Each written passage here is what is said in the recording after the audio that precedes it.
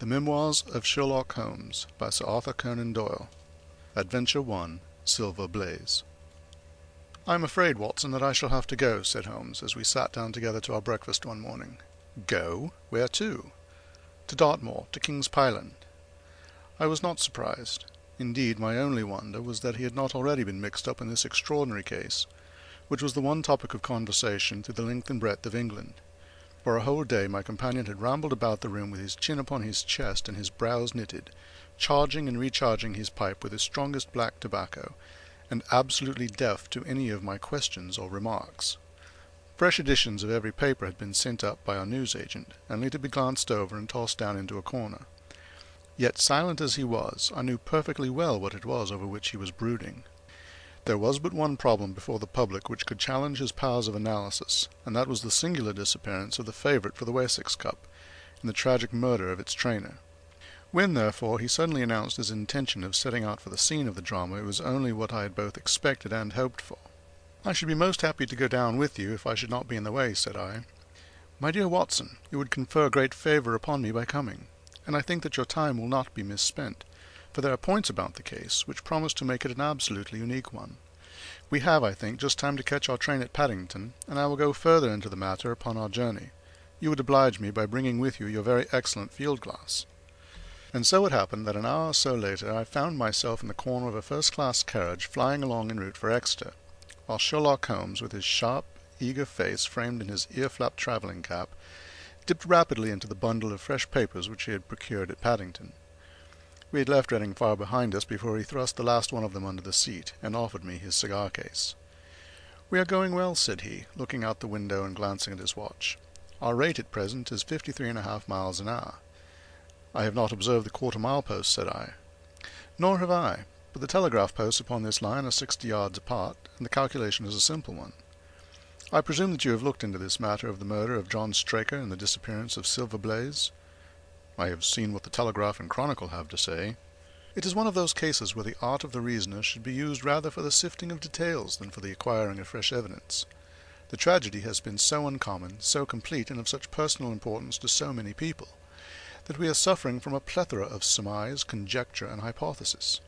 The difficulty is to detach the framework of fact, of absolute undeniable fact, from the embellishments of theorists and reporters.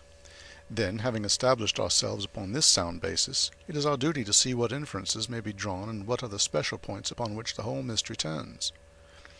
On Tuesday evening I received telegrams from both Colonel Ross, the owner of the horse, and from Inspector Gregory, who was looking after the case, inviting my cooperation." "Tuesday evening!" I exclaimed. "And this is Thursday morning. Why didn't you go down yesterday?"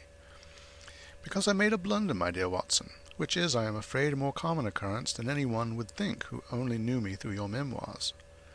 The fact is that I could not believe it possible that the most remarkable horse in England could long remain concealed, especially in so sparsely inhabited a place as the north of Dartmoor. From hour to hour yesterday I expected to hear that he had been found, and that his abductor was the murderer of John Straker. When, however, another morning had come, and I found that beyond the arrest of young Fitzroy Simpson nothing had been done, I felt that it was time for me to take action. Yet in some ways I feel that yesterday has not been wasted." "You have formed a theory, then?" "At least I have got a grip of the essential facts of the case. I shall enumerate them to you, for nothing clears up a case so much as stating it to another person, and I can hardly expect your cooperation if I do not show you the position from which we start." I lay back against the cushions, puffing at my cigar, while Holmes, leaning forward, with his long, thin forefinger checking off the points upon the palm of his left hand, gave me a sketch of the events which had led to our journey. "Silver Blaze," said he, "is from the Somermy stock, and holds as brilliant a record as his famous ancestor. He is now in his 5th year, and has brought in turn each of the prizes of the turf to Colonel Ross, his fortunate owner. Up to the time of the catastrophe he was the first favourite for the Wessex Cup, the betting being 3-1 on him. He has always, however, been a prime favourite with the racing public, and has never yet disappointed them, so that even at those odds enormous sums of money have been laid upon him. It is obvious, therefore, that there were many people who had the strongest interest in preventing Silver Blaze from being there at the fall of the flag next Tuesday. The fact was, of course, appreciated at King's Pyland, where the Colonel's training stable is situated. Every precaution was taken to guard the favourite. The trainer, John Straker, is a retired jockey who rode in Colonel Ross's colours before he became too heavy for the weighing chair. He has served the Colonel for 5 years as jockey and for 7 as trainer, and has always shown himself to be a zealous and honest servant. Under him were 3 lads, for the establishment was a small one, containing only 4 horses in all. One of these lads sat up each night in the stable, while the others slept in the loft. All 3 bore excellent characters. John Straker, who was a married man, lived in a small villa about 200 yards from the stables. He has no children, keeps 1 maid-servant, and is comfortably off. The country round is very lonely, but about half a mile to the north there is a small cluster of villas which have been built by a Tavistock contractor for the use of invalids and others who may wish to enjoy the pure Dartmoor air. Tavistock itself lies 2 miles to the west, while across the moor, also about 2 miles distant, is the larger training establishment of Mapleton, which belongs to Lord Backwater, and is managed by Silas Brown. In every other direction the moor is a complete wilderness, inhabited only by a few roaming gypsies. Such was the general situation last Monday night when the catastrophe occurred. On that evening the horses had been exercised and watered as usual, and the stables were locked up at 9 o'clock. 2 of the lads walked up to the trainer's house where they had supper in the kitchen, while the third, Ned Hunter, remained on guard. At a few minutes after 9, the maid, Edith Baxter, carried down to the stables his supper, which consisted of a dish of curried mutton. She took no liquid, as there was a water tap in the stables, and it was the rule that the lad on duty should drink nothing else. The maid carried a lantern with her, as it was very dark and the path ran across the open moor. Edith Baxter was within 30 yards of the stables when a man appeared out of the darkness and called to her to stop. As he stepped into the circle of yellow light thrown by the lantern, she saw that he was a person of gentlemanly bearing, dressed in a grey suit of tweeds with a cloth cap. He wore gaiters, and carried a heavy stick with a knob to it. She was most impressed, however, by the extreme pallor of his face and by the nervousness of his manner. His age, she thought, would rather be over 30 than under it. "Can you tell me where I am?" he asked. "I had almost made up my mind to sleep on the moor when I saw the light of your lantern." "You are close to the King's Pylon training stables," said she. "Oh, indeed, what a stroke of luck!" he cried. "I understand that the stable boy sleeps there alone every night. Perhaps that is his supper which you are carrying to him. Now I am sure that you would not be too proud to earn the price of a new dress, would you?" He took a piece of white paper folded up out of his waistcoat pocket. "See that the boy has this tonight, and you shall have the prettiest frock that money can buy." She was frightened by the earnestness of his manner, and ran past him to the window through which she was accustomed to hand the meals. It was already opened, and Hunter was seated at the small table inside. She had begun to tell him of what had happened, when the stranger came up again. "Good evening," said he, looking through the window. "I wanted to have a word with you." The girl has sworn that as he spoke she noticed the corner of the little paper packet protruding from his closed hand. "What business have you here?" asked the lad. "It's business that may put something into your pocket," said the other. "You've 2 horses in for the Wessex Cup, Silver Blaze and Bayard. Let me have the straight tip and you won't be a loser. Is it a fact that at the weights Bayard could give the other 100 yards in 5 furlongs, and that the stable have put their money on him?" "So, you're one of those damned touts," cried the lad. "I'll show you how we serve them in King's Pyland." He sprang up and rushed across the stable to unloose the dog. The girl fled away to the house, but as she ran she looked back and saw that the stranger was leaning through the window. A minute later, however, when Hunter rushed out with the hound, he was gone, and though he ran all round the buildings, he failed to find any trace of him. "One moment," I asked. "Did the stable boy, when he ran out with the dog, leave the door unlocked behind him?" "Excellent, Watson, excellent," murmured my companion. The importance of the point struck me so forcibly that I sent a special wire to Dartmoor yesterday to clear the matter up. The boy locked the door before he left it. The window, I may add, was not large enough for a man to get through. Hunter waited until his fellow grooms had returned, when he sent a message to the trainer and told him what had occurred. Straker was excited at hearing the account, although he does not seem to have quite realized its true significance. It left him, however, vaguely uneasy, and Mrs. Straker, waking at 1 in the morning, found that he was dressing. In reply to her inquiries, he said that he could not sleep on account of his anxiety about the horses, and that he intended to walk down to the stables to see that all was well. She begged him to remain at home, as she could hear the rain pattering against the window, but in spite of her entreaties he pulled on his large mackintosh and left the house. Mrs. Straker awoke at 7 in the morning to find that her husband had not yet returned. She dressed herself hastily, called the maid, and set off for the stables. The door was open. Inside, huddled together upon a chair, Hunter was sunk in a state of absolute stupor. The favourite stall was empty, and there were no signs of his trainer. The 2 lads who slept in the chaff-cutting loft above the harness room were quickly aroused. They had heard nothing during the night, for they are both sound sleepers. Hunter was obviously under the influence of some powerful drug, and as no sense could be got out of him, he was left to sleep it off while the two lads and the two women ran out in search of the absentees. They still had hopes that the trainer had for some reason taken out the horse for early exercise, but on ascending the knoll near the house, from which all the neighbouring moors were visible, they not only could see no signs of the missing favourite, but they perceived something which warned them that they were in the presence of a tragedy. About a quarter of a mile from the stables, John Straker's overcoat was flapping from a furze bush. Immediately beyond there was a bowl-shaped depression in the moor, and at the bottom of this was found the dead body of the unfortunate trainer. His head had been shattered by a savage blow from some heavy weapon, and he was wounded on the thigh where there was a long clean cut, inflicted evidently by some very sharp instrument. It was clear, however, that Straker had defended himself vigorously against his assailants, for in his right hand he held a small knife which was clotted with blood up to the handle, while in his left he clasped a red and black silk cravat, which was recognized by the maid as having been worn on the preceding evening by the stranger who had visited the stables. Hunter, on recovering from his stupor, was also quite positive as to the ownership of the cravat. He was equally certain that the same stranger had, while standing at the window, drugged his curried mutton, and so deprived the stables of their watchman. As to the missing horse, there were abundant proofs in the mud which lay at the bottom of the fatal hollow that he had been there at the time of the struggle. But from that morning he has disappeared, and although a large reward has been offered, and all the gipsies of Dartmoor are on the alert, no news has come of him. Finally, an analysis has shown that the remains of his supper left by the stable lad contain an appreciable quantity of powdered opium, while the people at the house partook of the same dish on the same night, without any ill effect. Those are the main facts of the case, stripped of all surmise, and stated as baldly as possible. I shall now recapitulate what the police have done in the matter. Inspector Gregory, to whom the case has been committed, is an extremely competent officer. Were he but gifted with imagination, he might rise to great heights in his profession. On his arrival, he promptly found and arrested the man upon whom suspicion naturally rested. There was little difficulty in finding him, for he inhabited one of those villas which I have mentioned. His name, it appears, was Fitzroy Simpson.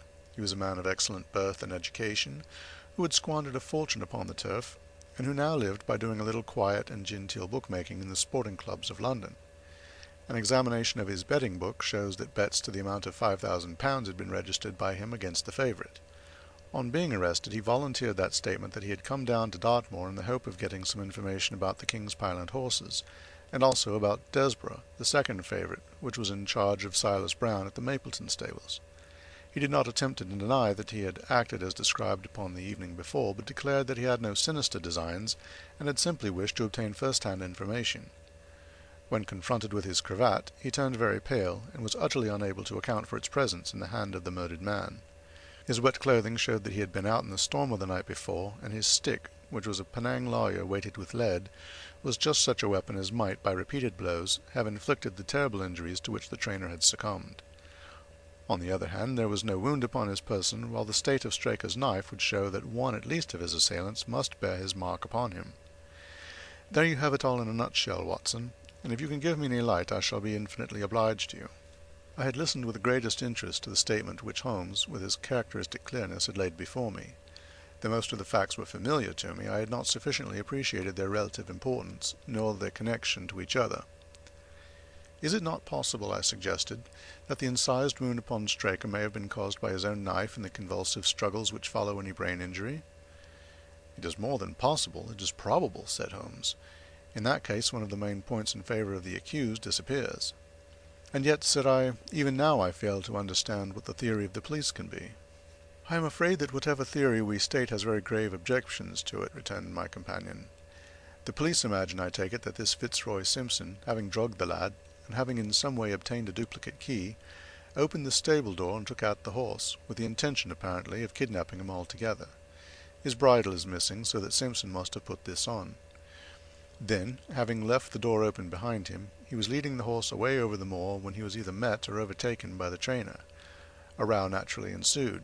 Simpson beat out the trainer's brains with his heavy stick without receiving any injury from the small knife which Straker had used in self-defense, and then the thief either led the horse on to some secret hiding-place, or else it may have bolted during the struggle, and be now wandering out on the moors. That is the case as it appears to the police, and improbable as it is, all other explanations are more improbable still.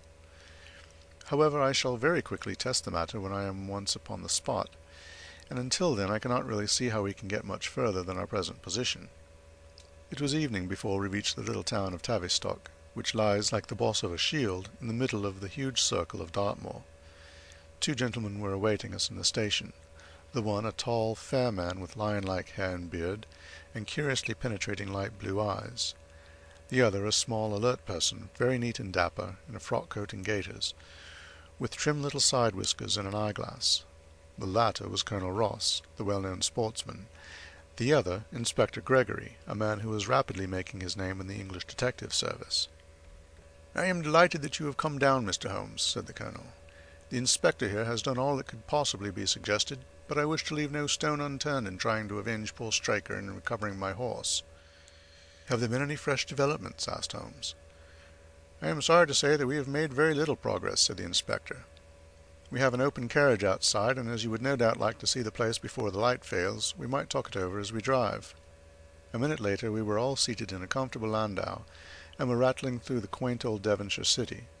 Inspector Gregory was full of his case, and poured out a stream of remarks, while Holmes threw in an occasional question or interjection.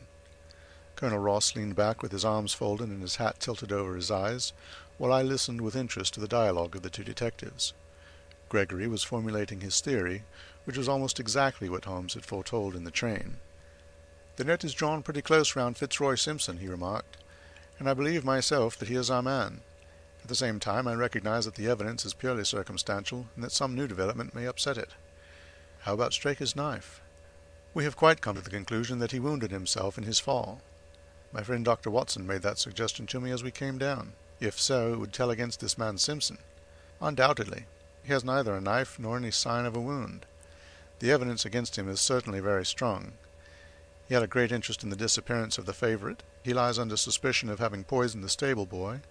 He was undoubtedly out in the storm. He was armed with a heavy stick, and his cravat was found in the dead man's hand. I really think we should have enough to go before a jury." Holmes shook his head. "A clever counsel would tear it all to rags," said he. "Why should he take the horse out of the stable? If he wished to injure it, why could he not do it there? Has a duplicate key been found in his possession? What chemist sold him the powdered opium? Above all, where could he, a stranger to the district, hide a horse, and such a horse as this? What is his own explanation as to the paper which he wished the maid to give to the stable boy? He says that it was a £10 note. One was found in his purse. But your other difficulties are not so formidable as they seem. He is not a stranger to the district. He has twice lodged at Tavistock in the summer.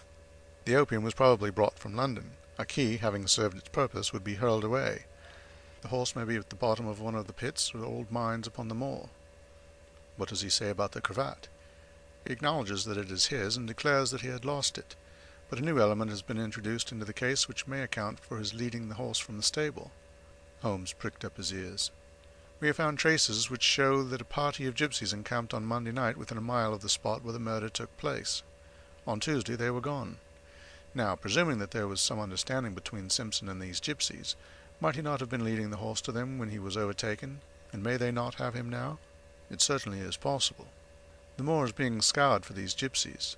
I have also examined every stable and outhouse in Tavistock, and for a radius of 10 miles. There is another training stable quite close, I understand."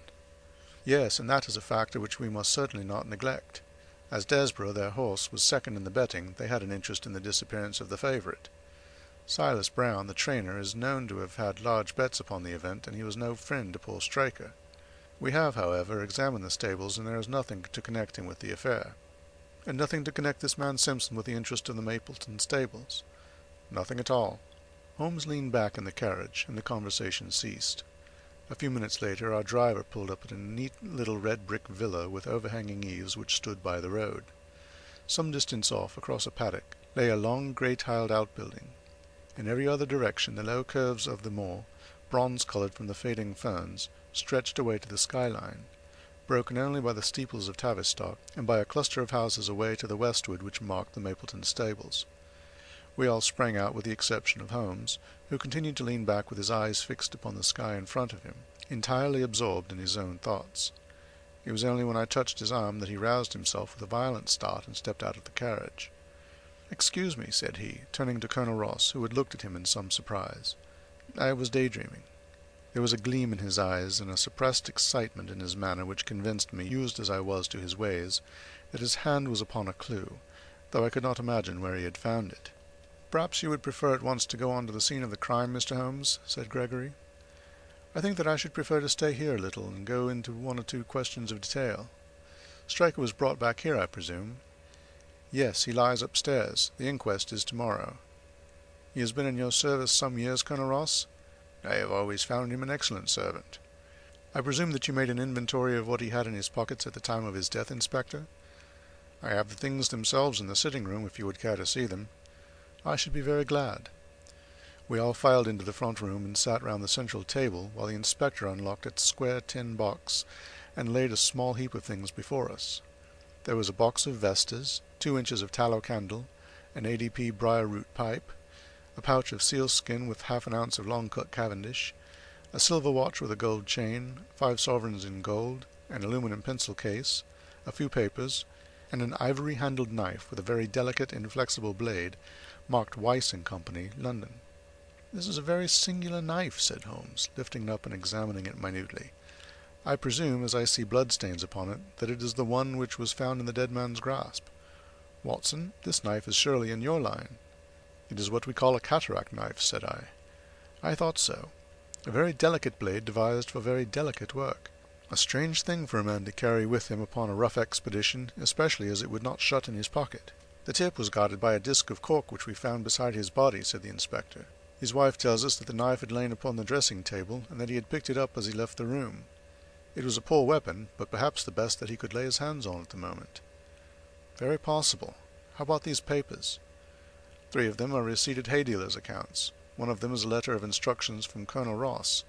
This other is a milliner's account for £37.15 made out by Madame Le Surier of Bond Street to William Derbyshire. Mrs. Straker tells us that Derbyshire was a friend of her husband's, and that occasionally his letters were addressed here. Madame Derbyshire had somewhat expensive tastes, remarked Holmes, glancing down the account. 22 guineas is rather heavy for a single costume. However, there appears to be nothing more to learn, and we may now go down to the scene of the crime. As we emerged from the sitting-room, a woman, who had been waiting in the passage, took a step forward and laid her hands upon the inspector's sleeve. Her face was haggard and thin and eager, stamped with the print of a recent horror. "Have you got them? Have you found them?" she panted. "No, Mrs. Straker, but Mr. Holmes here has come from London to help us, and we shall do all that is possible." "Surely I met you in Plymouth at a garden party some little time ago, Mrs. Straker," said Holmes. "No, sir, you are mistaken." "Dear me! Why, I could have sworn to it. You wore a costume of dove-colored silk with ostrich feather trimming." "I never had such a dress, sir," answered the lady.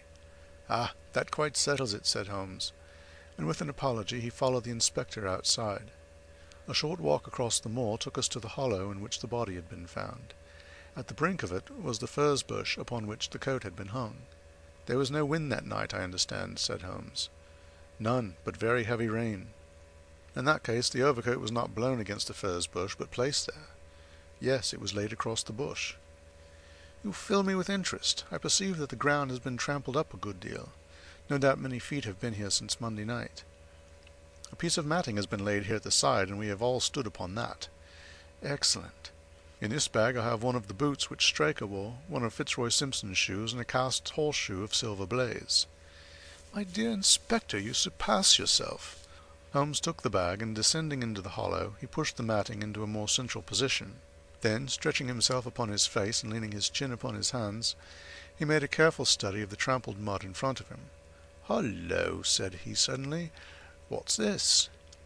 It was a wax vesta half burned, which was so coated with mud that it looked at first like a little chip of wood.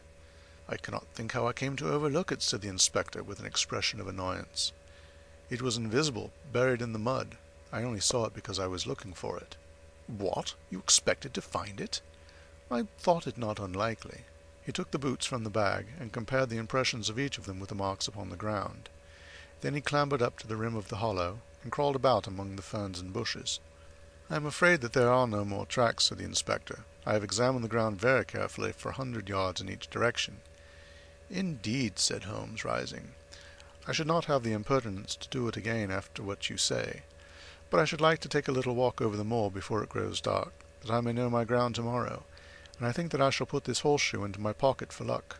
Colonel Ross, who had shown some signs of impatience at my companion's quiet and systematic method of work, glanced at his watch.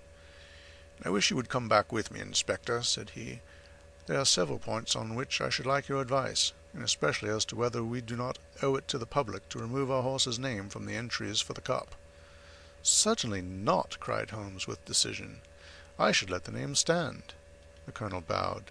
"I am very glad to have had your opinion, sir," said he. "You will find us at Paul Straker's house when you have finished your walk, and we can drive together into Tavistock." He turned back with the inspector, while Holmes and I walked slowly across the moor. The sun was beginning to sink behind the stables of Mapleton, and the long sloping plain in front of us was tinged with gold, deepening into rich ruddy browns, where the faded ferns and brambles caught the evening light. But the glories of the landscape were all wasted upon my companion, who was sunk in the deepest thought. "It's this way, Watson," said he at last. "We may leave the question of who killed John Straker for the instant, and confine ourselves to finding out what has become of the horse. Now, supposing that he broke away during or after the tragedy, where could he have gone to? The horse is a very gregarious creature. If left to himself, his instincts would have been either to return to King's Pyland or go over to Mapleton. Why should he run wild upon the moor? He would surely have been seen by now. And why should gypsies kidnap him? These people always clear out when they hear of trouble, for they do not wish to be pestered by the police. They could not hope to sell such a horse. They would run a great risk and gain nothing by taking him. Surely that is clear. Where is he, then? I have already said that he must have gone to King's Pyland or to Mapleton. He is not at King's Pyland, therefore he is at Mapleton. Let us take that as a working hypothesis and see what it leads us to. This part of the moor, as the inspector remarked, is very hard and dry, but it falls away towards Mapleton, and you can see from here that there is a long hollow over yonder, which must have been very wet on Monday night. If our supposition is correct, then the horse must have crossed that, and there is the point where we should look for his tracks. We had been walking briskly during this conversation, and a few more minutes brought us to the hollow in question. At Holmes's request, I walked down the bank to the right, and he to the left, but I had not taken 50 paces before I heard him give a shout, and saw him waving his hand to me. The track of a horse was plainly outlined in the soft earth in front of him, and the shoe which he took from his pocket exactly fitted the impression. "See the value of imagination," said Holmes. "It is the one quality which Gregory lacks. We imagined what might have happened, acted upon the supposition, and find ourselves justified. Let us proceed." We crossed over the marshy bottom and passed over a quarter of a mile of dry, hard turf. Again the ground sloped, and again we came on the tracks. Then we lost them for half a mile, but only to pick them up once more quite close to Mapleton. It was Holmes who saw them first, and he stood pointing with a look of triumph upon his face. A man's track was visible beside the horse's. "The horse was alone before," I cried. "Quite so, it was alone before. Hullo, what is this?" The double track turned sharp off and took the direction of King's Pyland. Holmes whistled, and we both followed along after it. His eyes were on the trail, but I happened to look a little to one side, and saw to my surprise the same tracks coming back again in the opposite direction. "One for you, Watson," said Holmes, when I pointed it out. "You have saved us a long walk, which would have brought us back to our own traces. Let us follow the return track." We had not far to go. It ended up at the paving of asphalt which led up to the gates of the Mapleton stables. As we approached, a groom ran out from them. "We don't want any loiterers about here," said he. "I only wish to ask a question," said Holmes, with his finger and thumb in his waistcoat pocket. "Should I be too early to see your master, Mr. Silas Brown, if I were to call at 5 o'clock tomorrow morning?" "Bless you, sir, if anyone is about, he will be, for he is always the first stirring. But here he is, sir, to answer your questions for himself. No, sir, no, it is as much as my place is worth to let him see me touch your money, afterwards, if you like." As Sherlock Holmes replaced the half-crown which he had drawn from his pocket, a fierce-looking elderly man strolled out from the gate with a hunting crop swinging in his hand. "What's this, Dawson?" he cried. "No gossiping. Go about your business. And you, what the devil do you want here?" 10 minutes' talk with you, my good sir," said Holmes in the sweetest of voices. "I've no time to talk to every gadabout. We want no stranger here. Be off, or you may find a dog at your heels." Holmes leaned forward and whispered something in the trainer's ear. He started violently and flushed to the temples. "It's a lie," he shouted, "an infernal lie." "Very good. Shall we argue about it here in public, or talk it over in your parlor?" "Oh, come in if you wish to." Holmes smiled. "I shall not keep you for more than a few minutes, Watson," said he. "Now, Mr. Brown, I am quite at your disposal." It was 20 minutes, and the reds had all faded into greys before Holmes and the trainer reappeared. Never have I seen such a change as had been brought about in Silas Brown in that short time. His face was ashy pale, beads of perspiration shone upon his brow, and his hands shook until the hunting crop wagged like a branch in the wind. His bullying, overbearing manner was all gone too, and he cringed along at my companion's side like a dog with its master. "Your instructions will be done. It shall all be done," said he. "There must be no mistake," said Holmes, looking round at him. The other winced as he read the menace in his eyes. "Oh no, there shall be no mistake. It shall be there. Should I change it first or not?" Holmes thought a little and then burst out laughing. "No, don't," said he. "I shall write to you about it. No tricks now, or, oh, you can trust me. You can trust me." "Yes, I think I can. Well, you shall hear from me tomorrow." He turned upon his heel, disregarding the trembling hand which the other held out to him, and we set off for King's Pyland. A more perfect compound of the bully, coward, and sneak than Master Silas Brown I have seldom met with, remarked Holmes as we trudged along together. "He has the horse, then?" He tried to bluster out of it, but I described to him so exactly what his actions had been upon that morning that he is convinced that I was watching him. Of course you observed the peculiarly square toes in the impressions, and that his own boots exactly corresponded to them. Again, of course no subordinate would have dared to do such a thing. I described to him how, when according to his custom he was the first down, he perceived a strange horse wandering over the moor, how he went out to it, and his astonishment at recognizing, from the white forehead which has given the favorite its name, that chance had put in his power the only horse which could beat the one upon which he had put his money. Then I described how his first impulse had been to lead him back to King's Pyland, and how the devil had shown him how he could hide the horse until the race was over, and how he had led it back and concealed it at Mapleton. When I told him every detail, he gave it up and thought only of saving his own skin. But his stables had been searched. Oh, an old horse-faker like him has many a dodge. But are you not afraid to leave the horse in his power now, since he has every interest in injuring it? My dear fellow, he will guard it as the apple of his eye. He knows that his only hope of mercy is to produce it safe. Colonel Ross did not impress me as a man who would be likely to show much mercy in any case. The matter does not rest with Colonel Ross. I follow my own methods, and tell as much or as little as I choose. That is the advantage of being unofficial. I don't know whether you observed it, Watson, but the Colonel's manner has been just a trifle cavalier to me. I am inclined now to have a little amusement at his expense. Say nothing to him about the horse. Certainly not without your permission. And of course this is all quite a minor point compared to the question of who killed John Straker. And you will devote yourself to that? On the contrary, we both go back to London by the night train. I was thunderstruck by my friend's words. We had only been a few hours in Devonshire, and that he should give up an investigation which had begun so brilliantly was quite incomprehensible to me. Not a word more could I draw from him until we were back at the trainer's house. The colonel and the inspector were awaiting us in the parlour. "My friend and I return to town by the night express," said Holmes. "We have had a charming little breath of your beautiful Dartmoor air." The inspector opened his eyes, and the colonel's lip curled in a sneer.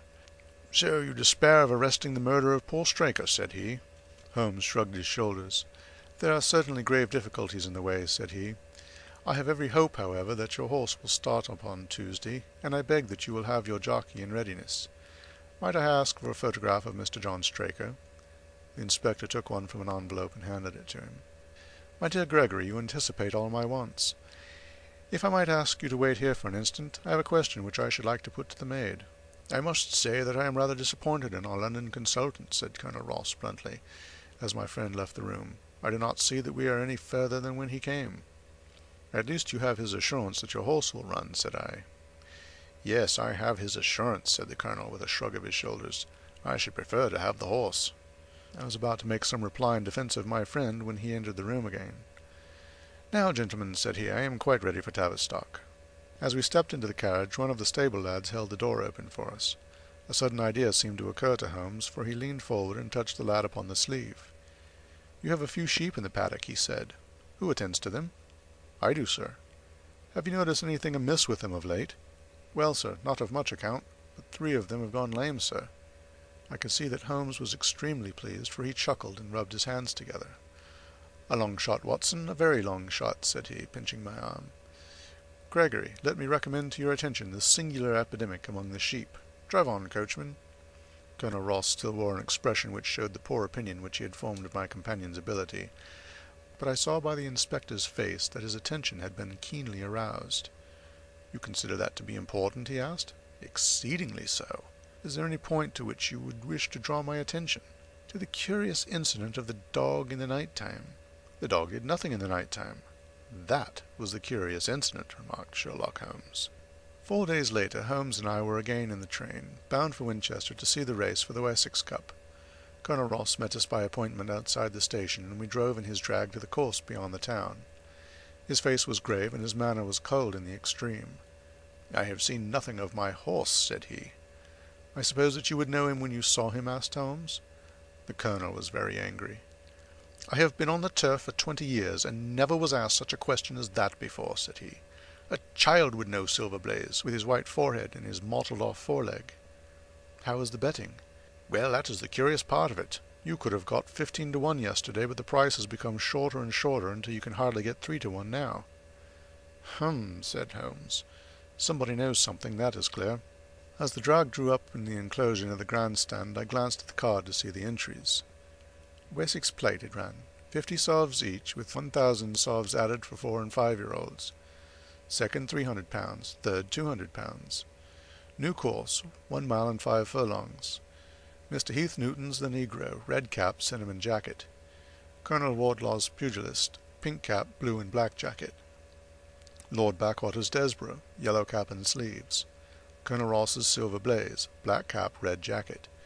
Duke of Balmoral's Iris, yellow and black stripes. Lord Singleford's Rasper, purple cap, black sleeves. "We scratched our other one and put all hopes on your word," said the colonel. "Why, what is that? Silver Blaze favourite?" 5 to 4 against Silver Blaze, roared the ring. 5 to 4 against Silver Blaze, 5 to 15 against Desborough, 5 to 4 on the field. "There are the numbers up," I cried. "There are all 6 there." "All 6 there? Then my horse is running," cried the colonel in great agitation. "But I don't see him. My colours have not passed." "Only 5 have passed. This must be he." As I spoke, a powerful bay horse swept out from the weighing enclosure and cantered past us, bearing on its back the well-known black and red of the colonel. "That's not my horse," cried the owner. "That beast has not a white hair upon its body. What is this that you have done, Mr. Holmes?" "Well, well, let us see how he gets on," said my friend imperturbably. For a few minutes he gazed through my field-glass.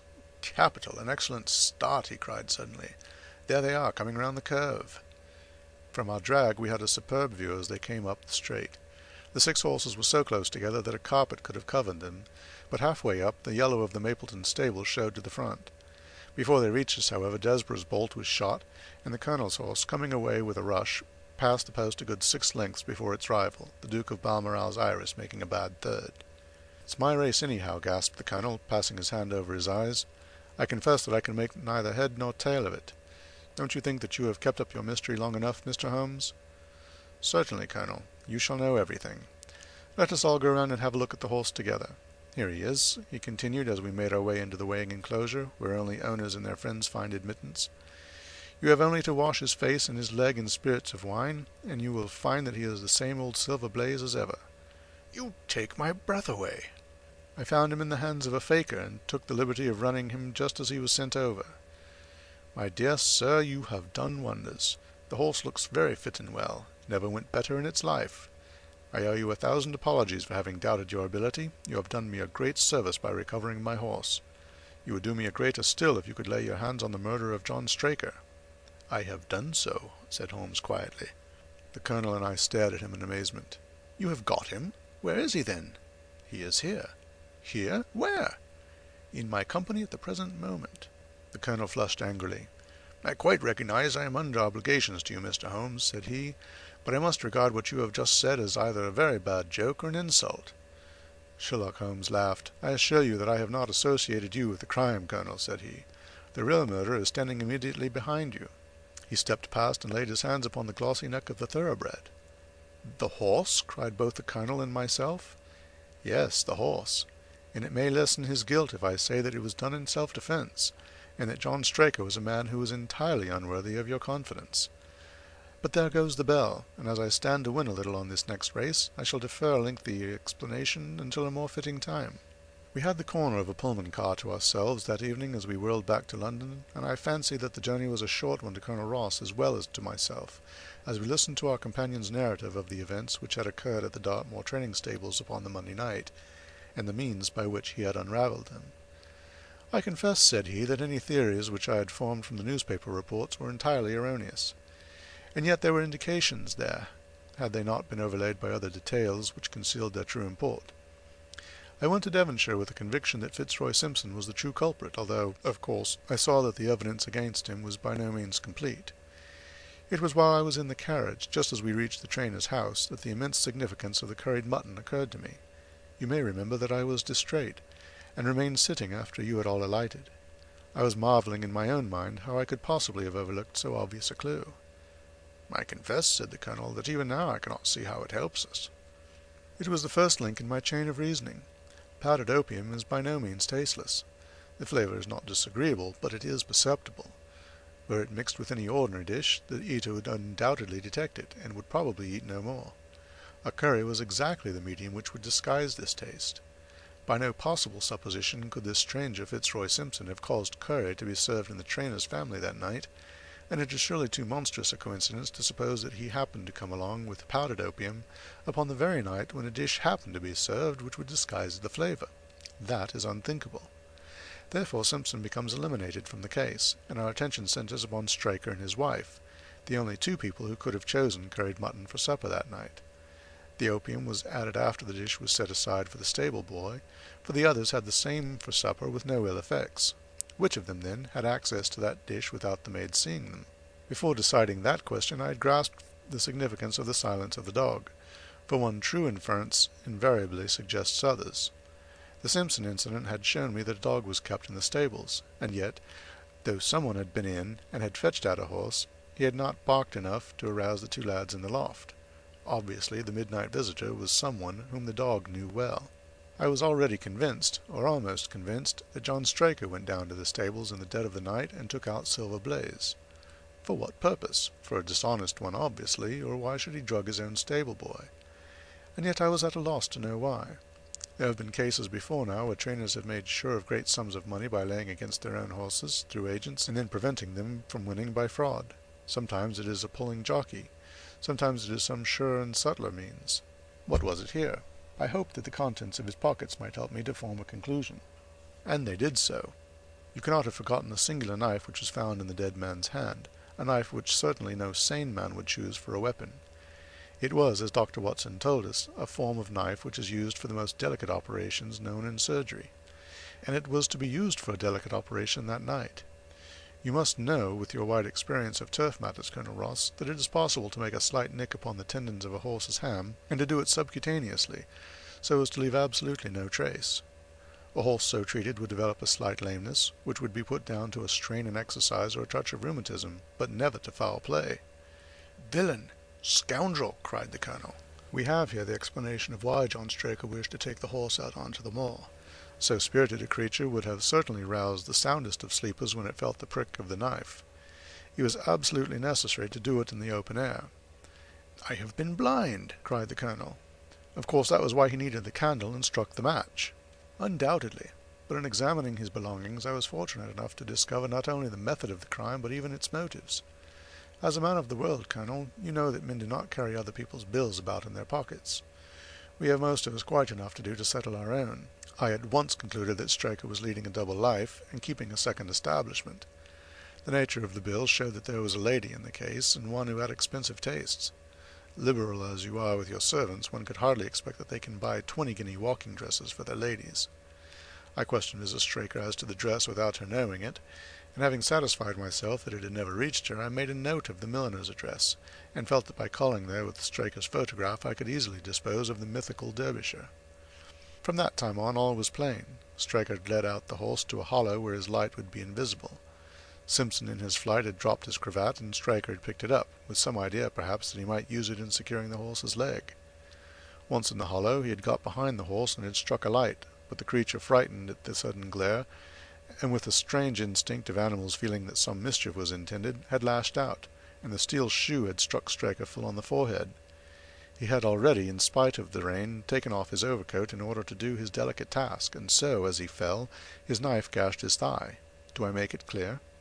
"Wonderful!" cried the colonel. "Wonderful! You might have been there." My final shot was, I confess, a very long one. It struck me that so astute a man as Straker would not undertake this delicate tendon-nicking without a little practice. What could he practice on? My eyes fell upon the sheep, and I asked a question which, rather to my surprise, showed that my surmise was correct. When I returned to London, I called upon the milliner, who had recognized Straker as an excellent customer of the name of Derbyshire, who had a very dashing wife with a strong partiality for expensive dresses. I have no doubt that this woman had plunged him over head and ears in debt, and so led him into this miserable plot. "You have explained all but one thing," cried the colonel. "Where was the horse?" "Ah, he had bolted, and was cared for by one of your neighbors. We must have an amnesty in that direction, I think. This is Clapham Junction, if I am not mistaken, and we shall be in Victoria in less than 10 minutes. If you care to smoke a cigar in our rooms, Colonel, I shall be happy to give you any other details which might interest you." End of Adventure 1, Silver Blaze. The Memoirs of Sherlock Holmes by Sir Arthur Conan Doyle.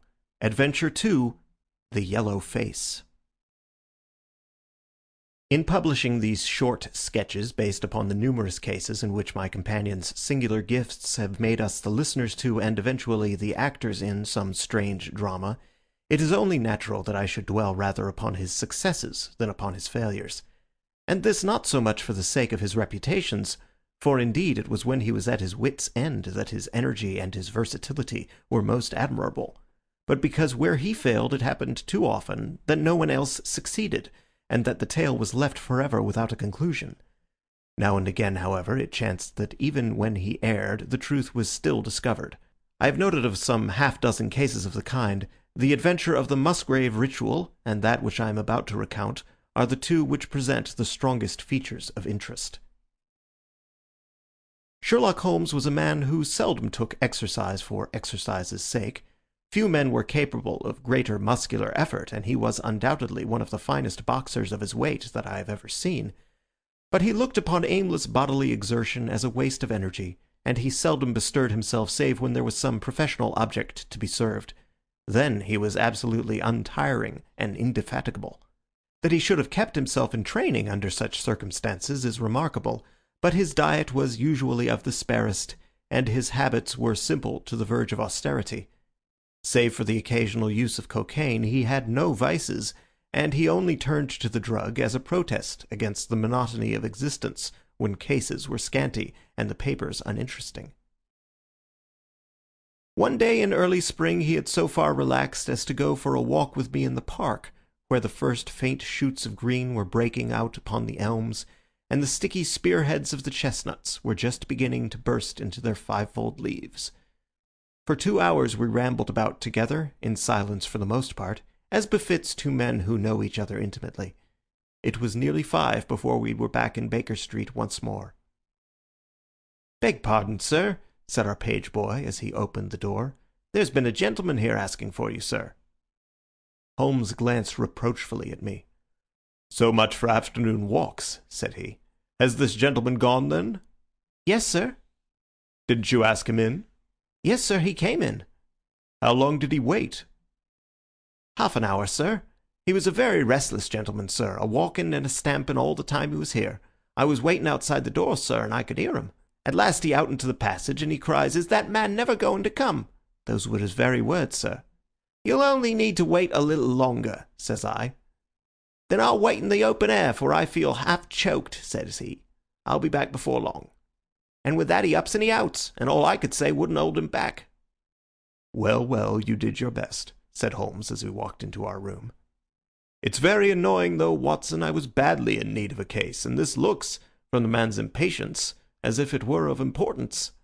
Hullo, that's not your pipe on the table. He must have left his behind him. A nice old briar with a good long stem of what the tobacconists call amber. I wonder how many real amber mouthpieces there are in London. Some people think that a fly in it is a sign.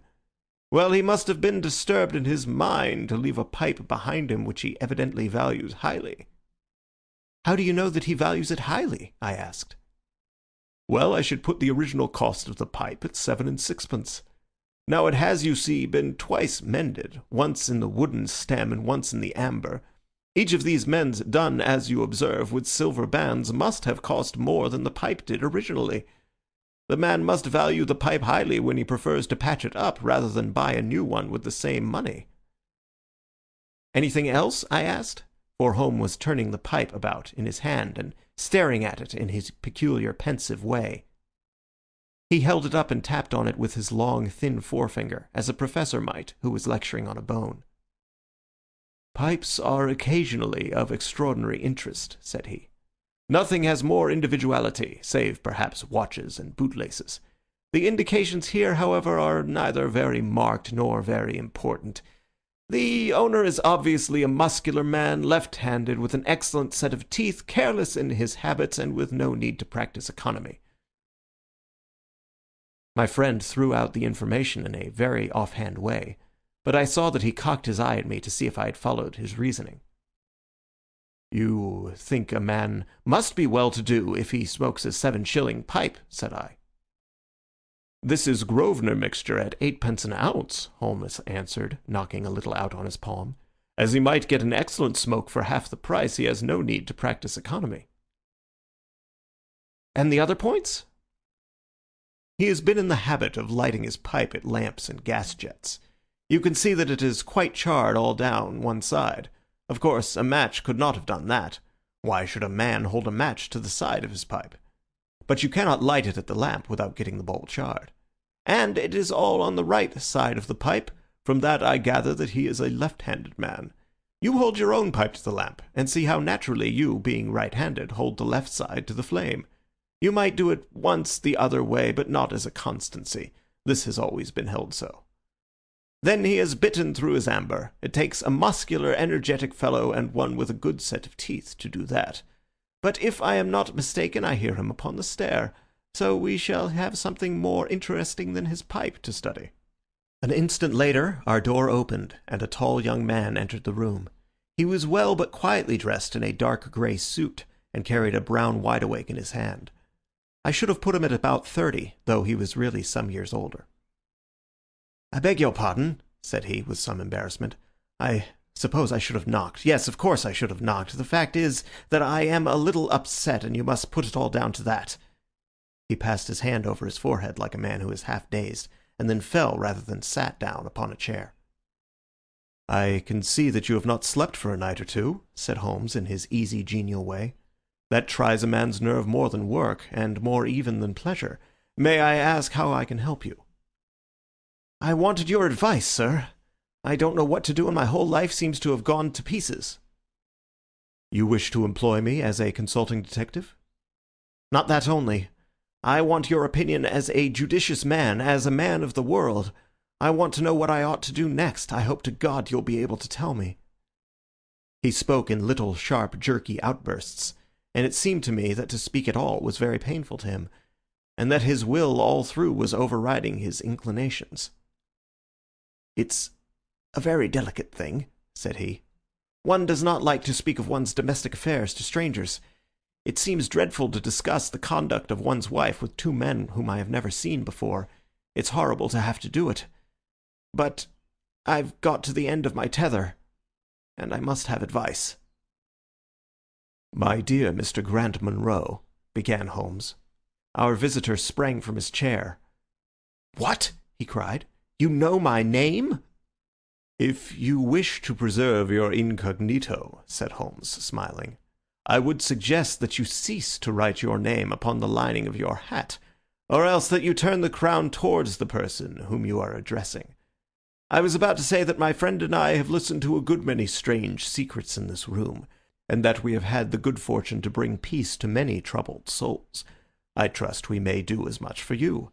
Might I beg you, as time may prove to be of importance, to furnish me with the facts of your case without further delay?" Our visitor again passed his hand over his forehead, as if he found it bitterly hard. From every gesture and expression I could see that he was a reserved, self-contained man, with a dash of pride in his nature, more likely to hide his wounds than to expose them. Then suddenly, with a fierce gesture of his closed hand, like one who throws reserve to the winds, he began. "The facts are these, Mr. Holmes," said he. "I am a married man, and have been so for 3 years. During that time my wife and I have loved each other as fondly and lived as happily as any two that ever were joined. We have not had a difference, not one, in thought or word or deed. And now, since last Monday, there has suddenly sprung up a barrier between us, and I find that there is something in her life and in her thought of which I know little as if she were the woman who brushes by me in the street. We are estranged, and I want to know why. Now there is one thing that I want to impress upon you before I go any further, Mr. Holmes. Effie loves me. Don't let there be any mistake about that. She loves me with her whole heart and soul, and never more than now. I know it. I feel it. I don't want to argue about that. A man can easily tell enough when a woman loves him. But there's this secret between us, and we can never be the same until it is cleared." "Kindly let me have the facts, Mr. Munro," said Holmes with some impatience. "I'll let you know what I know about Effie's history. She was a widow when I met her first, though quite young, only 25. Her name then was Mrs. Hebron. She went out to America when she was young, and lived in the town of Atlanta, where she married this Hebron, who was a lawyer with a good practice. They had one child, but the yellow fever broke out badly in the place, and both husband and child died of it. I have seen his death certificate. This sickened her of America, and she came back to live with a maiden aunt at Pinner in Middlesex. I may mention that her husband had left her comfortably off, and that she had a capital of about £4,500, which had been so well invested by him that it returned an average of 7%. She had only been 6 months at Pinner when I met her. We fell in love with each other, and we married a few weeks afterwards. I am a hop merchant myself, and as I have an income of 700 or 800, we found ourselves comfortably off, and took a nice £80 a year villa at Norbury. Our little place was very countrified, considering that it is so close to town. We had an inn and 2 houses a little above us, and a single cottage at the other side of the field which faces us. And except those, there were no houses until you got halfway to the station. My business took me into town at certain seasons, but in summer I had less to do, and then in our country home my wife and I were just as happy as could be wished. I tell you that there never was a shadow between us until this accursed affair began. There's one thing I ought to tell you before I go further. When we married, my wife made over all her property to me, rather against my will, for I saw how awkward it would be if my business affairs went wrong. However, she would have it so, and it was done. Well, about 6 weeks ago she came to me. "Jack," said she, "when you took my money you said that if I ever wanted any, I was to ask you for it." "Certainly," said I. "It's all your own." "Well," said she, "I want £100.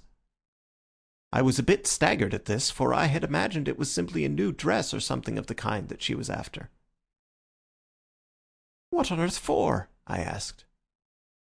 "Oh," said she in her playful way, "you said that you were only my banker, and bankers never ask questions, you know." "If you really mean it, of course you shall have the money," said I. "Oh yes, I really mean it." "And you won't tell me what you want it for?" "Some day, perhaps, but not just at present, Jack." So I had to be content with that, though it was the first time that there had ever been any secret between us. I gave her a cheque, and I never thought any more of the matter. It may have nothing to do with what came afterwards, but I thought it only right to mention it. Well, I told you just now that there is a cottage not far from our house. There is just a field between us, but to reach it you have to go along the road and then turn down a lane. Just beyond it is a nice little grove of Scotch firs, and I used to be very fond of strolling down there, for trees are always a neighbourly kind of things. The cottage had been standing empty this past 8 months, and it was a pity, for it was a pretty 2-storied place, with an old-fashioned porch and honeysuckle about it. I have stood many a time and thought what a neat little homestead it would make. Well, last Monday evening I was taking a stroll down that way, when I met an empty van coming up the lane, and saw a pile of carpets and things lying about on the grass plot beside the porch. It was clear that the cottage had at last been let. I walked past it, and wondered what sort of folk they were who had come to live so near us. And as I looked, I suddenly became aware that a face was watching me out of one of the upper windows. I don't know what there was about that face, Mr. Holmes, but it seemed to send a chill right down my back. I was some little way off, so that I could not make out the features, but there was something unnatural and inhuman about the face. That was the impression that I had, and I moved quickly forwards to get a nearer view of the person who was watching me. But as I did so, the face suddenly disappeared, so suddenly that it seemed to have been plucked away into the darkness of the room. I stood for 5 minutes thinking the business over and trying to analyze my impressions. I could not tell if the face were that of a man or a woman. It had been too far from me for that. But its colour was what had impressed me most. It was of a livid chalky white, and with something set and rigid about it which was shockingly unnatural. So disturbed was I that I determined to see a little more of the new inmates of the cottage. I approached and knocked at the door, which was instantly opened by a tall, gaunt woman with a harsh, forbidding face. "What may you be wantin'?" she asked, in a northern accent. "I am your neighbour over yonder," said I, nodding towards my house. "I see that you have only just moved in, so I thought that if I could be of any help to you in any—" "I will just ask you when we want you," said she, and shut the door in my face. Annoyed at the churlish rebuff, I turned my back and walked home. All evening, though I tried to think of other things, my mind would still turn to the apparition at the window and the rudeness of the woman. I determined to say nothing about the former to my wife, for she is a nervous, highly strung woman, and I had no wish that she would share the unpleasant impression which had been produced upon myself. I remarked to her, however, before I fell asleep, that the cottage was now occupied, to which she returned no reply. I am usually an extremely sound sleeper. It has been a standing jest in the family that nothing could ever wake me during the night. And yet, somehow on that particular night, whether it may have been the slight excitement produced by my little adventure or not, I know not, but I slept much more lightly than usual. Half in my dreams, I was dimly conscious that something was going on in the room, and gradually became aware that my wife had dressed herself and was slipping on her mantle and her bonnet. My lips were parted to murmur out some sleepy words of surprise or remonstrance at this untimely preparation, when suddenly my half-opened eyes fell upon her face, illuminated by the candlelight, and astonishment held me dumb. She wore an expression such as I had never seen before, such as I should have thought her incapable of assuming. She was deadly pale and breathing fast, glancing furtively toward the bed as she fastened her mantle to see if she had disturbed me. Then, thinking that I was still asleep, she slipped noiselessly from the room, and an instant later I heard a sharp creaking which could only come from the hinges of the front door. I sat up in bed and rapped my knuckles against the rail to make certain I was truly awake. Then I took my watch from under the pillow. It was 3 in the morning. What on earth could my wife be doing out on the country road at 3 in the morning? I had sat for about 20 minutes, turning the thing over in my mind and trying to find some possible explanation. The more I thought, the more extraordinary and inexplicable did it appear. I was still puzzling over it when I heard the door gently close again and her footsteps coming up the stairs.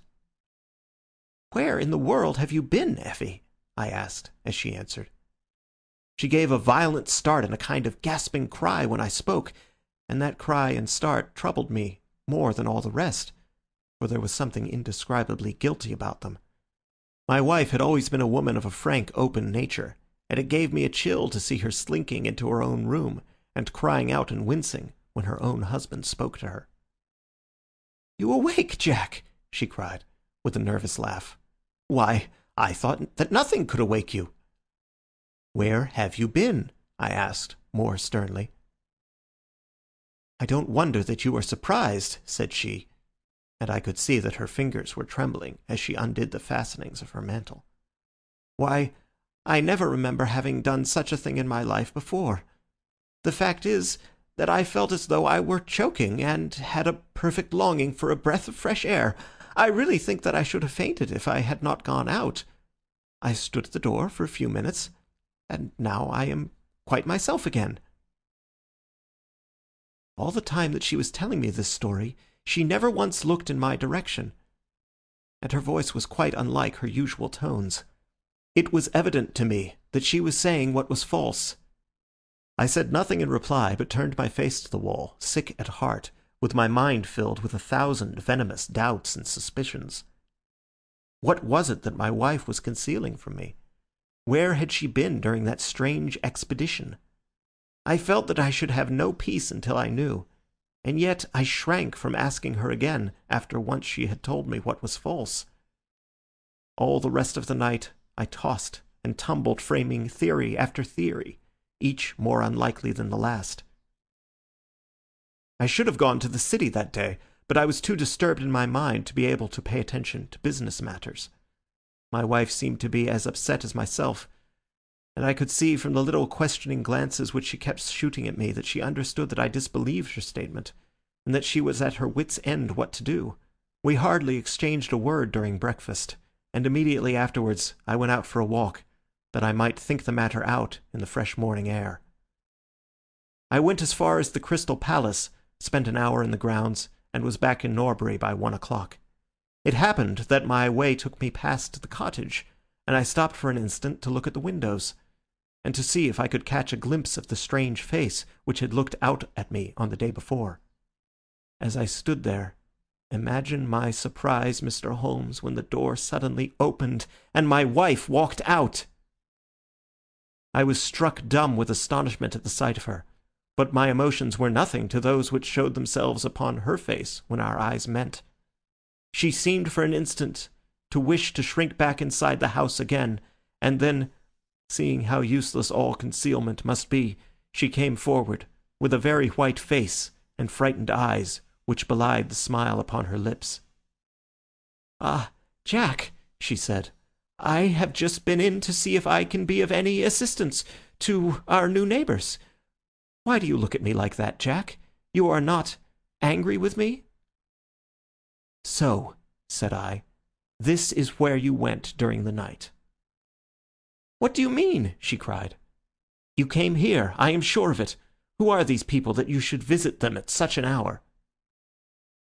"I have not been here before." "How can you tell me what you know is false?" I cried. "Your very voice changes as you speak. When have I ever had a secret from you? I shall enter that cottage, and I shall probe the matter to the bottom." "No, no, Jack, for God's sake!" she gasped, in uncontrollable emotion. Then, as I approached the door, she seized my sleeve and pulled me back with convulsive strength. "I implore you not to do this, Jack," she cried. "I swear that I will tell you everything some day, but nothing but misery can come of it if you enter that cottage." Then, as I tried to shake her off, she clung to me in a frenzy of entreaty. "Trust me, Jack," she cried. "Trust me only this once. You will never have cause to regret it. You know that I would not have a secret from you if it were not for your own sake. Our whole lives are at stake in this. If you come home with me, all will be well. If you force your way into that cottage, all is over between us." There was such earnestness, such despair in her manner, that her words arrested me, and I stood irresolute before the door. "I will trust you on one condition, and on one condition only," said I at last. "It is that this mystery comes to an end from now. You are at liberty to preserve your secret, but you must promise me that there shall be no more nightly visits, no more doings which are kept from my knowledge. I am willing to forget those which are past, if you will promise that there shall be no more in the future." "I was sure that you would trust me," she cried with a great sigh of relief. "It shall be just as you wish. Come away. Oh, come away up to the house." Still pulling at my sleeve, she led me away from the cottage. As we went, I glanced back, and there was that yellow, livid face watching us out of the upper window. What link could there be between that creature and my wife? Or how could the coarse, rough woman whom I had seen the day before be connected with her? It was a strange puzzle, and yet I knew that my mind could never know ease again until I had solved it. For 2 days after this I stayed at home, and my wife appeared to abide loyally by our engagement, for as far as I know she never stirred out of the house. On the 3rd day, however, I had ample evidence that her solemn promise was not enough to hold her back from this secret influence which drew her away from her husband and her duty. I had gone into town on that day, but I returned by the 2:40 instead of the 3:36, which is my usual train. As I entered the house, the maid ran into the hall with a startled face. "Where is your mistress?" I asked. "I think that she has gone out for a walk," she answered. My mind was instantly filled with suspicion. I rushed upstairs to make sure that she was not in the house.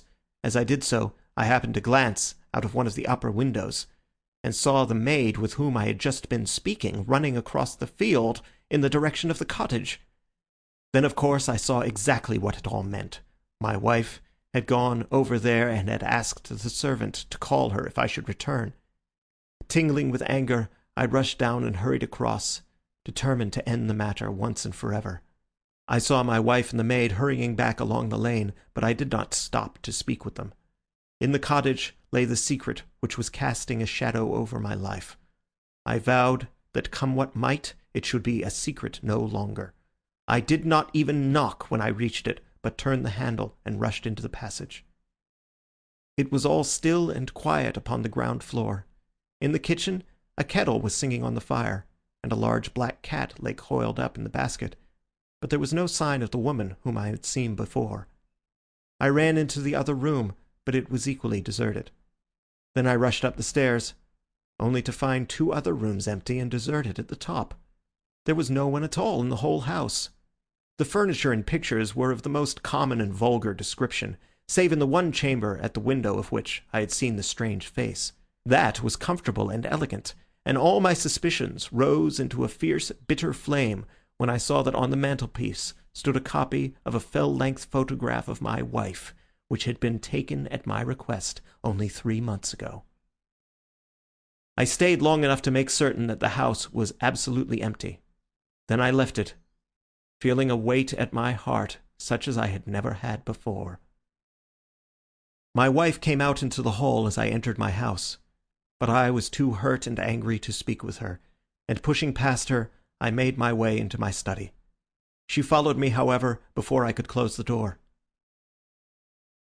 "I am sorry that I broke my promise, Jack," said she, "but if you knew all the circumstances, I am sure that you would forgive me." "Tell me everything, then," said I. "I cannot, Jack, I cannot," she cried. "Until you tell me who it is that has been living in that cottage, and who it is to whom you have given that photograph, there can never be any confidence between us," said I, and breaking away from her, I left the house. That was yesterday, Mr. Holmes, and I have not seen her since, nor do I know anything more about this strange business. It is the first shadow that has come between us, and it has so shaken me that I do not know what I should do for the best. Suddenly this morning it occurred to me that you were the man to advise me, so I have hurried to you now, and I place myself unreservedly in your hands. If there is any point which I have not made clear, pray question me about it, but above all, tell me quickly what I am to do, for this misery is more than I can bear." Holmes and I had listened with the utmost interest to this extraordinary statement, which had been delivered in the jerky, broken fashion of a man who is under the influence of extreme emotions. My companion sat silent for some time, with his chin upon his hand, lost in thought. "Tell me," said he at last, "could you swear that this was a man's face which you saw at the window?" "Each time that I saw it, I was some distance away from it, so that it is impossible for me to say." "You appear, however, to have been disagreeably impressed by it." "It seemed to be of an unnatural colour, and to have a strange rigidity about the features. When I approached it, it vanished with a jerk." "How long is it since your wife asked you for £100?" "Nearly 2 months." "Have you ever seen a photograph of her first husband?" "No, There was a great fire at Atlanta very shortly after his death, and all her papers were destroyed." "And yet she had a certificate of death. You say that you saw it?" "Yes, she got a duplicate after the fire." "Did you ever meet anyone who knew her in America?" "No." "Did she ever talk of revisiting the place?" "No." "Or get letters from it?" "No." "Thank you. I should like to think over the matter a little now. If the cottage is now permanently deserted, we may have some difficulty. If, on the other hand, as I fancy is more likely, the inmates were warned of you coming and left before you entered yesterday, then they may be back now, and we should clear it all up easily.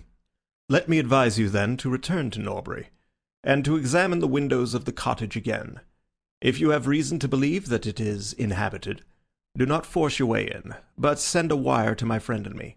We shall be with you within an hour of receiving it, and we shall then very soon get to the bottom of the business." "And if it is still empty?" "In that case I shall come out tomorrow and talk it over with you. Goodbye, and above all, do not fret until you know that you really have a cause for it." "I am afraid that this is a bad business, Watson," said my companion, as he returned after accompanying Mr. Grant Munro to the door. "What do you make of it?" "It has an ugly sound," I answered. "Yes, there's blackmail in it, or I am much mistaken." "And who is the blackmailer?" "Well, it must be the creature who lives in the only comfortable room in the place, and has her photograph above his fireplace. Upon my word, Watson, there is something very attractive about that livid face at the window, and I would not have missed this case for worlds." "You have a theory?" "Yes, a provisional one. But I shall be surprised if it does not turn out to be correct. This woman's first husband is in that cottage." "Why do you think so?" "How else can we explain her frenzied anxiety that her second one should not enter it? The facts, as I read them, are something like this. This woman was married in America. Her husband developed some hateful qualities, or shall we say that he contracted some loathsome disease and became a leper or an imbecile. She flies from him at last, returns to England, changes her name, and starts her life as she thinks afresh. She has been married 3 years, and believes that her position is quite secure, having shown her husband the death certificate of some man whose name she has assumed, when suddenly her whereabouts is discovered by her first husband, or we may suppose by some unscrupulous woman who has attached herself to the invalid. They write to the wife and threaten to come and expose her. She asks for £100 and endeavours to buy them off. They come in spite of it, and when the husband mentions casually to the wife that there are newcomers in the cottage, she knows in some way that they are her pursuers. She waits until her husband is asleep, and then she rushes down to endeavour to persuade them to leave her in peace. Having no success, she goes again next morning, and her husband meets her, as he has told us, as she comes out. She promises him then not to go there again, but 2 days afterwards the hope of getting rid of those dreadful neighbours was too strong for her, and she made another attempt, taking down with her the photograph which had probably been demanded from her. In the midst of this interview the maid rushed in to say that the master had come home, on which the wife, knowing that he would come straight down to the cottage, hurried the inmates out at the back door, into the grove of fir trees, probably, which was mentioned as standing near. In this way he found the place deserted. I shall be very much surprised, however, if it's still so when he reconnoitres it this evening. What do you think of my theory?" "It is all surmise." "But at least it covers all the facts. When new facts come to our knowledge which cannot be covered by it, it will be time enough to reconsider it. We can do nothing more until we have a message from our friend at Norbury." But we had not a very long time to wait for that. It came just as we had finished our tea. "The cottage is still tenanted," it said. "Have seen the face again at the window. Will meet the 7 o'clock train, and will take no steps until you arrive." He was waiting on the platform when we stepped out, and we could see in the light of the station lamps that he was very pale and quivering with agitation. "They are still there, Mr. Holmes," said he, laying his hand hard upon my friend's sleeve. "I saw lights in the cottage as I came down. We shall settle it now once and for all." "What is your plan, then?" asked Holmes, as he walked down the dark tree-lined road. "I am going to force my way in and see for myself who is in the house. I wish you both to be there as witnesses." "You are quite determined to do this, in spite of your wife's warning that it is better that you should not solve the mystery?" "Yes, I am determined." "Well, I think that you are in the right. Any truth is better than indefinite doubt. We had better go up at once. Of course, legally, we are putting ourselves hopelessly in the wrong, but I think that it is worth it." It was a very dark night, and a thin rain began to fall, as we turned from the high road into a narrow lane, deeply rutted, with hedges on either side. Mr. Grant Munro pushed impatiently forward, however, and we stumbled after him as best we could. "There are the lights of my house," he murmured, pointing to a glimmer among the trees. "And here is the cottage which I am going to enter." We turned a corner in the lane as he spoke, and there was the building close beside us. A yellow bar falling across the black foreground showed that the door was not quite closed, and one window in the upper story was brightly illuminated. As we looked, we saw a dark blur moving across the blind. "There is that creature!" cried Grant Munro. "You can see for yourselves that someone is there. Now follow me, and we shall soon know all." We approached the door, but suddenly a woman appeared out of the shadow and stood in the golden track of the lamplight. I could not see her face in the darkness, but her arms were thrown out in an attitude of entreaty. "For God's sake, don't, Jack!" she cried. "I had a presentiment that you would come this evening. Think better of it, dear. Trust me again, and you will never have cause to regret it." "I have trusted you too long, Effie," he cried sternly. "Leave go of me. I must pass you. My friends and I are going to settle this matter once and forever." He pushed her to one side, and we followed closely after him. As he threw the door open, an old woman ran out in front of him and tried to bar his passage, but he thrust her back, and an instant afterwards we were all upon the stairs. Grant Munro rushed into the lighted room at the top, and we entered at his heels. It was a cosy, well-furnished apartment, with 2 candles burning upon the table and 2 upon the mantelpiece. In the corner, stooping over a desk, there sat what appeared to be a little girl. Her face was turned away as we entered, but we could see that she was dressed in a red frock, and that she had long white gloves on. As she whisked round to us, I gave a cry of surprise and horror. The face which she turned towards us was of the strangest livid tint, and the features were absolutely devoid of any expression. An instant later the mystery was explained. Holmes, with a laugh, passed his hand behind the child's ear. A mask peeled off from her countenance, and there was a little coal-black negress, with all her white teeth flashing in amusement at our amazed faces. I burst out laughing, out of sympathy with her merriment. But Grant Munro stood staring, with his hand clutching his throat. "My God!" he cried. "What can be the meaning of this?" "I will tell you the meaning of it," cried the lady, sweeping into the room with a proud, set face. "You have forced me, against my own judgment, to tell you, and now we must both make the best of it. My husband died at Atlanta. My child survived." "Your child?" She drew a large silver locket from her bosom. "You have never seen this open." "I understood that it did not open." She touched a spring, and the front hinged back. There was a portrait within of a man strikingly handsome and intelligent-looking, but bearing unmistakable signs upon his features of his African descent. "That is John Hebron of Atlanta," said the lady. "And a nobler man never walked the earth. I cut myself off from my race in order to wed him, but never once while he lived did I for an instant regret it. It was our misfortune that our only child took after his people rather than mine. It is often so in such matches, and little Lucy is darker far than ever her father was. But dark or fair, she is my own dear little girlie, and her mother's pet." The little creature ran across at the words, and nestled up against the lady's dress. "When I left her in America," she continued, "it was only because her health was weak, and the change might have done her harm. She was given to the care of a faithful Scotchwoman who had once been our servant. Never for an instant did I dream of disowning her as my child." But when chance threw you in my way, Jack, and I learned to love you, I feared to tell you about my child.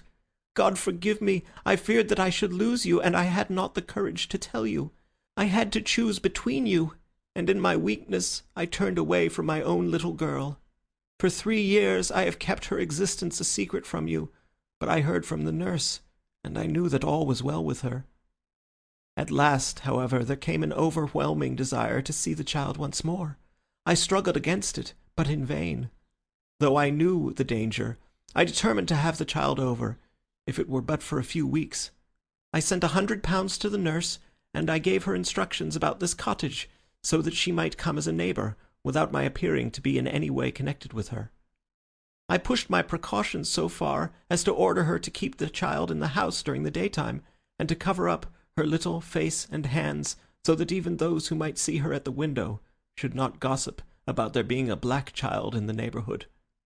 If I had been less cautious, I might have been more wise. But I was half crazy with fear that you should learn the truth. It was you who told me first that the cottage was occupied. I should have waited for the morning, but I could not sleep for excitement, and so at last I slipped out, knowing how difficult it is to awake you. But you saw me go, and that was the beginning of my troubles. Next day you had my secret at your mercy, but you nobly refrained from pursuing your advantage. 3 days later, however, the nurse and child only just escaped from the back door as you rushed in at the front one. And now tonight you at last know all, and I ask you what is to become of us, my child and me."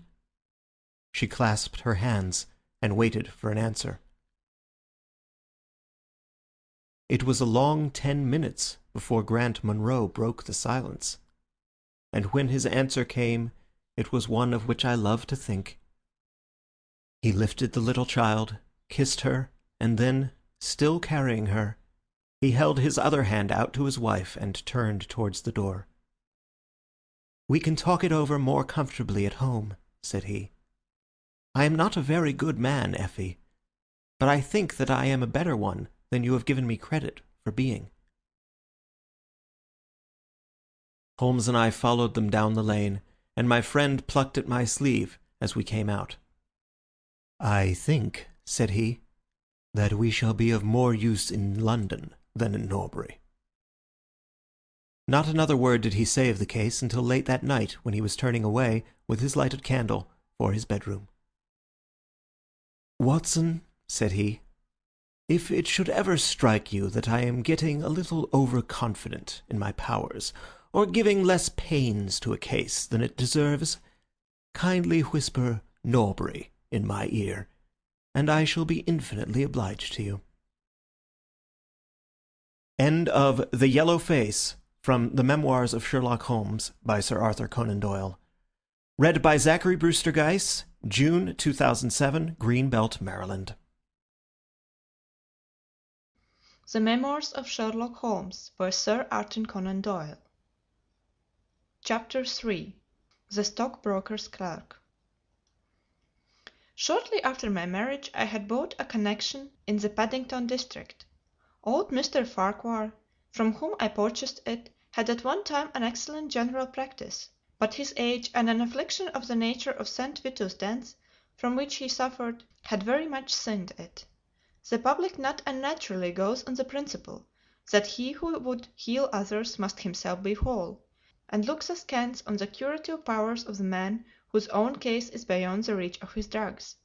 Thus, as my predecessor weakened, his practice declined, until, when I purchased it from him, it had sunk from 1,200 to little more than 300 a year.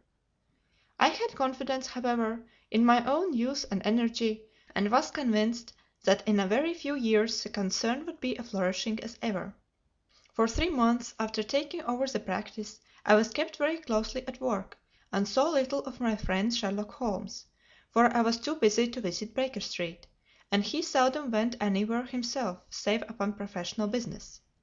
I was surprised, therefore, when, one morning in June, as I sat reading the British Medical Journal after breakfast, I heard a ring at the bell, followed by the high, somewhat strident tones of my old companion's voice. "Ah, my dear Watson," said he, striding into the room, "I am very delighted to see you. I trust that Mrs. Watson has entirely recovered from all the little excitements connected with our adventure of the Sign of Four." "Thank you, we are both very well," said I, shaking him warmly by the hand. "And I hope also," he continued, sitting down in the rocking chair, "that the cares of medical practice have not entirely obliterated the interest which you used to take in our little deductive problems." "On the contrary," I answered, "it was only last night that I was looking over my old notes and classifying some of our past results." "I trust that you don't consider your collection closed?" "Not at all. I should wish nothing better than to have some more of such experiences." "Today, for example?" "Yes, today, if you like."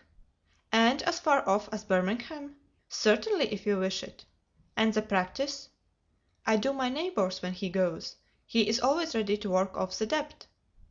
"Ha! Nothing could be better," said Holmes, leaning back in his chair and looking keenly at me from under his half-closed lids. "I perceive that you have been unwell lately. Summer colds are always a little trying." "I was confined to the house by a severe chill for 3 days last week. I thought, however, that I had cast off every trace of it." "So you have. You look remarkably robust." "How, then, did you know of it?" "My dear fellow, you know my methods." "You deduced it, then?" "Certainly." "And from what?" "From your slippers." I glanced down at the new patent leathers which I was wearing. "How on earth—" I began, but Holmes answered my question before it was asked. "Your slippers are new," he said. "You could not have had them more than a few weeks. The soles which you are at this moment presenting to me are slightly scorched. For a moment I thought they might have got wet and been burned in the drying. But near the instep there is a small circular wafer of paper with the shopman's hieroglyphs upon it. Damp would of course have removed this. You had, then, been sitting with your feet outstretched to the fire, which a man would hardly do even in so wet a June as this if he were in his full health." Like all Holmes' reasoning, the thing seemed simplicity itself when it was once explained. He read the thought upon my features, and his smile had a tinge of bitterness. "I am afraid that I rather give myself away when I explain," said he. "Results without causes are much more impressive. You are ready to come to Birmingham, then?" "Certainly. What is the case?" "You shall hear it all in the train. My client is outside in a four-wheeler. Can you come at once?" "In an instant." I scribbled a note to my neighbour, rushed upstairs to explain the matter to my wife, and joined Holmes upon the doorstep. "Your neighbour is a doctor," said he, nodding at the brass plate. "Yes, he bought a practice as I did." "An old established one?" "Just the same as mine. Both have been ever since the houses were built." "Ah! Then you got hold of the best of the two." "I think I did. But how do you know?" "By the steps, my boy. Yours are worn 3 inches deeper than his. But this gentleman in the cab is my client, Mr. Hal Peckroff. Allow me to introduce you to him. Whip your horse up, cabby, for we have only just time to catch our train." The man whom I found myself facing was a well-built, fresh-complexioned young fellow, with a frank, honest face and a slight, crisp yellow moustache. He wore a very shiny top hat and a neat suit of sober black, which made him look what he was, a smart young city man, of the class who have been labelled cockneys, but who give us our crack volunteer regiments, and who turn out more fine athletes and sportsmen than any body of men in these islands. His round, ruddy face was naturally full of cheeriness, but the corners of his mouth seemed to me to be pulled down in a half-comical distress. It was not, however, until we were all in a first-class carriage and well started upon our journey to Birmingham that I was able to learn what the trouble was which had driven him to Sherlock Holmes. "We have a clear run here for 70 minutes," Holmes remarked. "I want you, Mr. Hal Pycroft, to tell my friend your very interesting experience exactly as you have told it to me, or with more detail if possible. It will be of use to me to hear the succession of events again. It is a case, Watson, which may prove to have something in it, or may prove to have nothing, but which at least presents those unusual and outre features which are as dear to you as they are to me. No, Mr. Pycroft, I shall not interrupt you again." Our young companion looked at me with a twinkle in his eye. "The worst of the story is," said he, that I show myself up as such a confounded fool. Of course it may work out all right, and I don't see that I could have done otherwise, but if I have lost my crib and got nothing in exchange, I shall feel what a soft Johnny I have been. I'm not very good at telling a story, Dr. Watson, but it is like this with me. I used to have a billet at Coxon and Woodhouse's, of Draper's Gardens, but they were let in early in the spring through the Venezuelan loan, as no doubt you remember, and came a nasty cropper. I had been with them 5 years, and old Coxon gave me a ripping good testimonial when the smash came, but of course we clerks were all turned adrift, the 27 of us. I tried here and tried there, but there were lots of other chaps on the same lay as myself, and it was a perfect frost for a long time. I had been taking £3 a week at Coxon's, and I had saved about 70 of them, but I soon worked my way through that, and out at the other end. I was fairly at the end of my teaser at last, and could hardly find the stamps to answer the advertisements on the envelopes to stick them to. I had worn out my boots paddling up office stairs, and I seemed just as far from getting a billet as ever. At last I saw a vacancy at Mawson and Williams, the great stockbroking firm in Lombard Street. I dare say, E.C., it is not much in your line, but I can tell you that this is about the richest house in London. The advertisement was to be answered by letter only. I sent in my testimonial and application, but without the least hope of getting it. Back came an answer by return, saying that if I would appear next Monday I might take over my new duties at once, provided that my appearance was satisfactory. No one knows how these things are worked. Some people say that the manager just plunges his hand into the heap and takes the first that comes. Anyhow, it was my innings that time, and I don't ever wish to feel better pleased. The screw was £1 a week rise, and the duties just about the same as at Coxon's. And now I come to the queer part of the business. I was in diggings out Hampstead way, 17 Potter's Terrace. Well, I was sitting doing a smoke that very evening after I had been promised the appointment, when up came my landlady with a card which had Arthur Pinner, financial agent, printed upon it. I had never heard the name before. I could not imagine what he wanted with me, but of course I asked her to show him up. In he walked, a middle-sized, dark-haired, dark-eyed, black-bearded man, with a touch of the sheeny about his nose. He had a brisk kind of way with him, and spoke sharply, like a man who knew the value of time. "Mr. Hal Pycroft, I believe," he said. "Yes, sir," I answered, pushing a chair towards him. "Lately engaged at Coxon and Woodhouse's?" "Yes, sir." "And now on the staff of Mawson's?" "Quite so." "Well," said he, "the fact is that I have heard some really extraordinary stories about your financial ability. You remember Parker, who used to be Coxon's manager. He can never say enough about it." Of course I was pleased to hear this. I had always been pretty sharp in the office, but I had never dreamed that I was talked about in the city in this fashion. "You have a good memory," said he. "Pretty fair," I answered modestly. "Have you kept in touch with the market while you have been out of the work?" he asked. "Yes, I read the Stock Exchange list every morning." "Now that shows real application," he cried. "That is the way to prosper. You won't mind my testing you, will you? Let me see. How are Ayrshires?" 106 1/4 to 105 7/8. "And New Zealand Consolidated?" 104. "And British Broken Hills?" 7 to 7 6. "Wonderful!" he cried, with his hands up. "This quite fits in with all that I had heard. My boy, you are very much too good to be a clerk at Mawson's." This outburst rather astonished me, as you can think. "Well," said I, "other people don't think quite so much of me as you seem to do, Mr. Pinner. I had a hard enough fight to get this berth, and I am very glad to have it." "Pooh, man, you should soar above it. You are not in your true sphere. Now, I'll tell you how it stands with me.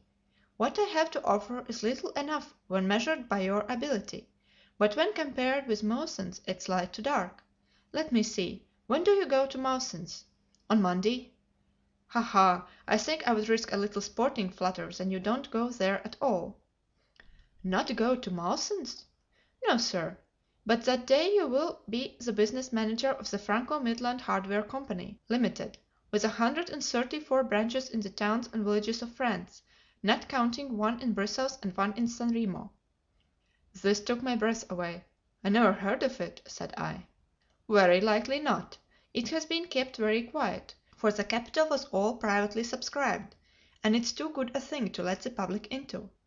My brother, Harry Pinner, is promoter, and joined the board after allotment as managing director. He knew I was in the swim down here, and asked me to pick up a good man cheap, a young pushing man with plenty of snap about him. Parker wrote of you, and that brought me here tonight. We can only offer you a beggarly 500 to start with." "500 a year!" I shouted.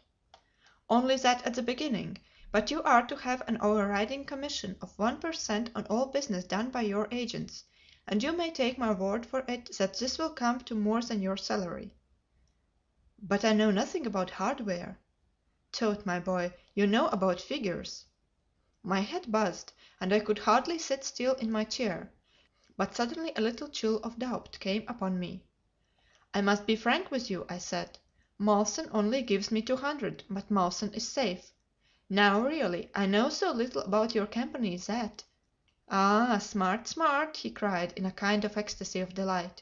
"You are the very man for us. You are not to be talked over, and quite right, too. Now, here's a note for £100, and if you think that we can do business you may just slip it into your pocket, as an advance upon your salary." "That is very handsome," said I. "When should I take over my new duties?" "Be in Birmingham tomorrow at 1:00, said he. "I have a note in my pocket here which you will take to my brother. You will find him at 126B Corporation Street, where the temporary offices of the company are situated. Of course he must confirm your engagement, but between ourselves it will be all right." "Really, I hardly know how to express my gratitude, Mr. Pinner," said I. "Not at all, my boy. You have only got your deserts. There are one or two small things, mere formalities, which I must arrange with you. You have a bit of paper beside you there. Kindly write upon it, 'I am perfectly willing to act as business manager to the Franco Midland Hardware Company, Limited, at a minimum salary of 500. I did as he asked, and he put the paper in his pocket. "There was one other detail," said he. "What do you intend to do about Mawsons?" I had forgotten all about Mawsons in my joy. "I'll write and resign," said I. "Precisely what I don't want you to do. I had a row over you with Mawson's manager. I had gone up to ask him about you, and he was very offensive, accused me of coaxing you away from the service of the firm, and that sort of thing. At last I fairly lost my temper. "'If you want good men you should pay them a good price,' said I. "'He would rather have our small price than your big one,' said he. "'I'll lay you a fiver,' said I, 'that when he has my offer you'll never so much as hear from him again.' "'Done,' said he. 'We picked him out of the gutter and he won't leave us so easily.' Those were his very words. "'The impudent scoundrel!' I cried. 'I've never so much as seen him in my life. Why should I consider him in any way? I shall certainly not write if you would rather I didn't.' "'Good. That's a promise,' said he, rising from his chair. 'Well, I'm delighted to have got so good a man for my brother. Here's your advance of £100, and here is the letter. Make a note of the address, 126B Corporation Street, and remember that 1 o'clock tomorrow is your appointment. Good night, and may you have all the fortune that you deserve.' That's just about all that passed between us, as near as I can remember. You can imagine, Dr. Watson, how pleased I was at such an extraordinary bit of good fortune. I sat up half the night hugging myself over it, and next day I was off to Birmingham in a train that would take me in plenty time for my appointment. I took my things to a hotel in New Street, and then I made my way to the address which had been given me. It was a quarter of an hour before my time, but I thought that would make no difference. 126B was a passage between two large shops, which led to a winding stone stair, from which there were many flats, let as offices to companies or professional men. The names of the occupants were painted at the bottom on the wall, but there was no such name as the Franco Midland Hardware Company, Limited. I stood for a few minutes with my heart in my boots, wondering whether the whole thing was an elaborate hoax or not, when up came a man and addressed me. He was very like the chap I had seen the night before, the same figure and voice, but he was clean shaven and his hair was lighter. "Are you Mr. Hal Pycroft?" he asked. "Yes," said I. "Oh, I was expecting you, but you are a trifle before your time. I had a note from my brother this morning, in which he sang your praises very loudly. I was just looking for the offices when you came. We have not got our name up yet, for we only secured the temporary premises last week. Come up with me, and we will talk the matter over." I followed him to the top of a very lofty stair, and there, right under the slates, were a couple of empty, dusty little rooms, uncarpeted and uncurtained, into which he led me. I had thought of a great office with shining tables and rows of clerks, such as I was used to, and I dare say I stared rather straight at the two deal chairs and one little table, which, with a ledger and a waste paper basket, made up the whole furniture. "Don't be disheartened, Mr. Pycroft," said my new acquaintance, seeing the length of my face. "Rome was not built in a day, and we have lots of money at our backs, though we don't cut much dash yet in offices. Pray sit down and let me have your letter." I gave it to him and he read it over very carefully. "You seem to have made a vast impression upon my brother, Arthur," said he, "and I know that he is a pretty shrewd judge. He swears by London, you know, and I by Birmingham, but this time I shall follow his advice. Pray consider yourself definitely engaged." "What are my duties?" I asked. "You will eventually manage the great depot in Paris, which will pour a flood of English crockery into the shops of 134 agents in France. The purchase will be completed in a week, and meanwhile you will remain in Birmingham and make yourself useful." "How?" For answer he took a big red book out of the drawer. "This is a directory of Paris," said he, "with the trades after the names of the people. I want you to take it home with you and to mark off all the hardware sellers, with their addresses. It would be of the greatest use to me to have them." "Surely there are classified lists," I suggested. "Not reliable ones. Their system is different from ours. Stick at it, and let me have the lists by Monday at 12. Good day, Mr. Pycroft. If you continue to show zeal and intelligence you will find the company a good master." I went back to the hotel with the big book under my arm and with very conflicting feelings in my breast. On the one hand, I was definitely engaged and had £100 in my pocket; on the other, the look of the offices, the absence of name on the wall, and other of the points which would strike a business man had left a bad impression as to the position of my employers. However, come what might, I had my money, so I settled down to my task. All Sunday I was kept hard at work, and yet by Monday I had only got as far as H. I went round to my employer, found him in the same dismantled kind of room, and was told to keep at it until Wednesday, and then come again. On Wednesday it was still unfinished, so I hammered away until Friday, that is yesterday. Then I brought it round to Mr. Harry Pinner. "Thank you very much," said he. "I fear that I underrated the difficulty of the task. This list will be of very material assistance to me." "It took some time," said I. "And now," said he, "I want you to make a list of the furniture shops, for they all sell crockery." "Very good." "And you can come up to morrow evening at 7 and let me know how you are getting on. Don't overwork yourself. A couple of hours a day's musical hall in the evening would do you no harm after your labours." He laughed as he spoke, and I saw with a thrill that his second tooth upon the left hand side had been very badly stuffed with gold. Sherlock Holmes rubbed his hands with delight, and I stared with astonishment at our client. "You may well look surprised, Dr. Watson, but it is this way," said he. "When I was speaking to the other chap in London, at the time that he laughed at my not going to Mawson's, I happened to notice that his tooth was stuffed in this very identical fashion. The glint of the gold in each case caught my eyes, you see. When I put that with the voice and figure being the same, and only those things altered which might be changed by a razor or a wig, I could not doubt that it was the same man. Of course you expect two brothers to be alike, but not that they should have the same tooth stuffed in the same way." He bowed me out, and I found myself in the street, hardly knowing whether I was on my head or my heels. Back I went to my hotel, put my head in a basin of cold water, and tried to think it out. Why had he sent me from London to Birmingham? Why had he got there before me? And why had he written a letter from himself to himself? It was altogether too much for me, and I could make no sense of it. And then suddenly it struck me that what was dark to me might be very light to Mr. Sherlock Holmes. I had just time to get up to town by the night train to see him this morning, and to bring you both back with me to Birmingham." There was a pause after the stockbroker's clerk had concluded his surprising experience.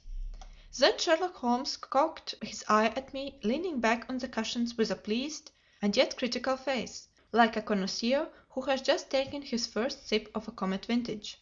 "Rather fine, Watson, is it not?" said he. "There are points in it which please me. I think that you will agree with me that an interview with Mr. Arthur Harry Pinner in the temporary offices of the Franco Midland Hardware Company Limited would be a rather interesting experience for both of us." "But how can we do it?" I asked. "Oh, easily enough," said Hal Pycroft cheerily. "You are two friends of mine who are in want of a billet, and what could be more natural than that I should bring you both round to the managing director?" "Quite so, of course," said Holmes. "I should like to have a look at the gentleman, and see if I can make anything of this little game. What qualities have you, my friend, which would make your services so valuable? Or is it possible that—" He began biting his nails and staring blankly out of the window, and we hardly drew another word from him until we were in New Street. At 7 o'clock that evening we were walking, the three of us, down Corporation Street to the company's offices. "It's no use our being at all before our time," said our client. "He only comes there to see me, apparently, for the place is deserted up to the very hour he names." "That is suggestive," remarked Holmes. "By Jove, I told you so," cried the clerk. "That's he walking ahead of us there." He pointed to a smallish, dark, well-dressed man who was bustling along the other side of the road. As we watched him he looked across at a boy who was bawling out the latest edition of the evening paper, and running over among the cabs and buses he bought one from him. Then clutching it in his hand he vanished through a doorway. "There he goes!" cried Hal Pycroft. "These are the company's offices into which he has gone. Come with me, and I'll fix it up as easily as possible." Following his lead we ascended 5 stories until we found ourselves outside a half-opened door, at which our client tapped. A voice within bade us enter, and we entered a bare, unfurnished room, such as Hal Pycroft had described. At the single table sat the man whom we had seen in the street, with his evening paper spread out in front of him, and as he looked up at us it seemed to me that I had never looked upon a face which bore such marks of grief, and of something beyond grief, a horror such as comes to few men in a lifetime. His brow glistened with perspiration, his cheeks were of the dull, dead white of a fish belly, and his eyes were wild and staring. He looked at his clerk as though he failed to recognize him, and I could see by the astonishment depicted upon our conductor's face that this was by no means the usual appearance of his employer. "You look ill, Mr. Pinner," he exclaimed. "Yes, I am not very well," answered the other, making obvious efforts to pull himself together, and licking his dry lips before he spoke. "Who are these gentlemen whom you have brought with you?" "One is Mr. Harris, of Bermondsey, and the other is Mr. Price, of this town," said our clerk glibly. "They are friends of mine and gentlemen of experience, but they have been out of place for some little time, and they hoped that perhaps you might find an opening for them in the company's employment." Very possibly," cried Mr. Pinner with a ghastly smile. "Yes, I have no doubt that we shall be able to do something for you. What is your particular line, Mr. Harris?" "I am an accountant," said Holmes. "Ah, yes, we shall want something of the sort. And you, Mr. Price?" "A clerk," said I. "I have every hope that the company may accommodate you. I will let you know about it as soon as we come to any conclusion. And now I beg that you will go. For God's sake leave me to myself." These last words were shot out of him, as though the constraint which he was evidently setting upon himself had suddenly and utterly burst asunder. Holmes and I glanced to each other, and Hal Pycroft took a step towards the table. "You forget, Mr. Pinner, that I am here by appointment to receive some directions from you," said he. "Certainly, Mr. Pycroft, certainly," the other resumed in a calmer tone. "You may wait here a moment, and there is no reason why your friends should not wait with you. I will be entirely at your service in 3 minutes, if I might trespass upon your patience so far." He rose with a very courteous air, and bowing to us, he passed out through the door at the farther end of the room, which he closed behind him. "What now?" whispered Holmes. "Is he giving us the slip?" "Impossible," answered Pencroft. "Why so?" "That door leads into an inner room." "There is no exit?" "None." "Is it furnished?" "It was empty yesterday." "Then what on earth can he be doing? There is something which I don't understand in this manner. If ever a man was 3 parts mad with terror, that man's name is Pinner. What can have put the shivers on him?" "He suspects that we are detectives," I suggested. "That's it," cried Pencroft. Holmes shook his head. "He did not turn pale. He was pale when we entered the room," said he. "It is just possible that—" His words were interrupted by a sharp rat-tat from the direction of the inner room. "What the deuce is he knocking at his own door for?" cried the clerk. Again and much louder came the rat-tat-tat. We all gazed expectantly at the closed door. Glancing at Holmes, I saw his face turn rigid, and he lean forward in intense excitement. Then suddenly came a low, guggling, gargling sound, and a brisk drumming upon woodwork. Holmes sprang frantically across the room and pushed at the door. It was fastened on the inner side. Following his example, we threw ourselves upon it with all our weight. One hinge snapped, then the other, and down came the door with a crash. Rushing over it, we found ourselves in the inner room. It was empty. But it was only for a moment that we were at fault. At one corner, the corner nearest the room which we had left, there was a second door. Holmes sprang to it and pulled it open. A coat and waistcoat were lying on the floor, and from a hook behind the door, with his own braces round his neck, was hanging the managing director of the Franco Midland Hardware Company. His knees were drawn up, his head hung at a dreadful angle to his body, and the clatter of his heels against the door made that noise which had broken in upon our conversation.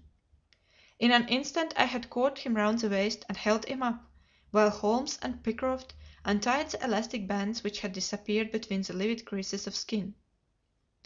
Then we carried him into the other room, where he lay with a clay-coloured face, puffing his purple lips in and out with every breath, a dreadful wreck of all that he had been but 5 minutes before. "What do you think of him, Watson?" asked Holmes. I stooped over him and examined him. His pulse was feeble and intermittent, but his breathing grew longer, and there was a little shivering of his eyelids, which showed a thin white slit of wool beneath. "It has been touch and go with him," said I, "but he'll live now. Just open that window and hand me the water carafe." I undid his collar, poured the cold water over his face, and raised and sank his arms until he drew a long, natural breath. "It's only a question of time now," said I, as I turned away from him. Holmes stood by the table, with his hands deep in his trousers pockets and his chin upon his breast. "I suppose we ought to call the police in now," said he, "and yet I confess that I'd like to give them a complete case when they come." "It's a blessed mystery to me," cried Pencroft, scratching his head, "whatever they wanted to bring me all the way up here for, and then—" "Pooh! All that is clear enough," said Holmes, impatiently. "It is this last sudden move." "You understand the rest, then?" "I think that is fairly obvious. What do you say, Watson?" I shrugged my shoulders. "I must confess that I am out of my depth," said I. "Oh, surely, if you consider the events at first they can only point to one conclusion." "What do you make of them?" "Well, the whole thing hinges upon 2 points. The first is the making of Pycroft write a declaration by which he entered the service of this preposterous company. Do you not see how very suggestive that is?" "I'm afraid I miss the point." "Well, why did they want him to do it? Not as a business matter, for these arrangements are usually verbal, and there was no earthly business reason why this should be an exception. Don't you see, my young friend, that they were very anxious to obtain a specimen of your handwriting, and had no other way of doing it." "And why?" "Quite so. Why? When we answer that, we have made some progress with our little problem. Why? There can be only one adequate reason. Some one wanted to learn to imitate your writing, and had to procure a specimen of it first. And now, if we pass on to the second point, we find that each throws light upon the other. That point is the request made by Pinner that you should not resign your place, but should leave the manager of this important business in the full expectation that a Mr. Hall Pycroft, whom he had never seen, was about to enter the office upon the Monday morning." "My God!" cried our client, "what a blind beetle I have been!" "Now you see the point about the handwriting. Suppose that some one turned up in your place who wrote a completely different hand from that in which you had applied for the vacancy. Of course the game would have been up. But in the interval the rogue had learned to imitate you, and his position was therefore secure, as I presume that nobody in the office had ever set eyes upon you." "Not a soul," groaned Hall Pycroft. "Very good. Of course it was of the utmost importance to prevent you from thinking better of it, and also to keep you from coming into contact with anyone who might tell you that your double was at work in Mawson's office. Therefore they gave you a handsome advance of your salary and ran you off to the Midlands, where they gave you enough work to do to prevent you going to London, where you might have burst their little game up. That is all plain enough." "But why should this man pretend to be his own brother?" "Well, that is pretty clear also. There are evidently only two of them in it. The other is impersonating you at the office. This one acted as your engager, and then found that he could not find you an employer without admitting a third person into his plot. That he was most unwilling to do. He changed his appearance as far as he could, and trusted that the likeness which you could not fail to observe would be put down to a family resemblance. But for the happy chance of the gold stuffing, your suspicions would probably have never been aroused." Hall Pycroft shook his clenched hands in the air. "Good Lord!" he cried. "While I have been fooled in this way, what has this other Hall Pycroft been doing at Mawson's? What should we do, Mr. Holmes? Tell me what to do." "We must wire to Mawson's." "They shut at 12 on Saturdays." "Never mind. There may be some doorkeeper or attendant. Ah, yes, they keep a permanent guard there on account of the value of the securities that they hold. I remember hearing it talked of in the city." "Very good. We shall wire to him and see if all is well, and if a clerk of your name is working there. That is clear enough, but what is not so clear is why at sight of us one of the Ruggs would instantly walk out of the room and hang himself." "The paper!" croaked a voice behind us. The man was sitting up, blanched and ghastly, with returning reason in his eyes, and hands which rubbed nervously at the broad red band which still encircled his throat. "The paper, of course!" yelled Holmes, in a paroxysm of excitement. "Idiot that I was! I thought so much of our visit that the paper never entered my head for an instant. To be sure, the secret must be there." He flattened it out upon the table, and a cry of triumph burst from his lips. "Look at this, Watson," he cried. "It's a London paper, an early edition of the Evening Standard. Here is what we want. Look at the headlines: 'Crime in the City. Murder at Mawson at Williams. Gigantic attempted robbery. Capture of the criminal.' Here, Watson, we are all equally anxious to hear it, so kindly read it aloud to us." It appeared from its position in the paper to have been the one event of importance in town, and the account of it ran in this way: "A desperate attempt at robbery, culminating in the death of one man and the capture of the criminal, occurred this afternoon in the city. For some time back Mawson and Williams, the famous financial house, have been the guardians of securities which amount in the aggregate to a sum of considerably over £1,000,000. So conscious was the manager of the responsibility which devolved upon him in consequence of the great interests at stake that safes of the very latest construction have been employed, and an armed watchman has been left day and night in the building. It appears that last week a new clerk named Hall Pycroft was engaged by the firm. This person appears to have been none other than Beddington, the famous forger and cracksman, who, with his brother, had only recently emerged from a 5 years' spell of penal servitude. By some means which are not yet clear, he succeeded in winning under a false name this official position in the office, which he utilized in order to obtain molding of various locks and a thorough knowledge of the position of the strong room and the safes. It is customary at Mawson's for the clerks to leave at midday on Saturday. Sergeant Tucson, of the city police, was somewhat surprised, therefore, to see a gentleman with a carpet bag come down the steps at 20 minutes past 1. His suspicions being aroused, the sergeant followed the man, and with the aid of the constable Pollock succeeded, after a most desperate resistance, in arresting him. It was at once clear that a daring and gigantic robbery had been committed. Nearly £100,000 worth of American railway bonds, with a large amount of scrip in mines and other companies, was discovered in the bag.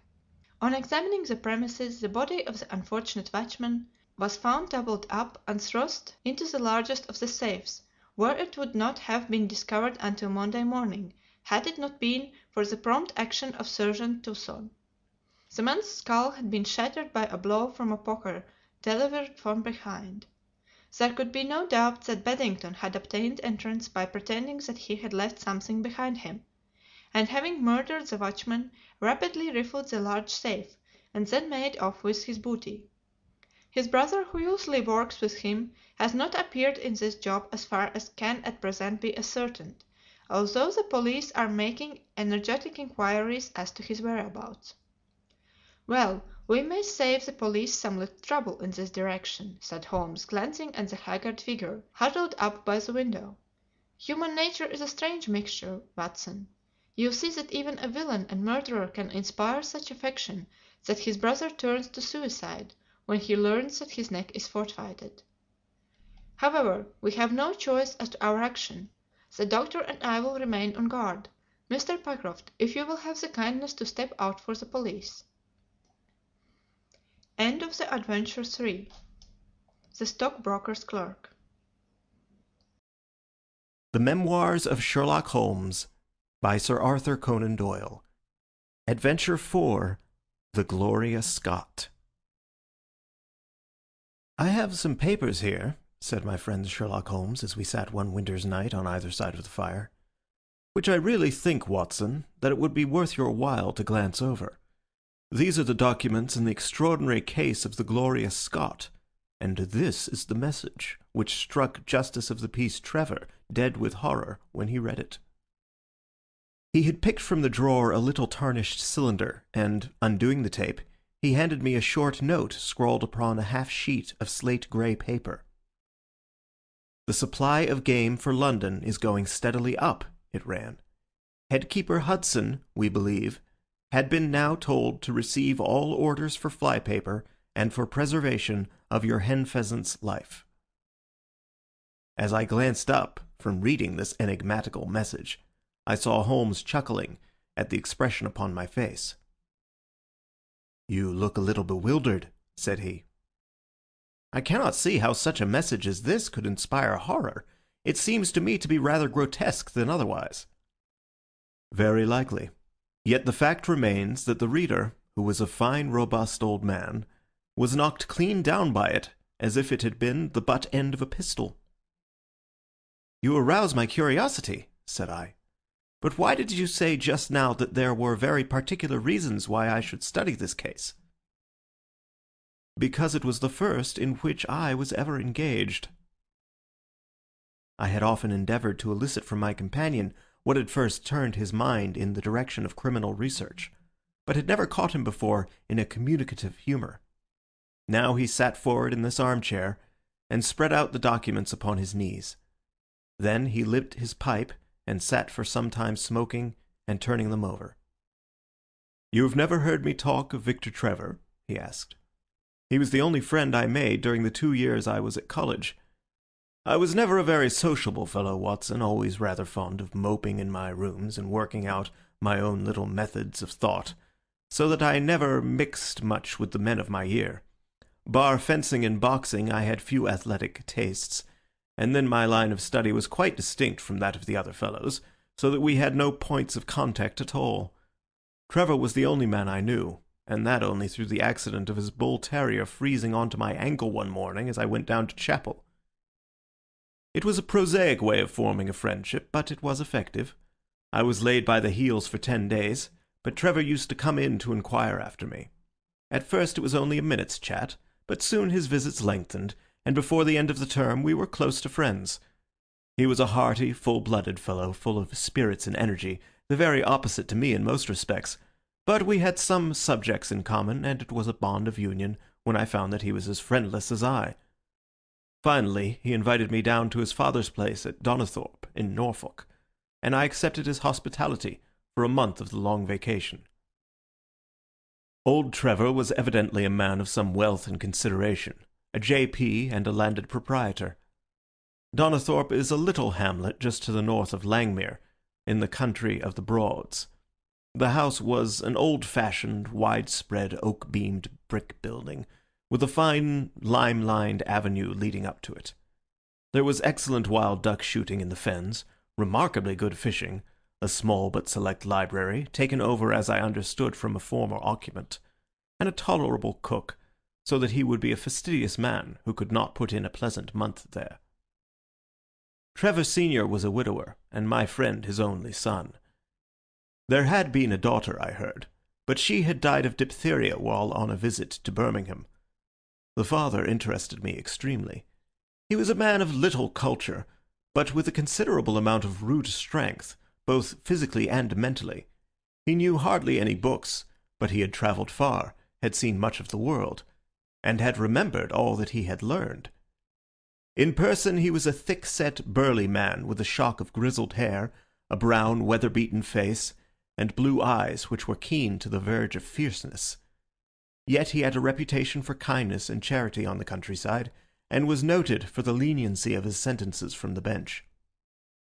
One evening, shortly after my arrival, we were sitting over a glass of port after dinner, when young Trevor began to talk about those habits of observation and inference which I had already formed into a system, although I had not yet appreciated the part which they were to play in my life.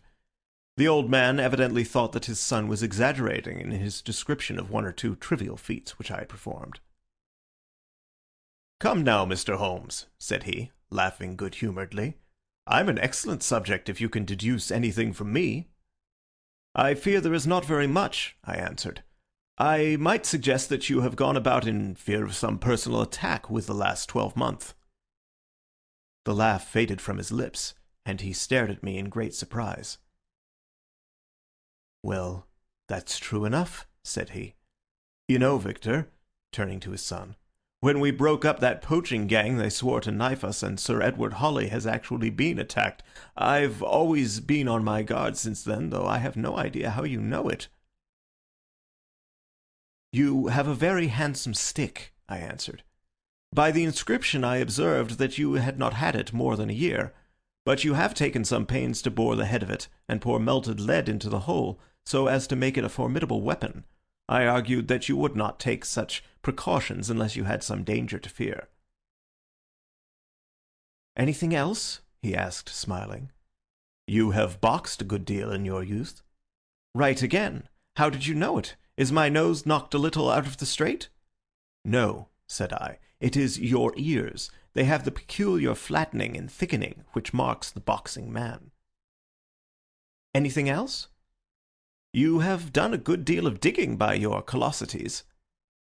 "Made all my money at the goldfields." "You have been in New Zealand?" "Right again." "You have visited Japan?" "Quite true." "And you have been most intimately associated with someone whose initials were J.A., and whom you afterwards were eager to entirely forget." Mr. Trevor stood slowly up, fixed his large blue eyes upon me with a strange wild stare, and then pitched forward, with his face among the nutshells which strewed the cloth, in a dead faint. You can imagine, Watson, how shocked both his son and I were. His attack did not last long, however, for when we undid his collar and sprinkled the water from one of the finger-glasses over his face, he gave a gasp or two and sat up. "Boys," said he, forcing a smile, "I hope I haven't frightened you. Strong as I look, there is a weak place in my heart, and it does not take much to knock me over. "I don't know how you manage this, Mr. Holmes, but it seems to me that all the detectives of fact and of fancy would be children in your hands. That's your line of life, sir, and you may take the word of a man who has seen something of the world." And that recommendation, with the exaggerated estimate of my ability with which he prefaced it, was, if you will believe me, Watson, the very first thing which ever made me feel that a profession might be made out of what had up to that time been the merest hobby. At the moment, however, I was too much concerned at the sudden illness of my host to think of anything else. "I hope that I have said nothing to pain you," said I. "Well, you certainly touched upon rather a tender point. Might I ask how you know, and how much you know?" He spoke now in a half-jesting fashion, but a look of terror still lurked at the back of his eyes. "It is simplicity itself," said I. "When you bared your arm to draw that fish into the boat, I saw that J.A. had been tattooed in the bend of the elbow. The letters were still legible, but it was perfectly clear, from their blurred appearance, and from the staining of the skin round them, that efforts had been made to obliterate them. It was obvious, then, that those initials had once been very familiar to you, and that you had afterwards wished to forget them." "What an eye you have!" he cried, with a sigh of relief. "It is just as you say, but we won't talk of it. Of all ghosts, the ghosts of our old lovers are the worst. Come into the billiard-room and have a quiet cigar." From that day, amid all his cordiality, there was always a touch of suspicion in Mr. Trevor's manner towards me. Even his son remarked it. "You've given the governor such a turn," said he, "that he'll never be sure again of what you know and what you don't know." He did not mean to show it, I am sure, but it was so strongly in his mind that it peeped out at every action. At last I became so convinced that I was causing him uneasiness that I drew my visit to a close. On the very day, however, before I left, an incident occurred which proved in the sequel to be of importance. We were sitting out upon the lawn on garden chairs, the three of us, basking in the sun and admiring the view across the Broads, when a maid came out to say that there was a man at the door who wanted to see Mr. Trevor. "What is his name?" asked my host. "He would not give any." "What does he want, then?" "He says that you know him, and that he only wants a moment's conversation." "Show him round here."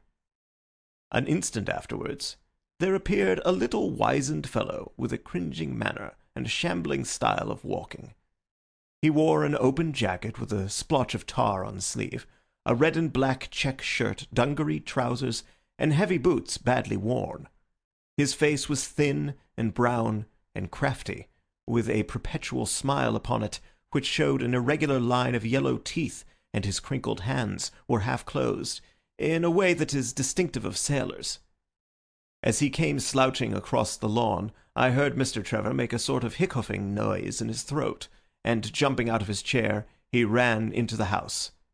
He was back in a moment, and I smelt a strong reek of brandy as he passed me.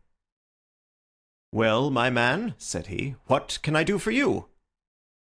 The sailor stood looking at him with puckered eyes and with the same loose-lipped smile upon his face. "You don't know me?" he asked. "Why, dear me, it is surely Hudson," said Mr. Trevor in a tone of surprise. "Hudson it is, sir," said the seaman. "Why, it's 30 year and more since I saw you last. Here you are in your house, and me still picking my salt meat out of the harness cask." "Tut, you will find that I have not forgotten old times," cried Mr. Trevor, and walking towards the sailor, he said something in a low voice. "Go into the kitchen," he continued out loud, "and you will get food and drink. I have no doubt that I shall find you a situation." "Thank you, sir," said the seaman, touching his forelock. "I'm just off a 2-yearer in an 8-knot tramp, short-handed at that, and I wants a rest. I thought I'd get it either with Mr. Beddoes or with you." "Ah!" cried Trevor. "You know where Mr. Beddoes is?" "Bless you, sir, I know where all my old friends are," said the fellow with a sinister smile, and he slouched off after the maid to the kitchen. Mr. Trevor mumbled something to us about having been shipmate with the man when he was going back to the diggings, and then leaving us on the lawn, he went indoors. An hour later, when we entered the house, we found him stretched dead drunk upon the dining-room sofa. The whole incident left a most ugly impression upon my mind, and I was not sorry next day to leave Donnithorpe behind me, for I felt that my presence must be a source of embarrassment to my friend. All this occurred during the first month of the long vacation.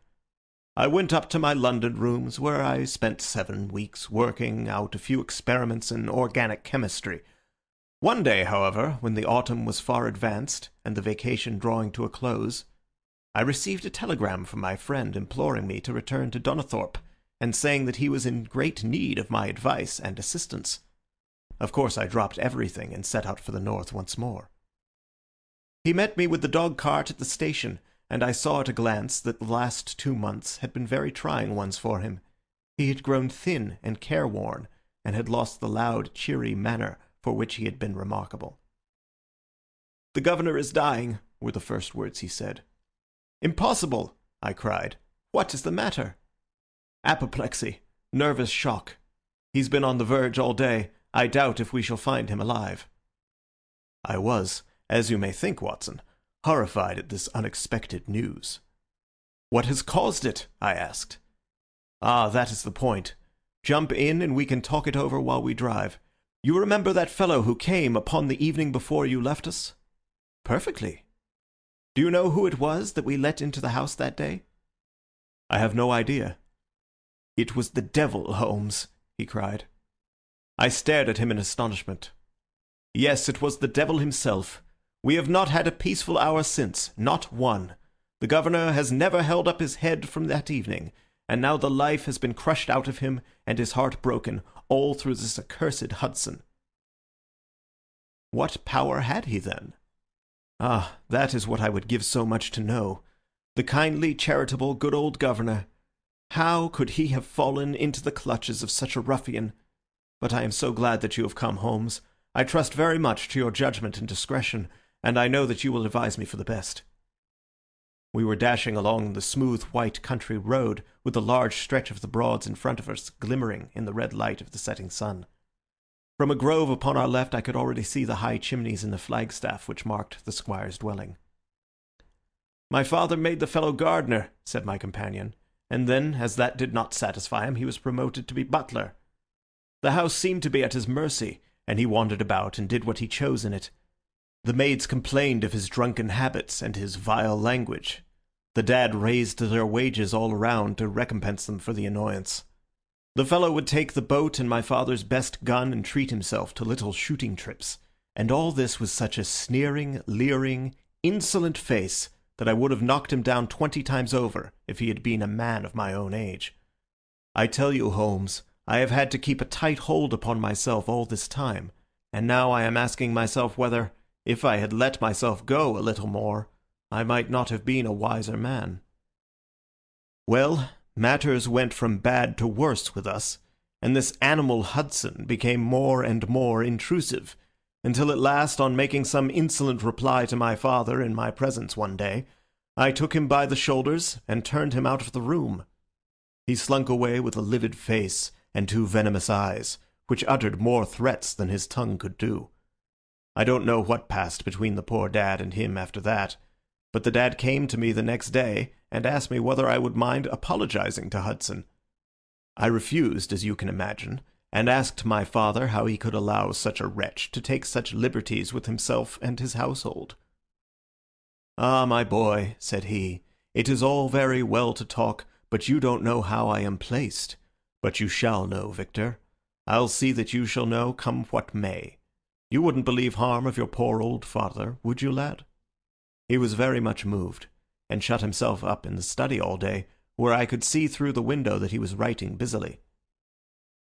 That evening there came what seemed to me to be a grand release, for Hudson told us that he was going to leave us. He walked into the dining-room as we sat after dinner, and announced his intention in the thick voice of a half-drunken man. "I've had enough of Norfolk," said he. "I'll run down to Mr. Beddoes in New Hampshire. He'll be as glad to see me as you were, I dare say." "You're not going away in any kind of spirit, Hudson, I hope," said my father, with a tameness which made my blood boil. "I've not had my 'pology," said he sulkily, glancing in my direction. "Victor, you will acknowledge that you have used this worthy fellow rather roughly," said the Dad, turning to me. "On the contrary, I think that we have both shown extraordinary patience towards him," I answered. "Oh, you do you?" he snarls. "Very good, mate, we'll see about that." He slouched out of the room, and half an hour afterwards left the house, leaving my father in a state of pitiable nervousness. Night after night I heard him pacing his room, and it was just as he was recovering his confidence that the blow did at last fall. "And how?" I asked eagerly. "In a most extraordinary fashion.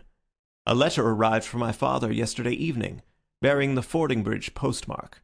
My father read it, clapped both his hands to his head, and began running round the room in little circles, like a man who has been driven out of his senses. When at last I drew him down onto the sofa, his mouth and eyelids were all puckered on one side, and I saw that he had a stroke. Dr. Fordham came over at once. We put him to bed, but the paralysis has spread. He has shown no sign of returning consciousness, and I think that we shall hardly find him alive." "You horrify me, Trevor," I cried. "What then could have been in this letter to cause so dreadful a result?" "Nothing. There lies the inexplicable part of it. The message was absurd and trivial. Oh, my God, it is as I feared." As he spoke we came round the curve of the avenue, and saw in the fading light that every blind in the house had been drawn down. As we dashed up to the door, my friend's face convulsed with grief. A gentleman in black emerged from it. "When did it happen, Doctor?" asked Trevor. "Almost immediately after you left." "Did he recover consciousness?"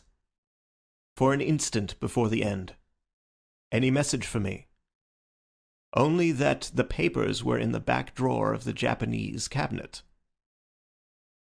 My friend ascended with the doctor to the chamber of death, while I remained in the study, turning the whole matter over and over in my head, and feeling as sombre as ever I had done in my life.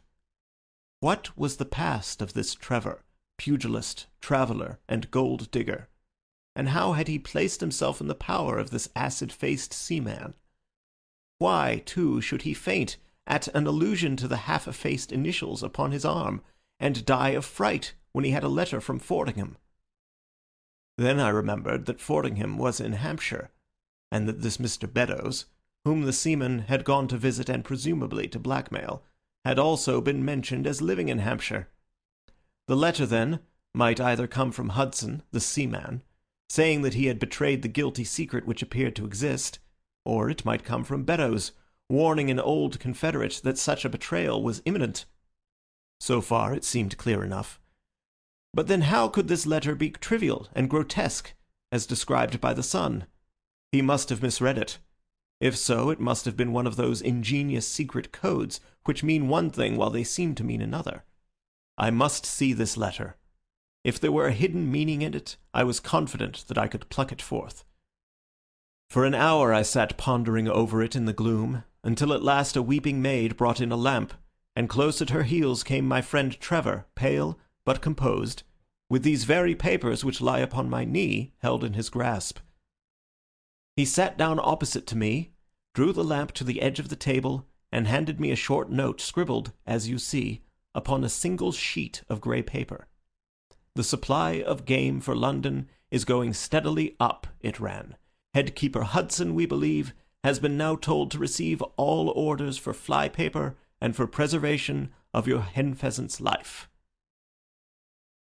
I dare say my face looked as bewildered as yours did just now when I first read this message. Then I reread it very carefully. It was evidently as I had thought, and some secret meaning must lie buried in this strange combination of words. Or could it be that there was a prearranged significance to such phrases as fly paper and hen pheasant? Such a meaning would be arbitrary and could not be deduced in any way. And yet I was loath to believe that this was the case, and the presence of the word Hudson seemed to show that the subject of the message was as I had guessed, and that it was from Beddoes rather than the sailor.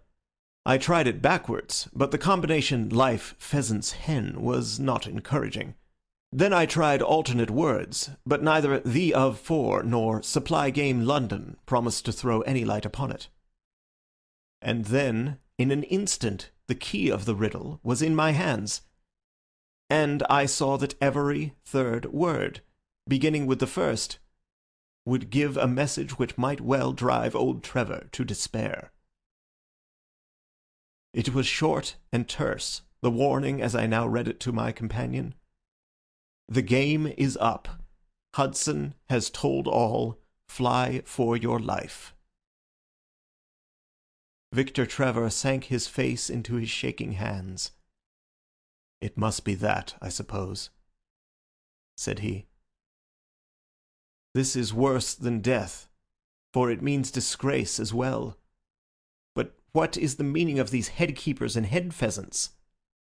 It means nothing to the message, but it might mean a good deal to us if we had no other means of discovering the sender. You see that he has begun by writing "the game is" and so on. Afterwards he had to fulfill the prearranged cipher to fill in any two words in each space. He would naturally use the first words which came to his mind, and if there were so many which referred to sport among them, you may be tolerably sure that he is either an ardent shot or interested in breeding. Do you know anything of this Beddoes? Why, now that you mention it, said he, I remember that my poor father used to have an invitation from him to shoot over his preserves every autumn. Then it is undoubtedly from him that the note comes, said I. It only remains for us to find out what this secret was which the sailor Hudson seems to have held over the heads of these two wealthy and respected men. Alas, Holmes, I fear that it is one of sin and shame, cried my friend. But from you I shall have no secrets. Here is the statement which was drawn up by my father when he knew that the danger from Hudson had become imminent. I found it in the Japanese cabinet, as he told the doctor.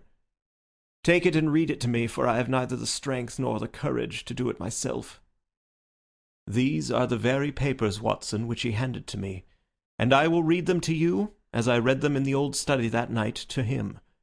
They are endorsed outside, as you see, some particulars of the voyage of the bark Gloria Scott, from her leaving Falmouth on the 8th October 1855 to her destruction in north latitude 15 degrees 20 minutes, west longitude 25 degrees 14 minutes on November 6th.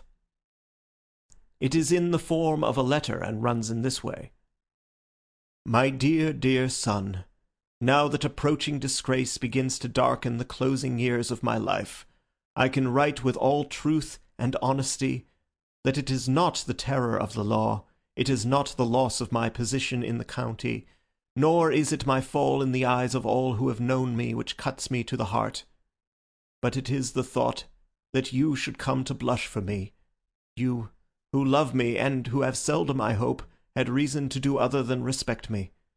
But if the blow falls which is forever hanging over me, then I should wish you to read this, that you may know straight from me how far I have been to blame.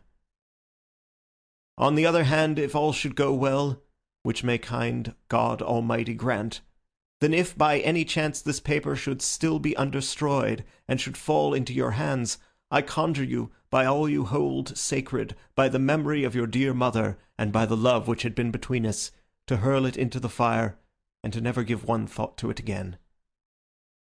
If then your eye goes on to read this line, I know that I shall already have been exposed and dragged from my home, or, as is more likely, for you know that my heart is weak, by lying with my tongue sealed forever in death. In either case the time for suppression is past, and every word which I tell you is the naked truth, and this I swear as I hope for mercy. My name, dear lad, is not Trevor. I was James Armitage in my younger days, and you can understand now the shock that it was to me a few weeks ago when your college friend addressed me in words which seemed to imply that he had surprised my secret.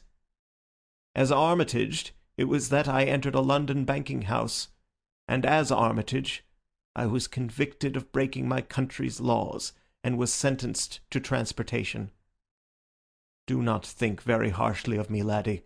It was a debt of honour, so called, which I had to pay, and I used money which was not my own to do it, in the certainty that I could replace it before there could be any possibility of its being missed. But the most dreadful ill luck pursued me. The money which I had reckoned upon never came to hand, and a premature examination of accounts exposed my deficit. The case might have been dealt leniently with, but the laws were more harshly administered 30 years ago than now, and on my 23rd birthday I found myself chained as a felon with 37 other convicts in 'tween decks of the barque Glorious Scott, bound for Australia. It was the year '55 when the Crimean War was at its height, and the old convict ships had been largely used as transports in the Black Sea. The government was compelled, therefore, to use smaller and less suitable vessels for sending out their prisoners. The Glorious Scott had been in the Chinese tea trade, but she was an old-fashioned, heavy-bowed, broad-beamed craft, and the new clippers had cut her out. She was a 500-ton boat, and besides her 38 jailbirds, she carried 26 of a crew, 18 soldiers, a captain, 3 mates, a doctor, a chaplain, and 4 warders. Nearly 100 souls were in her, all told, when we set sail from Falmouth. The partitions between the cells of the convicts, instead of being of thick oak as is usual in convict ships, were quite thin and frail. The man next to me, upon the aft side, was one whom I had particularly noticed when we were led down the quay. He was a young man with a clear, hairless face, a long, thin nose, and rather nutcracker jaws. He carried his head very jauntily in the air, had a swaggering style of walking, and was, above all else, remarkable for his extraordinary height. I don't think any of our heads would have come up to his shoulder, and I am sure that he could not have measured less than 6½ feet. It was strange among so many sad and weary faces to see one which was full of energy and resolution. The sight of it was to me like a fire in a snowstorm. I was glad then to find that he was my neighbour, and gladder still when, in the dead of the night, I heard a whisper close to my ear, and found that he had managed to cut an opening in the board which separated us. "Hello, chummy," said he. "What's your name, and what are you here for?" I answered him, and asked in turn who I was talking with. "I'm Jack Prendergast," said he, "and by God, you'll learn to bless my name before you've done with me." I remembered hearing of his case, for it was one which had made an immense sensation throughout the country, some time before my own arrest. He was a man of good family and of great ability, but of incurably vicious habits, who had, by an ingenious system of fraud, obtained huge sums of money from the leading London merchants. "Ha, ha, you remember my case," said he proudly. "Very well indeed. Then maybe you remember something queer about it?" "What was that, then?" "I'd had nearly $250,000, hadn't I?" "So it was said." "But none was recovered, eh?" "No." "Well, where do you suppose the balance is?" he asked. "I have no idea," said I. "Right between my finger and thumb," he cried. "By God, I've got no more pounds to my name than you've hairs on your head. And if you've money, my son, and know how to handle it and spread it, you can do anything. Now you don't think it likely that a man who could do anything is going to wear his breeches out, sitting in the stinking hold of a rat-gutted, beetle-ridden, mouldy old coffin of a chin-china coaster. No, sir, such a man will look after himself, and will look after his chums. You may lay to that. You hold on to him, and you may kiss the book that he'll hole you through." That was his style of talk, and at first I thought it meant nothing, but after a while, when he had tested me and sworn me in with all possible solemnity, he let me understand that there really was a plot to gain command of the vessel. A dozen of the prisoners had hatched it before they came aboard. Prendergast was the leader, and his money was the motive power. "I'd a partner," said he, "a rare good man, as true as a stock to a barrel. He's got the dibs, he has, and where you think he is at the moment? Why, he's the chaplain of this ship, the chaplain, no less. He came aboard with a black coat and his papers right, and money enough in his box to buy the thing right up from keel to main truck. The crew are his, body and soul. He could buy 'em at so much a gross with a cash discount, and he did it before ever they signed on. He's got 2 of the warders and Maria, the second mate, and he'd get the captain himself if he thought him worth it. "What are we to do then?" I asked. "What do you think?" said he. "We'll make the coats of some of these soldiers redder than ever the tailor did." "But they are armed," said I. "And so shall we be, my boy. There's a brace of pistols for every mother's son of us, and if we can't carry this ship with the crew at our back, it's time we were all sent to a young Mrs. boarding school. You speak to your mate upon the left tonight, and see if he is to be trusted." I did so, and found my other neighbour to be a young fellow in much the same position as myself, whose crime had been forgery.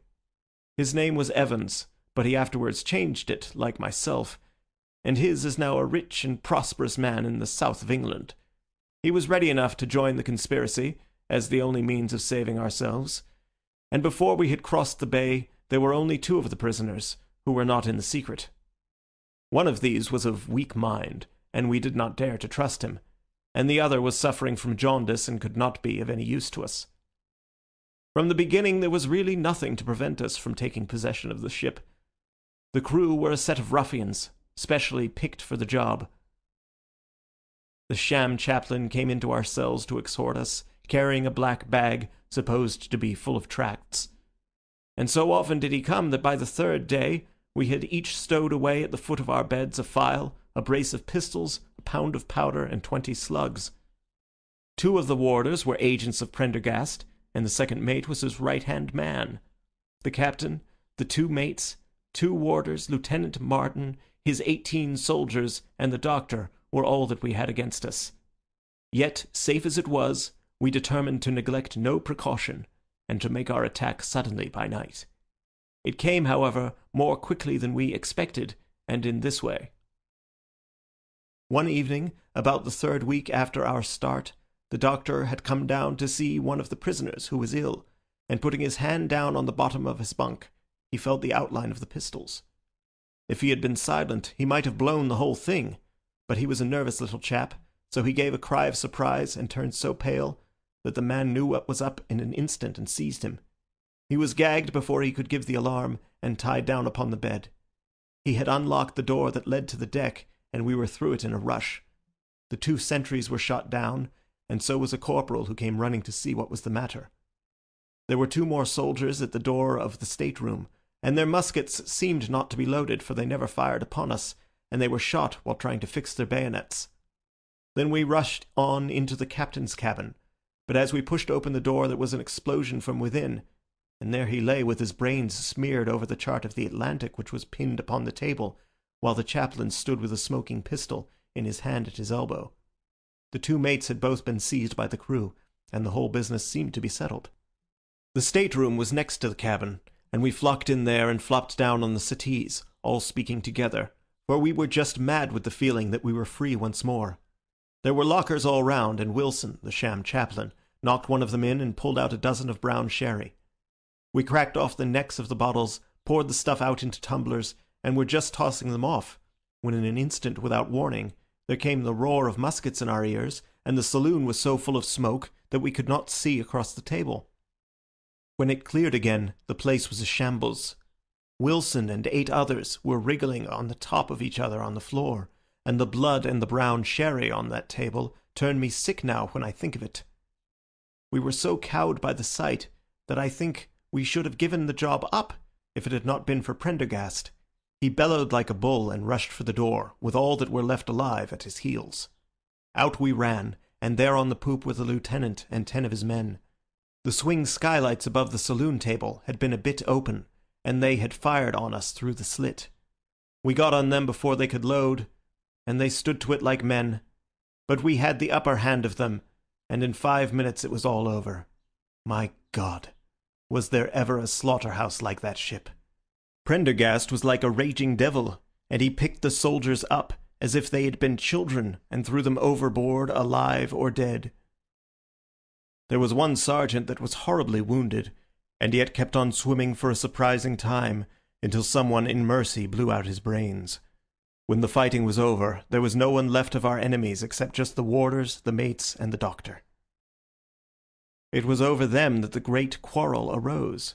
There were many of us who were glad enough to win back our freedom, and yet who had no wish to have murder on our souls. It was one thing to knock the soldiers over with their muskets in their hands, and it was another to stand by while men were being killed in cold blood. 8 of us, 5 convicts and 3 sailors, said that we would not see it done. But there was no moving Prendergast and those who were with him.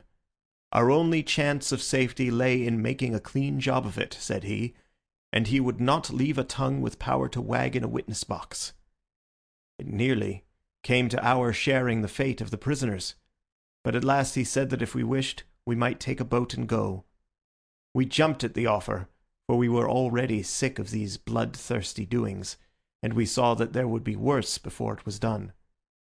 We were given a suit of sailor togs each, a barrel of water, 2 casks, 1 of junk and 1 of biscuits, and a compass. Prendergast threw us over a chart, told us that we were shipwrecked mariners whose ship had foundered in latitude 15 degrees and longitude 25 degrees west, and then cut the painter and let us go. And now I come to the most surprising part of my story, my dear son. The seamen had hauled the foreyard aback during the rising, but now as we left them, they brought it square again, and as there was a light wind from the north and east, the bark began to draw slowly away from us. Our boat lay, rising and falling, upon the long, smooth rollers, and Evans and I, who were the most educated of the party, were sitting in the sheets, working out our position and planning what coast we should make for.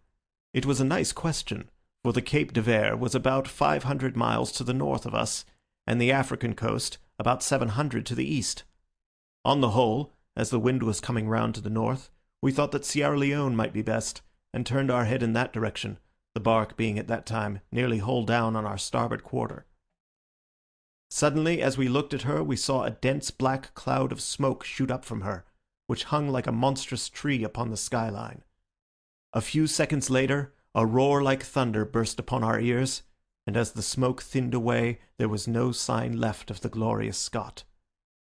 In an instant we swept the boat's head round again, and pulled with all our strength for the place where the haze still trailing over the water marked the scene of this catastrophe. It was a long hour before we reached it, and at first we feared that we had come too late to save anyone. A splintered boat and a number of crates and fragments of spars, rising and falling on the waves, showed us where the vessel had foundered. But there was no sign of life, and we had turned away in despair when we heard a cry for help, and saw at some distance a piece of wreckage with a man lying stretched across it. When we pulled him aboard the boat, he proved to be a young seaman of the name of Hudson, who was so burned and exhausted that he could give us no account of what had happened until the following morning. It seemed that after we had left, Prendergast and his gang had proceeded to put to death the 5 remaining prisoners. The 2 warders had been shot and thrown overboard, and so also had the 3rd mate. Prendergast then descended into the 'tween-decks, and with his own hands cut the throat of the unfortunate surgeon. There only remained the 1st mate, who was a bold and active man. When he saw the convict approaching him with a bloody knife in his hand, he kicked off his bonds, which he had somehow contrived to loosen, and rushing down the deck, he plunged into the afterhold. A dozen convicts, who descended with their pistols in search of him, found him with a matchbox in his hand, seated beside an open powder barrel, which was one of 100 carried on board, and swearing that he would blow all hands up if he were in any way molested. An instant later the explosion occurred, though Hudson thought it was caused by the misdirected bullet of one of the convicts rather than the mate's match. Be the cause what it may, it was the end of the glorious Scot and of the rabble who held command of her. Such, in a few words, my dear boy, is the history of this terrible business in which I was involved. Next day we were picked up by the brig Hotspur, bound for Australia, whose captain found no difficulty in believing that we were the survivors of a passenger ship which had foundered. The transport ship Glorious Scot was set down by the Admiralty as being lost at sea, and no word has ever leaked out as to her true fate. After an excellent voyage, the Hotspur landed us at Sydney, where Evans and I changed our names and made our way to the diggings, where, among the crowds who were gathered from all nations, we had no difficulty in losing our former identities. The rest I need not relate. We prospered, we travelled, we came back as rich colonials to England, and we bought country estates. For more than 20 years we have led peaceful and useful lives, and we hoped that our past was forever buried.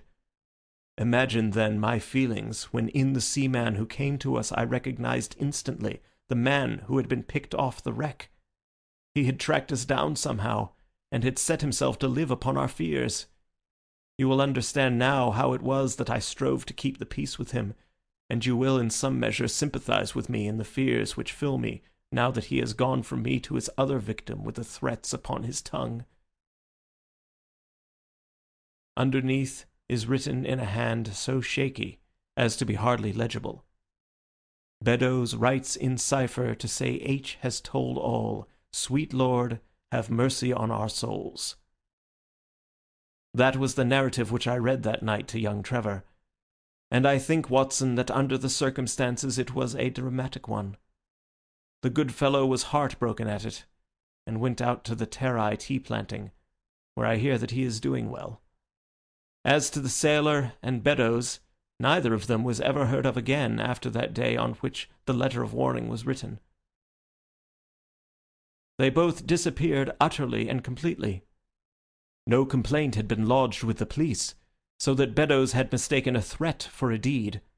Hudson had been seen lurking about, and it was believed by the police that he had done away with Beddoes and had fled.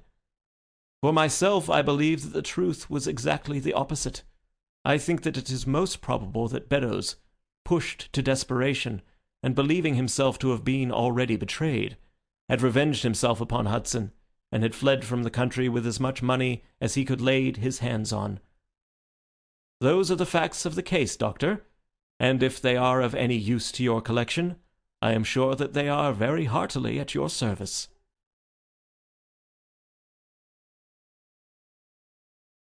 End of The Glorious Scot, from the Memoirs of Sherlock Holmes. Read by Zachary Brewster Geiss, Greenbelt, Maryland, June 2007. The Memoirs of Sherlock Holmes by Sir Arthur Conan Doyle. Adventure 5. The Musgrave Ritual. An anomaly which often struck me in the character of my friend Sherlock Holmes was that, although in his methods of thought he was the neatest and most methodical of mankind, and although he also affected a certain quiet primness of dress, he was none the less in his personal habits one of the most untidy men that ever drove a fellow-lodger to distraction. Not that I am in the least conventional in that respect myself. The rough-and-tumble work in Afghanistan, coming on the top of a natural Bohemianism of disposition, has made me rather more lax than befits a medical man. But with me there is a limit, and when I find a man who keeps his cigars in the coal-scuttle, his tobacco in the toe-end of a Persian slipper, and his unanswered correspondence transfixed by a jackknife into the very centre of his wooden mantelpiece, then I begin to give myself virtuous airs. I have always held, too, that pistol practice should be distinctly an open-air pastime, and when Holmes, in one of his queer humours, would sit in an armchair with his hair trigger and 100 Boxer cartridges, and proceed to adorn the opposite wall with a patriotic V.R. done in bullet-pox, I felt strongly that neither the atmosphere nor the appearance of our room was improved by it. Our chambers were always full of chemicals and of criminal relics, which had a way of wandering into unlikely positions, and of turning up in the butter-dish or in even less desirable places. But his papers were my great crux. He had a horror of destroying documents, especially those which were connected with his past cases, and yet it was only once in every year or two that he would muster energy to docket and arrange them, for, as I have mentioned somewhere in these incoherent memoirs, the outbursts of passionate energy when he performed the remarkable feats with which his name is associated, were followed by reactions of lethargy, during which he would lie about with his violin and his books, hardly moving save from the sofa to the table.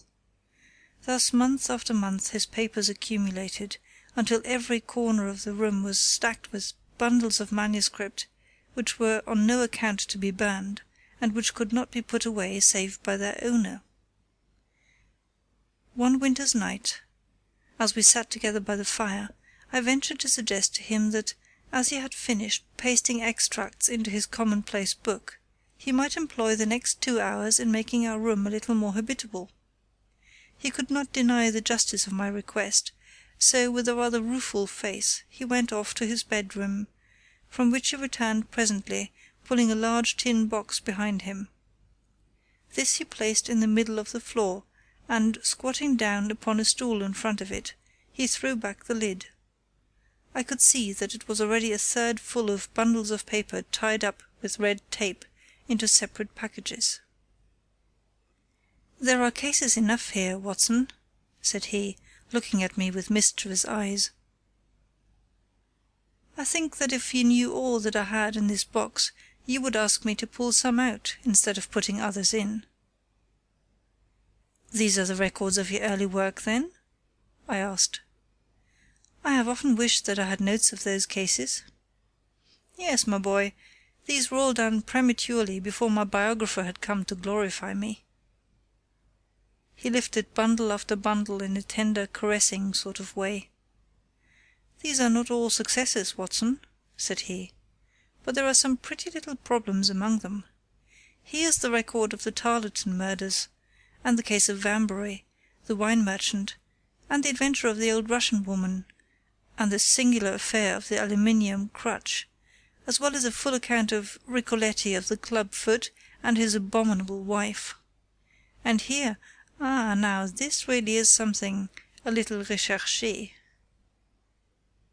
He dived his arm down to the bottom of the chest, and brought up a small wooden box with a sliding lid, such as children's toys are kept in. From within he produced a crumpled piece of paper, an old-fashioned brass key, a peg of wood with a ball of string attached to it, and 3 rusty old discs of metal. "Well, my boy, what do you make of this lot?" he asked, smiling at my expression. "It is a curious collection." "Very curious, and the story that hangs round it will strike you as being more curious still." "These relics have a history, then?" "So much so that they are history." "What do you mean by that?" Sherlock Holmes picked them up one by one and laid them along the edge of the table. Then he reseated himself in his chair and looked them over with a gleam of satisfaction in his eyes. "These," said he, "are all that I have left to remind me of the adventure of the Musgrave Ritual."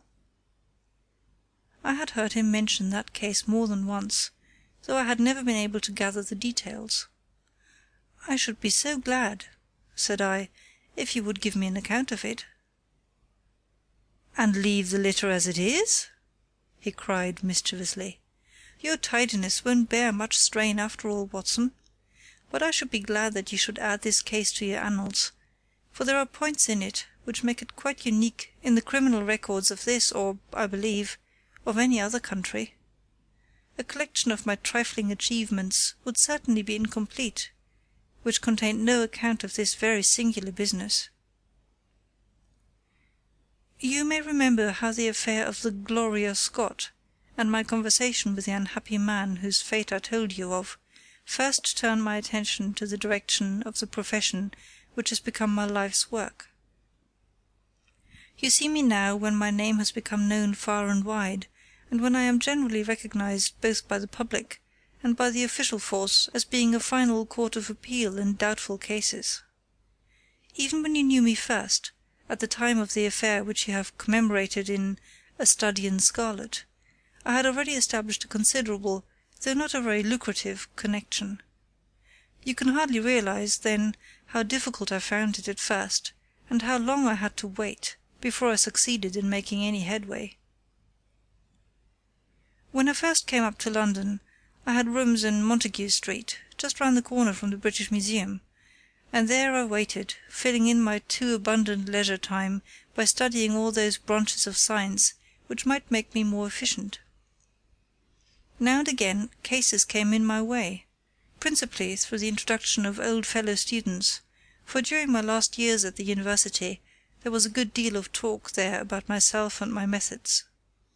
The third of these cases was that of the Musgrave ritual, and it is to the interest which was aroused by that singular chain of events, and the large issues which proved to be at stake, that I trace my first stride towards the position which I now hold. Reginald Musgrave had been in the same college as myself, and I had some slight acquaintance with him.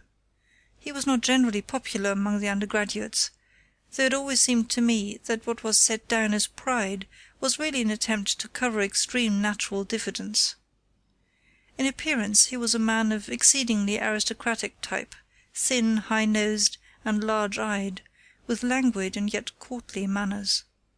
He was indeed a scion of one of the very oldest families in the kingdom, though his branch was a cadet one, which had separated from the northern Musgraves some time in the 16th century, and had established itself in western Sussex, where the manor house of Hurlstone is perhaps the oldest inhabited building in the county.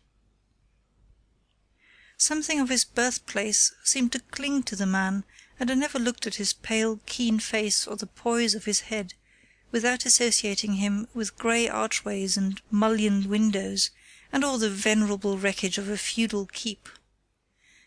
Once or twice we drifted into talk, and I can remember that more than once he expressed a keen interest in my methods of observation and inference. For 4 years I had seen nothing of him until one morning he walked into my room in Montague Street. He had changed little, was dressed like a young man of fashion. He was always a bit of a dandy, and preserved the same quiet, suave manner which had formerly distinguished him. "How has it all gone with you, Musgrave?" I asked, after we had cordially shaken hands. "You probably heard of my poor father's death," said he. "He was carried off about 2 years ago. Since then I have of course had the Hurlstone estates to manage, and as I am a member for my district as well, my life has been a busy one. But I understand, Holmes, that you are turning to practical ends those powers with which you used to amaze us." "Yes," said I have taken to living by my wits." "I am delighted to hear it, for your advice at present would be exceedingly valuable to me. We have had some very strange doings at Hurlstone, and the police have been able to throw no light upon the matter. It is really the most extraordinary and inexplicable business." You can imagine with what eagerness I listened to him, Watson, for the very chance for which I had been panting during all those months of inaction seemed to have come within my reach. In my inmost heart I believed that I could succeed where others failed, and now I had the opportunity to test myself. "Pray let me have the details," I cried. Reginald Musgrave sat down opposite to me and lit the cigarette which I had pushed towards him. "You must know," said he, "that though I am a bachelor, I have to keep up a considerable staff of servants at Hurlstone, for it is a rambling old place, and takes a good deal of looking after. I preserve, too, and in the pheasant months I usually have a house party, so that it would not do to be short-handed. Altogether there are 8 maids, the cook, the butler, 2 footmen, and a boy. The garden and the stables, of course, have a separate staff. Of these servants, the one who had been the longest in our service was Brunton, the butler. He was a young schoolmaster out of place when he was first taken up by my father, but he was a man of great energy and character, and he soon became quite invaluable in the household.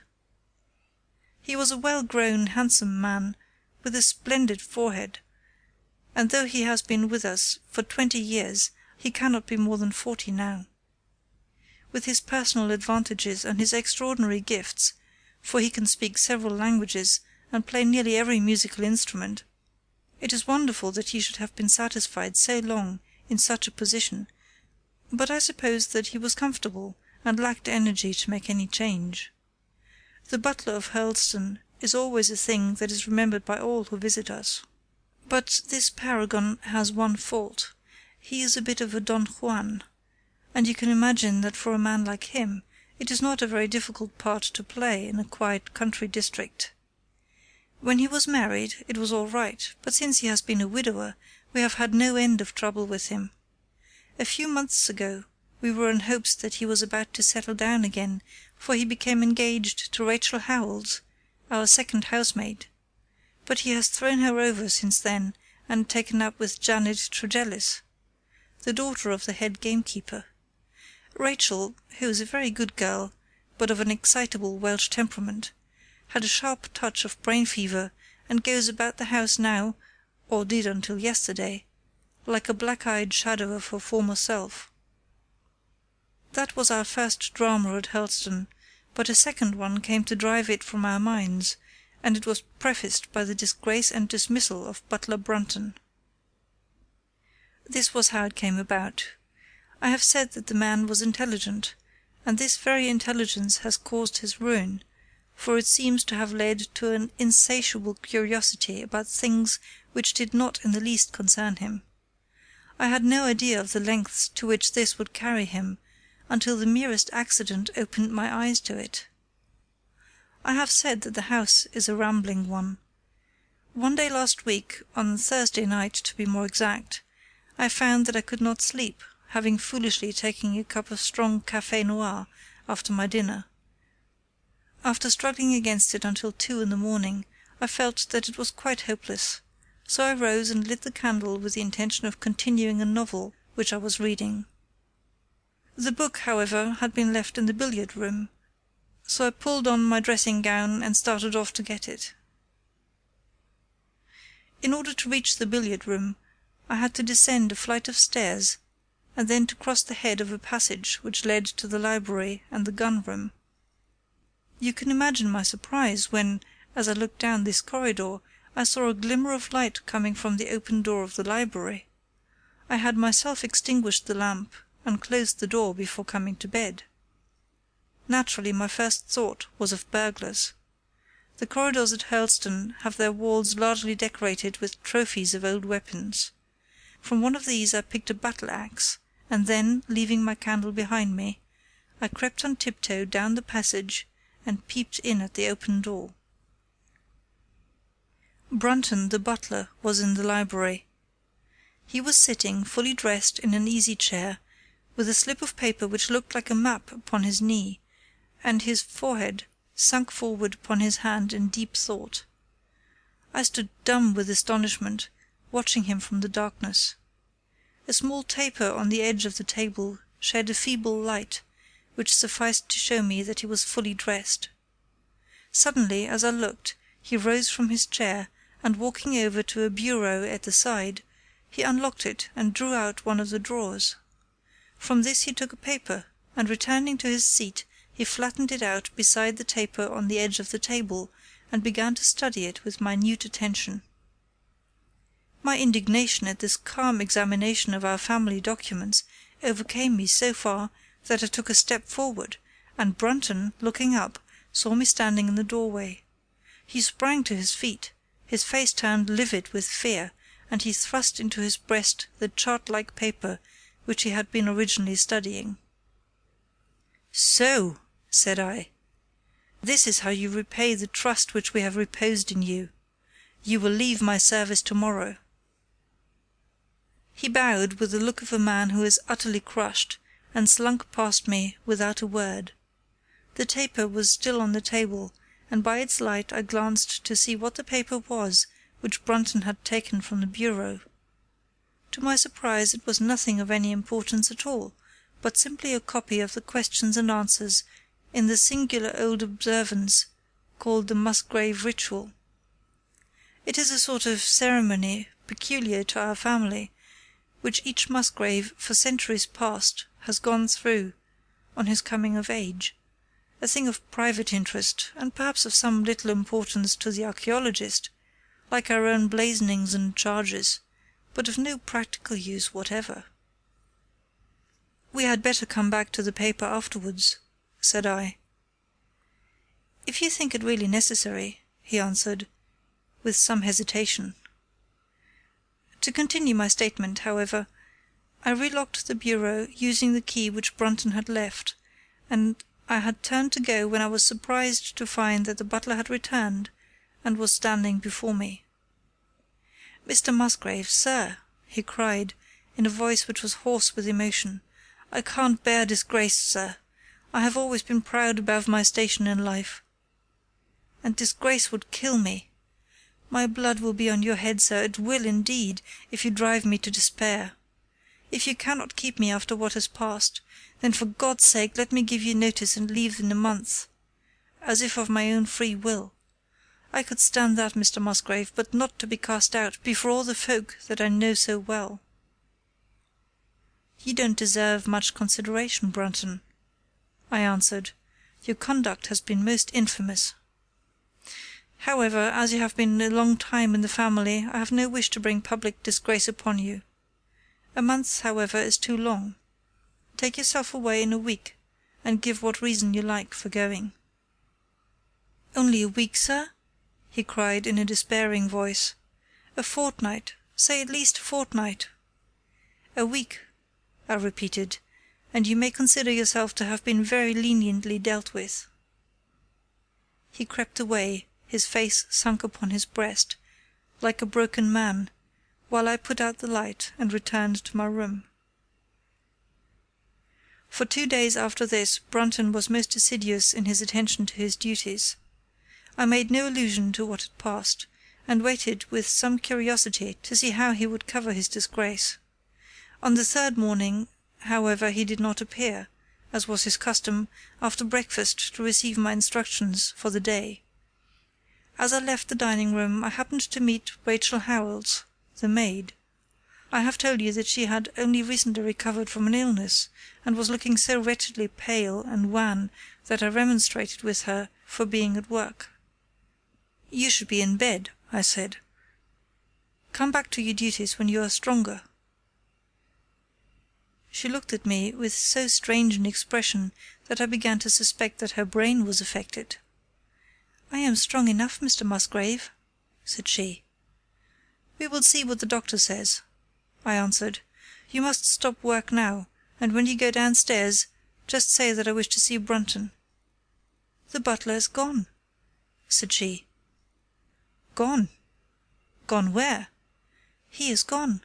No one has seen him. He is not in his room. Oh yes, he is gone! He is gone!"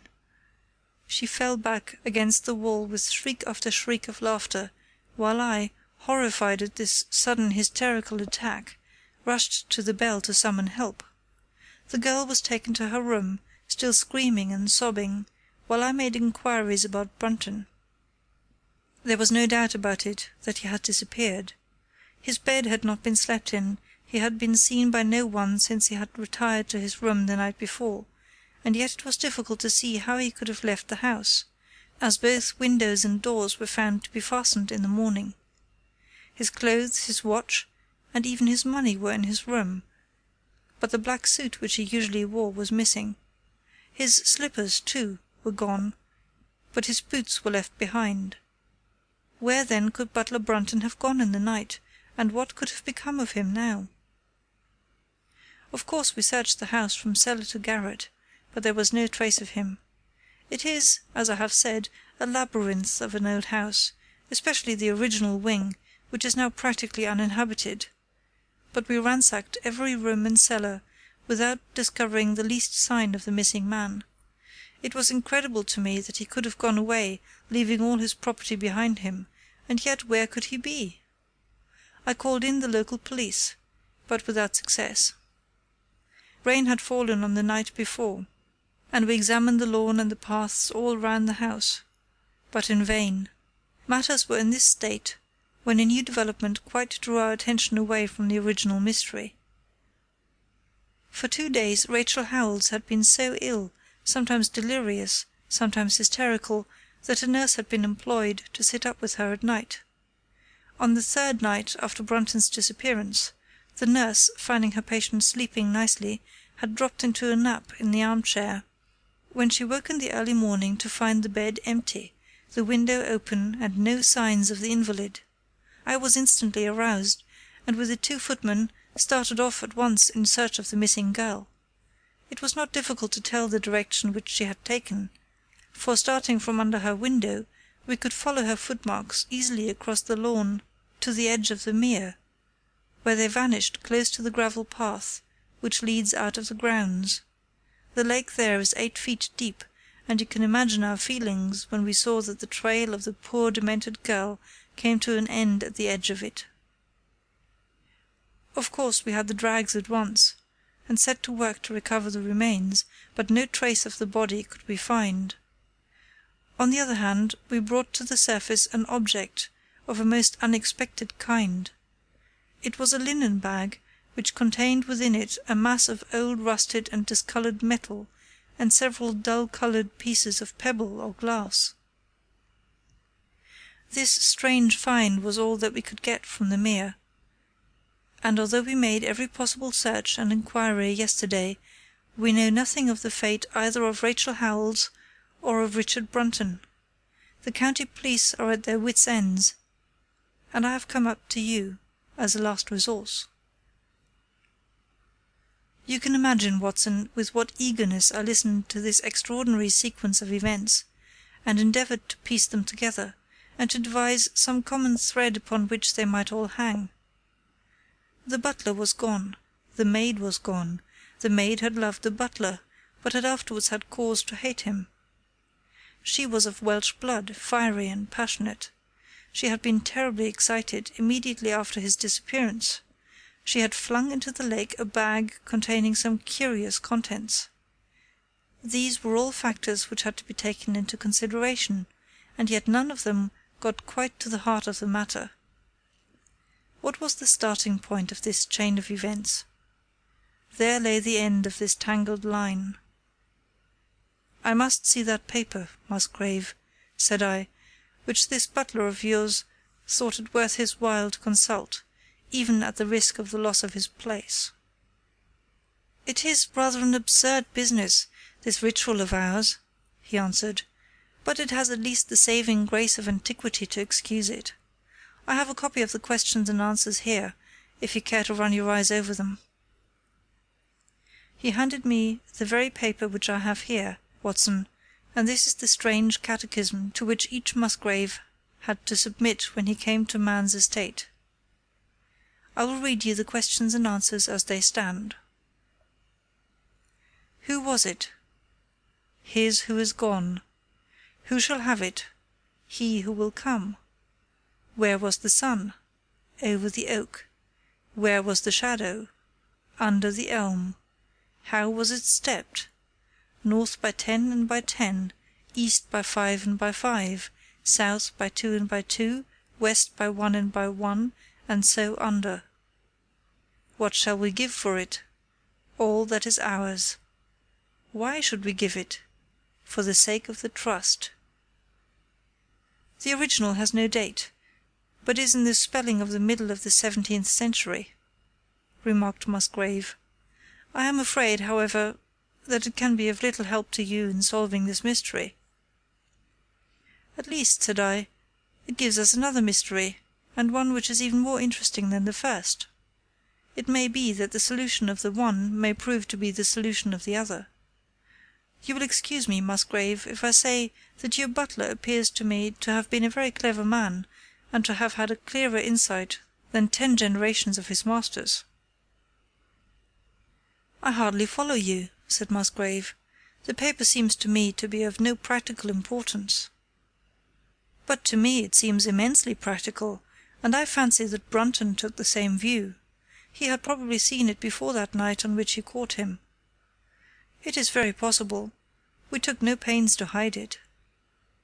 He simply wished, I should imagine, to refresh his memory upon that last occasion.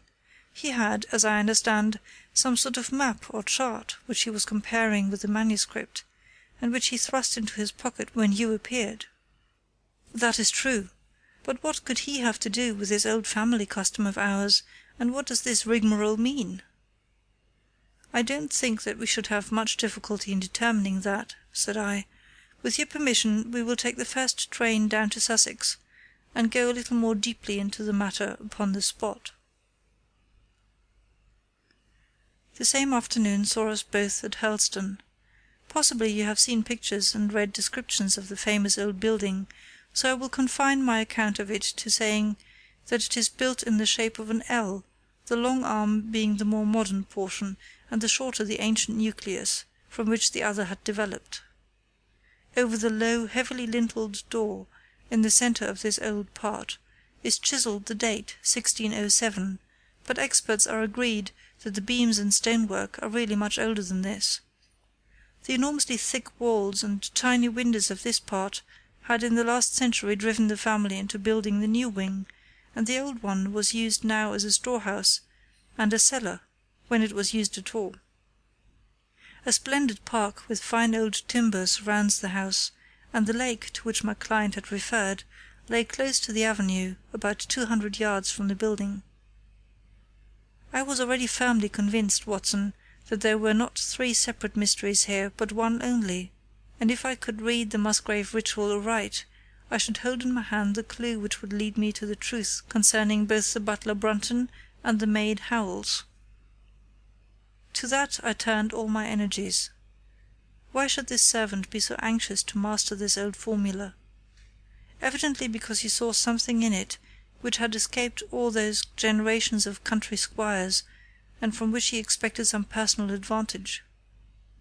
What was it then, and how had it affected his fate?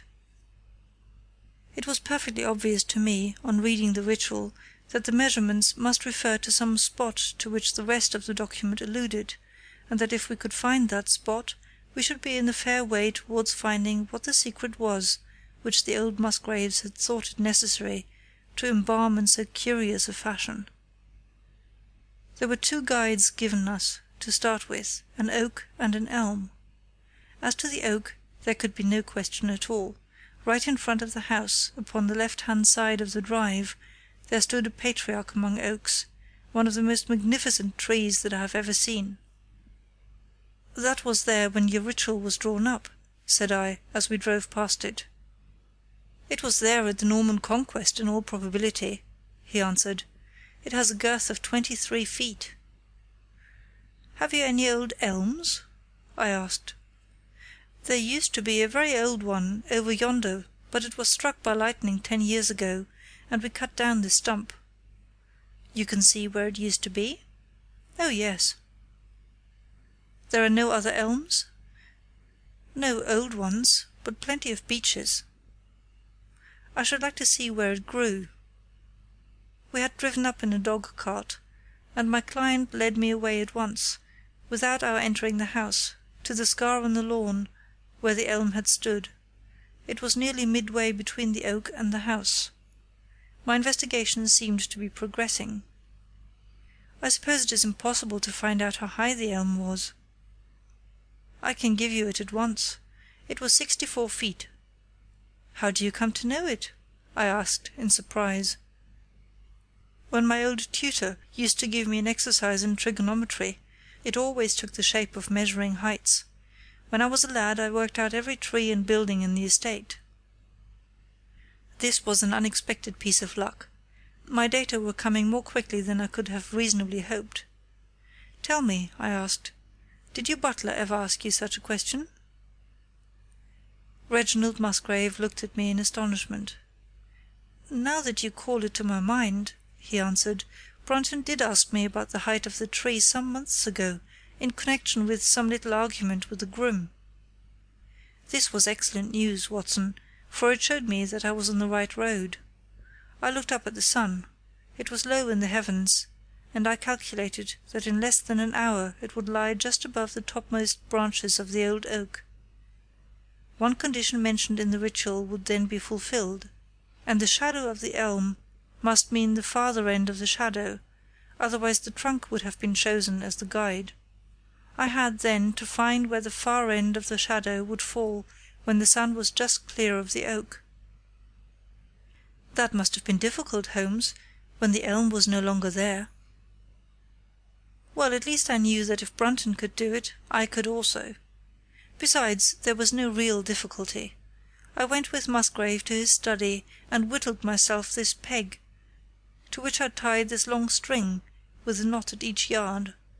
Then I took 2 lengths of a fishing rod, which came to just 6 feet, and I went back with my client to where the elm had been. The sun was just grazing the top of the oak.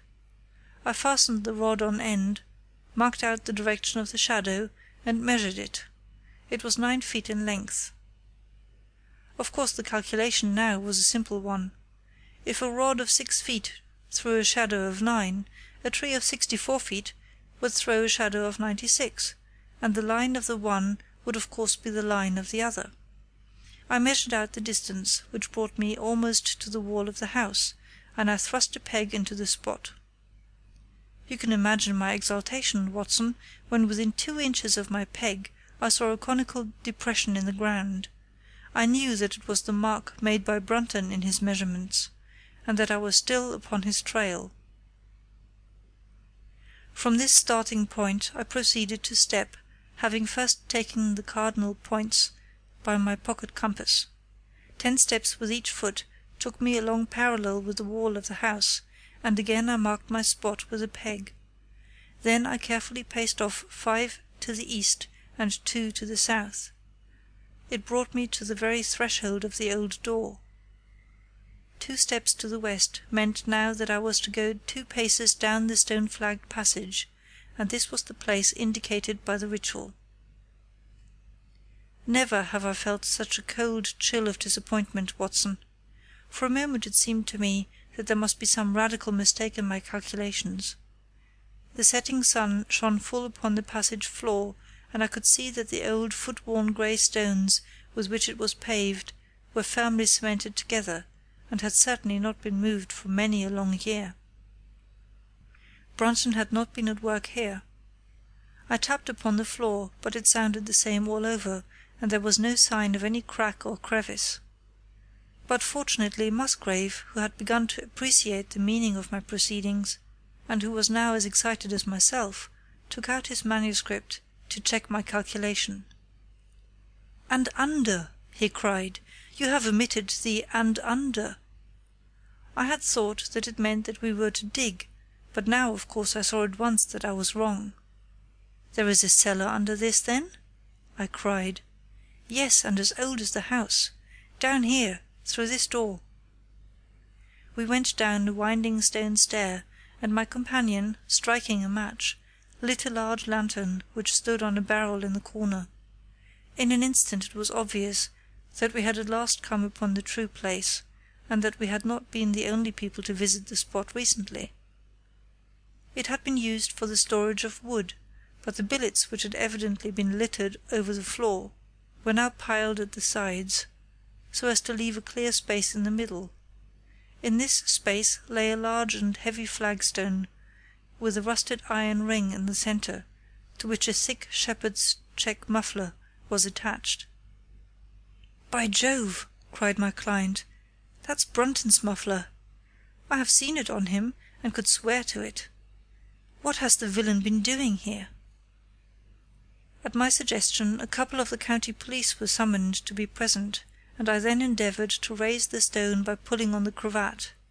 I could only move it slightly, and it was with the aid of one of the constables that I succeeded at last in carrying it to one side. A black hole yawned beneath, into which we all peered, while Musgrave, kneeling at the side, pushed down the lantern. A small chamber about 7 feet deep and 4 feet square lay open to us. At one side of this was a squat brass-bound wooden box, the lid of which was hinged upwards, with this curious old-fashioned key projecting from the lock. It was furred outside by a thick layer of dust, and dampened worms had eaten through the wood so that a crop of livid fungi was growing on the inside of it. Several discs of metal, old coins apparently, such as I hold here, were scattered over the bottom of the box, but it contained nothing else. At the moment, however, we had no thought for the old chest, for our eyes were riveted upon that which crouched beside it. It was the figure of a man clad in a suit of black, who squatted down upon his hams, with his forehead sunk upon the edge of the box and his 2 arms thrown out on each side of it. This attitude had drawn all the stagnant blood to the face, and no man could have recognized the distorted liver-coloured countenance, but his height, his dress, and his hair were all sufficient to show my client, when we had drawn the body up, that it was indeed his missing butler. He had been dead some days, but there was no wound or bruise upon his person to show how he had met his dreadful end. When his body had been carried from the cellar, we found ourselves still confronted with a problem which was almost as formidable as that with which we had started. I confess that so far, Watson, I had been disappointed in my investigation. I had reckoned upon solving the matter when once I had found the place referred to in the ritual, but now I was there, and was apparently as far as ever from knowing what it was which the family had concealed with such elaborate precautions.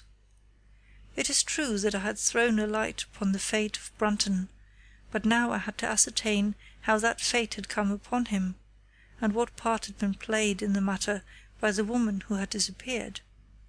I sat down upon a keg in the corner and thought the whole matter carefully over. You know my methods in such cases, Watson. I put myself in the man's place, and having first gauged his intelligence, I tried to imagine how I should myself have proceeded under the same circumstances. In this case the matter was simplified by Brunton's intelligence being quite first-rate, so that it was unnecessary to make any allowance for the personal equation, as the astronomers have dubbed it. He knew that something valuable was concealed. He had spotted the place. He found that the stone which covered it was just too heavy for a man to move unaided. What would he do next? He could not get help from outside, even if he had someone whom he could trust, without the unbarring of doors and considerable risk of detection. It was better, if he could, to have his helpmate inside the house. But whom could he ask? This girl had been devoted to him. A man always finds it hard to realize that he may have finally lost a woman's love, however badly he may have treated her. He would try by a few attentions to make his peace with the girl Howells, and then would engage her as his accomplice. Together they would come at night to the cellar, and their united force would suffice to raise the stone. So far I could follow their actions as if I had actually seen them. But for the 2 of them, and one a woman, it must have been heavy work, the raising of that stone. A burly Sussex policeman and I had found it no light job. What would they do to assist them? Probably what I should have done myself. I rose and examined carefully the different billets of wood which were scattered round the floor. Almost at once I came upon what I expected. One piece, about 3 feet in length, had a very marked indentation at one end, while several were flattened at the sides, as if they had been compressed by some considerable weight. Evidently, as they had dragged the stone up, they had thrust the chunks of wood into the chink, until at last, when the opening was large enough to crawl through, they would hold it open by a billet placed lengthwise, which might very well become indented at the lower end, since the whole weight of the stone would press it down onto the edge of this other slab. So far I was still on safe ground. And now, how was I to proceed to reconstruct this midnight drama? Clearly only one could fit into the hole, and that one was Brunton. The girl must have waited above. Brunton then unlocked the box, handed up the contents presumably, since they were not to be found, and then what happened?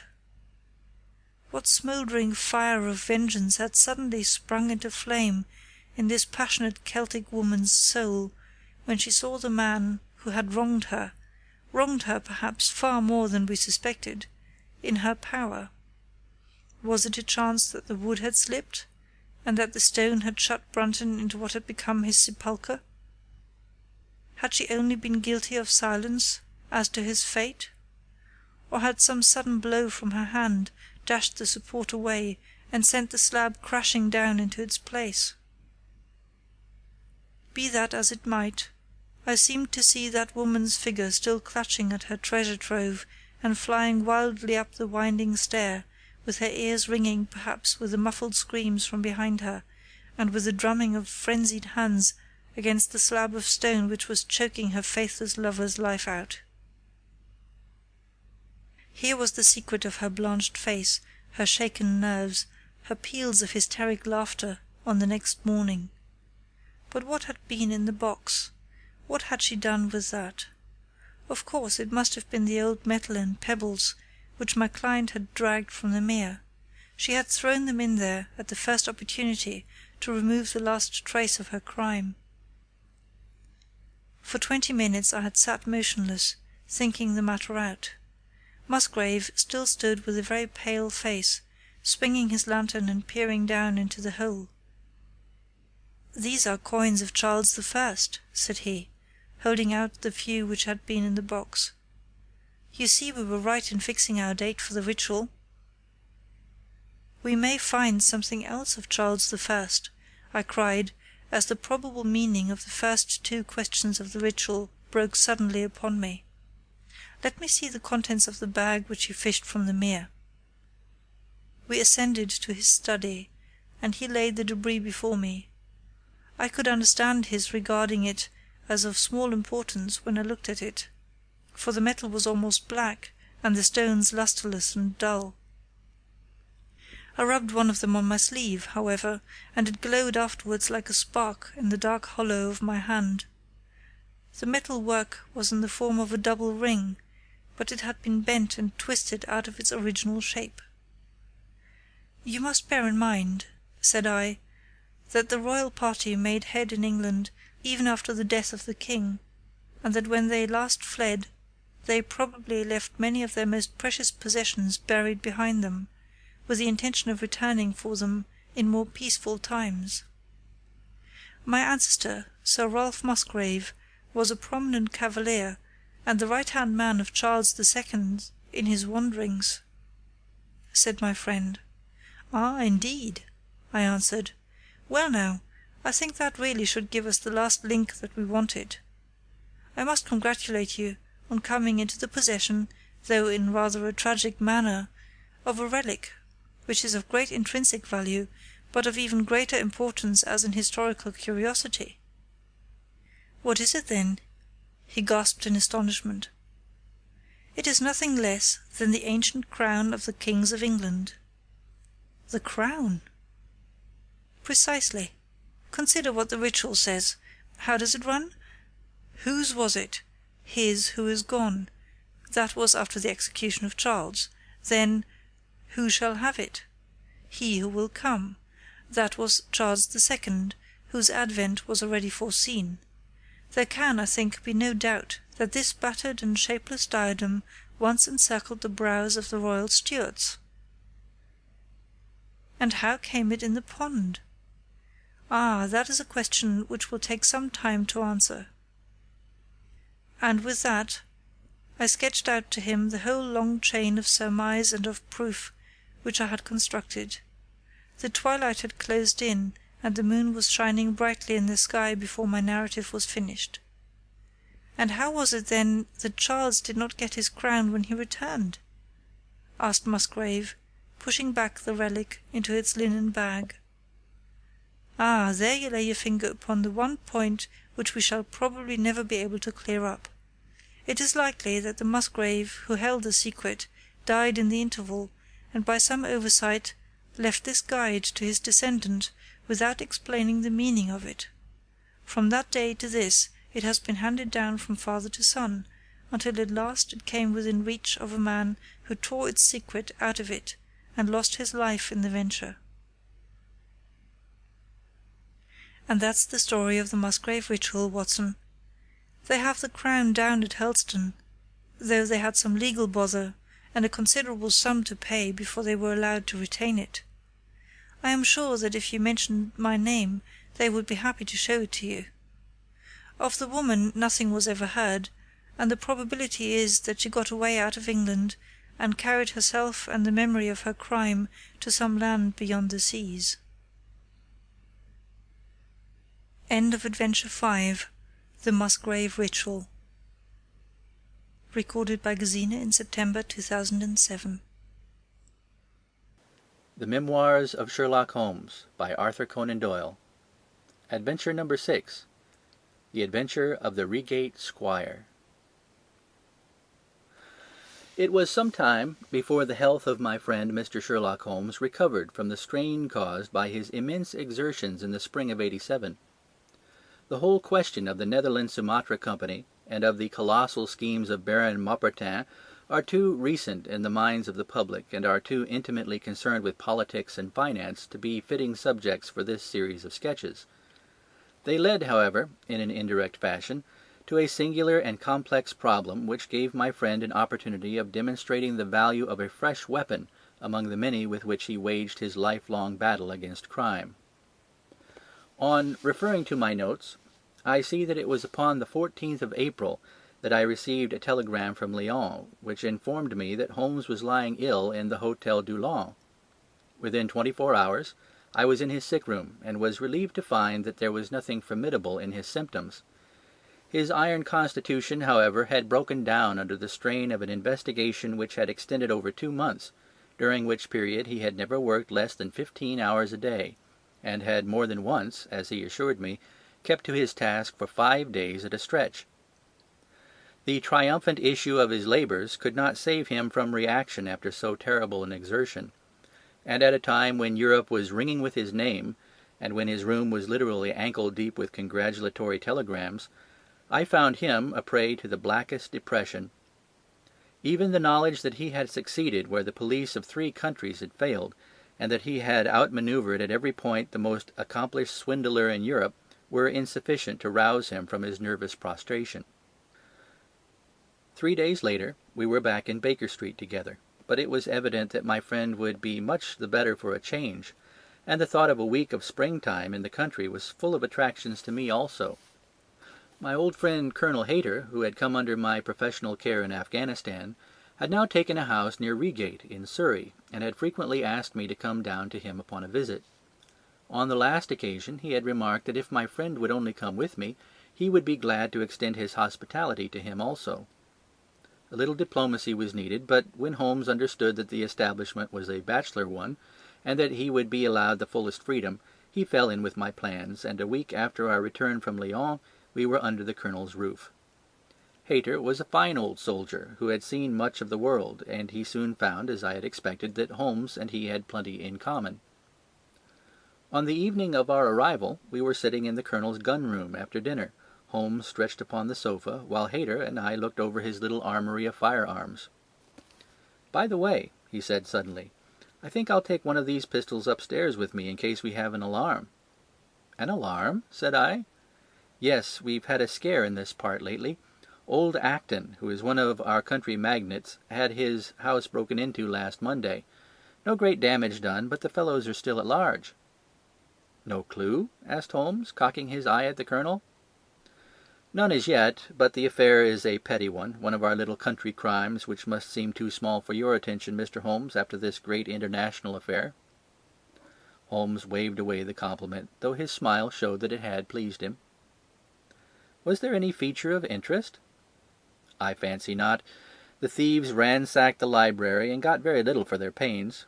The whole place was turned upside down, drawers burst open, and presses ransacked, with the result that an odd volume of Pope's Homer, 2 plated candlesticks, an ivory letter-weight, a small oak barometer, and a ball of twine are all that have vanished." "What an extraordinary assortment!" I exclaimed. "Oh, the fellows evidently grabbed hold of anything they could get." Holmes grunted from the sofa. "The county police ought to make something of that," said he. "Why, it's surely obvious that—" But I held up a warning finger. "You are here for a rest, my dear fellow. For heaven's sake, don't get started on a new problem when your nerves are all in shreds." Holmes shrugged his shoulders with a glance of comic resignation toward the Colonel, and the talk drifted away into less dangerous channels. It was destined, however, that all my professional caution should be wasted, for next morning the problem obtruded itself upon us in such a way that it was impossible to ignore it, and our country visit took a turn which neither of us could have anticipated. We were at breakfast when the Colonel's butler rushed in with all his propriety shaken out of him. "Have you heard the news, sir?" he gasped. "At the Cunningham, sir." "Burglary!" cried the Colonel, with his coffee cup in mid-air. "Murder!" The Colonel whistled.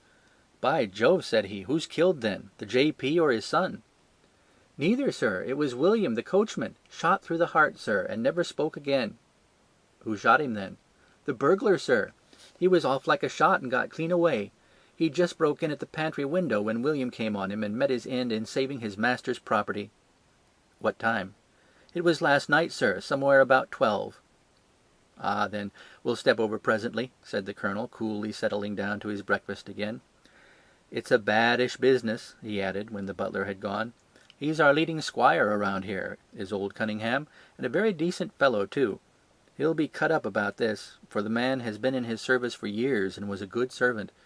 It's evidently the same villains who broke into Acton's." "And stole that very singular collection?" said Holmes, thoughtfully. "Precisely." "It may prove the simplest matter in the world, but all the same, at first glance, this is just a little curious, is it not? A gang of burglars, acting in the country, might be expected to vary the scene of their operations and not to crack 2 cribs in the same district within a few days. When you spoke last night of taking precautions, I remember that it passed through my mind that this was probably the last parish in England to which the thief or thieves would be likely to turn their attention, which shows that I still have much to learn." "I fancy it's some local practitioner," said the Colonel. "In that case, of course, Acton's and Cunningham's are just the places he would go for, since they are far the largest around here." "And the richest?" "Well, they ought to be. But they've had a lawsuit for some years which has sucked the blood out of both of them, I fancy. Old Acton has some claim on half Cunningham's estate, and the lawyers have been at it with both hands." "If it's a local villain, there should not be much difficulty in running him down," said Holmes, with a yawn. "All right, Watson, I don't intend to meddle." "Inspector Forrester, sir," said the butler, throwing open the door. The official, a smart, keen-faced young fellow, stepped into the room. "Good morning, Colonel," said he. "I hope I don't intrude, but we hear that Mr. Holmes of Baker Street is here." The Colonel waved his hand toward my friend, and the inspector bowed. "We thought that perhaps you would care to step across, Mr. Holmes." "The fates are against you, Watson," said he, laughing. "We were chatting about the matter when you came in, Inspector. Perhaps you can let us have a few details?" As he leaned back in his chair in the familiar attitude, I knew that the case was hopeless. We had no clue in the Acton affair, but here we have plenty to go on, and there's no doubt that it's the same party in each case. The man was seen. "Ah!" "Yes, sir. But he was off like a deer after the shot that killed poor William Kirwan was fired. Mr. Cunningham saw him from the bedroom window, and Mr. Alec Cunningham saw him from the back passage. It was 11:45 when the alarm broke out. Mr. Cunningham had just got into bed, and Mr. Alec was smoking a pipe in his dressing gown. They both heard William, the coachman, calling for help, and Mr. Alec, he ran down to see what was the matter. The back door was open, and as he came to the foot of the stairs he saw 2 men wrestling together outside. One of them fired a shot, the other dropped, and the murderer rushed across the garden and over the hedge. Mr. Cunningham, looking out of his bedroom window, saw the fellow as he gained the road, but lost sight of him at once. Mr. Alec stopped to see if he could help the dying man, and so the villain got clean away. Beyond the fact that he was middle-sized and dressed in some dark stuff, we have no personal clue, but we are making energetic inquiries, and if he is a stranger we shall soon find him out." "What was this William doing there? Did he say anything before he died?" "Not a word. He lives at the lodge with his mother, and as he was a very faithful fellow, we imagine that he walked up to the house with the intention of seeing that all was right there. Of course this Acton business has put everyone on their guard. The robber must have just burst open the door, the lock has been forced, when William came upon him." "Did William say anything to his mother before going out?" "She's very old and deaf, and we can get no information from her. The shock has made her half-witted, but I understand that she was never very bright. There is one very important circumstance, however. Look at this." He took a small piece of torn paper from a notebook and spread it out upon his knee. This was found between the finger and thumb of the dead man. It appears to be a fragment torn from a larger sheet. You will observe that the hour mentioned upon it is the very time at which the poor fellow met his fate. You see that his murderer might have torn the rest of the sheet from him, or he might have taken this fragment from the murderer. It reads almost as though it was an appointment." Holmes took up the scrap of paper, a facsimile of which is here reproduced. Facsimile. At 11:45, learn what maybe. Presuming that it is an appointment, considered the inspector, it is of course a conceivable theory that this William Curwen, although he had the reputation of being an honest man, may have been in league with the thief.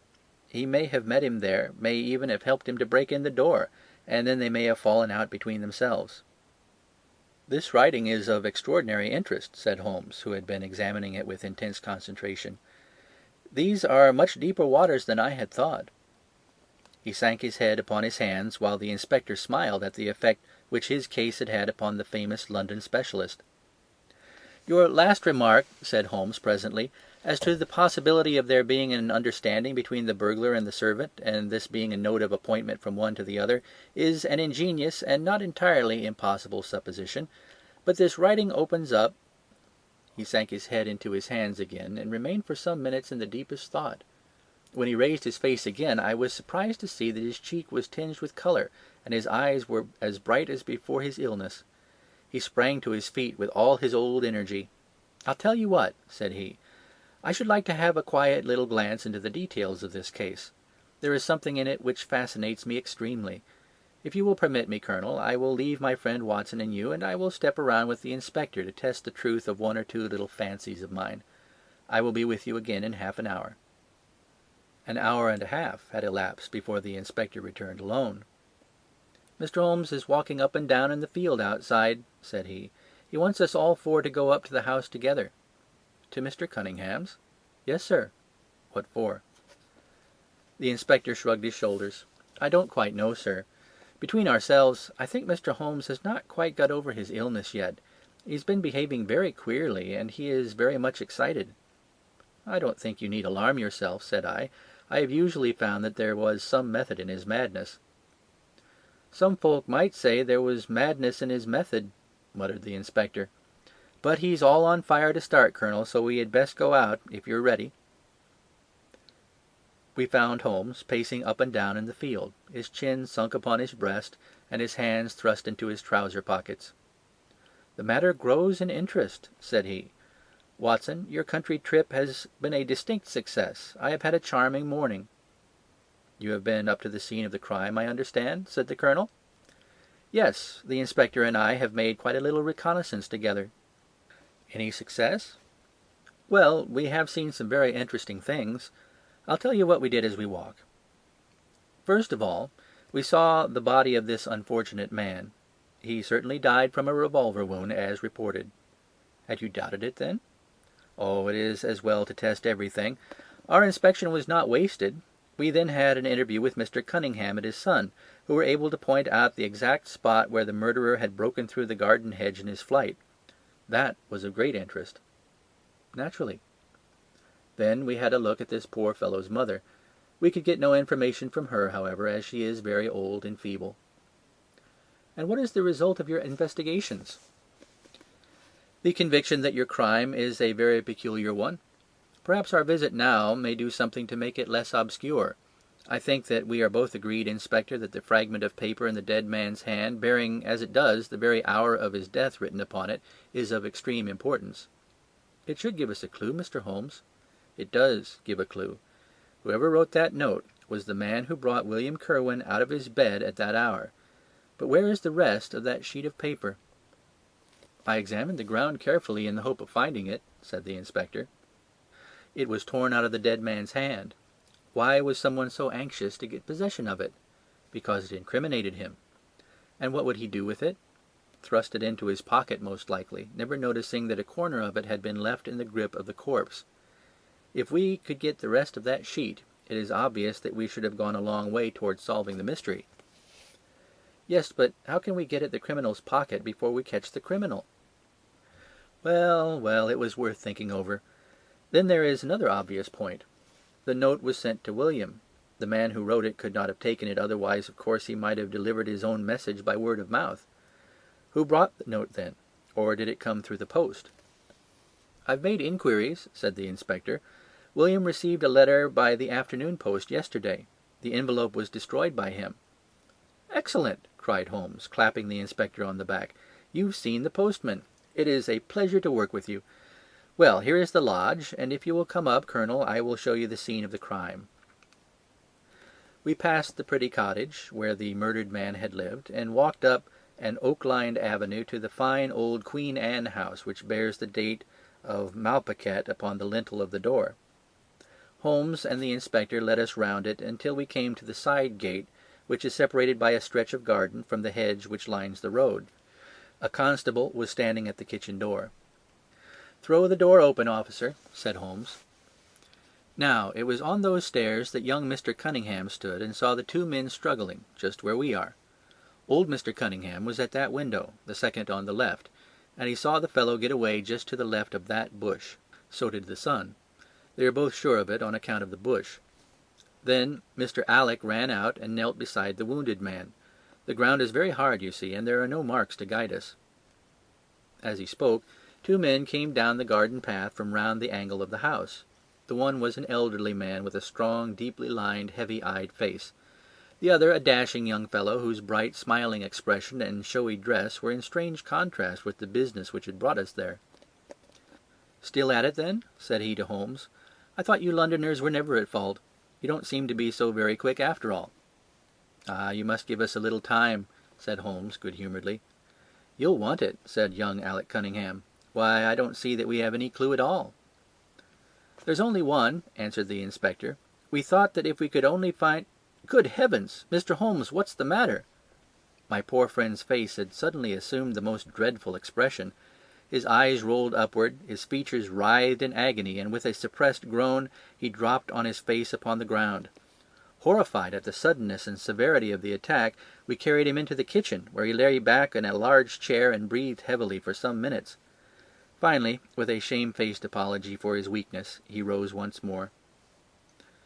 "Watson would tell you that I have only just recovered from a severe illness," he explained. "I am liable to these sudden nervous attacks." "Shall I send you home in my trap?" asked old Cunningham. "Well, since I am here, there is one point on which I should like to feel sure. We can very easily verify it." "What is it?" "Well, it seems to me that it is just possible that the arrival of this poor fellow William was not before but after the entrance of the burglar into the house.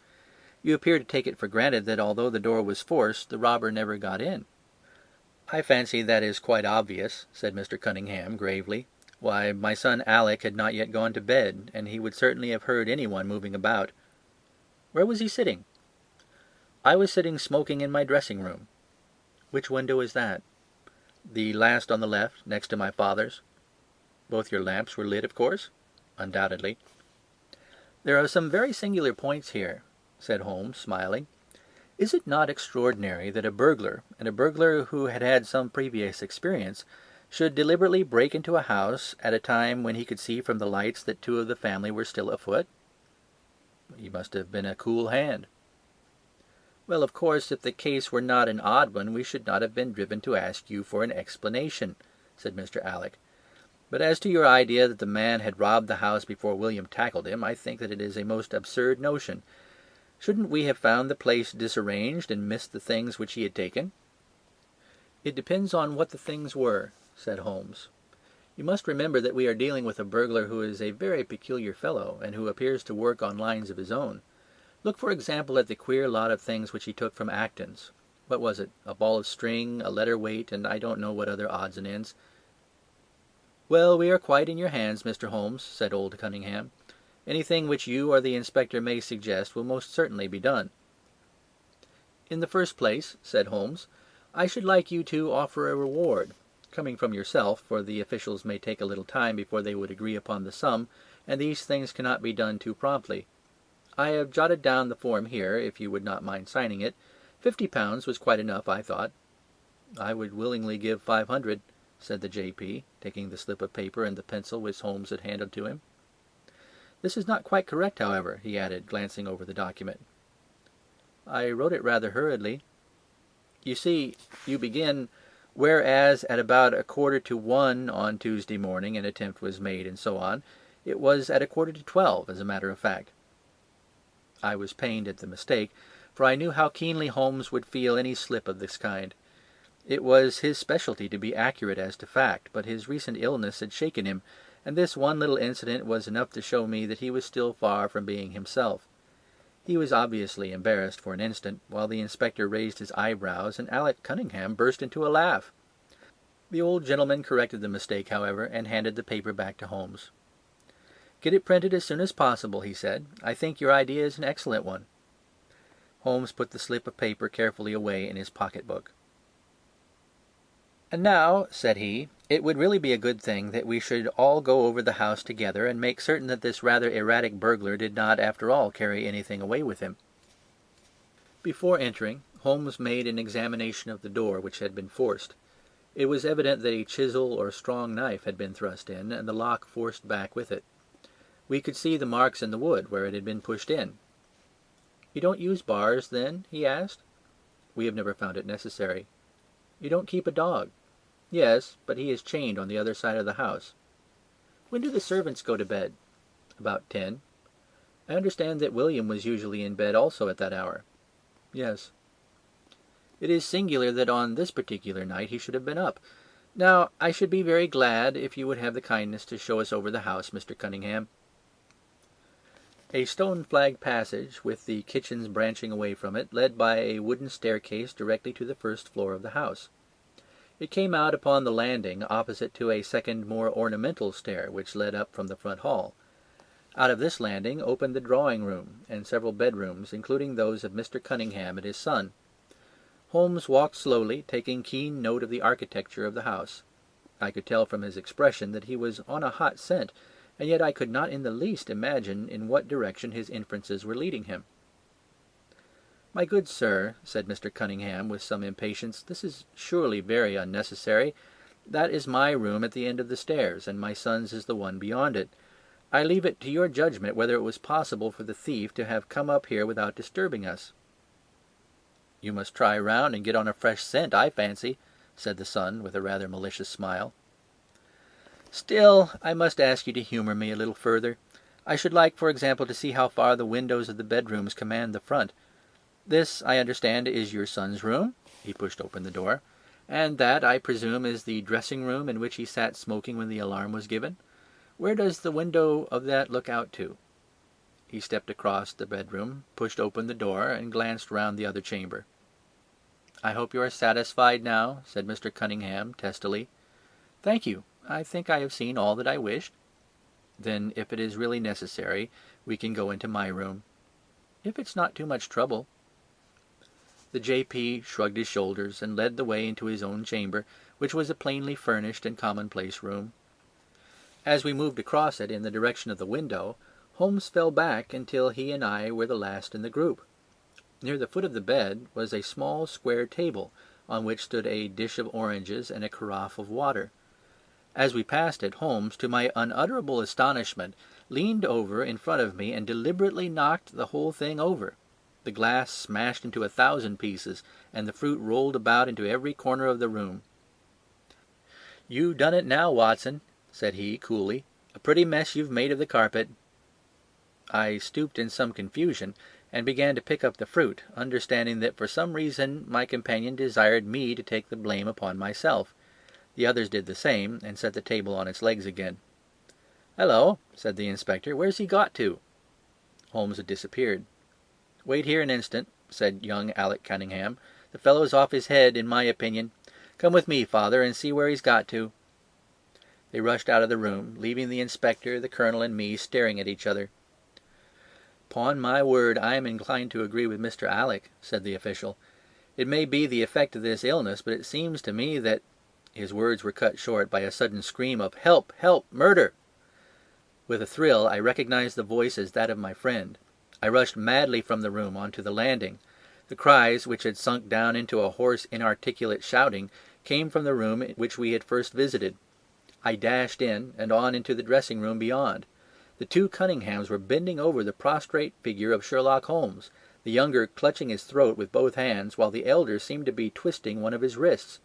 In an instant the three of us had torn them away from him, and Holmes staggered to his feet, very pale and evidently greatly exhausted. "Arrest these men, Inspector," he gasped. "On what charge?" "That of murdering their coachman, William Kirwan."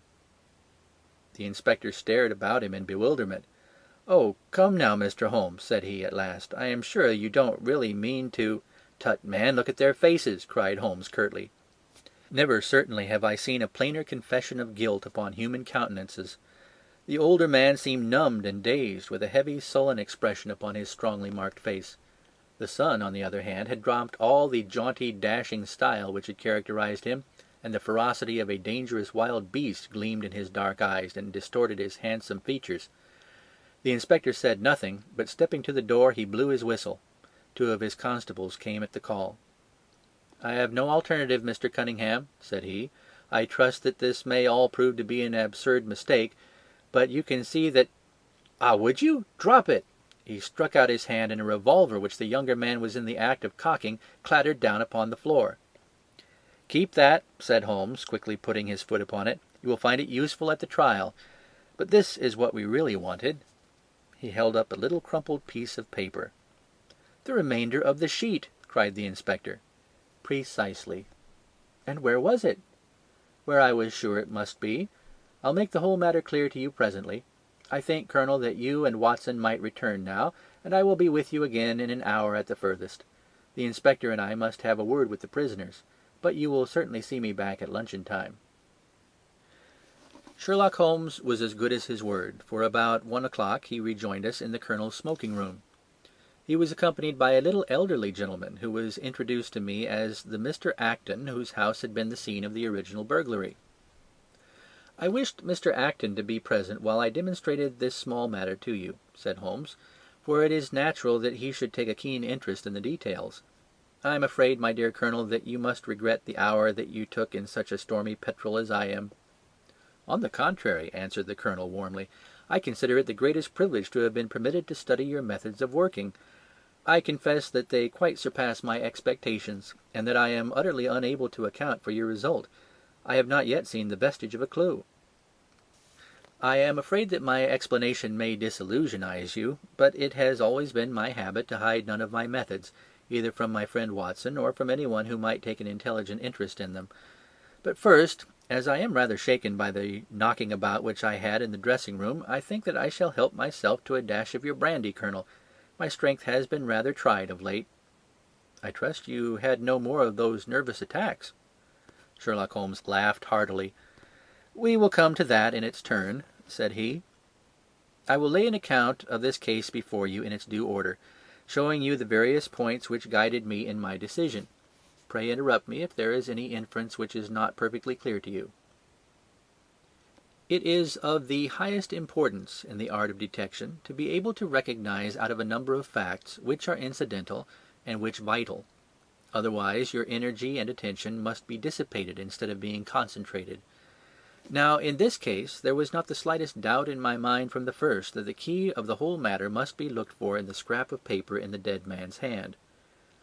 Before going into this, I would draw your attention to the fact that if Alec Cunningham's narrative was correct, and if the assailant after shooting William Kirwan had instantly fled, then it obviously could not be he who tore the paper from the dead man's hand.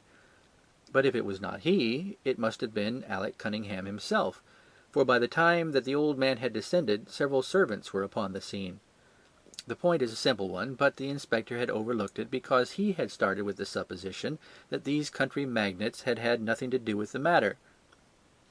Now, I make a point of never having any prejudices, and of following docilely wherever fact may lead me, and so in the very first stage of the investigation I found myself looking a little askance at the part which had been played by Mr. Alec Cunningham. And now I made a very careful examination of the corner of paper which the inspector had submitted to us. It was at once clear to me that it formed part of a very remarkable document. Here it is. Do you not now observe something very suggestive about it? "It has a very irregular look," said the Colonel. "My dear sir," cried Holmes, "there cannot be the least doubt in the world that it has been written by two persons doing alternate words. When I draw your attention to the strong T's of at and to to, and ask you to compare them with the weak ones of quarter and 12, you will instantly recognize this fact. A very brief analysis of those 4 words would enable you to say with the utmost confidence that the learn and the maybe are written in the stronger hand and the what in the weaker.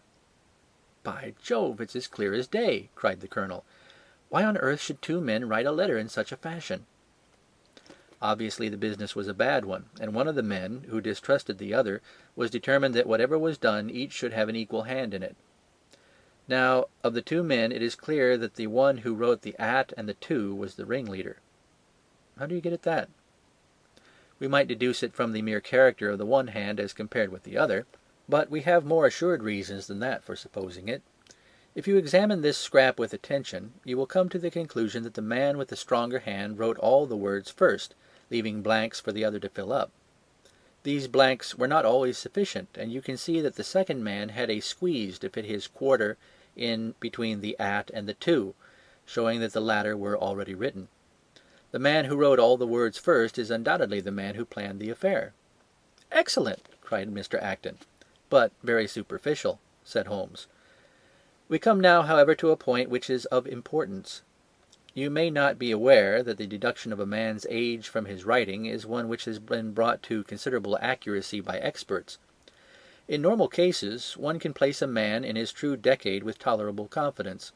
I say normal cases because ill health and physical weakness reproduce the signs of old age even when the invalid is a youth.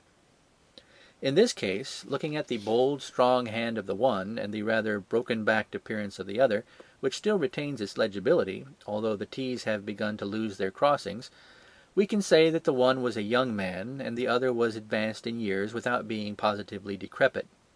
"Excellent!" cried Mr. Acton again. There is a further point, however, which is subtler and of greater interest. There is something in common between these hands. They belong to men who are blood relatives. It may be most obvious to you in the Greek e's, but to me there are many small points which indicate the same thing. I have no doubt at all that a family mannerism can be traced in these 2 specimens of writing. I am only, of course, giving you the leading results now of my examination of the paper. There were 23 other deductions which would be of more interest to experts than to you. They all tended to deepen the impression upon my mind that the Cunninghams, father and son, had written this letter. Having got so far, my next step was, of course, to examine into the details of the crime and to see how far they would help us. I went up to the house with the inspector and saw all that was to be seen.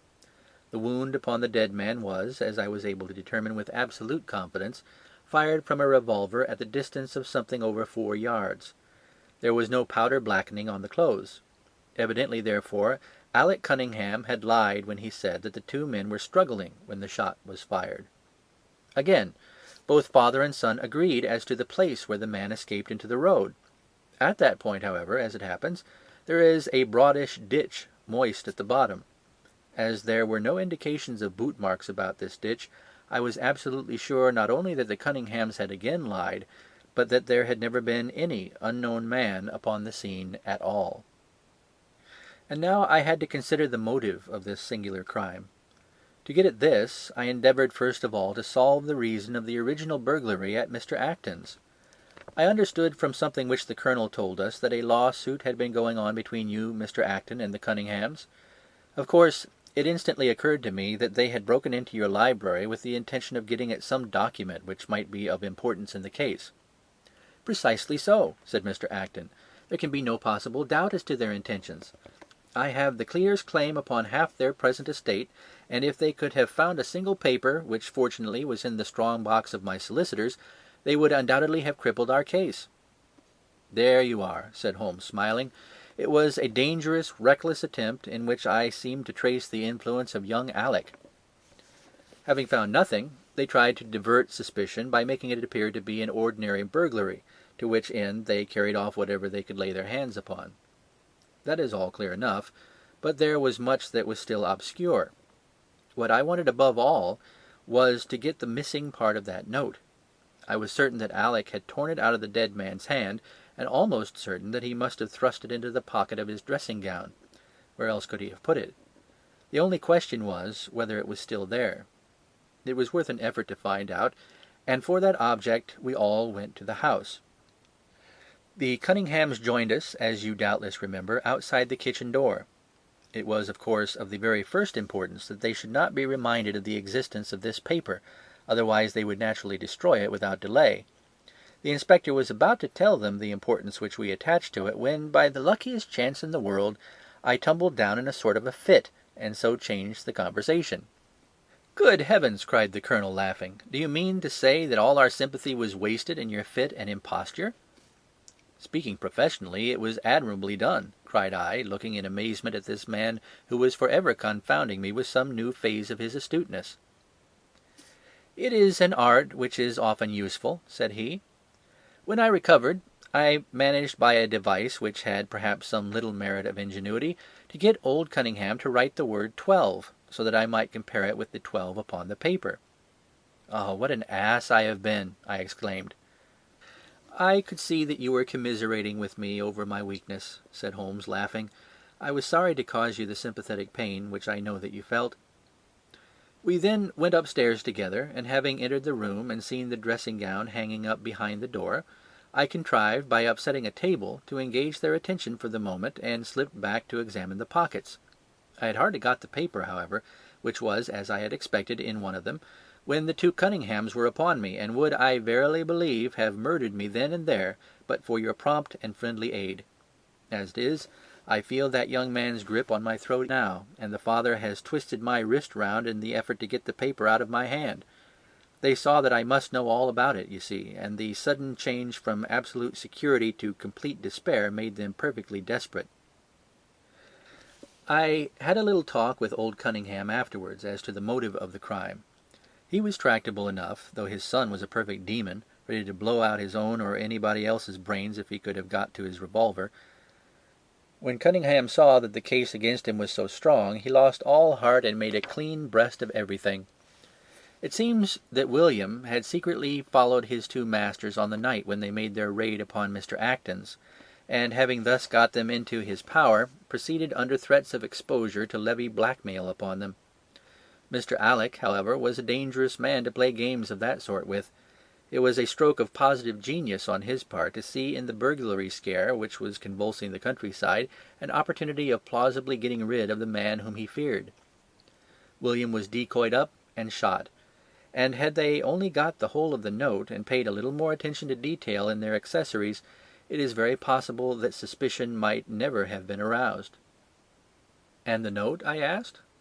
Sherlock Holmes placed the subjoined paper before us. Facsimile. "If you will only come round at 12:45 to the east gate, you will learn what will very much surprise you, and maybe be of the greatest service to you, and also to Anne Morrison. But say nothing to any one upon the matter."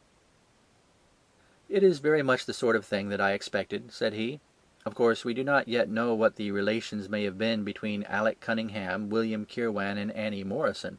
The result shows that the trap was skilfully baited. I am sure that you cannot fail to be delighted in the traces of heredity shown in the P's and the tails of the G's. The absence of the eye dots in the old man's writing is also most characteristic. Watson, I think our quiet rest in the country has been a distinct success, and I shall certainly return much invigorated to Baker Street to-morrow. End of Adventure 6. The Memoirs of Sherlock Holmes by Sir Arthur Conan Doyle. Adventure 7. The Crooked Man. One summer night, a few months after my marriage, I was seated by my own hearth, smoking a last pipe, and nodding over a novel, for my day's work had been an exhausting one. My wife had already gone upstairs, and the sound of the locking of the hall door, some time before, told me that the servants had also retired. I had risen from my seat, and was knocking out the ashes of my pipe, when I suddenly heard the clang of the bell. I looked at the clock. It was 11:45. This could not be a visitor at so late an hour. A patient, evidently, and possibly an all-night sitting. With a wry face I went out into the hall and opened the door. To my astonishment, it was Sherlock Holmes, who stood upon my step. "Ah, Watson," said he, "I hoped that I might not be too late to catch you." "My dear fellow, pray come in. You look surprised, and no wonder. Relieved, too, I fancy. You still smoke the Arcadia mixture of your bachelor days, then. There's no mistaking that fluffy ash upon your coat. It's easy to tell that you have been accustomed to wear a uniform, Watson. You'll never pass as a pure-bred civilian as long as you keep that habit of carrying your handkerchief in your sleeve. Could you put me up tonight?" "With pleasure. You told me that you had bachelor quarters for one, and I see that you have no gentleman visitor at present. Your hat-stand proclaims as much." "I shall be delighted if you will stay." "Thank you. I'll fill the vacant peg, then. Sorry to see that you've had the British workman in the house. He's a token of evil. Not the drains, I hope?" "No, the gas. Ah, he has left 2 nail marks from his boot upon your linoleum, just where the light strikes it.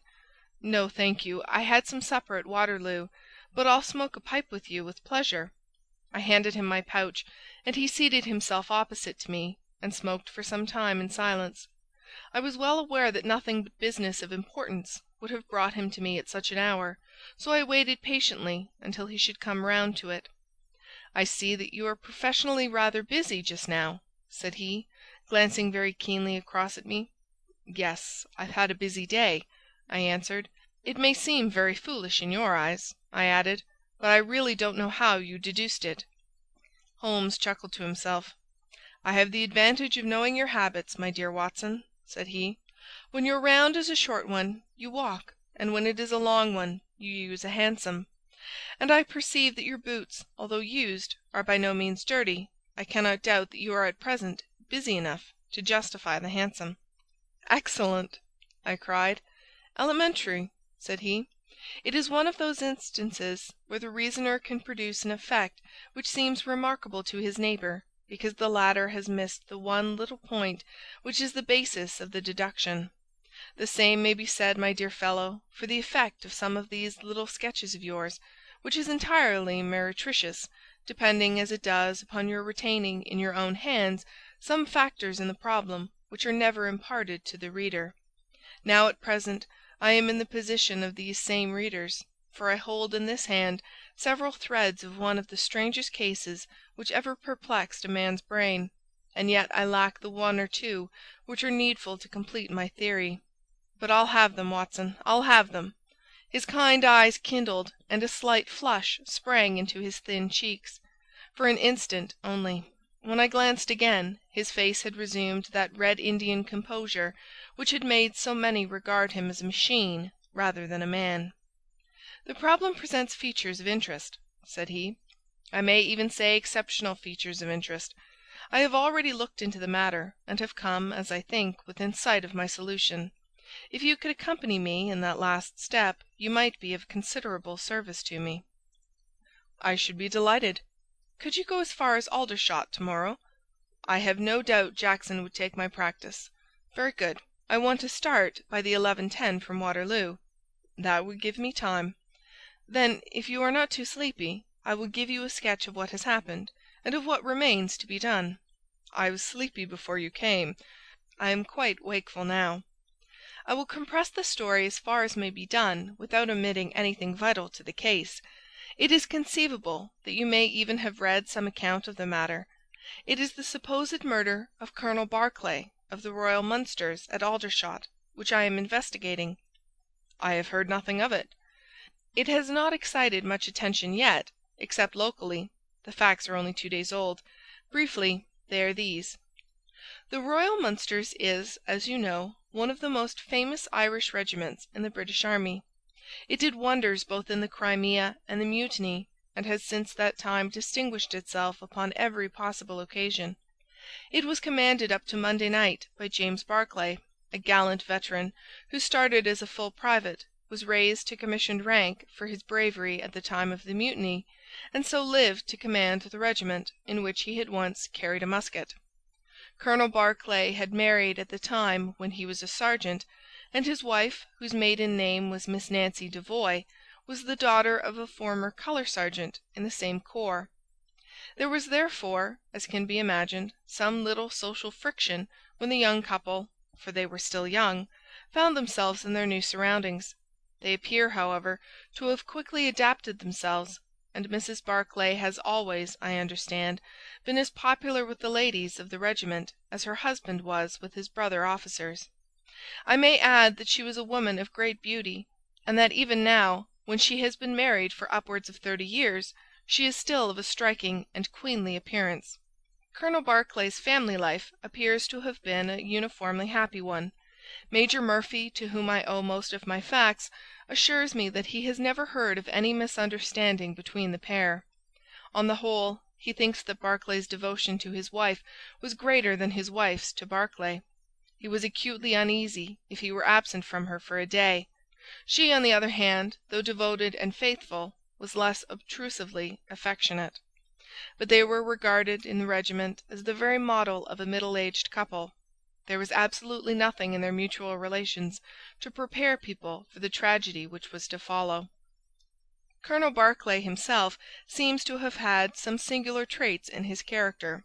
He was a dashing, jovial old soldier in his usual mood, but there were occasions on which he seemed to show himself capable of considerable violence and vindictiveness.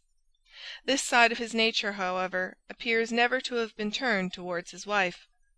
Another fact which had struck Major Murphy and 3 out of 5 of the other officers with whom I conversed was the singular sort of depression which came upon him at times. As the Major expressed it, the smile had often been struck from his mouth, as if by some invisible hand, when he has been joining the gaieties and chaff of the mess table. For days on end, when the mood was on him, he has been sunk in the deepest gloom. This, and a certain tinge of superstition, were the only unusual traits in his character which his brother officers had observed. The latter peculiarity took the form of a dislike to being left alone, especially after dark. This puerile feature in a nature which was conspicuously manly had often given rise to comment and conjecture. The 1st Battalion of the Royal Munsters, which is the old 117th, has been stationed at Aldershot for some years.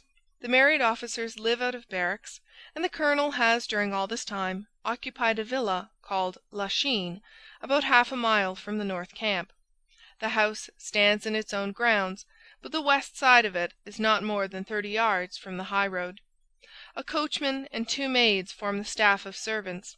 These, with their master and mistress, were the sole occupants of Lachine, for the Barclays had no children, nor was it usual for them to have resident visitors. Now for the events at Lachine between 9 and 10 on the evening of last Monday. Mrs. Barclay was, it appears, a member of the Roman Catholic Church, and had interested herself very much in the establishment of the Guild of St. George, which was formed in connection with the Watt Street Chapel for the purpose of supplying the poor with cast-off clothing. A meeting of the Guild had been held that evening at 8, and Mrs. Barclay had hurried over her dinner in order to be present at it. When leaving the house, she was heard by the coachman to make some commonplace remark to her husband, and to assure him that she would be back before very long. She then called for Miss Morrison, a young lady who lives in the next villa, and the two went off together to their meeting. It lasted 40 minutes, and at 9:15 Mrs. Barclay returned home, having left Miss Morrison at her door as she passed. There is a room which is used as a morning room at Lachine. This faces the road and opens by a large glass folding door onto the lawn. The lawn is 30 yards across, and is only divided from the highway by a low wall with an iron rail above it. It was into this room that Mrs. Barclay went upon her return. The blinds were not down, for the room was seldom used in the evening, but Mrs. Barclay herself lit the lamp and then rang the bell, asking Jane Stewart, the housemaid, to bring her a cup of tea, which was quite contrary to her usual habits. The colonel had been sitting in the dining-room, but hearing that his wife had returned, he joined her in the morning-room. The coachman saw him cross the hall and enter it. He was never seen again alive. The tea which had been ordered was brought up at the end of 10 minutes, but the maid, as she approached the door, was surprised to hear the voices of her master and mistress in furious altercation. She knocked without receiving any answer, and even turned the handle, but only to find that the door was locked upon the inside. Naturally enough she ran down to tell the cook, and the 2 women with the coachman came up into the hall and listened to the dispute, which was still raging. They all agreed that only two voices were to be heard, those of Barclay and of his wife. Barclay's remarks were subdued and abrupt, so that none of them were audible to the listeners. The lady's, on the other hand, were most bitter, and when she raised her voice, she could be plainly heard. "You coward!" she repeated over and over again. "What can be done now? What can be done now? Give me back my life. I will never so much as breathe the same air with you again. You coward! You coward!" Those were scraps of her conversation, ending in a sudden dreadful cry in the man's voice, with a crash and a piercing scream from the woman. Convinced that some tragedy had occurred, the coachman rushed to the door and strove to force it, while scream after scream issued from within. He was unable, however, to make his way in, and the maids were too distracted with fear to be of any assistance to him.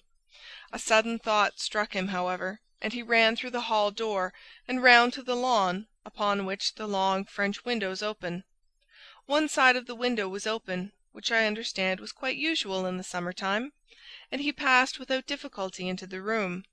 His mistress had ceased to scream and was stretched insensible upon a couch, while, with his feet tilted over the side of an armchair, and his head upon the ground near the corner of the fender, was lying the unfortunate soldier, stone dead, in a pool of his own blood. Naturally, the coachman's first thought, on finding that he could do nothing for his master, was to open the door. But here an unexpected and singular difficulty presented itself. The key was not in the inner side of the door, nor could he find it anywhere in the room. He went out again, therefore, through the window, and having obtained the help of a policeman and of a medical man, he returned. The lady, against whom naturally the strongest suspicion rested, was removed to her room, still in a state of insensibility. The colonel's body was then placed upon the sofa, and a careful examination made of the scene of the tragedy. The injury from which the unfortunate veteran was suffering was found to be a jagged cut, some 2 inches long, at the back part of his head, which had evidently been caused by a violent blow from a blunt weapon. Nor was it difficult to guess what that weapon may have been. Upon the floor, close to the body, was lying a singular club of hard carved wood with a bone handle. The colonel possessed a varied collection of weapons brought from the different countries in which he had fought, and it is conjectured by the police that his club was among his trophies. The servants deny having seen it before, but among the numerous curiosities in the house, it is possible that it may have been overlooked. Nothing else of importance was discovered in the room by the police, save the inexplicable fact that neither upon Mrs. Barclay's person, nor upon that of the victim, nor in any part of the room, was the missing key to be found. The door had eventually to be opened by a locksmith from Aldershot. That was the state of things, Watson, when upon the Tuesday morning I, at the request of Major Murphy, went down to Aldershot to supplement the efforts of the police. I think that you will acknowledge that the problem was already one of interest, but my observations soon made me realize that it was in truth much more extraordinary than would at first sight appear. Before examining the room, I cross-questioned the servants, but only succeeded in eliciting the facts which I have already stated. One other detail of interest was remembered by Jane Stewart, the housemaid. You will remember that on hearing the sound of the quarrel, she descended and returned with the other servants. On that first occasion, when she was alone, she says that the voices of her master and mistress were sunk so low that she could hear hardly anything, and judged by their tones rather than their words that they had fallen out. On my pressing her, however, she remembered that she heard the word David uttered twice by the lady. The point is of the utmost importance as guiding us towards the reason of the sudden quarrel. The colonel's name, you remember, was James. There was one thing in the case which had made the deepest impression both upon the servants and the police. This was the contortion of the colonel's face. It had set, according to their account, into the most dreadful expression of fear and horror which a human countenance is capable of assuming. More than one person fainted at the mere sight of him, so terrible was the effect. It was quite certain that he had foreseen his fate, and that it had caused him the utmost horror. This, of course, fitted in well enough with the police theory. If the colonel could have seen his wife making a murderous attack upon him, Nor was the fact of the wound being on the back of his head a fatal objection to this, as he might have turned to avoid the blow. No information could be got from the lady herself, who was temporarily insane from an acute attack of brain fever. From the police I learned that Miss Morrison, who you remember went out that evening with Mrs. Barclay, denied having any knowledge of what it was which had caused the ill humour in which her companion had returned. Having gathered these facts, Watson, I smoked several pipes over them, trying to separate those which were crucial from others which were merely incidental. There could be no question that the most distinctive and suggestive point in the case was the singular disappearance of the door key. A most careful search had failed to discover it in the room, therefore it must have been taken from it. But neither the colonel nor the colonel's wife could have taken it. That was perfectly clear. Therefore a third person must have entered the room, and that third person could only have come in through the window. It seemed to me that a careful examination of the room and the lawn might possibly reveal some traces of this mysterious individual. You know my methods, Watson. There was not one of them which I did not apply to the inquiry, and it ended by my discovering traces, but very different ones from those which I had expected. There had been a man in the room, and he had crossed the lawn coming from the road. I was able to obtain 5 very clear impressions of his footmarks, 1 in the roadway itself at the point where he had climbed the low wall, 2 on the lawn, and 2 very faint ones upon the stained boards near the window where he had entered. He had apparently rushed across the lawn, for his toe marks were much deeper than his heels. But it was not the man who surprised me.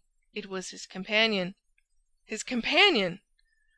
Holmes pulled a large sheet of tissue paper out of his pocket and carefully unfolded it upon his knee. "What do you make of that?"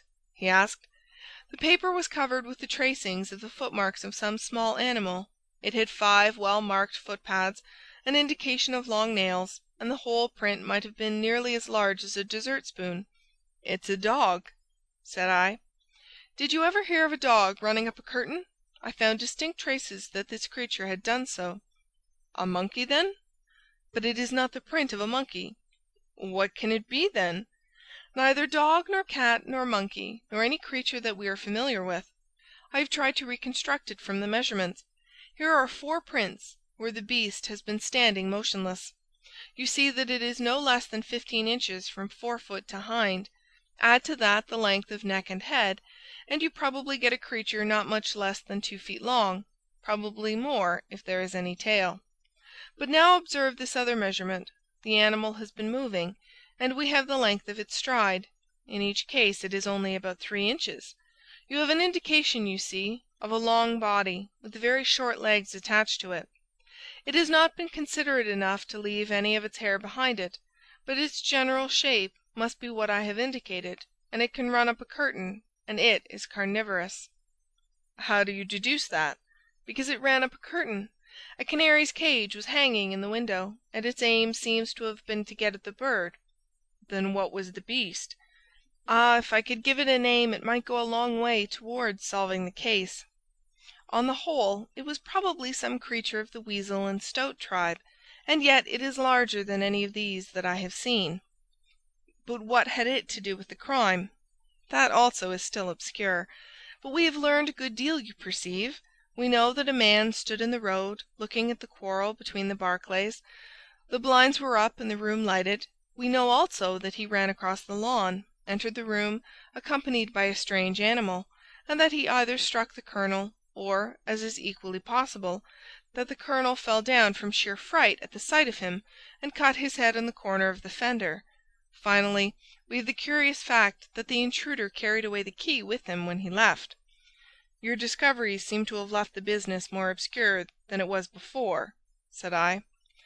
"Quite so. They undoubtedly showed that the affair was much deeper than was at first conjectured.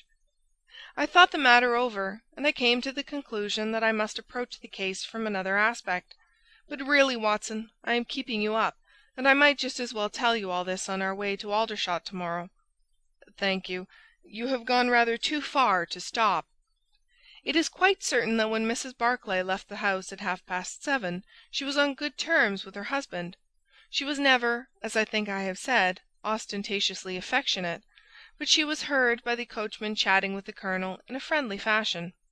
Now it was equally certain that, immediately on her return, she had gone to the room in which she was least likely to see her husband, had flown to tea as an agitated woman will, and finally, on his coming in to her, had broken into violent recriminations.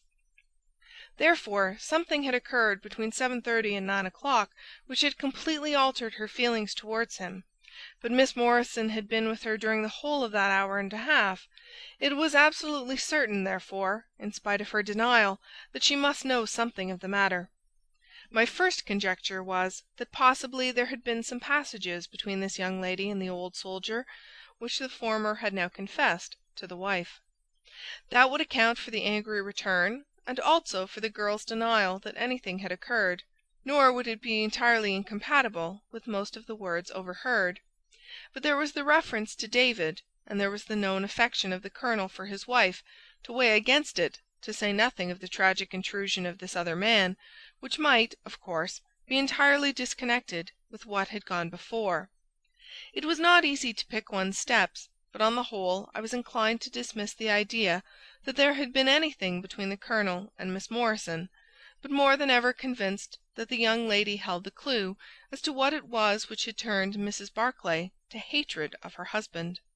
I took the obvious course, therefore, of calling upon Miss Morrison, of explaining to her that I was perfectly certain that she held the facts in her possession, and of assuring her that her friend, Mrs. Barclay, might find herself in the dock upon a capital charge unless the matter were cleared up. Miss Morrison is a little ethereal slip of a girl, with timid eyes and blonde hair, but I found her by no means wanting in shrewdness and common sense. She sat thinking for some time after I had spoken, and then turning to me with a brisk air of resolution, she broke into a remarkable statement, which I will condense for your benefit. "I promised my friend that I would say nothing of the matter, and a promise is a promise," said she. "But if I can really help her when so serious a charge is laid against her, and when her own mouth, poor darling, is closed by illness, then I think I am absolved from my promise. I will tell you exactly what happened upon Monday evening. We were returning from the Watt Street Mission about 8:45 o'clock. On our way we had to pass through Hudson Street, which is a very quiet thoroughfare. There was only one lamp in it, upon the left-hand side, and as we approached this lamp, I saw a man coming towards us with his back very bent, and something like a box slung over one of his shoulders. He appeared to be deformed, for he carried his head low and walked with his knees bent. We were passing him when he raised his face to look at us in the circle of light thrown by the lamp, and as he did so he stopped and screamed out in a dreadful voice, 'My God, it's Nancy!' Mrs. Barclay turned as white as death, and would have fallen down had the dreadful-looking creature not caught hold of her. I was going to call for the police, but she, to my surprise, spoke quite civilly to the fellow.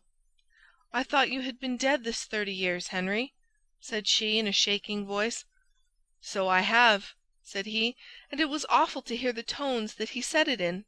He had a very dark, fearsome face, and a gleam in his eyes that comes back to me in my dreams. His hair and whiskers were shot with grey, and his face was all crinkled and puckered like a withered apple. 'Just walk on a little way, dear,' said Mrs. Barclay. 'I want to have a word with this man. There is nothing to be afraid of.' She tried to speak boldly, but she was still deadly pale and could hardly get her words out for the trembling of her lips. I did as she asked me, and they talked together for a few minutes. Then she came down the street with her eyes blazing, and I saw the crippled wretch standing by the lamp-post and shaking his clenched fists in the air as if he were mad with rage. She never said a word until we were at the door here, when she took me by the hand and begged me to tell no one what had happened. 'It's an old acquaintance of mine who has come down in the world,' said she. 'When I promised her I would say nothing, she kissed me, and I have never seen her since. I have told you now the whole truth, and if I withheld it from the police, it is because I did not realize then the danger in which my dear friend stood. I know that it can only be to her advantage that everything should be known.'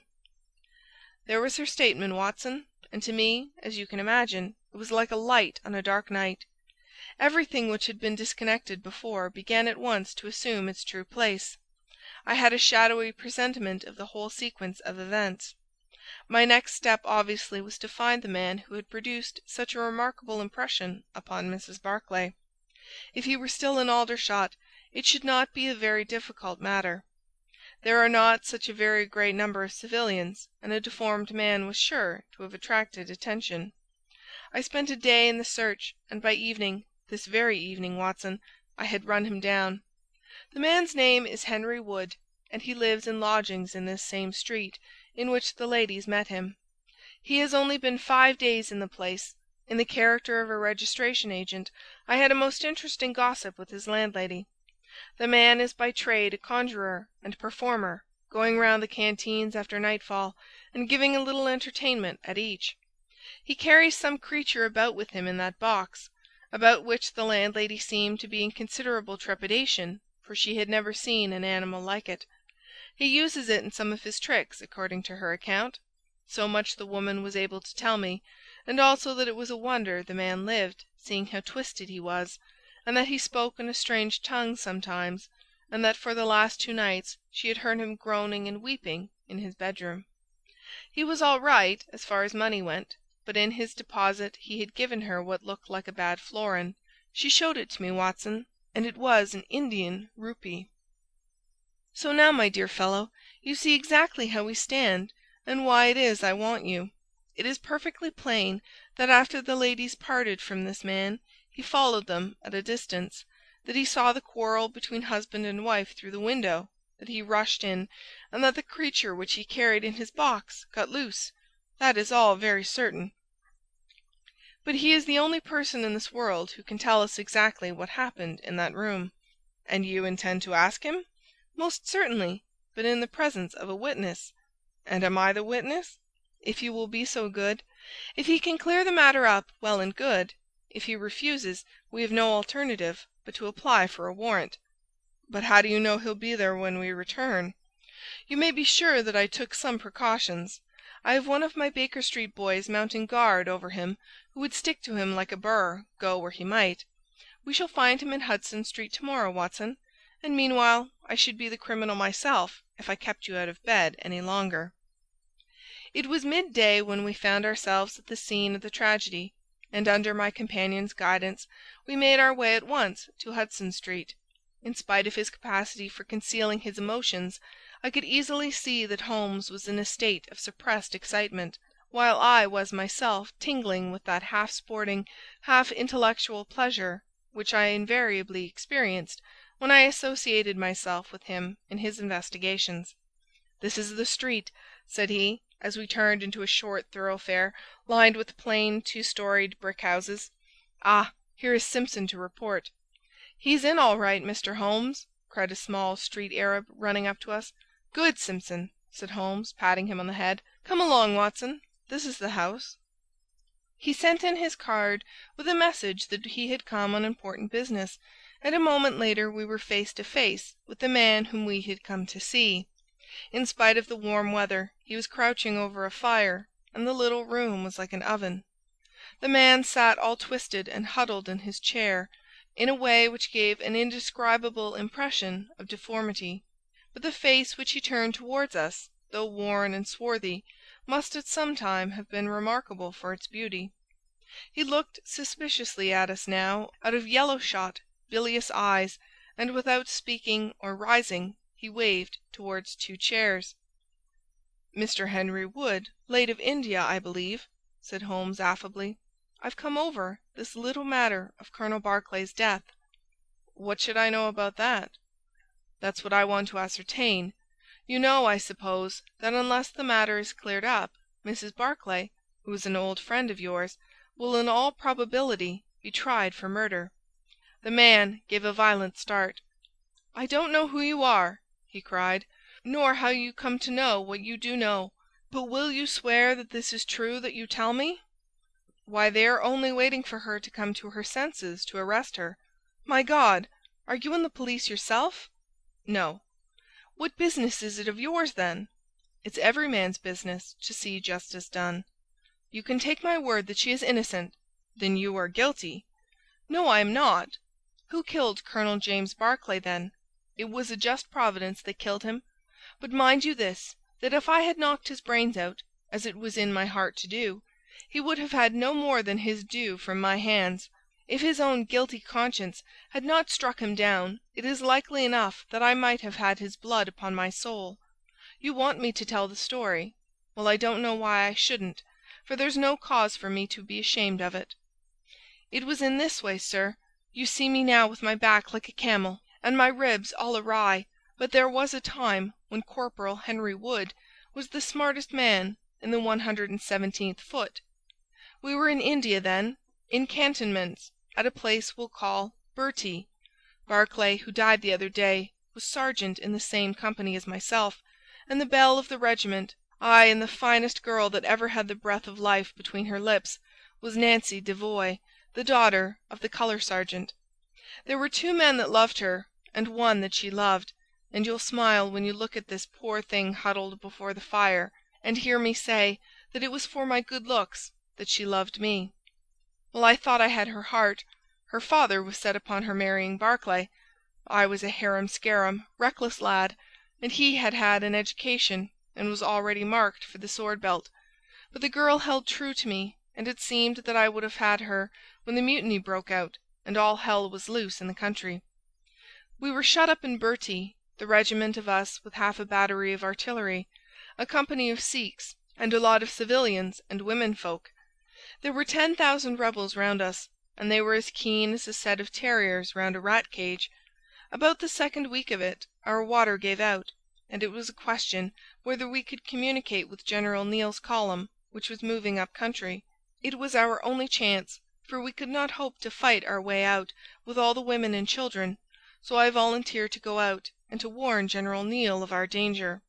My offer was accepted, and I talked it over with Sergeant Barclay, who was supposed to know the ground better than any other man, and who drew up a route by which I might get through the rebel lines. At 10 o'clock the same night I started off upon my journey. There were 1,000 lives to save, but it was of only one that I was thinking when I dropped over the wall that night. My way ran down a dried-up watercourse, which we hoped would screen me from the enemy's sentries, but as I crept round the corner of it I walked right into 6 of them, who were crouching down in the dark waiting for me. In an instant I was stunned with a blow and bound hand and foot, but the real blow was to my heart and not to my head, for as I came to and listened to as much as I could understand of their talk, I heard enough to tell me that my comrade, the very man who had arranged the way that I was to take, had betrayed me by means of a native servant into the hands of the enemy. Well, there's no need for me to dwell on that part of it.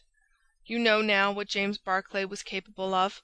Bertie was relieved by Neil next day, but the rebels took me away with them in their retreat, and it was many a long year before ever I saw a white face again.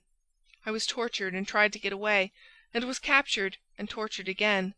You can see for yourselves the state in which I was left. Some of them that fled into Nepal took me with them, and then afterwards I was up past Darjeeling. The hill folk up there murdered the rebels who had me, and I became their slave for a time until I escaped. But instead of going south I had to go north, until I found myself among the Afghans. There I wandered about for many a year, and at last came back to the Punjab, where I lived mostly among the natives, and picked up a living by the conjuring tricks that I had learned. What use was it for me, a wretched cripple, to go back to England, or to make myself known to my old comrades? Even my wish for revenge would not make me do that. I had rather that Nancy and my old pals should think of Harry Wood as having died with a straight back, than see him living and crawling with a stick like a chimpanzee. They never doubted that I was dead, and I meant that they never should. I heard that Barclay had married Nancy, and that he was rising rapidly in the regiment, but even that did not make me speak. But when one gets old, one has a longing for home. For years I've been dreaming of the bright green fields and the hedges of England. At last I determined to see them before I died. I saved enough to bring me across, and then I came here where the soldiers are, for I know their ways and how to amuse them, and so earn enough to keep me." "Your narrative is most interesting," said Sherlock Holmes. "I have already heard of your meeting with Mrs. Barclay, and your mutual recognition. You then, as I understand, followed her home and saw through the window an altercation between her husband and her, in which she doubtless cast his conduct to you in his teeth.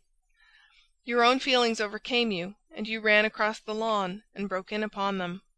"I did, sir, and at the sight of me he looked as I had never seen a man look before, and over he went with his head on the fender. But he was dead before he fell. I read death on his face as plain as I can read that text over the fire. The bare sight of me was like a bullet through his guilty heart." "And then?" "Then Nancy fainted, and I caught up the key of the door from her hand, intending to unlock it and get help. But as I was doing it, it seemed to me better to leave it alone and get away, for the thing might look black against me, and anyway my secret would be out if I were taken. In my haste I thrust the key into my pocket, and dropped my stick while I was chasing Teddy, who had run up the curtain.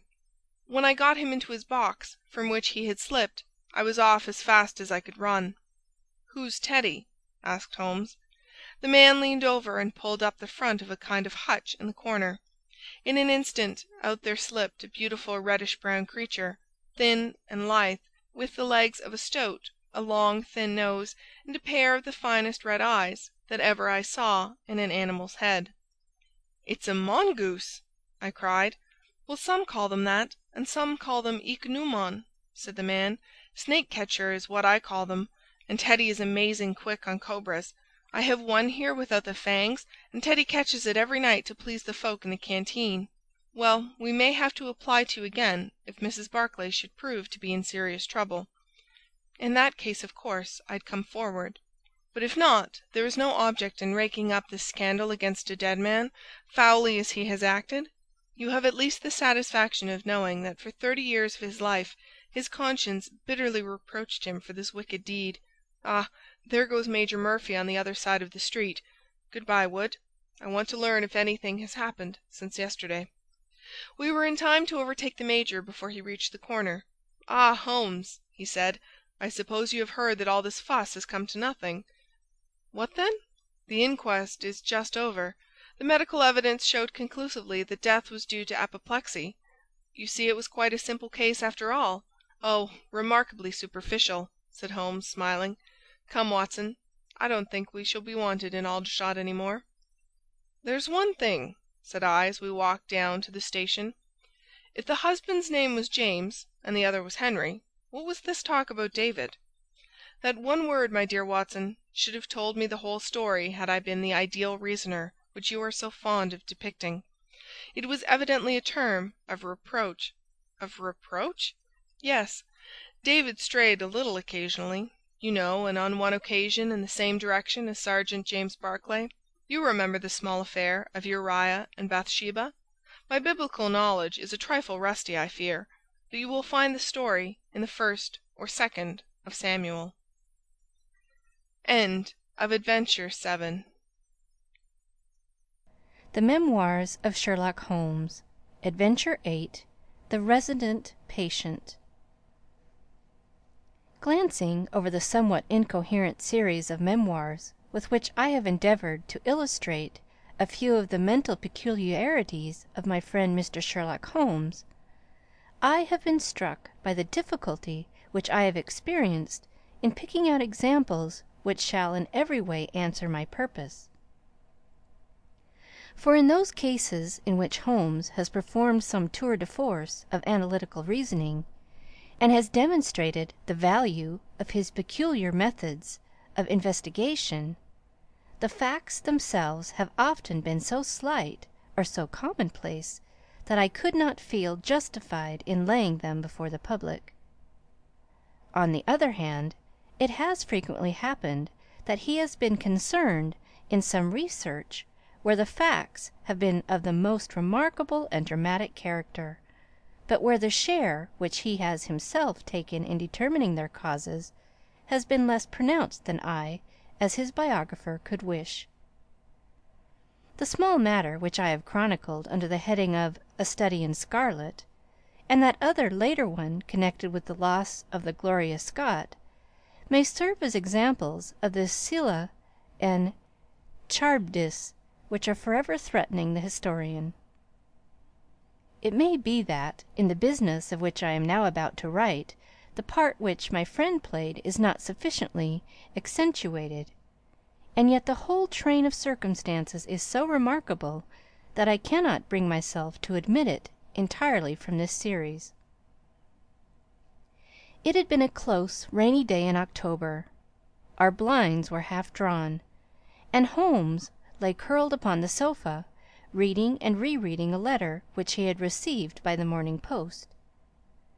For myself, my term of service in India had trained me to stand heat better than cold, and a thermometer of 90 was no hardship. But the paper was uninteresting. Parliament had risen. Everybody was out of town, and I yearned for the glades of the New Forest or the shingle of Southsea. A depleted bank account had caused me to postpone my holiday, and as to my companion, neither the country nor the sea presented the slightest attraction to him. He loved to lie in the very centre of 5 millions of people, with his filaments stretching out and running through them, responsive to every little rumour or suspicion of unsolved crime. Appreciation of nature found no place among his many gifts, and his only change was when he turned his mind from the evil-doer of the town to track down his brother of the country. Finding that Holmes was too absorbed for conversation, I had tossed aside the barren paper, and leaning back in my chair, I fell into a brown study. Suddenly my companion's voice broke in upon my thoughts. "You are right, Watson," said he. "It does seem a very preposterous way of settling a dispute." "Most preposterous!" I exclaimed, and then suddenly realizing how he had echoed the inmost thought of my soul, I sat up in my chair and stared at him in blank amazement. "What is this, Holmes?" I cried. "This is beyond anything which I could have imagined." He laughed heartily at my perplexity. "You remember," said he, "that some little time ago, when I read you the passage in one of Poe's sketches, in which a close reasoner follows the unspoken thought of his companion, you were inclined to treat the matter as a mere tour de force of the author. On my remarking that I was constantly in the habit of doing the same thing, you expressed incredulity." "Oh, no! Perhaps not with your tongue, my dear Watson, but certainly with your eyebrows. So when I saw you throw down your paper and enter upon a train of thought, I was very happy to have the opportunity of reading it off, and eventually of breaking into it, as a proof that I had been in rapport with you." But I was still far from satisfied. "In the example which you read to me," said I, "the reasoner drew his conclusions from the actions of the man whom he observed. If I remember right, he stumbled over a heap of stones, looked up at the stars, and so on. But I have been seated quietly in my chair, and what clues could I have given you?" "You do yourself an injustice. The features are given to a man as the means by which he shall express his emotions, and yours are faithful servants." "Do you mean to say that you read my train of thoughts from my features?" "Your features, and especially your eyes. Perhaps you cannot yourself recall how your reverie commenced?" "No, I cannot." "Then I will tell you. After throwing down your paper, which was the action which drew my attention to you, you sat for half a minute with a vacant expression. Then your eyes fixed themselves upon your newly framed picture of General Gordon, and I saw by the alteration in your face that a train of thought had been started, but it did not lead very far. Your eyes turned across to the unframed portrait of Henry Ward Beecher which stands upon the top of your books. You then glanced up at the wall, and of course your meaning was obvious. You were thinking that if the portrait were framed it would just cover that bare space and correspond with Gordon's picture over there." "You have followed me wonderfully!" I exclaimed. "So far I could hardly have gone astray. But now your thoughts went back to Beecher, and you looked hard across as if you were studying the character in his features. Then your eyes ceased to pucker, but you continued to look across, and your face was thoughtful. You were recalling the incidents of Beecher's career. I was well aware that you could not do this without thinking of the mission which he undertook on behalf of the North at the time of the Civil War, for I remember your expressing your passionate indignation at the way in which he was received by the more turbulent of our people. You felt so strongly about it that I knew you could not think of Beecher without thinking of that also. When a moment later I saw your eyes wander away from the picture, I suspected that your mind was now turned to the Civil War, and when I observed that your lips set, your eyes sparkled, and your hands clenched, I was positive that you were indeed thinking of the gallantry which was shown by both sides in that desperate struggle. But then again your face grew sadder, you shook your head. You were dwelling upon the sadness and horror and useless waste of life. Your hand stole toward your old wound, and a smile quivered on your lips, which showed me that the ridiculous side of this method of settling international questions had forced itself upon your mind. At this point I agreed with you that it was preposterous, and was glad to find that my deductions had been correct. "Absolutely," said I. "And now that you have explained it, I confess that I am as amazed as before. It was very superficial, my dear Watson, I assure you. I should not have intruded it upon your attention had you not shown some incredulity the other day. But the evening has brought a breeze with it. What do you say to a ramble through London?" I was weary of our little sitting-room, and gladly acquiesced. For 3 hours we strolled about together, watching the ever-changing kaleidoscope of life as it ebbs and flows through Fleet Street and the Strand. His characteristic talk, with its keen observance of detail and subtle power of inference, held me amused and enthralled. It was 10 o'clock before we reached Baker Street again. A brougham was waiting at our door. A doctor's general practitioner, I perceive," said Holmes. "Not been long in practice, but has had a great deal to do. Come to consult us, I fancy. Lucky we came back." I was sufficiently conversant with Holmes' methods to be able to follow his reasoning, and to see that the nature and state of the various medical instruments in the wicker basket which hung in the lamplight inside the brougham had given the data for his swift deduction. The light in our window above showed that this late visit was indeed intended for us. With some curiosity as to what could have sent a brother medico to us at such an hour, I followed Holmes into our sanctum. A pale, taper-faced man with sandy whiskers rose up from a chair by the fire as we entered. His age may not have been more than 3 or 4 and 30, but his haggard expression and unhealthy hue told of a life which had sapped his strength and robbed him of his youth.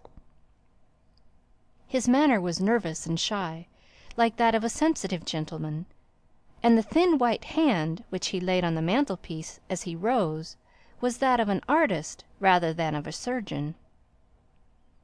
His dress was quiet and sombre, a black frock-coat, dark trousers, and a touch of colour about his necktie. "Good evening, doctor," said Holmes cheerily. "I am glad to see that you have only been waiting a very few minutes.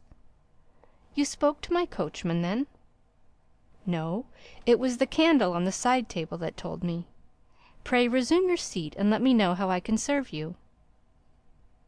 "My name is Dr. Percy Trevelyan," said our visitor, "and I live at 403 Brook Street." "Are you not the author of a monograph upon obscure nervous lesions?" I asked. His pale cheeks flushed with pleasure at hearing that his work was known to me. "I so seldom hear of the work that I thought it was quite dead," said he. "My publishers gave me a most discouraging account of its sale. You are yourself, I presume, a medical man?" "A retired army surgeon." "My own hobby has always been nervous disease. I should wish to make it an absolute specialty, but of course a man must take what he can get at first. This, however, is beside the question, Mr. Sherlock Holmes, and I quite appreciate how valuable your time is. The fact is that a very singular train of events has occurred recently at my house in Brook Street, and to-night they came to such a head that I felt it was quite impossible for me to wait another hour before asking for your advice and assistance." Sherlock Holmes sat down and lit his pipe. "You are very welcome to both," said he. "Pray let me have a detailed account of what the circumstances are which have disturbed you." "One or two of them are so trivial," said Dr. Trevelyan, "that really I am almost ashamed to mention them. But the matter is so inexplicable, and the recent turn which it has taken is so elaborate, that I shall lay it all before you, and you shall judge what is essential and what is not. I am compelled, to begin with, to say something of my own college career. I am a London University man, you know, and I am sure that you will not think that I am unduly singing my own praises if I say that my student career was considered by my professors to be a very promising one. After I had graduated, I continued to devote myself to research, occupying a minor position in King's College Hospital, and I was fortunate enough to excite considerable interest by my research into the pathology of catalepsy, and finally to win the Bruce Pinkerton Prize and medal by the monograph on nervous lesions to which your friend has just alluded. I should not go too far if I were to say that there was a general impression at that time that a distinguished career lay before me. But the one great stumbling block lay in my want of capital. As you will readily understand, a specialist who aims high is compelled to start in one of a dozen streets in the Cavendish Square quarter, all of which entail enormous rents and furnishing expenses. Besides this preliminary outlay, he must be prepared to keep himself for some years and to hire a presentable carriage and horse.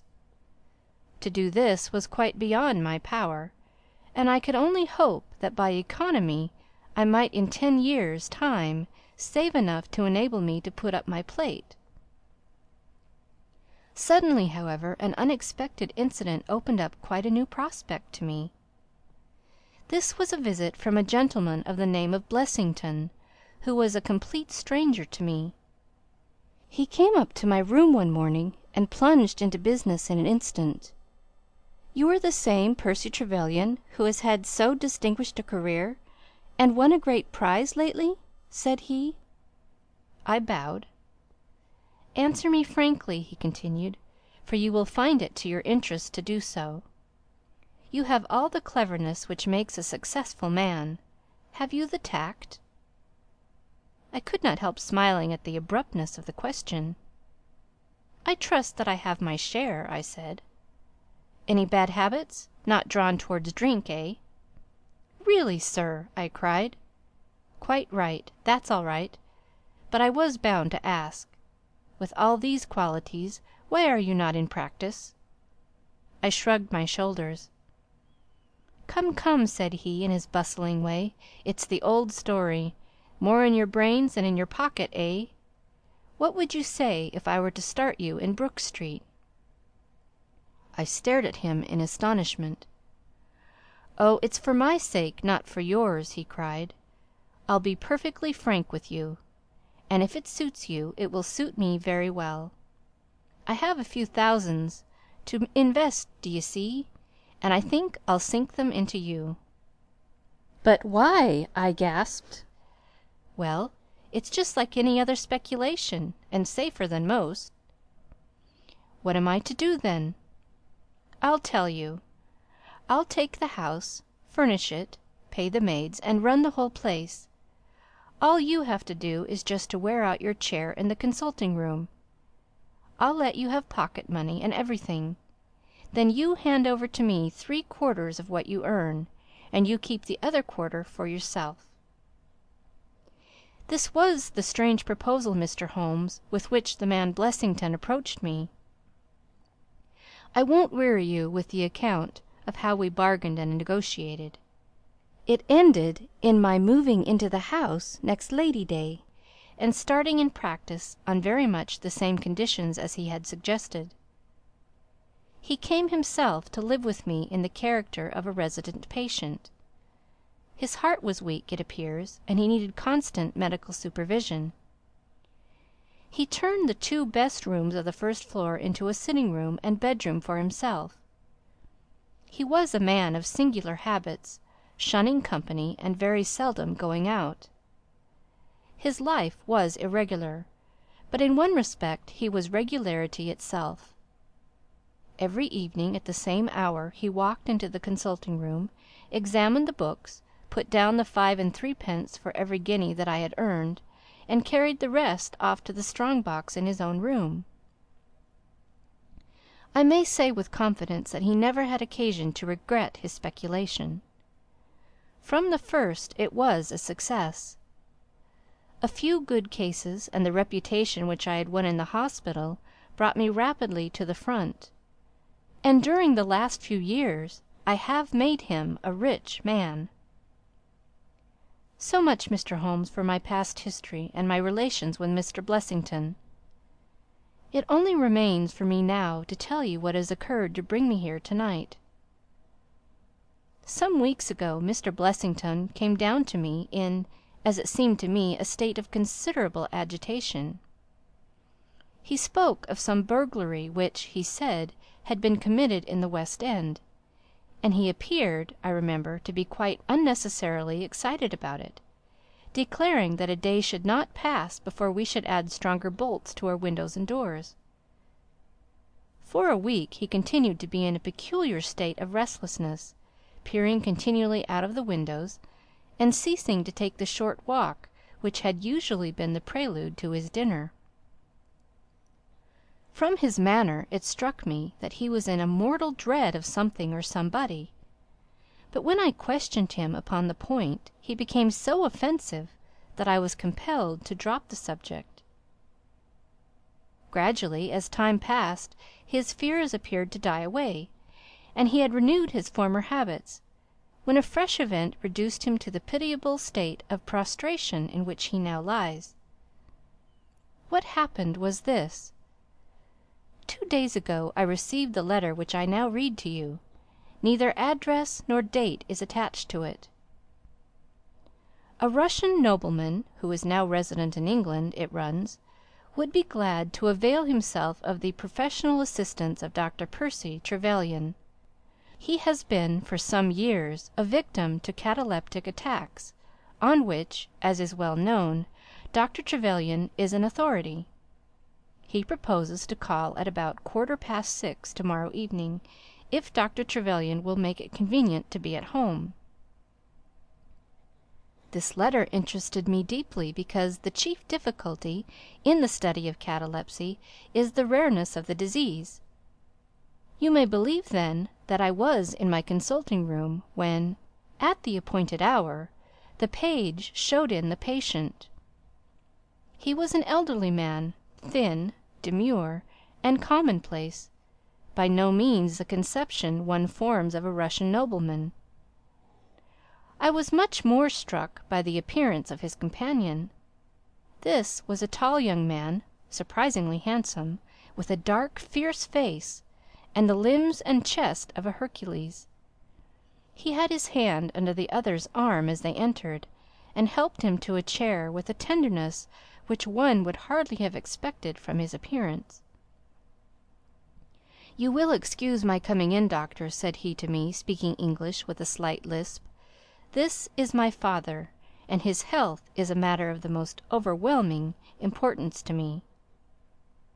I was touched by this filial anxiety.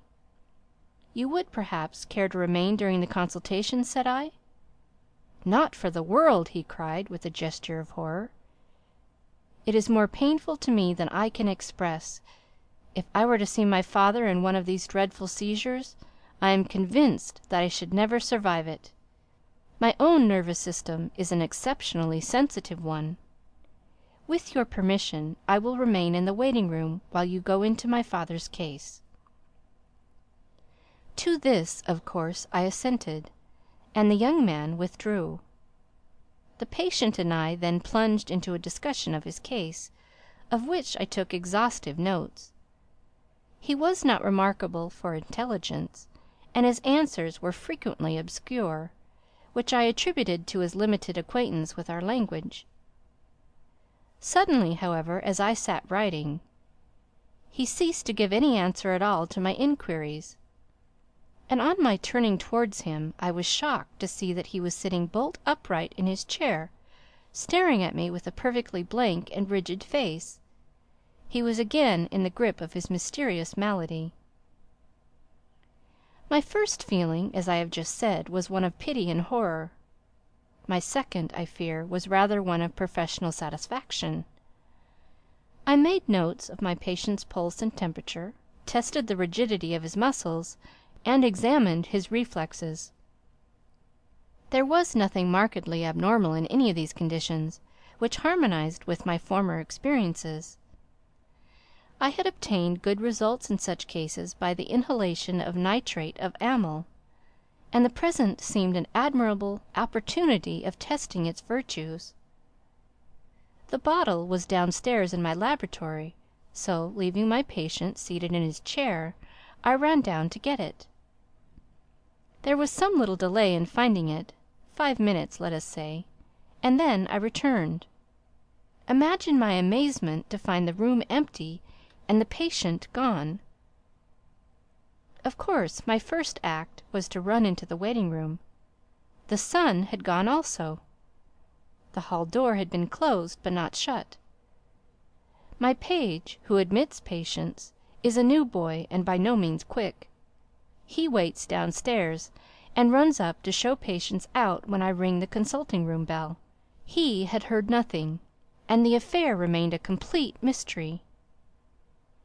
Mr. Blessington came in from his walk shortly afterwards, but I did not say anything to him upon the subject, for, to tell the truth, I have got in the way of late of holding as little communication with him as possible.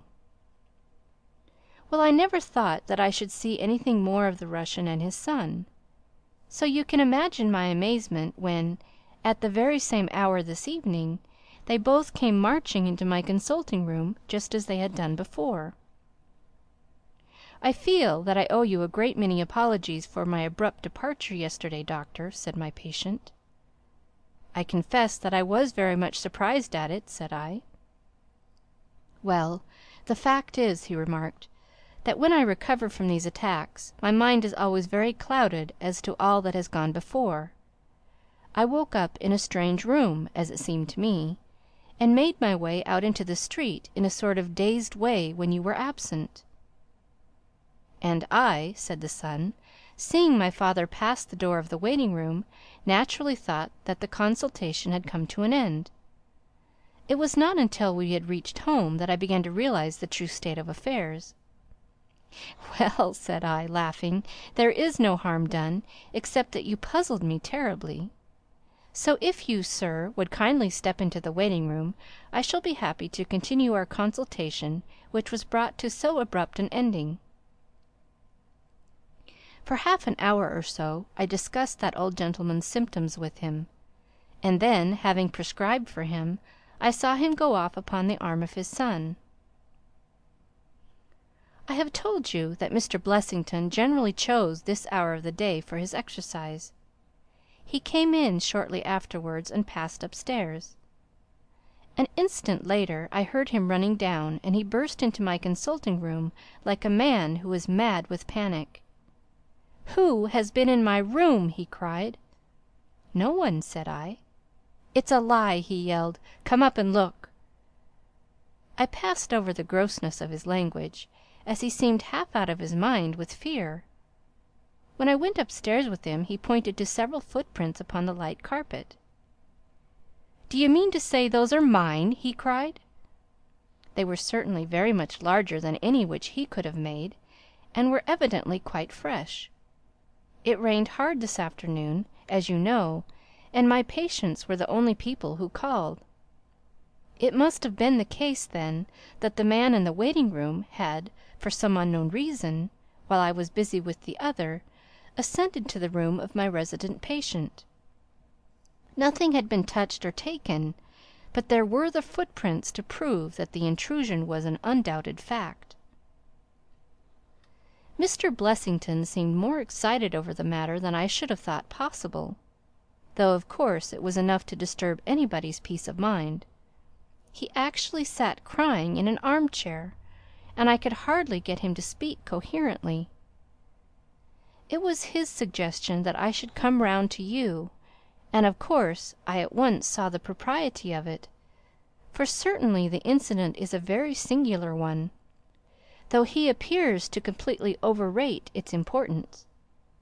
If you would only come back with me in my brougham, you would at least be able to soothe him, though I can hardly hope that you will be able to explain this remarkable occurrence." Sherlock Holmes had listened to this long narrative with an intentness which showed me that his interest was keenly aroused. His face was as impassive as ever, but his lids had drooped more heavily over his eyes, and his smoke had curled up more thickly from his pipe to emphasize each curious episode in the doctor's tale. As our visitor concluded, Holmes sprang up without a word, handed me my hat, picked up his own from the table, and followed Dr. Trevelyan to the door. Within a quarter of an hour we had been dropped at the door of the physician's residence in Brook Street, one of those sombre, flat-faced houses which one associates with a West End practice. A small page admitted us, and we began at once to ascend the broad, well-carpeted stair. But a singular interruption brought us to a standstill. The light at the top was suddenly whisked out, and from the darkness came a reedy, quivering voice. "I have a pistol," it cried. "I give you my word that I'll fire if you come any nearer." "This really grows outrageous, Mr. Blessington," cried Dr. Trevelyan. "Oh, then it is you, doctor," said the voice, with a great heave of relief. "But those other gentlemen, are they what they pretend to be?" We were conscious of a long scrutiny out of the darkness. "Yes, yes, it's all right," said the voice at last. "You can come up, and I am sorry if my precautions have annoyed you." He relit the stair gas as he spoke, and we saw before us a singular-looking man, whose appearance as well as his voice testified to his jangled nerves. He was very fat, but had apparently at some time been much fatter, so that the skin hung about his face in loose pouches, like the cheeks of a bloodhound. He was of a sickly colour, and his thin sandy hair seemed to bristle up with the intensity of his emotion. In his hand he held a pistol, but he thrust it into his pocket as we advanced. "Good evening, Mr. Holmes," said he.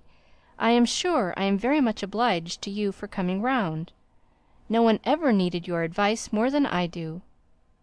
I suppose that Dr. Trevelyan has told you of this most unwarrantable intrusion into my rooms?" "Quite so," said Holmes. "Who are these two men, Mr. Blessington, and why do they wish to molest you?" "Well, well," said the resident patient, in a nervous fashion. "Of course it is hard to say that. You can hardly expect me to answer that, Mr. Holmes." "Do you mean that you don't know?" "Come in here, if you please. Just have the kindness to step in here." He led the way into his bedroom, which was large and comfortably furnished. "You see that?" said he, pointing to a big black box at the end of his bed. "I have never been a very rich man, Mr. Holmes, never made but one investment in my life, as Dr. Trevelyan would tell you. But I don't believe in bankers. I would never trust a banker, Mr. Holmes. Between ourselves, what little I have is in that box, so you can understand what it means to me when unknown people force themselves into my rooms." Holmes looked at Blessington in his questioning way and shook his head. "I cannot possibly advise you if you try to deceive me," said he. "But I have told you everything." Holmes turned on his heel with a gesture of disgust. "Good night, Dr. Trevelyan," said he. "And no advice for me?" cried Blessington in a breaking voice. "My advice to you, sir, is to speak the truth." A minute later we were in the street and walking for home. We had crossed Oxford Street and were halfway down Harley Street before I could get a word from my companion. "Sorry to bring you out on such a fool's errand, Watson," he said at last. "It is an interesting case, too, at the bottom of it." "I can make little of it," I confessed. "Well, it is quite evident that there are two men, more perhaps, but at least two, who are determined for some reason to get at this fellow Blessington. I have no doubt in my mind that both on the first and on the second occasion that young man penetrated to Blessington's room, while his confederate, by an ingenious device, kept the doctor from interfering. And the catalepsy? A fraudulent imitation, Watson, though I should hardly dare to hint as much to our specialist. It is a very easy complaint to imitate. I have done it myself." "And then?" "By the purest chance Blessington was out on each occasion. Their reason for choosing so unusual an hour for a consultation was obvious, to ensure that there should be no other patient in the waiting room. It just happened, however, that this hour coincided with Blessington's constitutional, which seems to show that they were not very well acquainted with his daily routine. Of course, if they had been merely after plunder, they would at least have made some attempt to search for it. Besides, I can read in a man's eye when it is his own skin that he is frightened for. It is inconceivable that this fellow could have made two such vindictive enemies as these appear to be without knowing of it.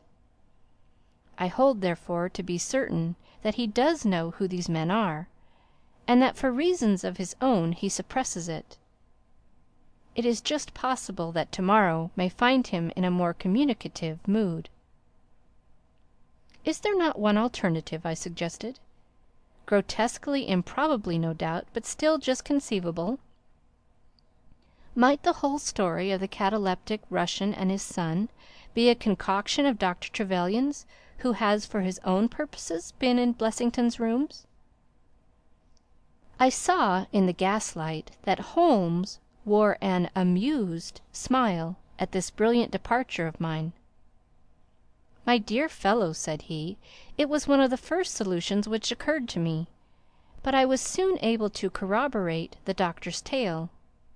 This young man has left prints upon the stair carpet which made it quite superfluous for me to ask to see those which he had made in the room. When I tell you that his shoes were square-toed instead of being pointed like Blessington's, and were quite an inch and a third longer than the doctor's, you will acknowledge that there can be no doubt as to his individuality. But we may sleep now, for I shall be surprised if we do not hear something further from Brook Street in the morning." Sherlock Holmes' prophecy was soon fulfilled, and in a dramatic fashion. At 7:30 next morning, in the first glimmer of daylight, I found him standing by my bedside in his dressing gown. "There's a brougham waiting for us, Watson," said he. "What's the matter, then?" "The Brook Street business." "Any fresh news?" "Tragic, but ambiguous," said he, pulling up the blind. "Look at this, a sheet from a notebook, with 'For God's sake, come at once, P.T.' scrawled upon it in pencil. Our friend the doctor was hard put to it when he wrote this. Come along, my dear fellow, for it's an urgent call."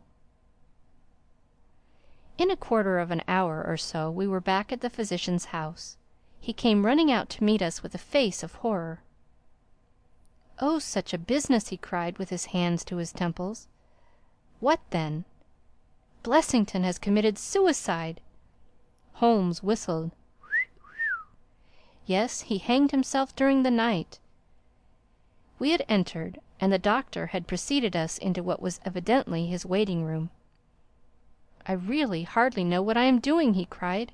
"The police are already upstairs. It has shaken me most dreadfully." "When did you find it out?" "He has a cup of tea taken in to him early every morning. When the maid entered, about 7, there the unfortunate fellow was hanging in the middle of the room. He had tied his cord to the hook on which the heavy lamp used to hang, and he had jumped off from the top of the very box that he showed us yesterday." Holmes stood for a moment in deep thought. "With your permission," said he at last, "I should like to go upstairs and look into the matter." We both ascended, followed by the doctor. It was a dreadful sight which met us as we entered the bedroom door. I have spoken of the impression of flabbiness which this man Blessington conveyed. As he dangled from the hook it was exaggerated and intensified until he was scarce human in his appearance. The neck was drawn out like a plucked chicken's, making the rest of him seem the more obese and unnatural by the contrast. He was clad only in his long night-dress, and his swollen ankles and ungainly feet protruded starkly from beneath it. Beside him stood a smart-looking police inspector, who was taking notes in a pocket-book. "Ah, Mr. Holmes," said he heartily as my friend entered, "I am delighted to see you." "Good morning, Lanier," answered Holmes. "You won't think me an intruder, I am sure. Have you heard of the events which led up to this affair?" "Yes, I heard something of them." "Have you formed any opinion?" "As far as I can see, the man has been driven out of his senses by fright. The bed has been well slept in, you see. There's his impression deep enough. It's about 5 in the morning, you know, that suicides are most common. That would be about his time for hanging himself. It seems to have been a very deliberate affair." "I should say that he has been dead about 3 hours, judging by the rigidity of the muscles," said I. "Noticed anything peculiar about the room?" asked Holmes. "Found a screwdriver and some screws on the wash-hand stand. Seems to have smoked heavily during the night, too. Here are 4 cigar ends that I picked out of the fireplace." Said Holmes. "Have you got his cigar holder?" "No, I have seen none." "His cigar case, then?" "Yes, it was in his coat pocket." Holmes opened it and smelled the single cigar which it contained. "Oh, this is a Havana, and these others are cigars of the peculiar sort which are imported by the Dutch from their East Indian colonies. They are usually wrapped in straw, you know, and are thinner for their length than any other brand." He picked up the 4 ends and examined them with his pocket lens. "2 of these have been smoked from a holder and 2 without," said he. "2 have been cut by a not very sharp knife, and 2 have had the ends bitten off by a set of excellent teeth. This is no suicide, Mr. Lanier. It's a very deeply planned and cold-blooded murder." "Impossible!" cried the inspector. "And why?" "Why should anyone murder a man in so clumsy a fashion as by hanging him? That is what we have to find out." "How could they get in?" "Through the front door." "It was barred in the morning." "Then it was barred after them." "How do you know?" "I saw their traces. Excuse me a moment. I may be able to give you some further information about it." He went over to the door, and turning the lock he examined it in his methodical way. Then he took out the key, which was on the inside, and inspected that also.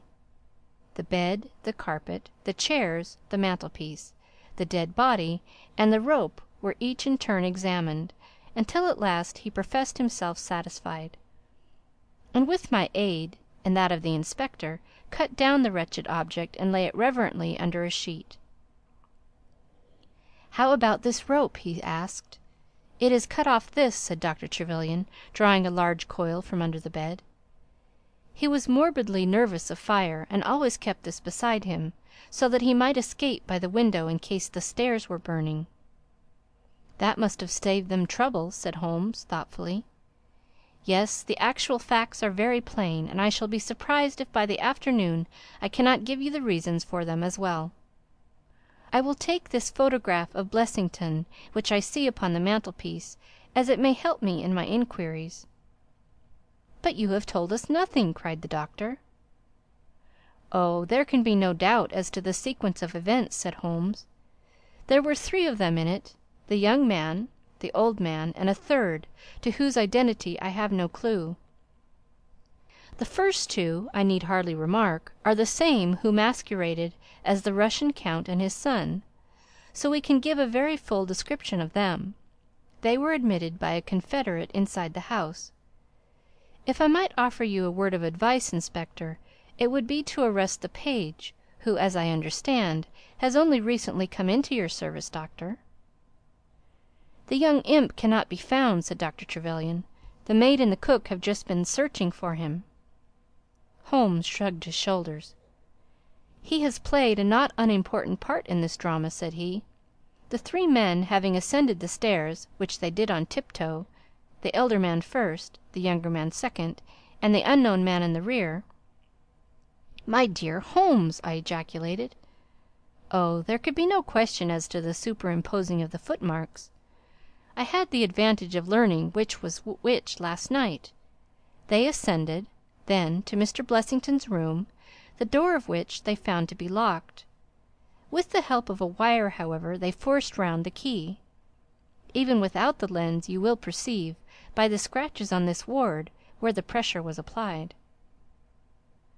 On entering the room, their first proceeding must have been to gag Mr. Blessington. He may have been asleep, or he may have been so paralysed with terror as to have been unable to cry out. These walls are thick, and it is conceivable that his shriek, if he had time to utter one, was unheard. Having secured him, it is evident to me that a consultation of some sort was held. Probably it was something in the nature of a judicial proceeding. It must have lasted for some time, for it was then that these cigars were smoked. The older man sat in that wicker chair. It was he who used the cigar holder. The younger man sat over yonder. He knocked his ash off against the chest of drawers. The third fellow paced up and down. Blessington, I think, sat upright in the bed, but of that I cannot be absolutely certain. Well, it ended by their taking Blessington and hanging him.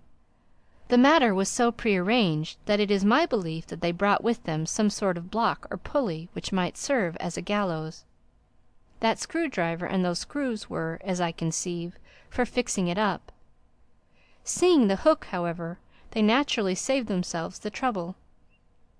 Having finished their work, they made off, and the door was barred behind them by their confederate. We had all listened with the deepest interest to this sketch of the night's doings, which Holmes had deduced from signs so subtle and minute that, even when he had pointed them out to us, we could scarcely follow him in his reasoning. The inspector hurried away on the instant to make inquiries about the page, while Holmes and I returned to Baker Street for breakfast. "I'll be back by 3, said he, when we had finished our meal. "Both the inspector and the doctor will meet me here at that hour, and I hope by that time to have cleared up any little obscurity which the case may still present." Our visitors arrived at the appointed time, but it was 3:45 before my friend put in an appearance. From his expression as he entered, however, I could see that all had gone well with him. "Any news, Inspector?" "We have got the boys, sir." "Excellent, and I have got the men." "You have got them!" we cried, all 3. "Well, at least I have got their identity. This so-called Blessington is, as I expected, well known at headquarters, and so are his assailants. Their names are Biddle, Hayward, and Moffatt." "The Worthington Bank gang?" cried the inspector. "Precisely," said Holmes. "Then Blessington must have been Sutton." "Exactly," said Holmes. "Why, that makes it as clear as crystal," said the inspector. But Trevelyan and I looked at each other in bewilderment. "You must surely remember the great Worthington Bank business," said Holmes. 5 men were in it, these 4, and a 5th, called Cartwright. Tobin, the caretaker, was murdered, and the thieves got away with £7,000. This was in 1875. They were all 5 arrested, but the evidence against them was by no means conclusive. This Blessington, or Sutton, who was the worst of the gang, turned informer. On his evidence Cartwright was hanged, and the other 3 got 15 years apiece. When they got out the other day, which was some years before their full term, they set themselves, as you perceive, to hunt down the traitor and to avenge the death of their comrade upon him. Twice they tried to get at him and failed. A 3rd time, you see, it came off. Is there anything further which I can explain, Dr. Trevelyan?" "I think you have made it all remarkably clear," said the doctor.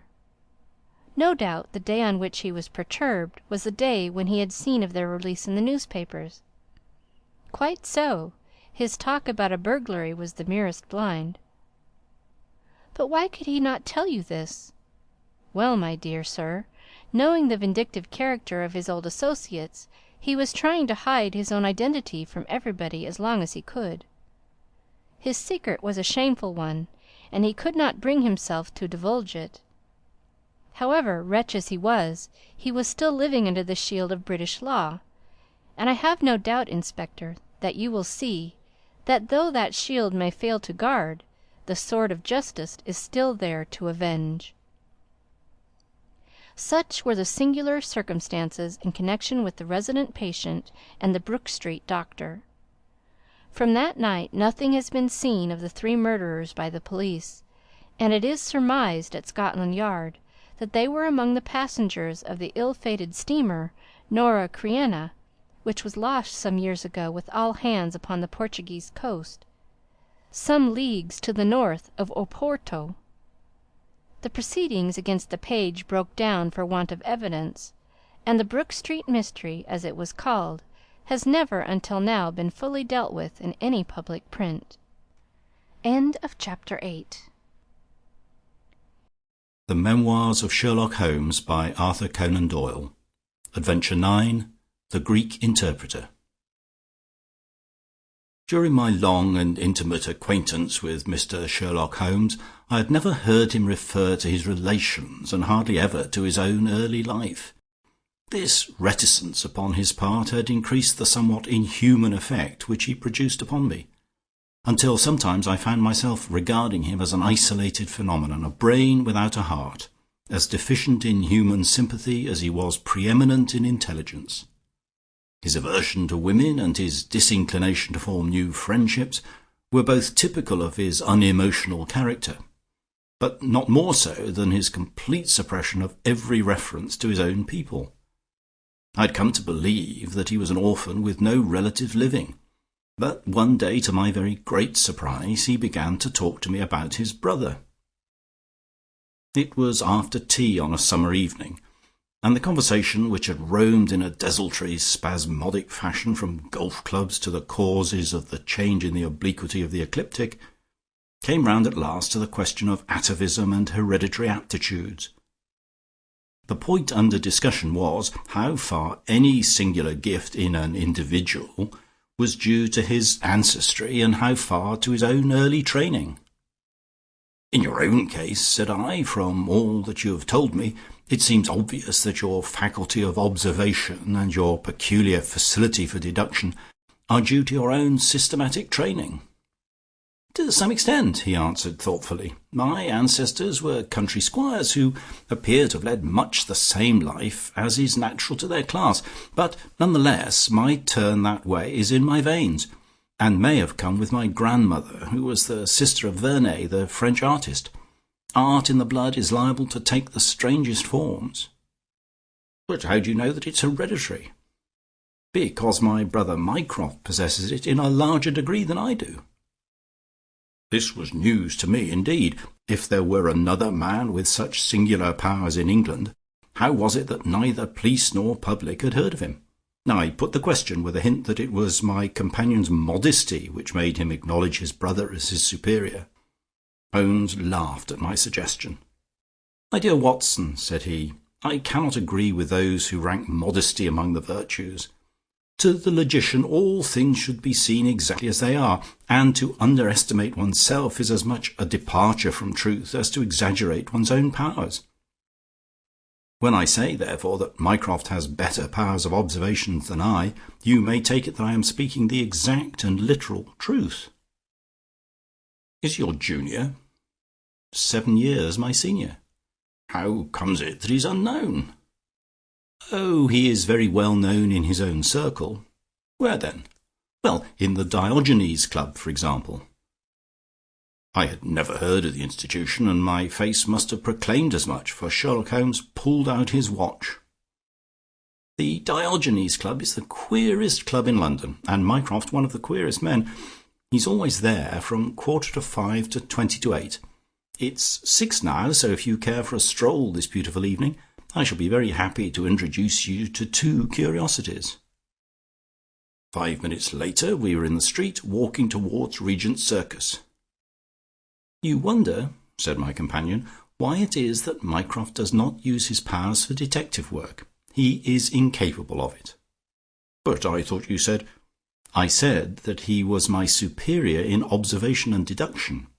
If the art of the detective began and ended in reasoning from an armchair, my brother would be the greatest criminal agent that ever lived. But he has no ambition and no energy. He will not even go out of his way to verify his own solutions, and would rather be considered wrong than take the trouble to prove himself right. Again and again I have taken a problem to him, and have received an explanation which was afterwards proved to be the correct one. And yet he was absolutely incapable of working out the practical points which must be gone into before a case could be laid before a judge or jury. It's not his profession, then? By no means. What is to me a means of livelihood is to him the merest hobby of dilettante. He has an extraordinary faculty for figures, and audits the books in some of the government departments. Mycroft lodges in Pall Mall, and he walks round the corner into Whitehall every morning and back every evening. From year's end to year's end he takes no other exercise, and is seen nowhere else except only in the Diogenes Club, which is just opposite his rooms. I cannot recall the name. Very likely not. There are many men in London, you know, who, some from shyness, some from misanthropy, have no wish for the company of their fellows, yet they are not averse to comfortable chairs and the latest periodical. It is for the convenience of these that the Diogenes Club was started, and it now contains the most unsociable and unclubbable men in town. No member is permitted to take the least notice of any other one. Save in the strangers' room, no talking is under any circumstances allowed, and 3 offences, if brought to the notice of the committee, render the talker liable to expulsion. My brother was one of the founders, and I have myself found it a very soothing atmosphere. We'd reached Pall Mall as we talked, and were walking down it from the St. James's End. Sherlock Holmes stopped at a door some little distance from the Carlton, and, cautioning me not to speak, he led the way into the hall. Through the glass panelling I caught a glimpse of a large and luxurious room, in which a considerable number of men were sitting about and reading papers, each in his own little nook. Holmes showed me into a small chamber, which looked out into Pall Mall, and then, leaving me for a minute, he came back with a companion who I knew could only be his brother. Mycroft Holmes was a much larger and stouter man than Sherlock.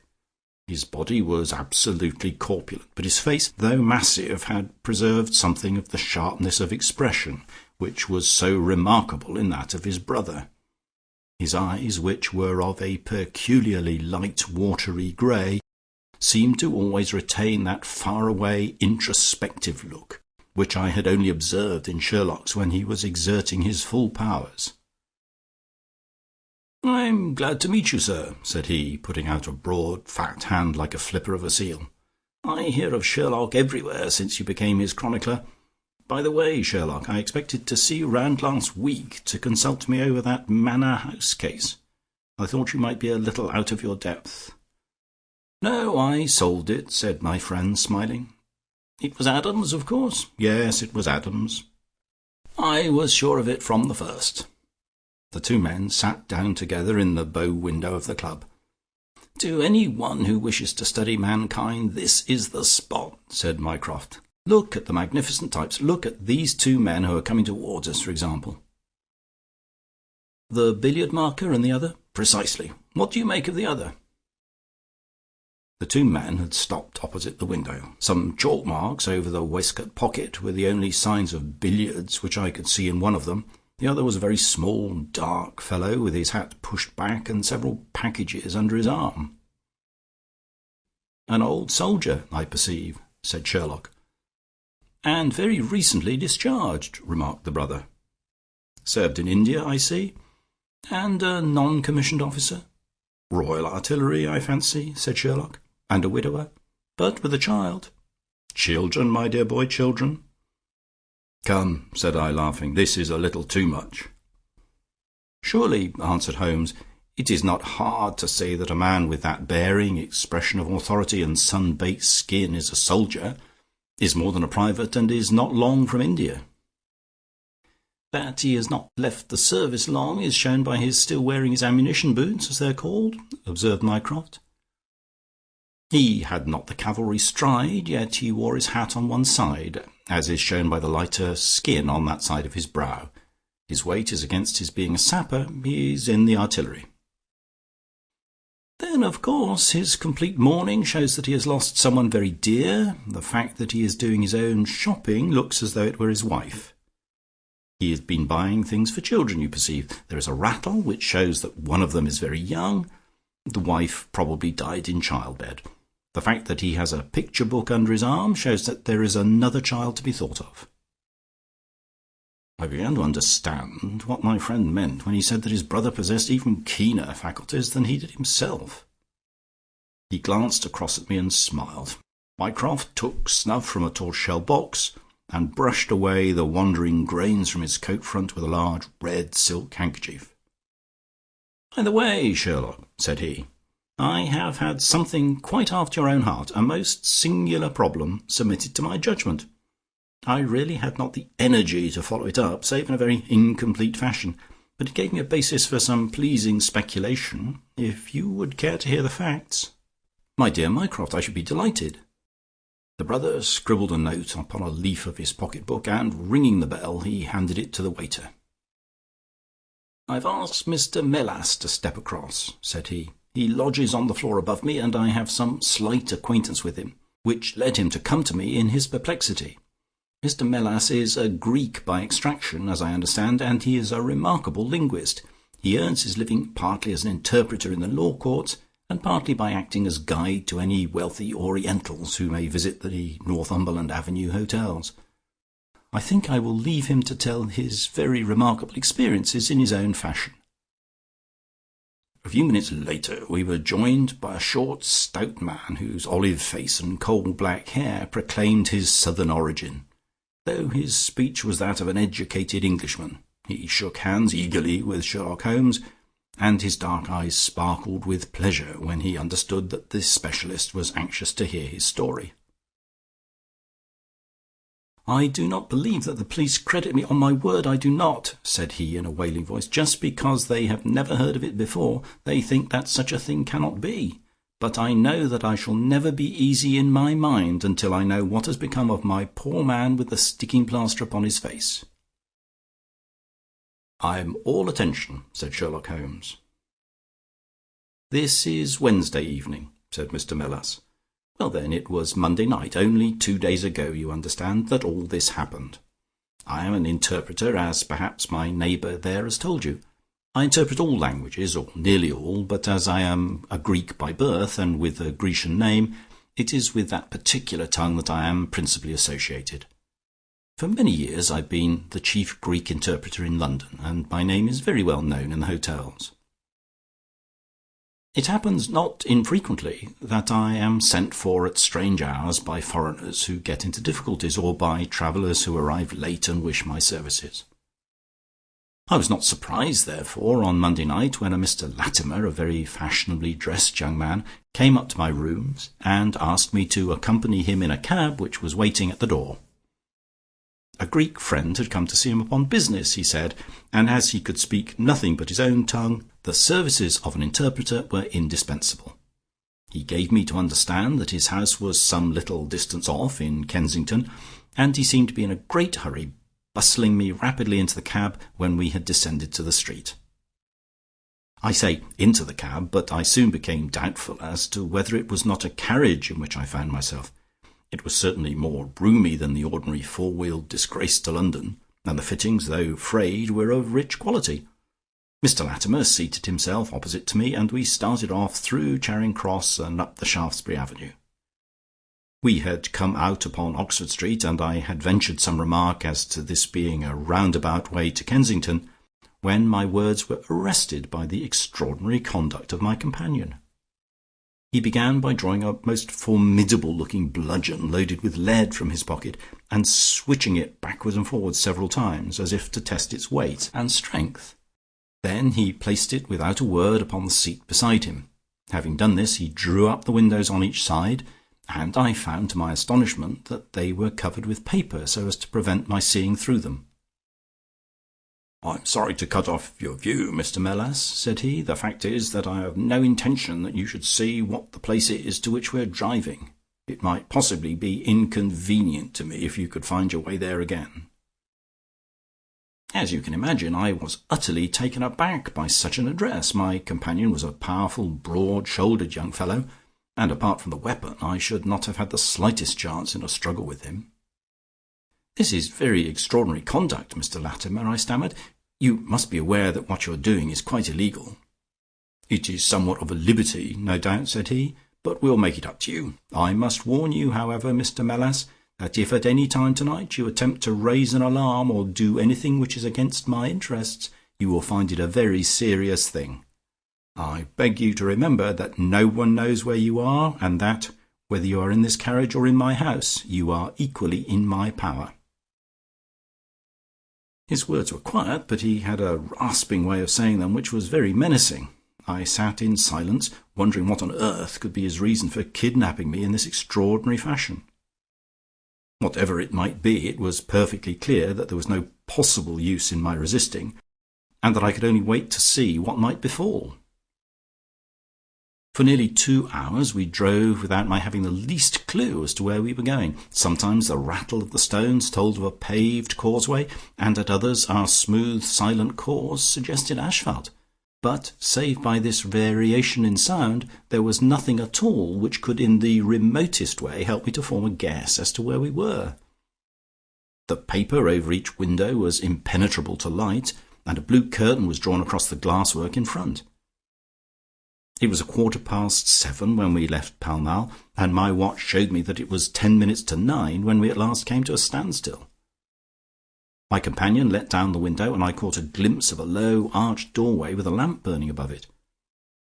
As I was hurried from the carriage, it swung open, and I found myself inside the house with a vague impression of a lawn and trees on each side of me as I entered. Whether these were private grounds, however, or bona fide country, was more than I could possibly venture to say. There was a coloured gas lamp inside, which was turned so low that I could see little, save that the hall was of some size and hung with pictures. In the dim light I could make out that the person who had opened the door was a small, mean-looking, middle-aged man with rounded shoulders. As he turned towards us, the glint of the light showed me that he was wearing glasses. "Is this Mr. Melas, Harold?" said he. "Yes. Well done, well done. No ill will, Mr. Melas, I hope, but we could not get on without you. If you deal fair with us, you'll not regret it, but if you try any tricks, God help you." He spoke in a nervous, jerky fashion, and with little giggling laughs in between, but somehow he impressed me with fear more than the other.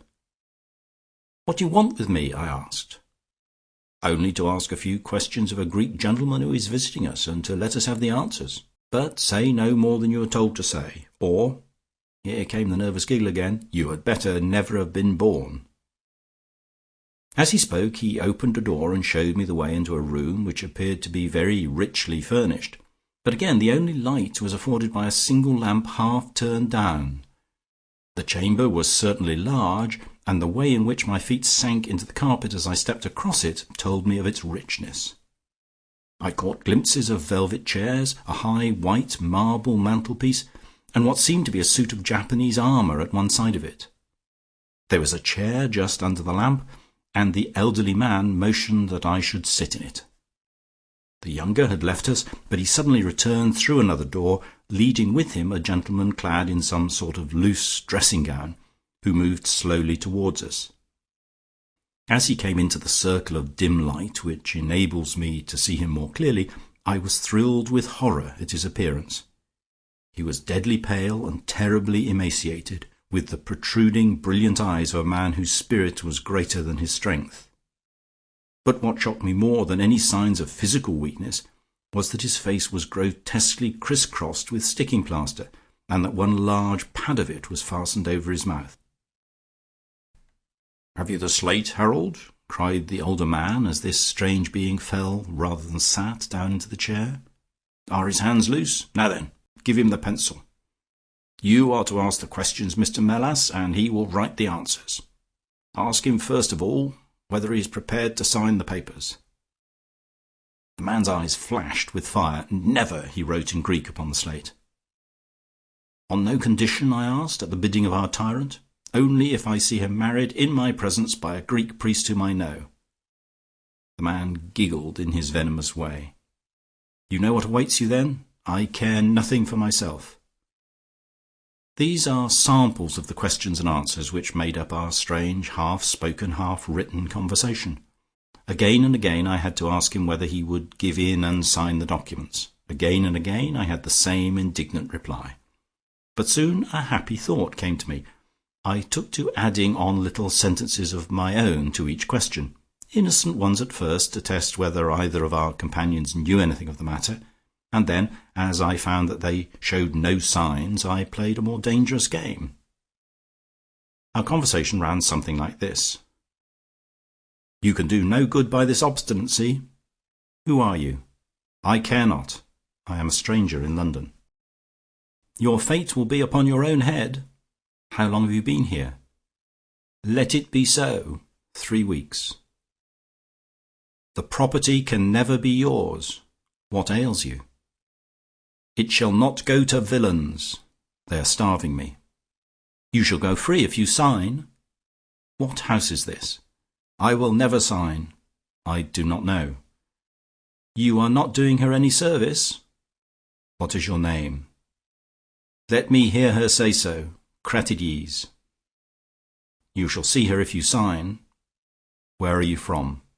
"Then I shall never see her. Athens."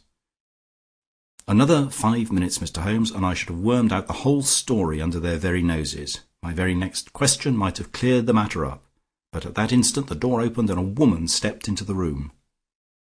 I could not see her clearly enough to know more than that she was tall and graceful, with black hair, and clad in some sort of loose white gown. "Harold," said she, speaking English with a broken accent, "I could not stay away longer. It is so lonely up there, with only— Oh, my God, it is Paul!" These last words were in Greek, and at the same instant the man, with a convulsive effort, tore the plaster from his lips, and screaming out "Sophie, Sophie," rushed into the woman's arms.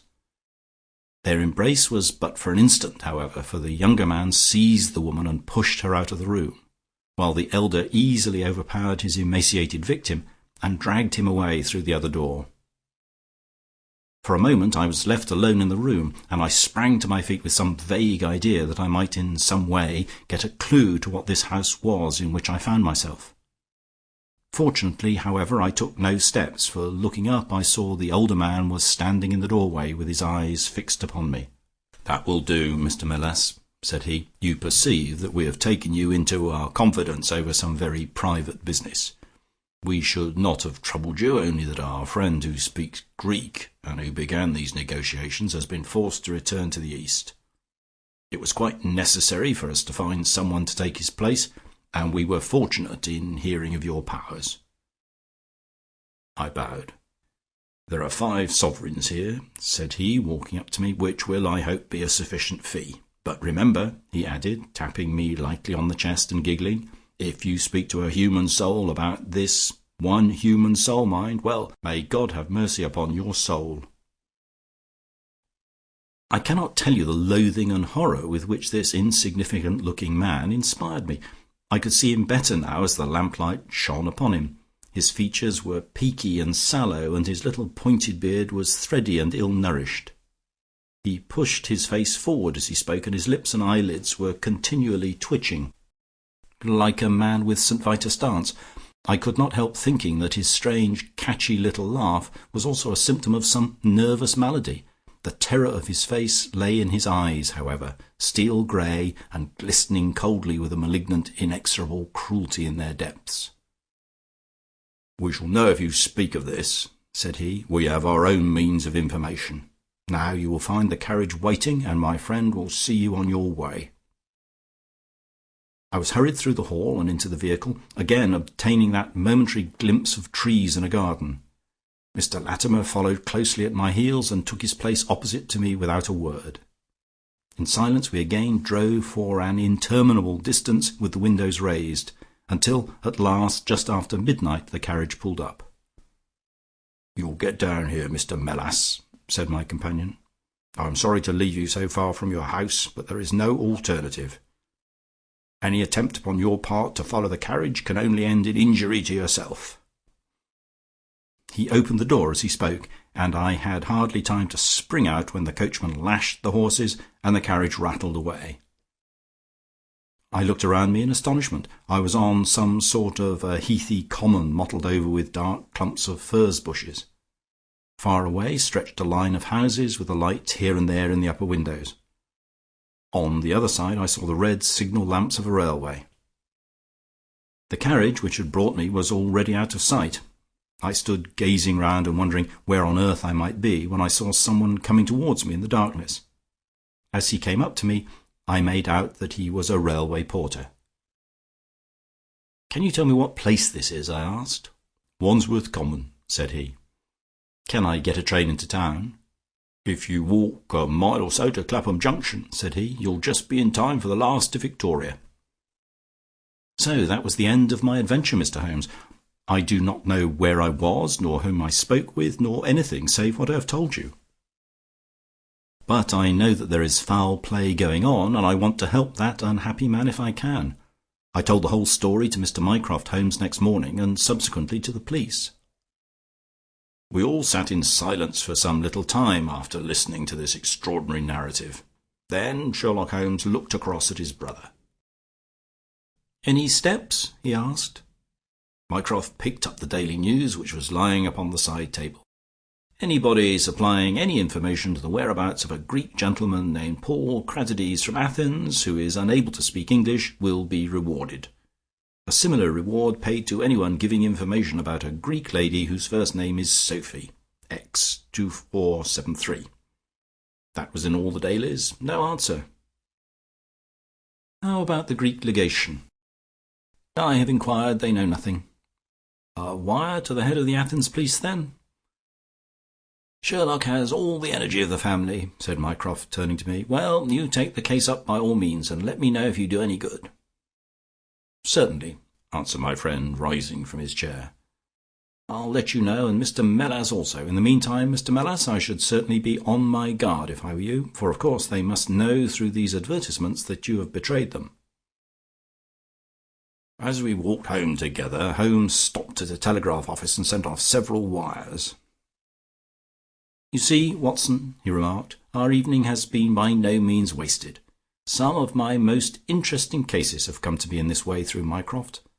The problem which we have just listened to, although it can admit of but one explanation, has still some distinguishing features. You have hopes of solving it? Well, knowing as much as we do, it will be singular indeed if we fail to discover the rest. You must yourself have formed some theory which will explain the facts to which we have listened. In a vague way, yes. What was your idea, then? It seemed to me to be obvious that this Greek girl had been carried off by the young Englishman named Harold Latimer. Carried off from where? Athens, perhaps. Sherlock Holmes shook his head. This young man could not talk a word of Greek.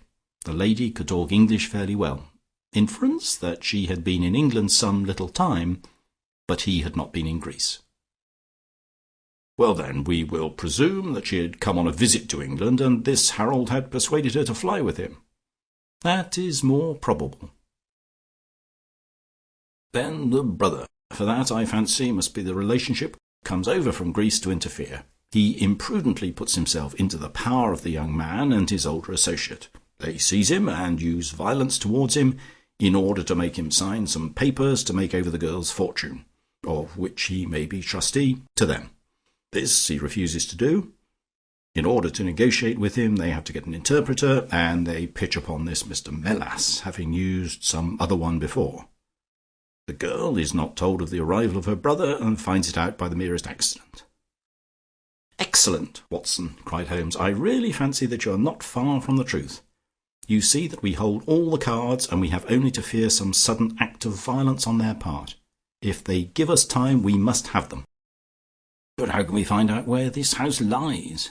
"Well, if our conjecture is correct, and the girl's name is or was Sophie Cratidides, we should have no difficulty in tracing her.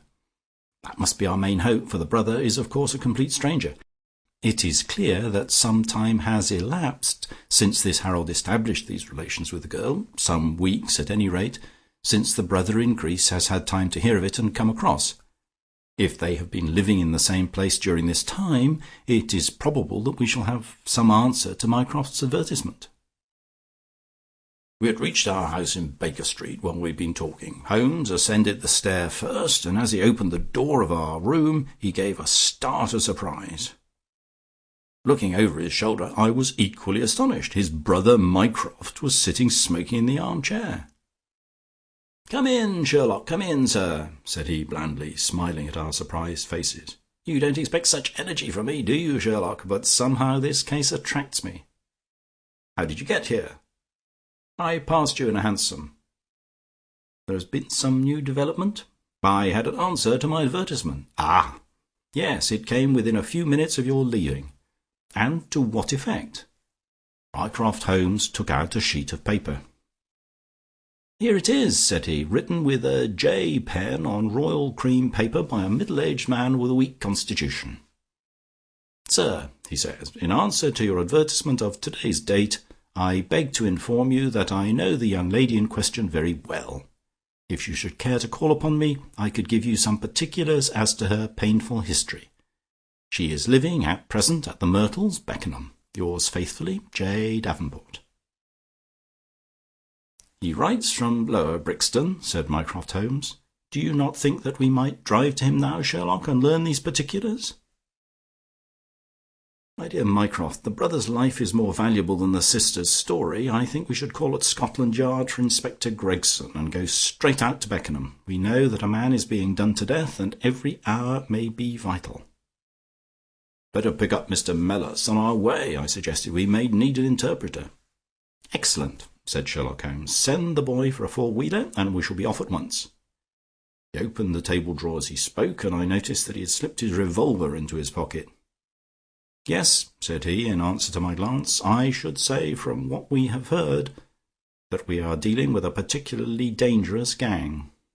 It was almost dark before we found ourselves in Pall Mall at the rooms of Mr. Melas. The gentleman had just called for him, and he was gone. "Can you tell me where?" asked Mycroft Holmes. "I don't know, sir," answered the woman who had opened the door. "I only know that he drove away with the gentleman in a carriage." "Did the gentleman give a name?" "No, sir. He wasn't a tall, handsome, dark young man." "Oh, no, sir. He was a little gentleman with glasses, thin in the face, but very pleasant in his ways, for he was laughing all the time that he was talking." "Come along," cried Sherlock Holmes abruptly. "This grows serious," he observed as we drove to Scotland Yard. "These men have got hold of Melas again. He is a man of no physical courage, as they are well aware from their experience the other night. This villain was able to terrorize him the instant that he got into his presence. No doubt they want his professional services, but, having used him, they may be inclined to punish him for what they will regard as his treachery. Our hope was that, by taking train, we might get to Beckenham as soon or sooner than the carriage. On reaching Scotland Yard, however, it was more than an hour before we could get Inspector Gregson and comply with the legal formalities which would enable us to enter the house. It was 9:45 before we reached London Bridge, and 1/2 before the 4 of us alighted on the Beckenham platform. A drive of 1/2 a mile brought us to the Myrtles, a large, dark house standing back from the road in its own grounds. Here we dismissed our cab and made our way up the drive together. "The windows are all dark," remarked the inspector. "The house seems deserted." "Our birds are flown and the nest empty," said Holmes. "Why do you say so?" "A carriage heavily loaded with luggage has passed out during the last hour." The inspector laughed. "I saw the wheel tracks in the light of the gate lamp, but where does the luggage come in?" "You may have observed the same wheel tracks going the other way, but the outward bound ones were very much deeper, so much so that we can say for a certainty that there was a very considerable weight on the carriage." "You get a trifle beyond me there," said the inspector, shrugging his shoulder. "It will not be an easy door to force, but we will try if we cannot make someone hear us." He hammered loudly at the knocker and pulled at the bell, but without any success. Holmes had slipped away, but he came back in a few minutes. "I have a window open," said he. "It's a mercy that you're on the side of the force and not against it, Mr. Holmes," remarked the inspector, as he noted the clever way in which my friend had forced back the catch. "Well, I think that under the circumstances we may enter without an invitation." One after the other we made our way into a large apartment, which was evidently that in which Mr. Melas had found himself. The inspector had lit his lantern, and by its light we could see the 2 doors, the curtain, the lamp, and the suit of Japanese mail as he had described them. On the table lay 2 glasses, an empty brandy bottle, and the remains of a meal. "What's that?" asked Holmes suddenly. We all stood and listened. A low moaning sound was coming from somewhere over our heads. Holmes rushed to the door and out into the hall.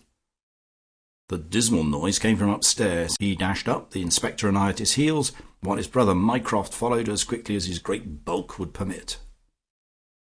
3 doors faced us upon the 2nd floor, and it was from the central of these that the sinister sounds were issuing, sinking sometimes into a dull mumble and rising again into a shrill whine. It was locked, but the key had been left on the outside. Holmes flung open the door and rushed in, but he was out again in an instant with his hand to his throat. "It's charcoal," he cried. "Give it time, it'll clear." Peering in, we could see that the only light in the room came from a dull blue flame which flickered from a small brass tripod in the centre. It threw a livid, unnatural circle upon the floor, while in the shadows beyond we saw the vague loom of 2 figures which crouched against the wall. From the open door there reeked a horrible poisonous exhalation which set us gasping and coughing. Holmes rushed to the top of the stairs to draw in the fresh air, and then, dashing into the room, he threw up the window and hurled the brazen tripod out into the garden. "We can enter in a minute," he gasped, darting out again. "Where is the candle? I doubt if we could strike a match in that atmosphere. Hold the light at the door and we shall get them out. Mycroft, now!" With a rush we got to the poisoned men and dragged them out into the well-lit hall. Both of them were blue-lipped and insensible, with swollen, congested faces and protruding eyes.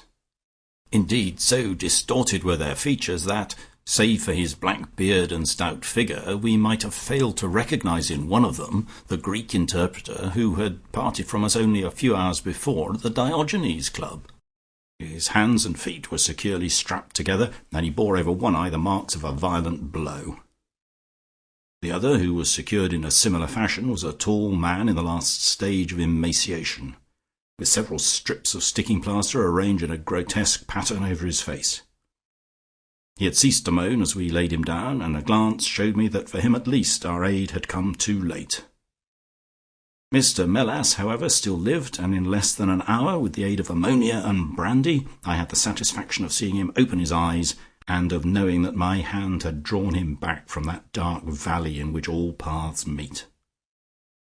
It was a simple story which he had to tell, and one which did but confirm our own deductions. His visitor, on entering his rooms, had drawn a life-preserver from his sleeve, and had so impressed him with the fear of instant and inevitable death that he had kidnapped him for the 2nd time. Indeed, it was almost mesmeric, the effect which this giggling ruffian had produced upon the unfortunate linguist, for he could not speak of him save with trembling hands and a blanched cheek. He had been taken swiftly to Beckenham, and had acted as interpreter in a second interview, even more dramatic than the first, in which the two Englishmen had menaced their prisoner with instant death if he did not comply with their demands.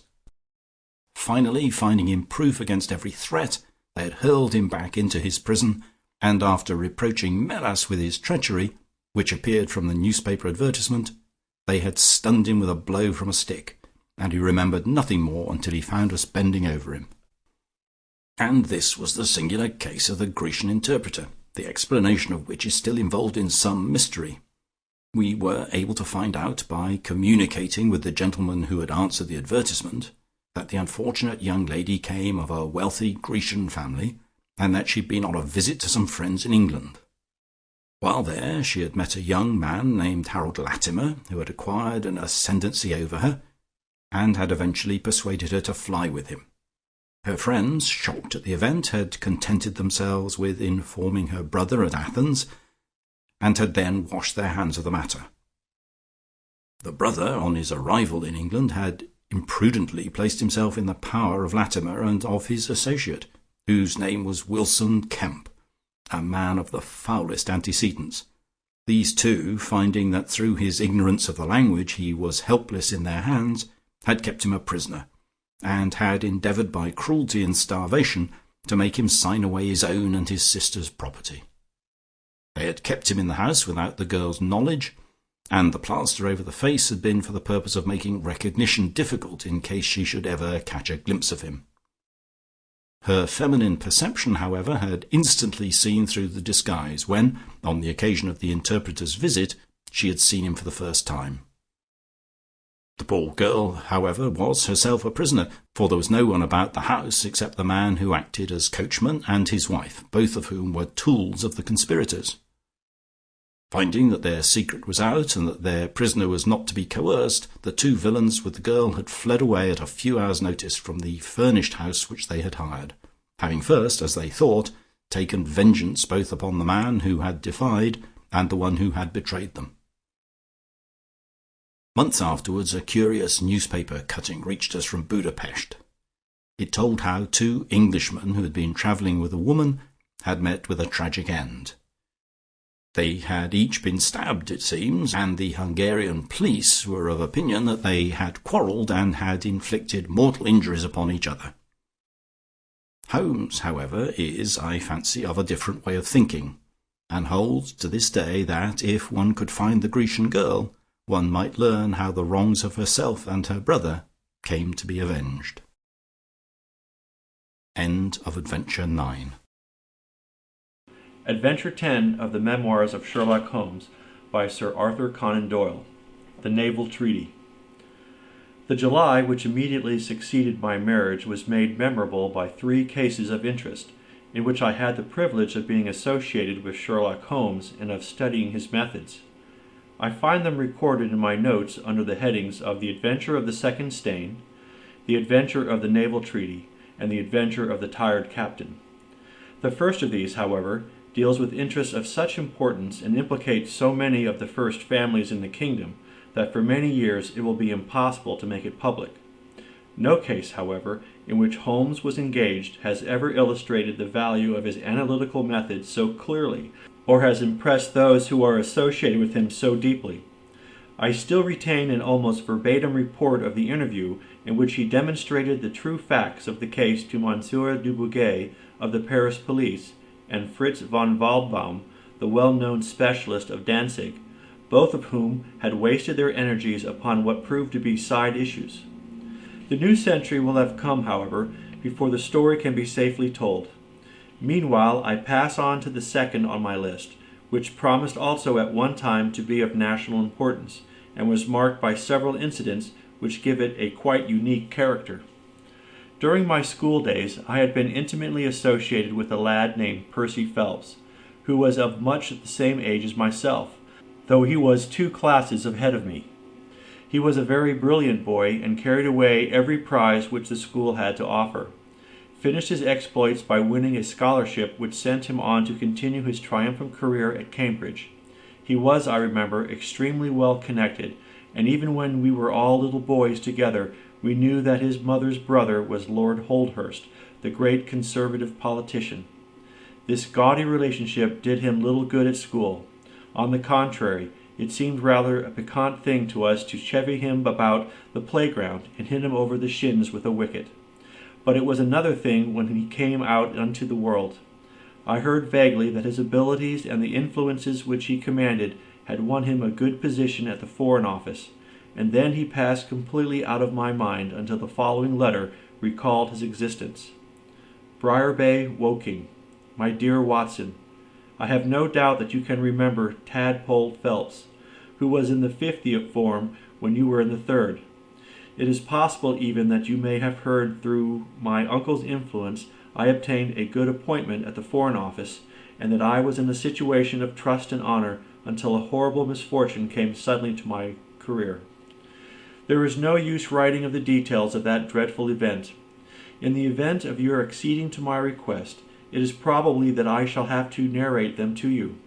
I have only just recovered from 9 weeks of brain fever, and am still exceedingly weak. Do you think that you could bring your friend Mr. Holmes down to see me? I should like to have his opinion of the case, though the authorities assure me that nothing more can be done. Do try to bring him down, and as soon as possible. Every minute seems an hour while I live in this state of horrible suspense. Assure him that I have not asked his advice sooner.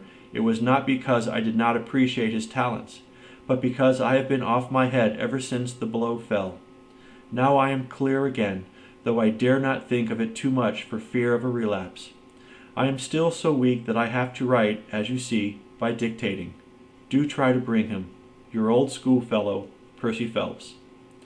There was something that touched me as I read this letter, something pitiable in the reiterated appeals to bring Holmes. So moved was I that even had it been a difficult matter, I should have tried it. But of course I knew well that Holmes loved his art, so that he was ever as ready to bring his aid as his client could be to receive it. My wife agreed with me that not a moment should be lost in laying the matter before him, and so within an hour of breakfast time I found myself back once more in the old rooms in Baker Street. Holmes was seated at his side table, clad in his dressing gown, and working hard over a chemical investigation. A large curved retort was boiling furiously in the bluish flame of a Bunsen burner, and the distilled drops were condensed into a 2-liter measure.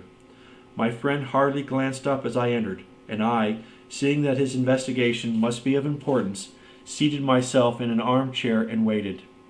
He dipped into this bottle or that, drawing out a few drops of each with his glass pipette, and finally brought a test tube containing a solution over to the table. In his right hand was held a slip of litmus paper. "You come at a crisis, Watson," said he. "If this paper remains blue, all is well. If it turns red, it means a man's life." He dipped it into the test tube, and it flushed at once into a full, dirty crimson. "I thought as much," he cried. "I will be at your service in an instant, Watson. You will find tobacco in the Persian slipper." He turned to his desk and scribbled off several telegrams, which were handed over to the page boy. Then he threw himself down into the chair opposite, and drew up his knees until his fingers clasped round his long, thin shins.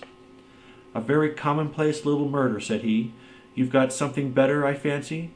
You are the stormy petrel of crime, Watson. What is it?" I handed him the letter, which he read with the most concentrated attention. "It does not tell us very much, does it?" he remarked, as he handed it back to me. "Hardly anything. And yet the writing is of interest. But the writing is not his own. Precisely. It's a woman's." "A man's, surely," I cried. "No, a woman's, and a woman of rare character. You see, at the commencement of an investigation, it is something to know that your client is in close contact with someone who, for good or evil, has an exceptional nature. My interest is already awakened in the case. If you are ready, we will start at once for Woking, and see this diplomatist who is in such evil case, and the lady to whom he dictates his letters." We were fortunate enough to catch an early train at Waterloo, and in a little under an hour we found ourselves among the fir woods and the heather of Woking. Briar Bay proved to be a large detached house standing in an extensive grounds within a few minutes' walk of the station. On sending in our cards, we were shown into an elegantly appointed drawing-room, where we were joined in a few minutes by a rather stout man who received us with much hospitality. His age may have been nearly 40 than 30, but his cheeks were so ruddy and his eyes so merry that he still conveyed the impression of a plump and mischievous boy. "I am so glad that you have come," said he, shaking our hands with effusion. "Percy has been inquiring for you all morning. Ah, poor chap, he clings to any straw. His father and his mother asked me to see you, for the mere mention of the subject is very painful to them." "We have had no details yet," observed Holmes. "I perceive that you are not yourself a member of the family." Our acquaintance looked surprised, and then, glancing down, he began to laugh. "Oh, of course, you saw the J.H. monogram on my locket," said he. "For a moment I thought you had done something clever.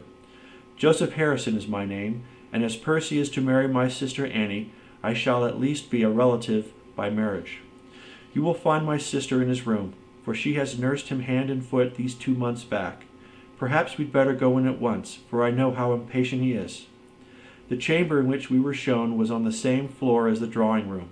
It was furnished partly as a sitting and partly as a bedroom, with flowers arranged daintily in every nook and corner. A young man, very pale and worn, was lying upon a sofa near the open window, through which came the rich scent of the garden and the balmy summer air. A woman was sitting beside him, who rose as we entered. "Shall I leave, Percy?" she asked. He clutched her hand to detain her. "How are you, Watson?" said he cordially. "I should never have known you under that mustache, and I dare say you would not be prepared to swear to me. This, I presume, is your celebrated friend, Mr. Sherlock Holmes." I introduced him in a few words, and we both sat down.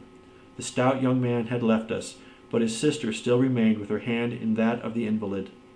She was a striking-looking woman, a little short and thick for symmetry, but with a beautiful olive complexion, large, dark Italian eyes, and a wealth of a deep black hair. Her rich tints made the white face of her companion the more worn and haggard by the contrast. "I won't waste your time," said he, raising himself upon the sofa. "I'll plunge into the matter without further preamble. I was a happy and successful man, Mr. Holmes, and on the eve of being married, when a sudden and dreadful misfortune wrecked all my prospects in life. I was, as Watson may have told you, in the Foreign Office, and through the influences of my uncle, Lord Holdhurst, I rose rapidly to a responsible position. When my uncle became Foreign Minister in this administration, he gave me several missions of trust, and as I always brought them to a successful conclusion, he came at last to have the utmost confidence in my ability and tact. Nearly 10 weeks ago, to be more accurate, on the 23rd of May, he called me into his private room, and after complimenting me on the good work which I had done, he informed me that he had a new commission of trust for me to execute.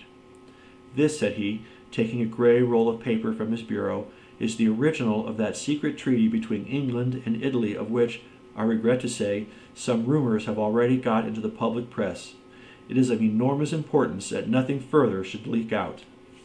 The French or the Russian embassy would pay an immense sum to learn the contents of these papers. They should not leave my bureau were it not that it is absolutely necessary to have them copied.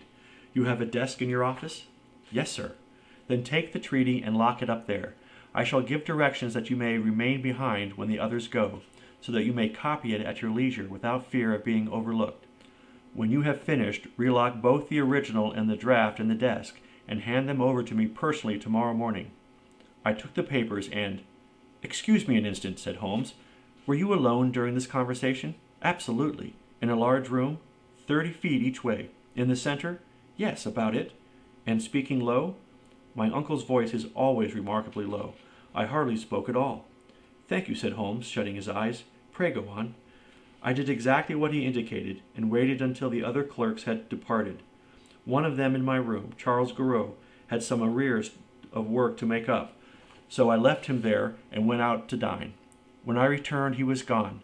I was anxious to hurry my work, for I knew that Joseph, the Mr. Harrison whom you saw just now, was in town, and that he would travel down to Woking by the 11 o'clock train, and I wanted, if possible, to catch it. When I came to examine the treaty, I saw at once that it was of such importance that my uncle had been guilty of no exaggeration in what he had said. Without going into details, I may say that it defined the position of Great Britain towards the Triple Alliance, and foreshadowed the policy which this country would pursue in the event of the French fleet gaining a complete ascendancy over that of Italy in the Mediterranean. The questions treated in it were purely naval. At the end were the signatures of the high dignitaries who had signed it. I glanced my eyes over it, and then settled down to my task of copying. It was a long document, written in the French language, and containing 26 separate articles. I copied as quickly as I could, but at 9 o'clock I had only done 9 articles, and it seemed hopeless for me to attempt to catch my train. I was feeling drowsy and stupid, partly from my dinner, and also from the effects of a long day's work. A cup of coffee would clear my brain. A commissionaire remains all night in a little lodge at the foot of the stairs, and is in the habit of making coffee at his spirit lamp for any of the officials who may be working overtime. I rang the bell, therefore, to summon him. To my surprise, it was a woman who answered the summons, a large, coarse-faced, elderly woman in an apron. She explained that she was the commissionaire's wife who did the chairing, and I gave her the order for the coffee. I wrote 2 more articles, and then, feeling more drowsy than ever, I rose and walked up and down the room to stretch my legs.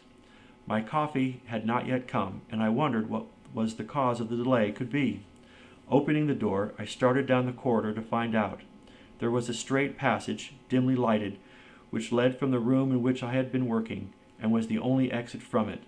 It ended in a curving staircase, with the commissionaire's lodge in the passage at the bottom.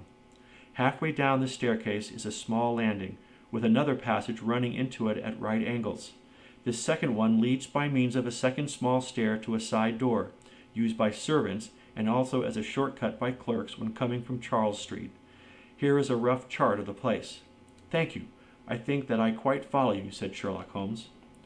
"It is of the utmost importance that you should notice this point."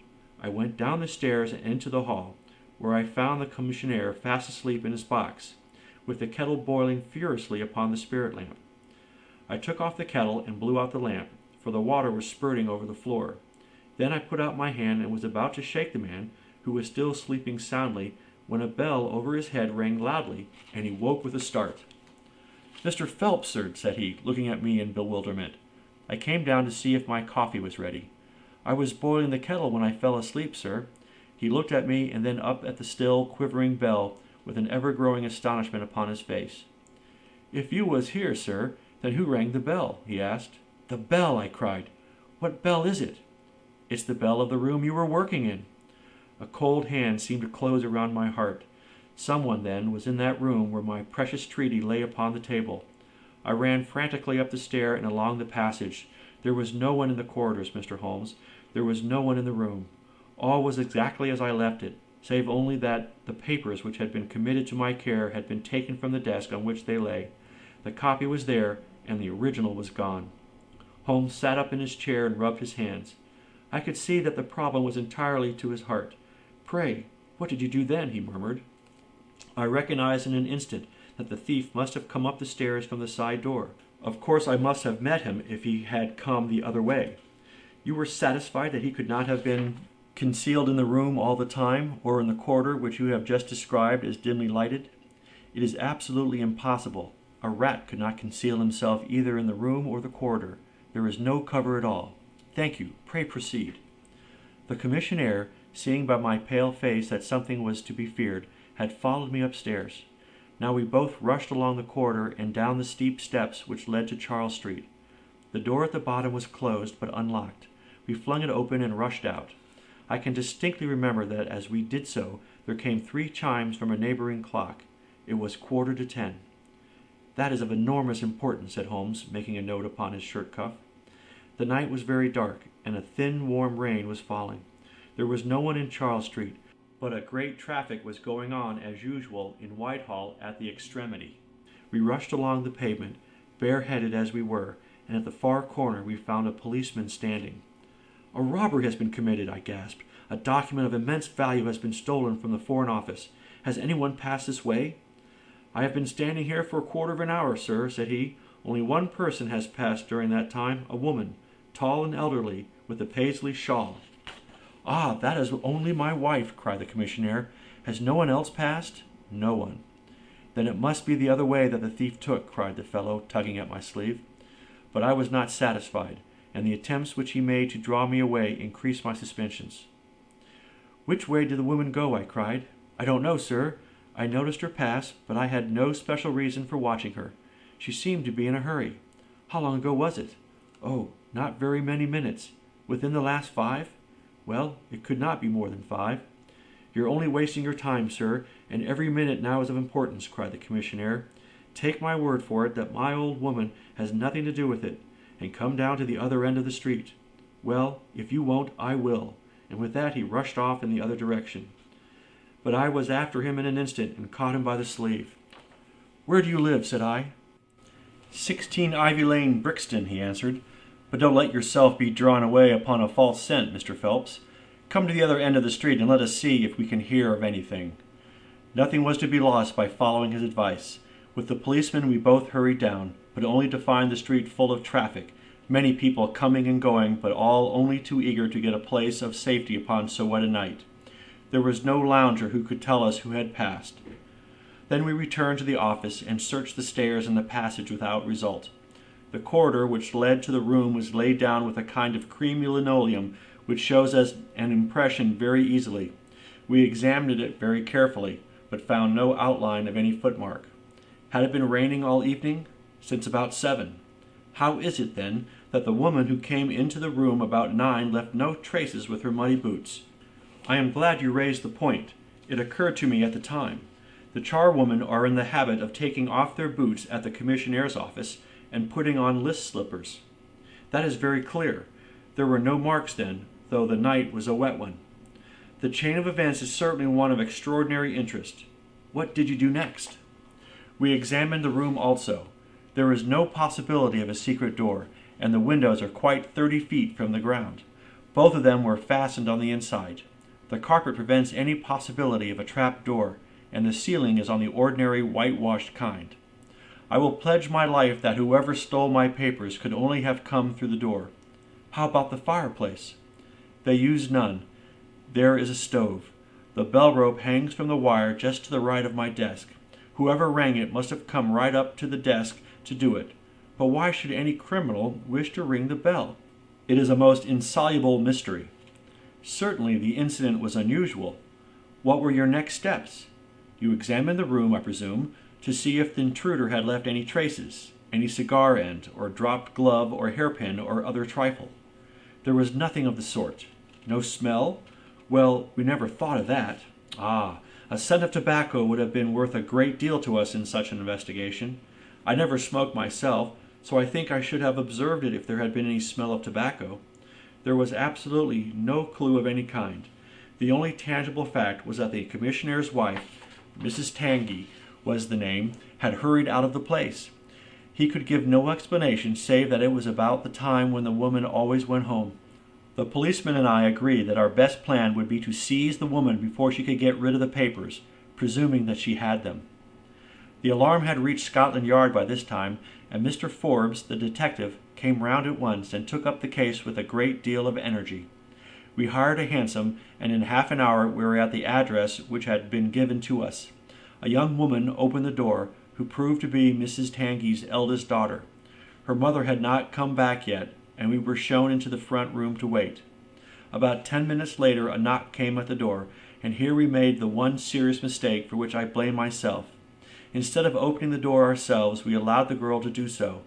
We heard her say, "Mother, there are 2 men in the house waiting to see you," and in an instant afterwards we heard the patter of feet rushing down the passage.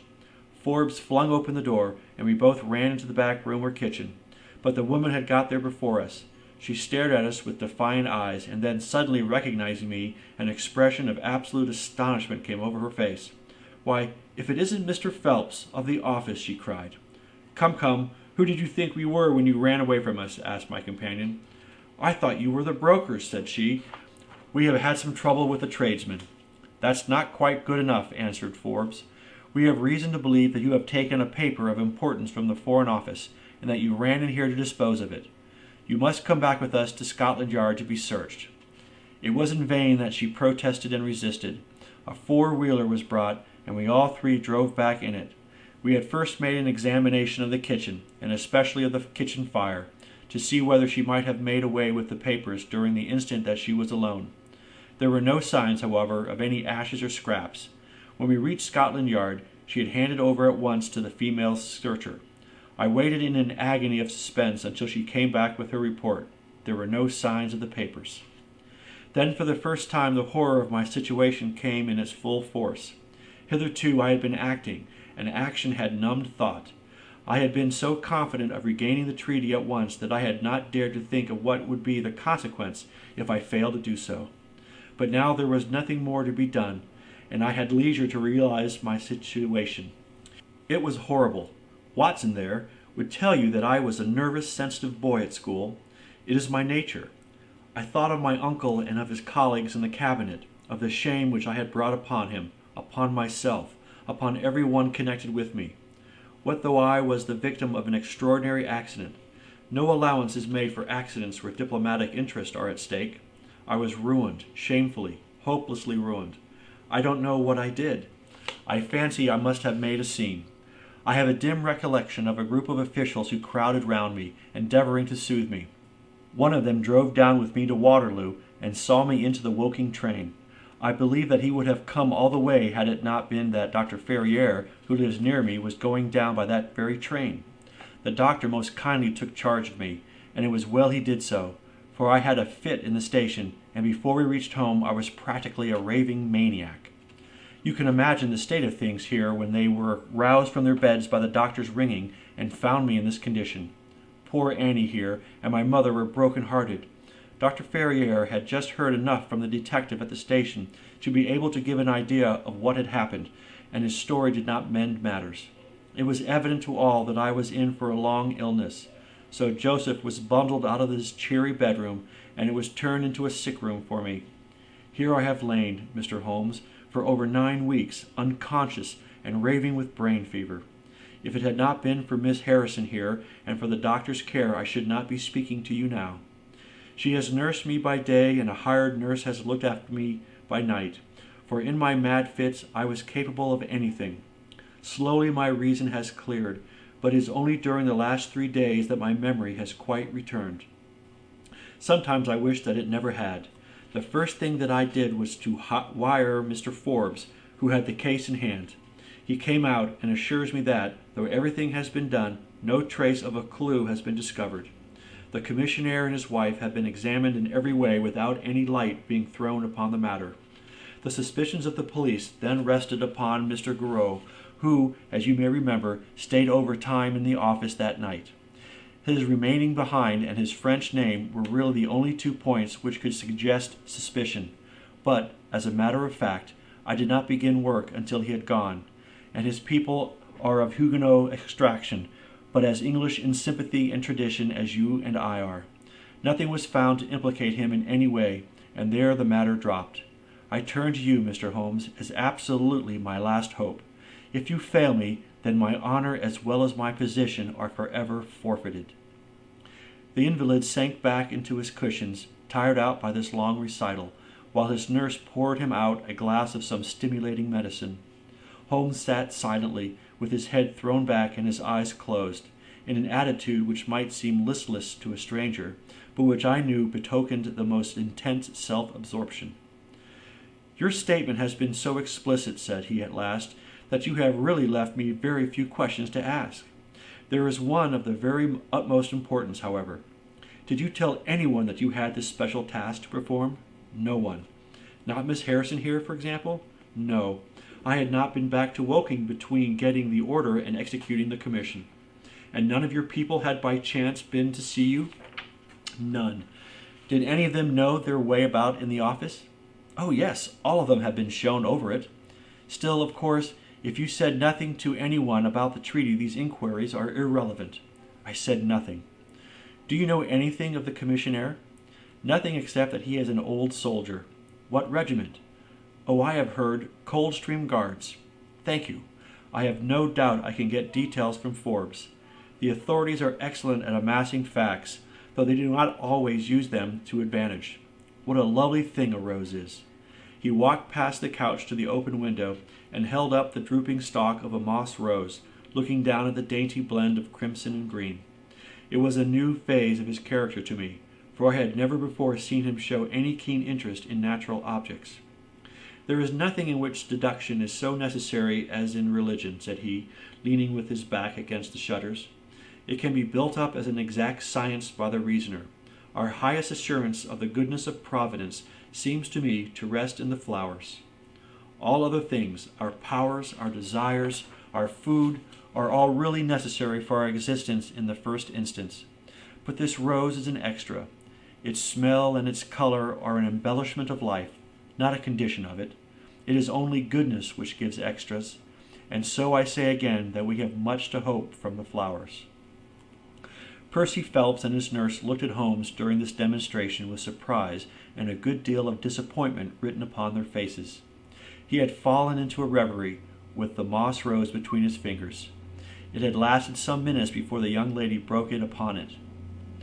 "Do you see any prospect of solving this mystery, Mr. Holmes?" she asked, with a touch of asperity in her voice. "Oh, the mystery," he answered, coming back with a start to the realities of life. "Well, it would be absurd to deny the case in a very abstruse and a complicated one, but I can promise you that I will look into the matter and let you know any points which may strike me. Do you see any clue? You have furnished me with 7, but, of course, I must test them before I can pronounce upon their value." "You suspect someone?" "I suspect myself." "What?" "Of coming to conclusions too rapidly." "Then go to London and test your conclusions." "Your advice is very excellent, Miss Harrison," said Holmes, rising. "I think, Watson, we cannot do better. Do not allow yourself to indulge in false hopes, Mr. Phelps. The affair is a very tangled one." "I shall be in a fever until I see you again," cried the diplomatist. "Well, I'll come out by the same train tomorrow, though it's more than likely that my report will be a negative one." "God bless you for promising to come," cried our client. "It gives me fresh life to know that something is being done. By the way, I have had a letter from Lord Holdhurst." "Ha! What did he say?" "He was cold, but not harsh. I dare say my severe illness prevented him from being that. He repeated that the matter was of the utmost importance, and added that no steps would be taken about my future, by which he means, of course, my dismissal, until my health was restored and I had an opportunity of repairing my misfortune." "Well, that was reasonable and considerate," said Holmes. "Come, Watson, for we have a good day's work before us in town."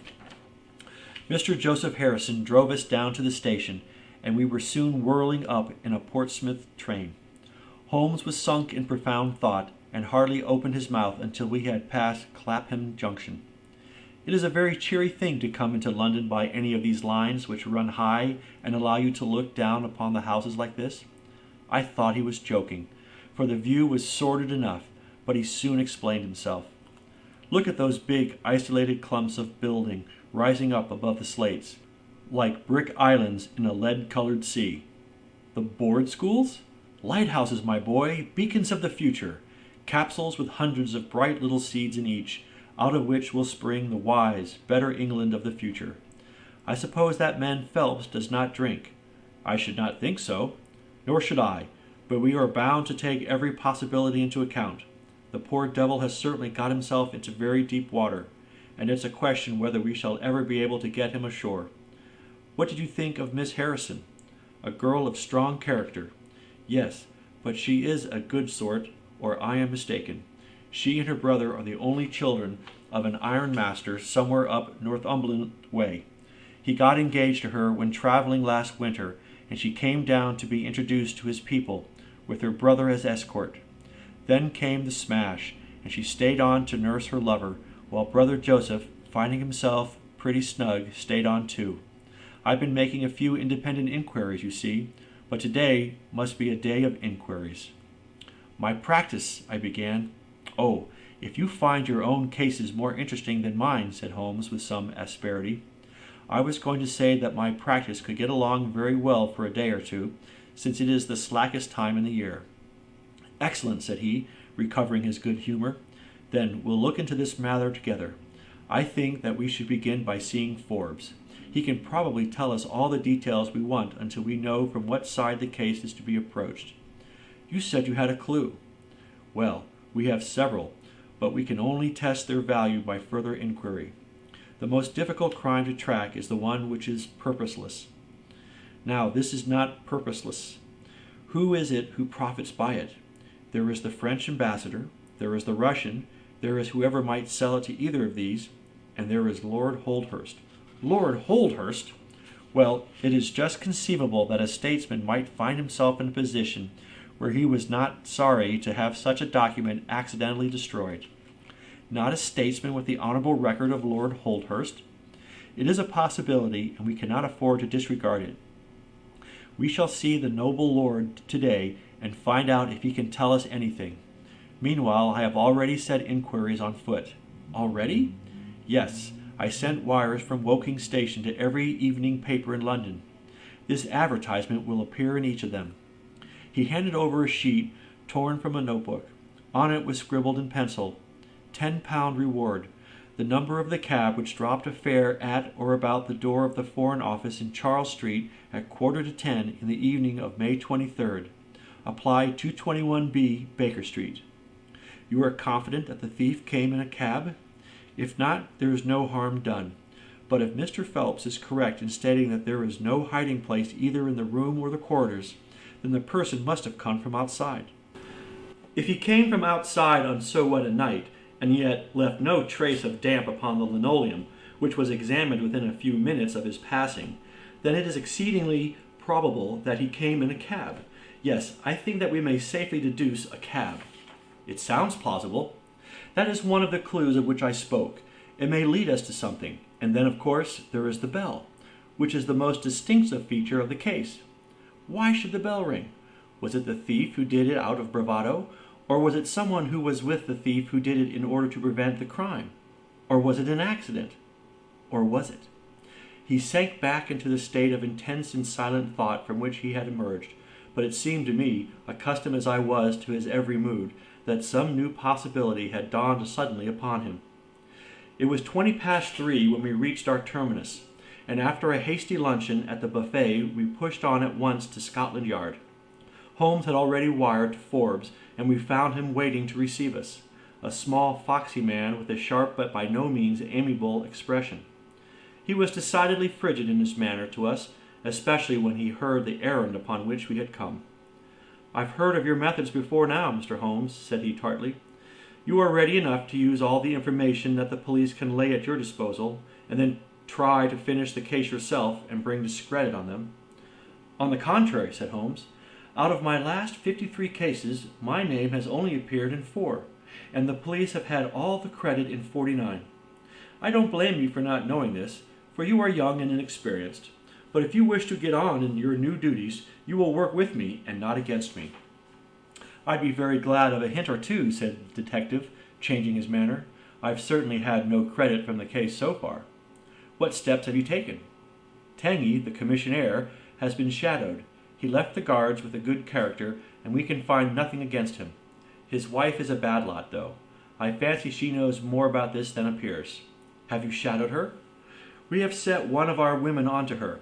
Miss Tangy drinks, and our woman has been with her twice when she was well on, but she could get nothing out of her.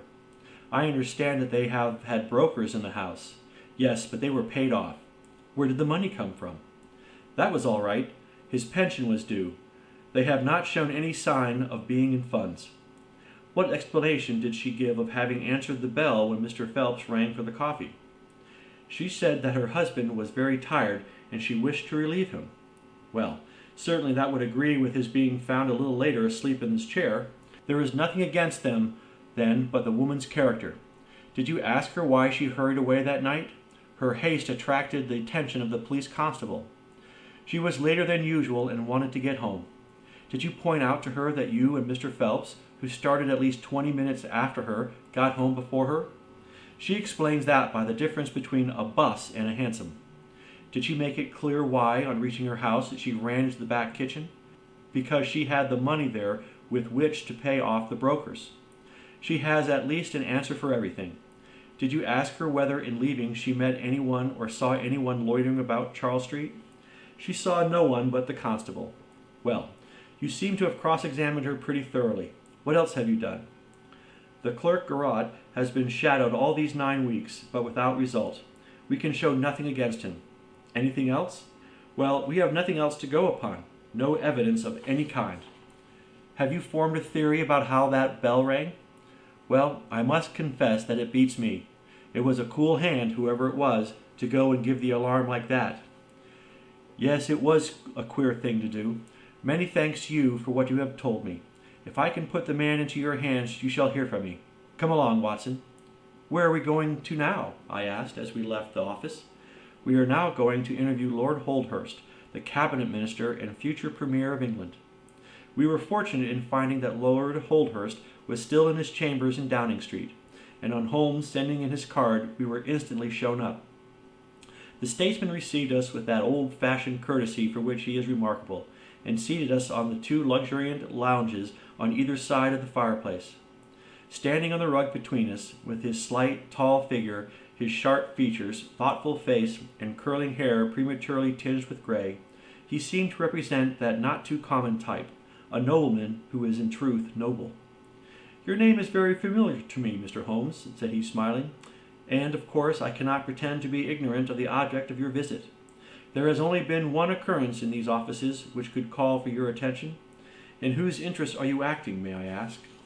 In that of Mr. Percy Phelps, answered Holmes. Ah, my unfortunate nephew. You can understand that our kinship makes it the more impossible for me to screen him in any way. I fear that the incident must have a very prejudicial effect upon his career. But if the document is found, that of course would be different. I had 1 or 2 questions which I wish to ask you, Lord Holdhurst. I shall be happy to give you any information in my power. Was it in this room that you gave your instructions as to the copying of the document? It was? Then you could hardly have been overheard. It is out of the question. Did you ever mention to anyone that it was your intention to give anyone the treaty to be copied? Never. Are you certain of that? Absolutely. Well, since you never said so, and Mr. Phelps never said so, and nobody else knew anything of the matter, then the thief's presence in the room was purely accidental. He saw his chance, and he took it. The statesman smiled. You take me out of my province there, said he. Holmes considered for a moment. There is another very important point which I wish to discuss with you, he said. You feared, as I understand, that very grave results might follow from the details of this treaty becoming known. A shadow passed over the expressive face of the statesman. Very grave results indeed. And have they occurred? Not yet. If the treaty had reached, let us say, the French or Russian Foreign Office, you would expect to hear of it. I should, said Lord Holdhurst, with a wry face. Since nearly 10 weeks have elapsed then, and nothing has been heard, it is not unfair to suppose that for some reason the treaty has not reached them. Lord Holdhurst shrugged his shoulders. We can hardly suppose, Mr. Holmes, that the thief took the treaty in order to frame it and hang it up. Perhaps he is waiting for a better price. If he waits a little longer, he will get no price at all. The treaty will cease to be secret in a few months. That is most important, said Holmes. Of course, it is a possible supposition that the thief has had a sudden illness. An attack of brain fever, for example? Asked the statesman, flashing a swift glance at him. I did not say so, said Holmes imperturbably. And now, Lord Holdhurst, we have already taken up too much of your valuable time, and we shall wish you good day. Every success to your investigation, be the criminal who it may, answered the nobleman, and he bowed us out of the door. He's a fine fellow, said Holmes as we came out into Whitehall, but he has a struggle to keep up his position. He is far from rich and has many calls. You notice, of course, that his boots had been resold. Now, Watson, I won't detain you from your legitimate work any longer. I shall do nothing more today, unless I have an answer to my cab advertisement. But I should be extremely obliged to you if you would come down with me to Woking tomorrow, by the same train which we took yesterday. I met him accordingly next morning, and we travelled down to Woking together. He had had no answer to his advertisement, he said, and no fresh light had been thrown upon the case. He had, when he so willed it, the utter immobility of countenance of a Red Indian, and I could not gather from his appearance whether he was satisfied or not with the position of the case. His conversation, I remember, was about the Bertillon system of measurements, and he expressed his enthusiastic admiration of the French savant. We found our client still under the charge of his devoted nurse, but looking considerably better than before. He rose from the sofa and greeted us without difficulty when we entered. "Any news?" he asked eagerly. "My report, as I expected, is a negative one," said Holmes. "I have seen Forbes, and I have seen your uncle, and I have set 1 or 2 trains of inquiry upon foot which may lead to something." "You have not lost heart, then?" "By no means." "God bless you for saying that," cried Miss Harrison. "If we keep our courage and our patience, the truth must come out." "We have more to tell you than you have for us," said Phelps, reseating himself upon the couch. "I hoped you might have something." "Yes, we have had an adventure during the night, and one which might have proved to be a serious one." His expression grew very grave as he spoke, and a look of something akin to fear sprang up in his eyes. "Do you know," said he, "that I begin to believe that I am the unconscious center of some monstrous conspiracy, and that my life is aimed as well as my honor." "Ah," cried Holmes, "it sounds incredible, for I have not, as far as I know, an enemy in the world. Yet from last night's experience I can come to no other conclusion." "Pray let me hear it." "You must know that last night was the very first night that I have ever slept without a nurse in the room. I was so much better that I thought I could dispense with one. I had a night-light burning, however. Well, about 2 in the morning I had sunk into a light sleep, when I was suddenly aroused by a slight noise. It was like the sound which a mouse makes when it is gnawing a plank, and I lay listening to it for some time under the impression that it must come from that cause. Then it grew louder, and suddenly there came from the window a sharp metallic snick. I sat up in amazement. There could be no doubt what the sounds were now. The first ones had been caused by someone forcing an instrument through the slit between the sashes, and the second by the catch being pressed back. There was a pause then for about 10 minutes, as if the person were waiting to see whether the noise had awakened me. Then I heard the gentle creaking as the window was slowly opened. I could stand it no longer, for my nerves are not what they used to be. I sprang out of bed and flung open the shutters. A man was crouching at the window. I could see little of him, for he was gone like a flash. He was wrapped in some sort of cloak which came across the lower part of his face. Only thing I am sure of, and that is that he had some weapon in his hand. It looked to me like a long knife. I distinctly saw the gleam of it as he turned to run. "This is most interesting," said Holmes. "Pray, what did you do then?" "I should have followed him through the open window if I had been stronger. As it was, I rang the bell and roused the house. It took me some little time, for the bell rings in the kitchen and the servants all sleep upstairs. I shouted, however, and that brought Joseph down, and he roused the others. Joseph and the groom found marks on the bed outside the window, but the weather had been so dry lately that they found it hopeless to follow the trail across the grass. There is a place, however, on the wooden fence which skirts the road which shows signs, they tell me, as if someone had got over and had snapped the top of the railing in doing so. I have said nothing to the local police yet, for I thought I had best have your opinion first." This tale of our client's appeared to have an extraordinary effect upon Sherlock Holmes. He rose from his chair and paced about the room in uncontrollable excitement. "Misfortunes never come single," said Phelps, smiling, though it was evident that his adventure had somewhat shaken him. "You have certainly had your share," said Holmes. "Do you think you could walk around the house with me?" "Oh, yes, I should like a little sunshine. Joseph will come too." "And I also," said Miss Harrison. "I'm afraid not," said Holmes, shaking his head. "I think I must ask you to remain sitting exactly where you are." The young lady resumed her seat with an air of displeasure. Her brother, however, had joined us, and we set off all 4 together. We passed round the lawn to the outside of the young diplomatist's window. There were, as he had said, marks upon the bed, but they were hopelessly blurred and vague. Holmes stopped over them for an instant, and then rose, shrugging his shoulders. "I don't think anyone could make much of this," said he. "Let us go round the house and see why this particular room was chosen by the burglar. I should have thought those larger windows of the drawing-room and dining-room would have had more attractions for him." "They are more visible from the road," suggested Mr. Joseph Harrison. "Ah, yes, of course. There is a door here which he might have attempted. What is it for?" "It is the side entrance for tradespeople. Of course, it is locked at night." "Have you ever had an alarm like this before?" "Never," said our client. "Do you keep plate in the house, or anything to attract burglars?" "Nothing of value." Holmes strolled round the house with his hands in his pockets and a negligent air which was unusual with him. "By the way," said he to Joseph Harrison, "you found some place, I understand, where the fellow scaled the fence. Let us have a look at that." The plump young man led us to a spot where the top of one of the wooden rails had been cracked. A small fragment of the wood was hanging down. Holmes pulled it off and examined it critically. "Do you think that was done last night? It looks rather old, does it not?" "Well, possibly so."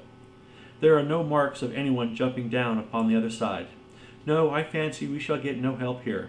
Let us go back to the bedroom and talk the matter over." Percy Phelps was walking very slowly, leaning upon the arm of his future brother-in-law. Holmes walked swiftly across the lawn, and we were at the open window of the bedroom long before the others came up. "Miss Harrison," said Holmes, speaking with the utmost intensity of manner, "you must stay where you are all day. Let nothing prevent you from staying where you are all day. It is of the utmost importance." "Certainly, if you wish, Mr. Holmes," said the girl in astonishment. "When you go back to bed, lock the door of this room on the outside and keep the key.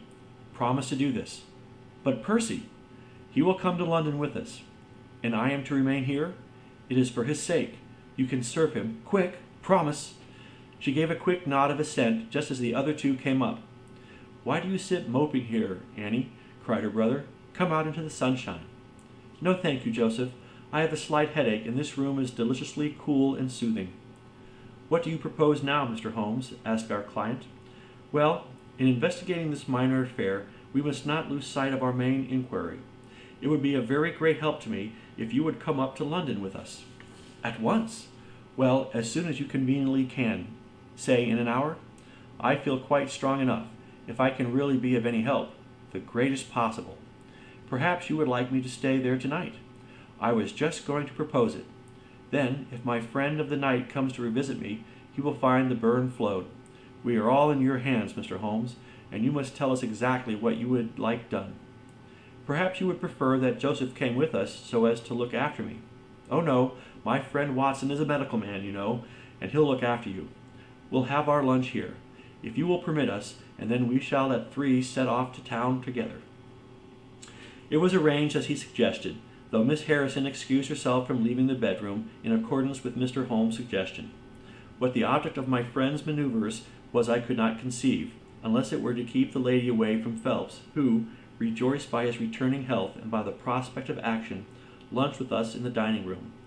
Holmes had a still more startling surprise for us, however, for, after accompanying us down to the station and seeing us into our carriage, he calmly announced that he had no intention of leaving Woking.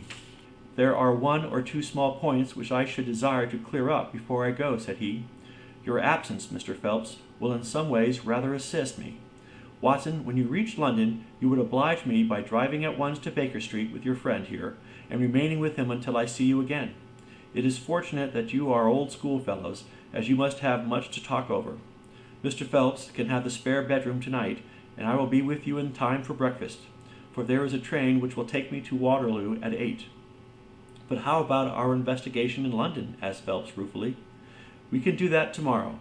I think that just at present I can be of more immediate use here. You might tell them at Briarway that I hope to be back tomorrow night," cried Phelps, as we began to move from the platform. "I hardly expect to go back to Briarway," answered Holmes, and waved his hand to us cheerily as we shot out from the station. Phelps and I talked it over on our journey, but neither of us could devise a satisfactory reason for this new development. "I suppose he wants to find out some clue as to the burglary last night, if a burglar it was. For myself, I don't believe it was an ordinary thief." "What is your own idea, then?" "Upon my word, you may put it down to my weak nerves or not, but I believe there is some deep political intrigue going on around me, and that for some reason that passes my understanding, my life is aimed at by the conspirators. It sounds high-flown and absurd, but consider the facts. Why should a thief try to break in at a bedroom window, where there could be no hope of any plunder, and why should he come with a long knife in his hand? You are sure it was not a housebreaker's jimmy? Oh no, it was a knife. I saw the flash of the blade quite distinctly. But why on earth should you be pursued with such animosity? That is the question. Well, if Holmes takes the same view, that would account for his action, would it not? Presuming that your theory is correct, if he can lay his hands upon the man who threatened you last night, we will have gone a long way towards finding who took the naval treaty. It's absurd to suppose that you have 2 enemies, one of whom robs you while the other threatens your life. but Holmes said that he was not going to Briarbrae. I have known him for some time, said I, but I never knew him to do anything yet without a very good reason. And with that our conversation drifted off to another topic. But it was a weary day for me. Phelps was still weak after his long illness, and his misfortune made him querulous and nervous. In vain I endeavored to interest him in Afghanistan, in India, in social questions, in anything which might take his mind out of the groove. He would always come back to his lost treaty, wondering, guessing, speculating as to what Holmes was doing, what steps Lord Holdhurst was taking, what news we should have in the morning. As the evening wore on, his excitement became quite painful. "You have implicit faith in Holmes?" he asked. "I have seen him do some remarkable things, but he never brought light into anything quite so dark as this." "Oh yes, I have known him solve questions which presented fewer clues than yours, but not where such large interests are at stake. I don't know that. To my certain knowledge, he has acted on behalf of 3 of the reigning houses of Europe in very vital matters. But you know him well, Watson. He is such an inscrutable fellow that I never quite know what to make of him. Do you think he is hopeful? Do you think he expects to make a success of it?" "He has said nothing. That's a bad sign." "On the contrary, I have noticed that when he is off the trail he generally says so. It is when he is on a scent and is not quite absolutely sure yet that it is the right one that he is most taciturn. Now, my dear fellow, we can't help matters by making ourselves nervous about them, so let me implore you to go to bed and so be fresh for whatever may await us tomorrow." I was able at last to persuade my companion to take my advice, though I knew from his excited manner that there was not much hope of sleep for him. Indeed, his mood was infectious, for I lay tossing half the night myself, brooding over this strange problem, and inventing 100 theories, each of which was more impossible than the last. Why had Holmes remained at Woking? Why had he asked Miss Harrison to remain in the sick-room all day? Why had he been so careful not to inform the people at Briarbrae that he had intended to remain near them? I cudgelled my brains until I fell asleep in the endeavor to find some explanation which would cover all these facts. It was 7 o'clock when I awoke, and I set off at once for Phelps' room, to find him haggard and spent after a sleepless night. His first question was whether Holmes had arrived yet. "He'll be here when he promised," said I, "and not an instant sooner." And my words were true, for shortly after 8 a hansom dashed up to the door, and our friend got out of it. Standing in the window, we saw that his left hand was swathed in a bandage, and his face was very grim and pale. He entered the house, but it was some little time before he came upstairs. "He looks like a beaten man," cried Phelps. I was forced to confess that he was right. "After all," said I, "the clue of the matter lies probably here in town." Phelps gave a groan. "I don't know how it is," said he, "but I had hoped for so much from his return. But surely his hand was not tied up like that yesterday. What can be the matter?" "You are not wounded, Holmes?" I asked as my friend entered the room. "Tut! It is only a scratch through my own clumsiness," he answered, nodding his good mornings to us. "This case of yours, Mr. Phelps, is certainly one of the darkest which I have ever investigated. I feared that you would find it beyond you. It has been a most remarkable experience." "That bandage tells of adventure," said I. "Won't you tell us what had happened?" "After breakfast, my dear Watson, remember that I have breathed 30 miles of Surrey air this morning. I suppose that there has been no answer for my cabman advertisement. Well, we cannot expect to score every time." The table was all laid, and just as I was about to ring, Mrs. Hudson entered with tea and coffee. A few minutes later she brought in 3 covers, and we all drew up to the table, Holmes ravenous, I curious, and Phelps in the gloomiest state of depression. "Mrs. Hudson had risen to the occasion," said Holmes, uncovering a dish of curried chicken. "Her cuisine is a little limited, but she has a good idea of breakfast as a Scotch woman. What have you here, Watson?" "Ham and eggs," I answered. "Good.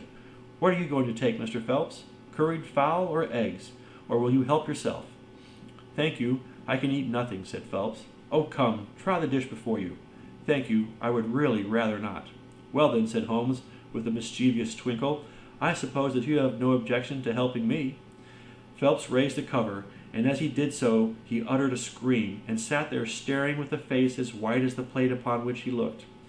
Across the center of it was lying a little cylinder of blue-gray paper. He caught it up, devoured it with his eyes, and then danced madly about the room, pressing it to his bosom and shrieking out in his delight. Then he fell back into an armchair so limp and exhausted with his own emotions that we had to pour brandy down his throat to keep him from fainting. "There, there," said Holmes, soothing, patting him upon the shoulder. "It was too bad to spring it on you like this, but Watson here will tell you that I never can resist a touch of the dramatic." Phelps seized his hand and kissed it. "God bless you," he cried. "You have saved my honor." "Well, my own was at stake, you know," said Holmes. "I assure you, it is just as hateful to me to fail in a case as it can be to you to blunder over a commission." Phelps thrust away the precious document into the innermost pocket of his coat.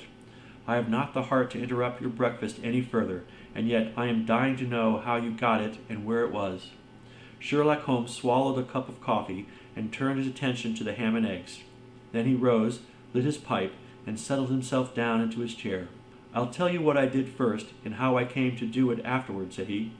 "After leaving you at the station, I went for a charming walk through some admirable Surrey scenery to a pretty little village called Ripley, where I had my tea at an inn, and took the precaution of filling my flask and of putting a paper of sandwiches in my pocket.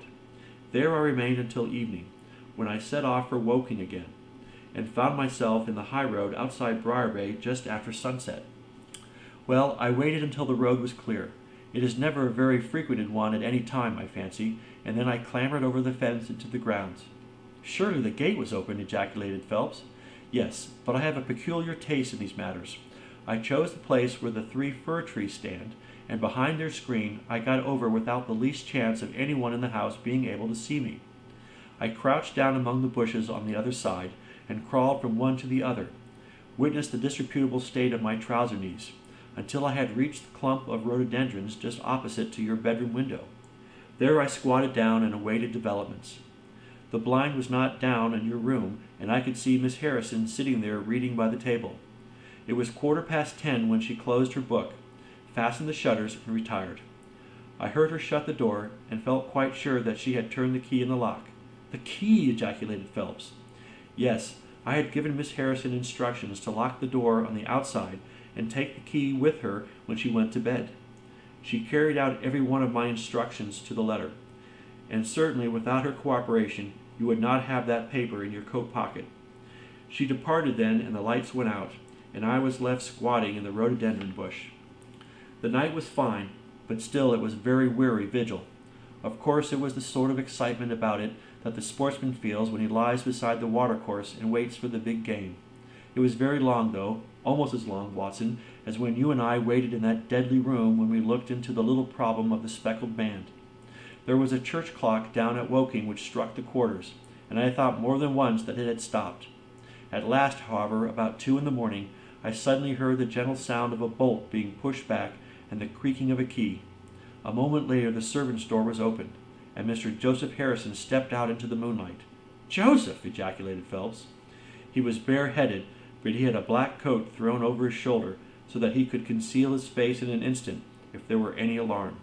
He walked on tiptoe under the shadow of the wall, and when he reached the window he worked a long-bladed knife through the sash and pushed back the catch. Then he flung open the window, and putting his knife through the crack in the shutters, he thrust the bar up and swung them open. From where I lay I had a perfect view of the inside of the room and of every one of his movements.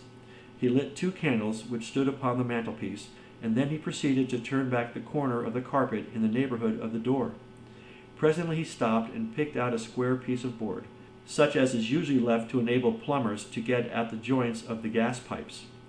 This one covered, as a matter of fact, the T-joint which gives off the pipe which supplies the kitchen underneath. Out of this hiding place he drew that little cylinder of paper, pushed down the board, rearranged the carpet, blew out the candles, and walked straight into my arms as I stood waiting for him outside the window. Well, he was rather more vicious than I gave him credit for. He flew at me with his knife, and I had to grasp him twice, and got a cut over the knuckles before I had the upper hand of him. He looked murderous out of the only eye he could see with when we had finished, but he listened to reason and gave up the papers. Having got them, I let my man go, but I wired full particulars to Forbes this morning. If he is quick enough to catch his bird, well and good, but if, as I shrewdly suspect, he finds the nest empty before he gets there, why, all the better for the government. I fancy that Lord Holdhurst, for one, and Mr. Percy Phelps, for another, would very much rather that the affair never got as far as a police court. My God, gasped our client, do you tell me that during these long 10 weeks of agony the stolen papers were within the very room with me all the time? So it was. And Joseph a villain and a thief. I'm afraid Joseph's character is a rather deeper and more dangerous one than one might judge from his appearance. From what I have heard from him this morning, I gather that he has lost heavily in dabbling with stocks, and that he is ready to do anything on earth to better his fortunes. Being an absolutely selfish man, when a chance presented itself, he did not allow either his sister's happiness or your reputation to hold his hand. Percy Phelps sank back into his chair. My head whirls, said he. Your words have dazed me. The principal difficulty in your case, remarked Holmes, in his didactic fashion, lay in the fact of there being too much evidence. What was vital was overlaid and hidden by what was irrelevant. Of all the facts which were presented to us, we had to pick just those which we deemed to be essential, and then piece them together in their order, so as to reconstruct this very remarkable chain of events. I had already begun to suspect Joseph from the fact that you had intended to travel home with him that night, and that therefore it was a likely enough thing that he should call for you, knowing the Foreign Office well upon his way. When I heard that someone had been so anxious to get into the bedroom in which no one but Joseph could have concealed anything, you told us in your narrative how you had turned Joseph out when you arrived with the doctor. My suspicions all changed to certainties, especially as the attempt was made on the first night upon which the nurse was absent, showing that the intruder was well acquainted with the ways of the house. How blind I have been! The facts of the case, as far as I have worked them, are these. This Joseph Harrison entered the office through the Charles Street door, and knowing his way, he walked straight into your room the instant after you left it. Finding no one there, he promptly rang the bell, and at the instant he did so, his eyes caught the paper upon the table.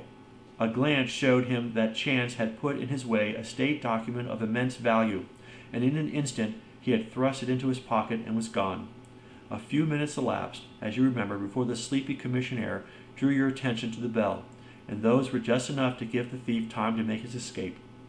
He made his way to Woking by the first train, and having examined his booty and assured himself that it really was of immense value, he had concealed it in what he thought was a very safe place, with the intention of taking it out again in a day or two, and carrying it to the French embassy, or wherever he thought that a long price was to be had. Then came your sudden return. He, without a moment's warning, was bundled out of his room, and from that time onward there were always at least two of you there to prevent him from regaining his treasure. The situation to him must have been a maddening one, but at last he thought he saw his chance. He tried to steal in, but was baffled by your wakefulness. You remember that you did not take your usual draught that night. I remember. I fancy that he had taken steps to make that draught efficacious, and that he quite relied upon your being unconscious. Of course, I understood that he would repeat the attempt whenever it could be done with safety. Your leaving the room gave him the chance he wanted. I kept Miss Harrison in it all day, so that he might not anticipate us. Then, having given him the idea that the coast was clear, I kept guard as I have described. I already knew that the papers were probably in the room, but I had no desire to rip up all the planking and skirting in search of them. I let him take them, therefore, from the hiding place, and so save myself an infinity of trouble. Is there any other point which I can make clear? Why did he try the window on the first occasion, I asked, when he might have entered by the door? In reaching the door, he would have to pass 7 bedrooms. On the other hand, he could get out onto the lawn with ease. Anything else? You do not think, asked Phelps, that he had any murderous intention? The knife was only meant as a tool? It may be so, answered Holmes, shrugging his shoulders. I can only say for certain that Mr. Joseph Harrison is a gentleman to whose mercy I should be extremely unwilling to trust. End of Adventure 10. Recording by Roland Magyar, Orlando, Florida. Adventure 11. The Final Problem by Sir Arthur Conan Doyle. It is with a heavy heart that I take up my pen to write these last words, in which I shall ever record the singular gifts by which my friend Mr. Sherlock Holmes was distinguished in an incoherent and as I deeply feel, an entirely inadequate fashion. I have endeavored to give some account of my strange experiences in his company, from the chance which first brought us together at the period of the Study in Scarlet, up to the time of his interference in the matter of the naval treaty, an interference which had the unquestionable effect of preventing a serious international complication. It was my intention to have stopped there, and to have said nothing of that event which has created a void in my life, which the lapse of 2 years has done little to fill. My hand has been forced, however, by the recent letters in which Colonel James Moriarty defends the memory of his brother, and I have no choice but to lay the facts before the public exactly as they occurred. I alone know the absolute truth of the matter, and I am satisfied that the time has come when no good purpose is to be served by its suppression. As far as I know, there have been only 3 accounts in the public press: that in the Journal de Geneva on May 6, 1891, the Reuters dispatch in the English papers on May 7th, and finally the recent letter to which I have alluded. Of these, the first and second were extremely condensed, while the last is, as I shall now show, an absolute perversion of the facts. It lies with me to tell for the first time what really took place between Professor Moriarty and Mr. Sherlock Holmes. It may be remembered that after my marriage and my subsequent start in private practice, the very intimate relations which had existed between Holmes and myself became to some extent modified. He still came to me from time to time when he desired a companion to his investigation, but these occurrences grew more and more seldom, until I find that in the year 1890 there were only 3 cases of which I retain any record.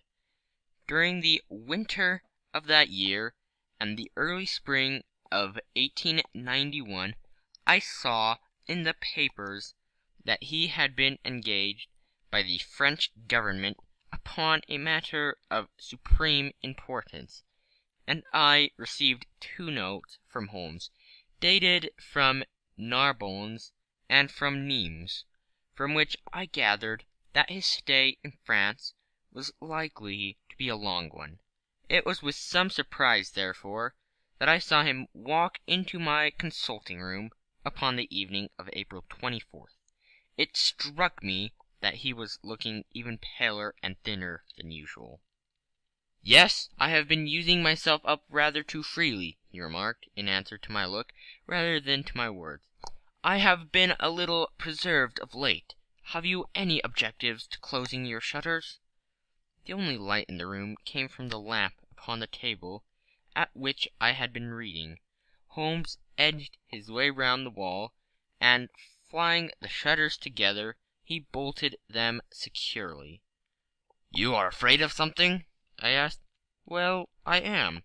"Of what?" "Of air guns." "My dear Holmes, what do you mean?" "I think that you know me well enough, Watson, to understand that I am by no means a nervous man. At the same time, it is stupidity rather than courage to refuse to recognize danger when it is close upon you. Might I trouble you for a match?" He drew in the smoke of his cigarette, as if the soothing influence was grateful to him. "I must apologize for calling so late," said he, "and I must furthermore beg you to be so unconventional as to allow me to leave your house presently by scrambling over your back garden wall." "But what does it all mean?" I asked.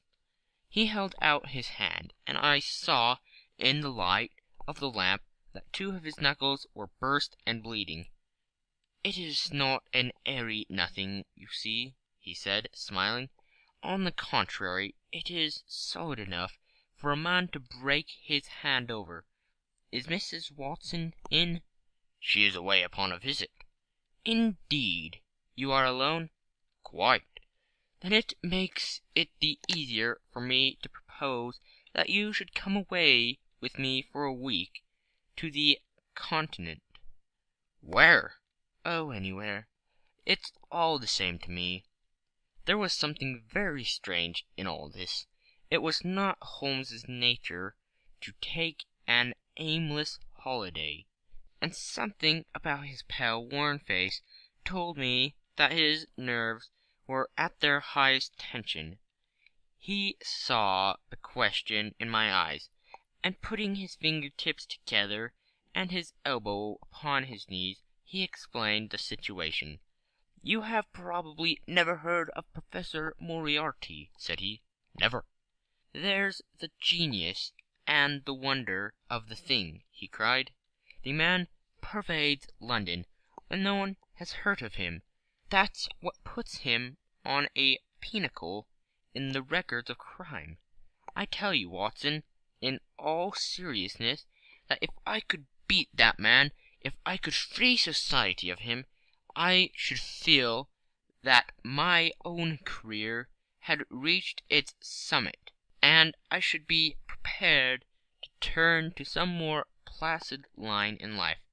Between ourselves, the recent cases in which I have been of assistance to the royal families of Scandinavia and to the French Republic have left me in such a position that I could continue to live in the quiet fashion which is most congenial to me, and to concentrate my attention upon my chemical researches. But I could not rest, Watson. I could not sit quiet in my chair if I thought that such a man as Professor Moriarty were walking the streets of London unchallenged." "What has he done, then?" "His career has been an extraordinary one. He is a man of good birth and excellent education, endowed by nature with a phenomenal mathematical faculty. At the age of 21 he wrote a treatise upon the binomial theorem, which has had a European vogue. On the strength of it he won the mathematical chair at one of our smaller universities, and had to all appearances a most brilliant career before him. But the man had hereditary tendencies of the most diabolical kind. A criminal strain ran in his blood, which, instead of being modified, was increased and rendered infinitely more dangerous by his extraordinary mental powers. Dark rumors gathered round him in the university town, and eventually he was compelled to resign his chair and to come down to London, where he set up as an army coach. So much is known to the world, but what I am telling you now is what I have myself discovered. As you are aware, Watson, there is no one who knows the higher criminal world of London so well as I do. For years past I have continually been conscious of some power behind the malefactor, some deep organizing power which forever stands in the way of the law, and throws its shield over the wrongdoer. Again and again, in cases of the most varying sorts, forgery cases, robberies, murders, I have felt the presence of this force, and I have deduced its action in many of those undiscovered crimes in which I have not been personally consulted. For years I have endeavored to break through the veil which shrouded it, and at last the time came when I seized my thread and followed it until it led me after 1,000 cunning windings, to ex-Professor Moriarty of mathematical celebrity. He is the Napoleon of crime, Watson.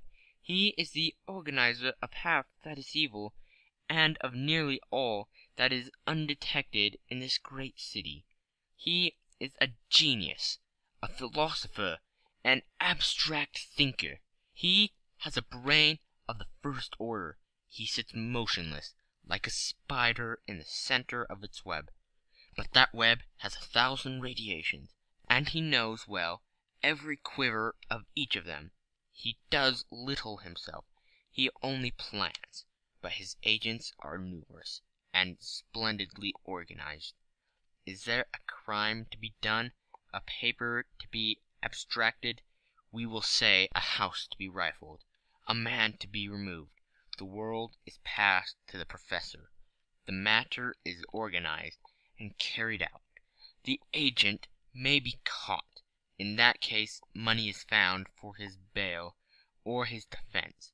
But the central power which uses the agent is never caught, never so much as suspected. This was the organization which I deduced, Watson, and which I devote my whole energy to exposing and breaking up. But the professor was fenced round with safeguards so cunningly devised that, do what I would, it seemed impossible to get evidence which would convict in a court of law. You know my powers, my dear Watson, and yet at the end of 3 months I was forced to confess that I had at last met my antagonist, who was my intellectual equal. My horror at this crime was lost in my admiration at his skill. But at last he made a trip, only a little trip. But it was more than he could afford when I was so close upon him. I had my chance, and, starting from that point, I had woven my net around him until now. It is all ready to close. In 3 days, that is to say, on Monday next, matters will be ripe, and the professor, with all the principal members of his gang, will be in the hands of the police. Then will come the greatest criminal trial of the century, the clearing up of over 40 mysteries, and the rope for all of them. But if we move at all prematurely, you understand, they may slip out of our hands, even at the last moment. Now, if I could have done this without the knowledge of Professor Moriarty, all would have been well. But he was too wily for that. He saw every step which I took to draw my toils round him. Again and again he strove to break away, but I as often headed him off. I tell you, my friend, that if a detailed account of that silent contest could be written, it would take its place as the most brilliant bit of thrust and parry work in the history of detection. Never have I risen to such a height, and never have I been so hard pressed by an opponent. He cut deep, and yet I just undercut him. This morning the last steps were taken, and 3 days only were wanted to complete the business. I was sitting in my room, thinking of the matter over, when the door opened, and Professor Moriarty stood before me. My nerves are fairly proof, Watson, but I must confess to a start, when I saw the very man who had been so much in my thoughts standing there on my threshold. His appearance was quite familiar to me. He is extremely tall and thin. His forehead domes out in a white curve, and his 2 eyes are deeply sunken in his head. He is clean-shaven, pale, and ascetic-looking, retaining something of the professor in his features. His shoulders are rounded from much study, and his face protrudes forward, and is forever slowly oscillating from side to side in a curiously reptilian fashion. He peered at me with great curiosity in his puckered eyes. "You have less fertile development than I should have expected," said he at last. "It is a dangerous habit to finger loaded firearms in the pocket of one's dressing gown." The fact is that upon his entrance I had instinctively recognized the extreme personal danger in which I lay. The only conceivable escape for him lay in the silencing of my tongue. In an instant I had slipped the revolver from the drawer into my pocket, and was covering him through the cloth. At his remark I drew the weapon out, and I laid it cocked upon the table. He still smiled and blinked, but there was something about his eyes which made me feel very glad that I had it there. "You evidently don't know me," said he. "On the contrary," I answered, "I think it is fairly evident that I do. Pray take a chair. I can spare you 5 minutes, if you have anything to say." "All that I have to say has already crossed your mind," said he. "Then possibly my answer has crossed yours," I replied. "You stand fast?" "Absolutely." He clapped his hands into his pocket, and I raised the pistol from the table, but he merely drew out a memorandum book in which he scribbled some dates. "You crossed my path on the 4th of January," said he. "On the 23rd you incommodate me. By the middle of February I was seriously inconvenienced by you. At the end of March I was absolutely hampire in my plans, and now at the close of April I find myself in such a position through your continual persecution that I am in positive danger of losing my liberty. The situation is becoming an impossible one." "Have you any suggestions to make?" I asked. "You must drop it, Mr. Holmes," said he, swaying his face about. "You really must, you know." "After Monday," said I. "Tut, tut," said he. "I am quite sure that a man of your intelligence will see that there can be but one outcome in this affair. It is necessary that you should withdraw. You have worked things in such a fashion that we have only one resource left. It has been an intellectual treat to me to see the way in which you have grappled with this affair, and I say unaffectedly that it would be a grief to me to be forced to take any extreme measure.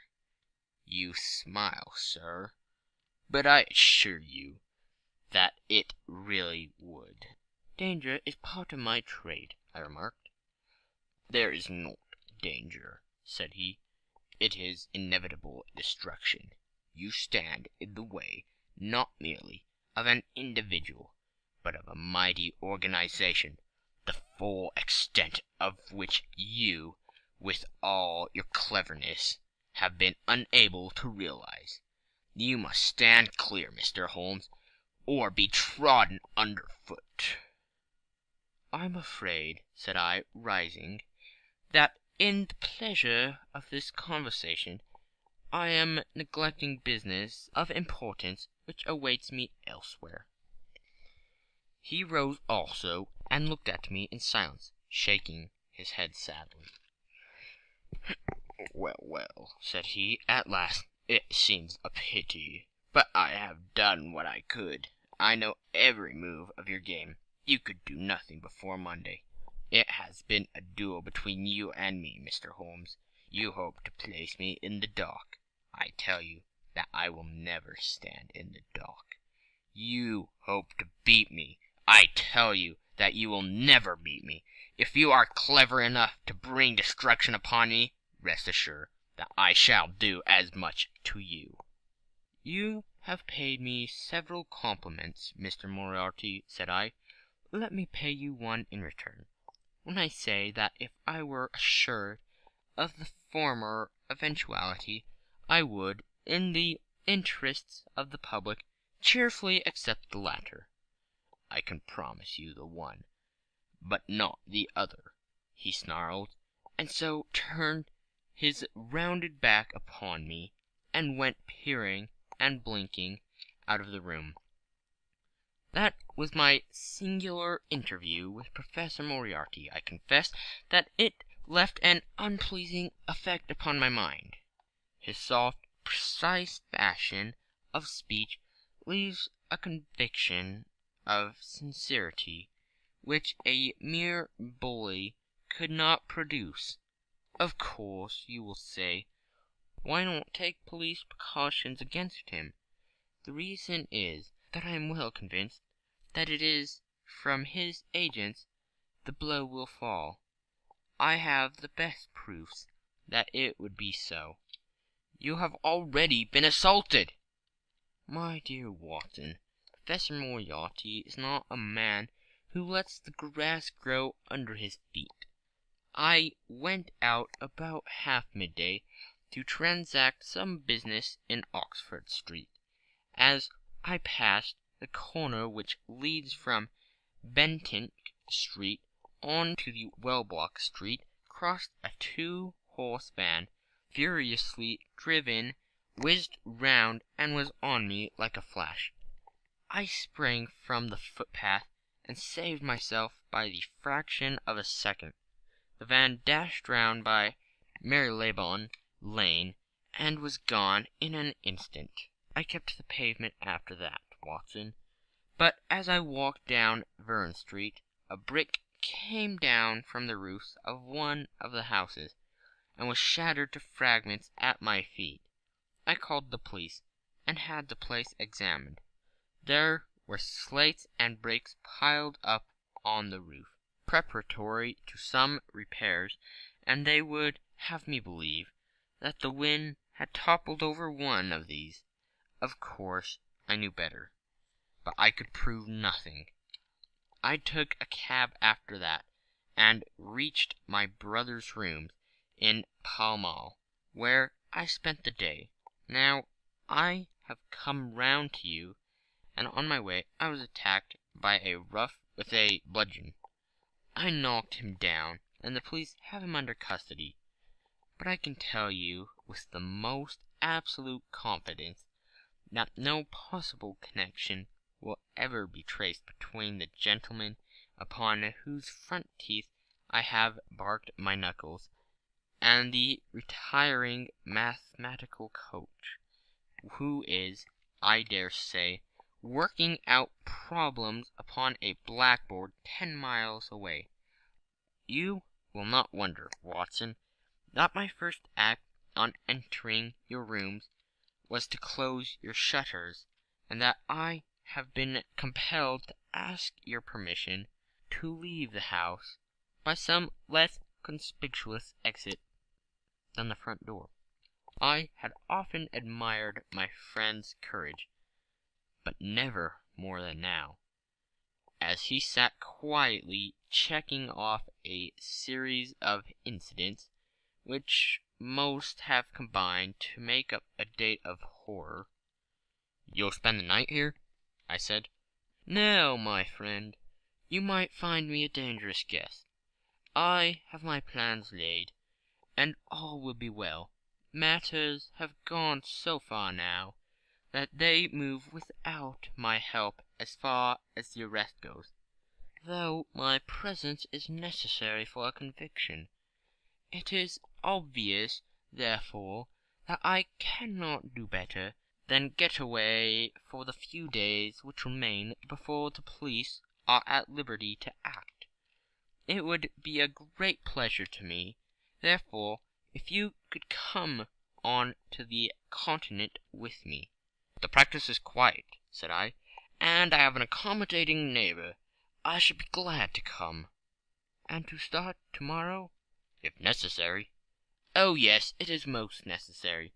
Then these are your instructions, and I beg, my dear Watson, that you will obey them to the letter, for you are now playing a double-handed game with me against the cleverest rogue and the most powerful syndicate of criminals in Europe. Now listen. You will be dispatched, whatever luggage you intend to take, by a trusty messenger, undressed, to Victoria tonight. In the morning you will send for a hansom, desiring your man to take neither the first nor the second, which may present itself. Into this hansom you will jump, and you will drive to the Strand end of the Lowworth Arcade, handing the address to the cabman upon a slip of paper, which a request that he will not throw it away. Have your fare ready, and the instant that your cab stops, dash through the arcade, timing yourself to reach the other side at 9:15. You will find a small brougham waiting closely to the curb, driven by a fellow with a heavy black cloak tipped at the collar with red. Into this you will step, and you will reach Victoria in time for the Continental Express. Where shall I meet you? At the station. The second first-class carriage from the front will be reserved for us. The carriage is our rendezvous, then? Yes. It was in vain that I asked Holmes to remain for the evening. It was evident to me that he thought he might bring trouble to the roof he was under, and that was the motive which impelled him to go. With a few hurried words as to our plans for the morrow, he rose and came out with me into the garden, clambering over the walls which leads into Mortimer Street, and immediately whistling for a hansom, in which I heard him drive away. In the morning I obeyed Holmes' injunctions to the letter. A hansom was procured with such precautions as would prevent its being on, which was placed ready for us, and I drove immediately after breakfast to the Lowworth Arcade, through which I hurried at the top of my speed. A brougham was waiting with a very massive driver, wrapped in a dark cloak, who, the instant that I had stepped in, whipped up the horse and rattled off to Victoria Station. On my alighting there he turned the carriage and dashed away again without so much as a look in my direction. So far all had gone admirably. My luggage was waiting for me, and I turned no difficulty in finding the carriage which Holmes had indicated, the less so as it was the only one in the train which was marked engaged. My only source of anxiety now was the non-appearance of Holmes. The station clock marked only 7 minutes from the time when we were due to start. In vain I searched among the group of travellers and leave-takers for the lithe figure of my friend. There was no sign of him. I spent a few minutes in assisting a venerable Italian priest, who was endeavouring to make a porter understand in his broken English that his luggage was to be booked through to Paris. Then, having to take another look round, I returned to my carriage, where I found that the porter, in spite of the ticket, had given me my decrepit Italian friend as a travelling companion. It was useless for me to explain to him that his presence was an intrusion, for my Italian was even more limited than his English. So I shrugged my shoulders resignedly, and continued to look out anxiously for my friend. A chill of fear had come over me, as I thought that his absence might mean that some blow had fallen during the night. Already the doors had all been shut and the whistles blown, when, "My dear Watson," said a voice, "you have not even condescended to say good morning." I turned in uncontrollable astonishment. The aged ecclesiastic had turned his face towards me. For an instant the wrinkles were smoothed away, the nose drew away from the chin, the lower lip ceased to protrude, and the mouth to mumble. The dull eyes regained their fire, the drooping figure expanded. The next the whole frame collapsed again, and Holmes had gone as quickly as he had come. "Good heavens!" I cried. "How you startled me!" "Every precaution is still necessary," he whispered. "I have reason to thinking that they are hot upon our trail. Ah, there's Moriarty himself." The train had already begun to move as Holmes spoke. Glancing back, I saw a tall man pushing his way furiously through the crowd, and waving his hand as if he desired to have the train stopped. It was too late, however, for we were rapidly gathering momentum, and an instant later had shot clear of the station. "With all our precautions, you see, we have got it rather fine," said Holmes, laughing. He rose, and throwing off the black cassock and hat which had formed his disguise, he packed them away in a handbag. "Have you seen the morning paper, Watson?" "No." "You haven't seen about Baker Street, then?" "Baker Street?" "They set fire to our rooms last night. No great harm was done." "Good heavens, Holmes! This is intolerable!" "They must have lost my track completely after their bludgeon man was arrested. Otherwise they could not have imagined that I had returned to my rooms. They have evidently taken the precaution of watching you, however, and that is what has brought Moriarty to Victoria. You could not have made any slip in coming. I did exactly what you advised." "Did you find your brougham?" "Yes, it was waiting." "Did you recognize your coachman?" "No." "It was my brother Mycroft.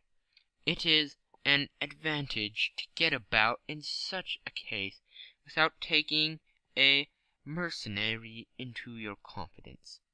But we must plan what we are to do about Moriarty now. As this is an express, and as the boat runs in connection with it, I should think that we have shaken him off very effectively." "My dear Watson, you evidently did not realize my meaning when I said that this man may be taken as being quite on the same intellectual plane as myself. You do not imagine that if I were the pursuer I should allow myself to be baffled by so slight an obstacle. Why then should you think so meanly of him?" "What will he do?" "What I should do." "What would you do, then?" "Engage a special." "But it must be late." "By no means. This train stops at Canterbury, and there is always at least a quarter of an hour's delay at the boat. He will catch us there." "One would think that we were the criminals. Let us have him arrested on his arrival." "It would be to ruin the work of 3 months. We should get the big fish, but the smaller would dart right and left out of the net. On Monday we shall have them all. No, an arrest is inadmissible." "What then?" "We shall get out at Canterbury." "And then?" "Well, then we must make a cross-country journey to Nueven, and so over to Dieppe. Moriarty will again do what I should do. He will get on to Paris, mark down our luggage, and wait for 2 days at the depot. In the meantime we shall treat ourselves to a couple of carpet-bags, encourage the manufacturers of the countries through which we travel, and make our way at leisure into Switzerland via Luxembourg and Basel. At Canterbury, therefore, we alighted, only to find that we should have to wait an hour before we could get a train to Nueven. I was still looking rather ruefully after the rapidly disappearing luggage van, which contained my wardrobe, when Holmes pulled my sleeve and pointed up the line. "Already, you see," said he. Far away, from among the Kentish woods, there rose a thin spray of smoke. A minute later a carriage and engine could be seen flying along the open curve which leads to the station. We had hardly time to take our place behind a pile of luggage when it passed with a rattle and a roar, beating a blast of hot air into our faces. "There he goes," said Holmes, as we watched the carriage swing and rock over the points. "There are limits, you see, to our friend's intelligence.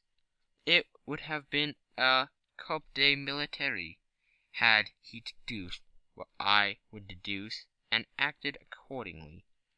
And what would he have done had he overtaken us? There cannot be the least doubt that he would have made a murderous attack upon me. It is, however, a game at which two may play. The question now is whether we should take a premature lunch here, or run our chance of starving before we reach the buffet at Nueven. We made our way to Brussels that night, and spent 2 days there, moving on upon the 3rd day as far as Strasbourg. On the Monday morning Holmes had telegraphed to the London police, and in the evening we found a reply waiting for us at our hotel. Holmes tore it open, and then, with a bitter curse, hurled it into the grate. "I might have known it," he groaned. "He has escaped. Moriarty. They have secured the whole gang with the exception of him. He has given them the slip. Of course, when I had left the country there was no one to cope with him, but I did think that I had put the game in their hands. I think that you had better return to England, Watson." "Why?" "Because you will find me a dangerous companion now. This man's occupation is gone. He is lost. If he returns to London, if I read his character right, he will devote his whole energies to revenging himself upon me. He said as much in our short interview, and I fancy that he meant it. I should certainly recommend you to return to your practice." It was hardly an appeal to be successful with one who was an old campaigner as well as an old friend. We sat in the Strasbourg salle à manger, arguing the question for half an hour, but the same night we had resumed our journey, and were well on our way to Geneva. For a charming week we wandered up to the valley of the Rhone, and then, branching off at Lake, we made our way over the Gemmi Pass, still deep in snow, and so by way of Interlaken to Meiringen. It was a lovely trip, the dainty green of the spring below, the virgin white of the winter above, but it was clear to me that never for an instant did Holmes forget the shadow which lay across him.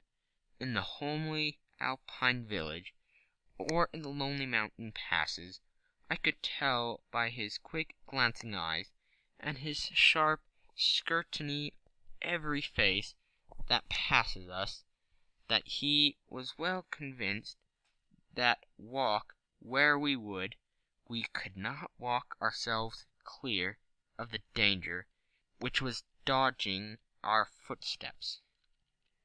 Once, I remember, as we passed over the Gemmi, and walked along the border of the melancholy Debnese, a large rock, which had been dislodged from the ridge upon our right, clattering down and roared into the lake behind us. In an instant Holmes had raced up on the ridge, and, standing upon a lofty pinnacle, craned his neck in every direction. It was in vain that our guide assured him that a fall of stones was a common chance in the springtime. At that spot he said nothing, but he smiled at me with the air of a man who sees the fulfillment of that which he had expected. And yet, for all his watchfulness, he was never depressed. On the contrary, I could never recollect having seen him in such exuberant spirits. Again and again he recurred to the fact that if he could be assured that society was freed from Professor Moriarty, he would cheerfully bring his own career to a conclusion. "I think that I may go so far as to say, Watson, that I have not lived wholly in vain," he remarked. "If my record were closed to-night, I would still survey it with equanimity. The air of London is still the sweeter for my presence. In over 1,000 cases I am not aware that I have ever used my powers upon the wrong side. Of late I have been tempted to look into the problems furnished by nature, rather than those more superficial ones for which our artificial state of society is responsible. Your memoirs will draw to an end, Watson, upon the day that I crown my career by the capture or extinction of the most dangerous and capable criminal in Europe. I shall be brief and yet exact in the little which remains for me to tell. It is not a subject on which I would willingly dwell, and yet I am conscious that a duty devolves upon me to omit no detail. It was on the 3rd of May that we reached the little village of Meringen, where we put up at the enclosure Hof, then kept by Peter Staler the elder. Our landlord was an intelligent man, and spoke excellent English, having served for 3 years as waiter at the Grosvenor Hotel in London. At his advice, on the afternoon of the 4th, we set off together, with the intention of crossing the hills and spending the night at the hamlet of Rosenlaw. We had strict injunctions, however, on no account to pass the falls of Reichenbach, which are about halfway up the hill, without making a small detour to see them. It is indeed a fearful place. The torrent, swollen by the melting snow, plunges into a tremendous abyss, from which the spray rolls up like smoke from a burning house. The shaft into which the river hurls itself is an immense chasm, lined by a glittering coal-black rock, and narrowing into a creaming, boiling pit of incalculable depth, which brims over and shoots the stream onward over its jagged lip. The long sweep of green water roared forever down, and the thick flickering curtain of spray hissing forever upward, turn a man giddy with their constant whirl and clamour. We stood near the edge, peering down at the gleam of the breaking water far below us against the black rocks, and listening to the half-human shout which came booming up with the spray out of the abyss. The path had been cut halfway round the fall to afford a complete view, but it ends abruptly, and the traveller has to return as he came. We had turned to do so when we saw a Swiss lad come running along it with a letter in his hand. It bore the mark of the hotel which we had just left, and was addressed to me by the landlord. It appeared that within a very few minutes of our leaving, an English lady had arrived who was in the last stage of consumption. She had wintered at Davis Platz, and was journeying now to join her friends at Lucerne, when a sudden hemorrhage had overtaken her. It was thought that she could hardly live a few hours, but it would be a great consolation to her to see an English doctor, and if I would only return, etc.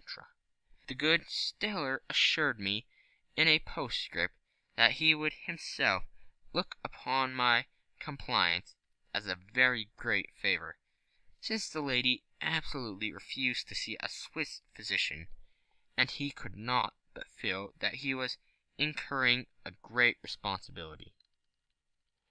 The appeal was one which could not be ignored.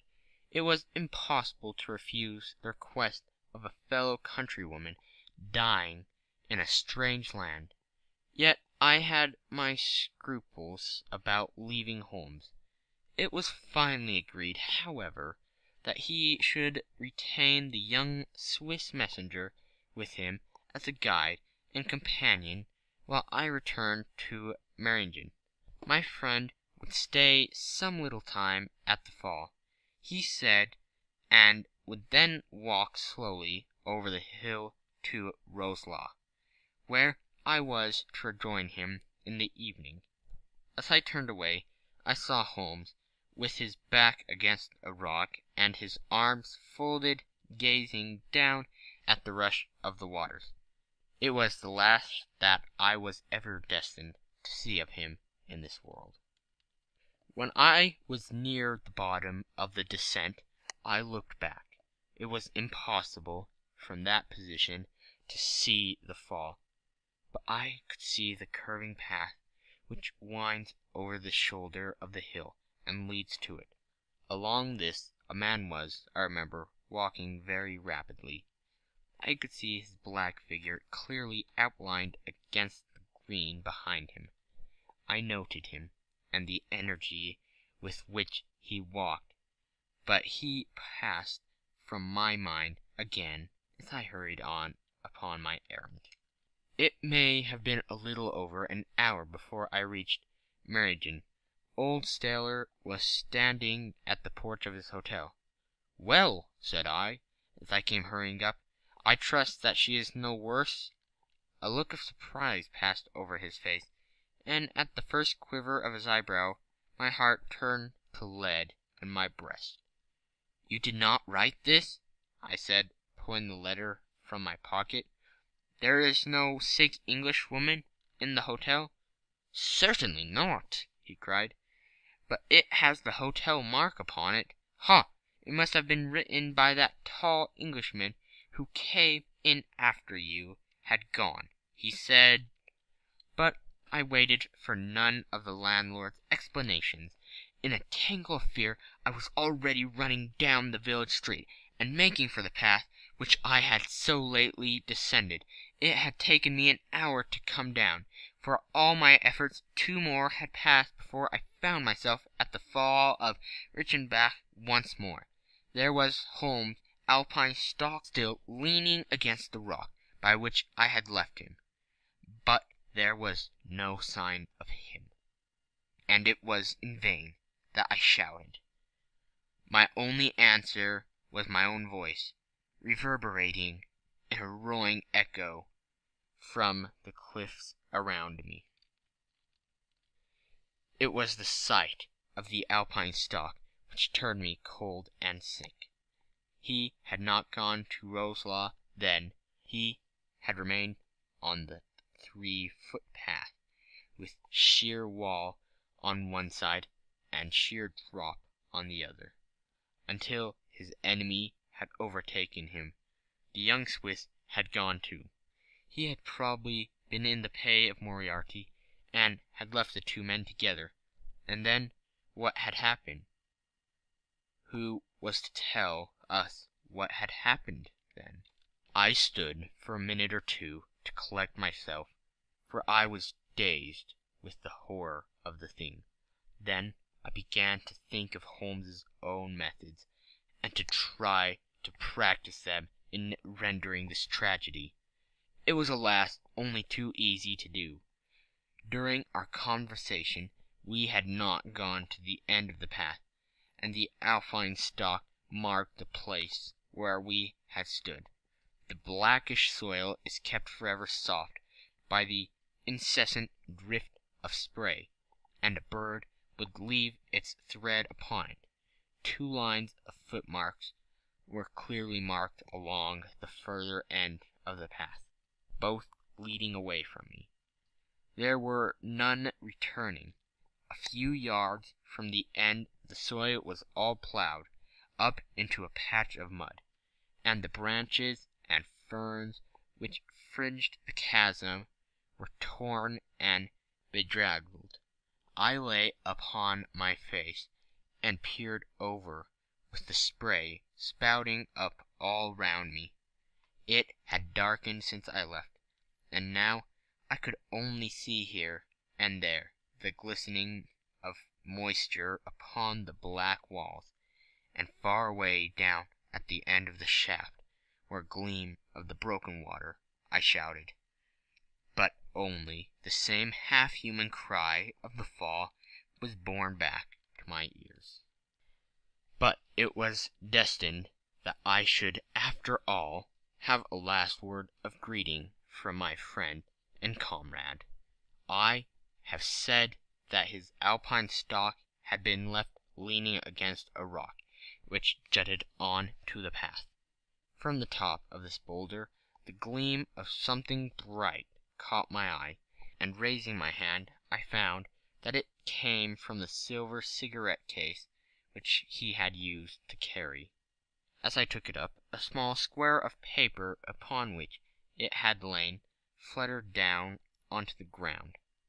Unfolding it, I found that it consisted of 3 pages torn from his notebook, and addressed to me. It was characteristic of the man that the direction was as precise, and the writing as firm and clear as though it had been written in his study. "My dear Watson," it said, "I write these few lines through the courtesy of Mr. Moriarty, who awaits my convenience for the final discussion of those questions which lie between us. He has been giving me a sketch of the methods by which he avoided the English police, and kept himself informed of our movements. They certainly confirmed the very high opinion which I have formed of his abilities. I am pleased to think that I should be able to free society from any further effects of this presence, though I fear that it is at a cost for which will give pain to my friends, and especially, my dear Watson, to you. I have already explained to you, however, that my career had in any case reached its crisis, and that no possible conclusion to it could be more congenial to me than this. Indeed, if I may make a full confession to you, I was quite convinced that the letter from Meiringen was a hoax, and I allowed you to depart on the errand under the persuasion that some development of this sort would follow. Tell Inspector Patterson that the papers which he needs to convict the gang in pinkled M, done up in a blue envelope, and inscribed Moriarty. I made every disposition of my property before leaving England, and handed it to my brother Mycroft. Pray give me greeting to Mrs. Watson, and believe me to be, my dear fellow, very sincerely yours, Sherlock Holmes. A few words may suffice to tell you the little that remains. An examination by experts leaves little doubt that a personal contest between the two men ended, as it could hardly fail to end in such a situation, in their reeling over, locked in each other's arms. Any attempt at recovering the bodies was absolutely hopeless, and there, deep down in that dreadful cauldron of swirling water and seething foam, will lie for all time the most dangerous criminal and the foremost champion of the law of their generation.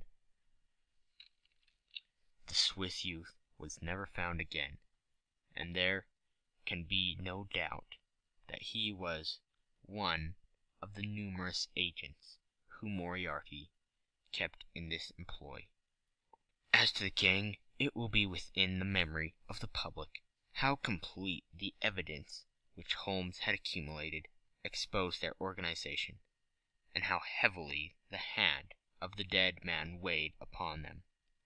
Of their terrible chief, few details came out during the proceedings, and if I have now been compelled to make a clear statement of his career, it is due to the injustices champion who had endeavored to clear his memory by attacks upon him, who I shall ever regard as the best and the wisest man whom I have ever known. End of Adventure 11, The Final Problem. End of the Memoirs of Sherlock Holmes by Sir Arthur Conan Doyle. This has been a TBOL3 production.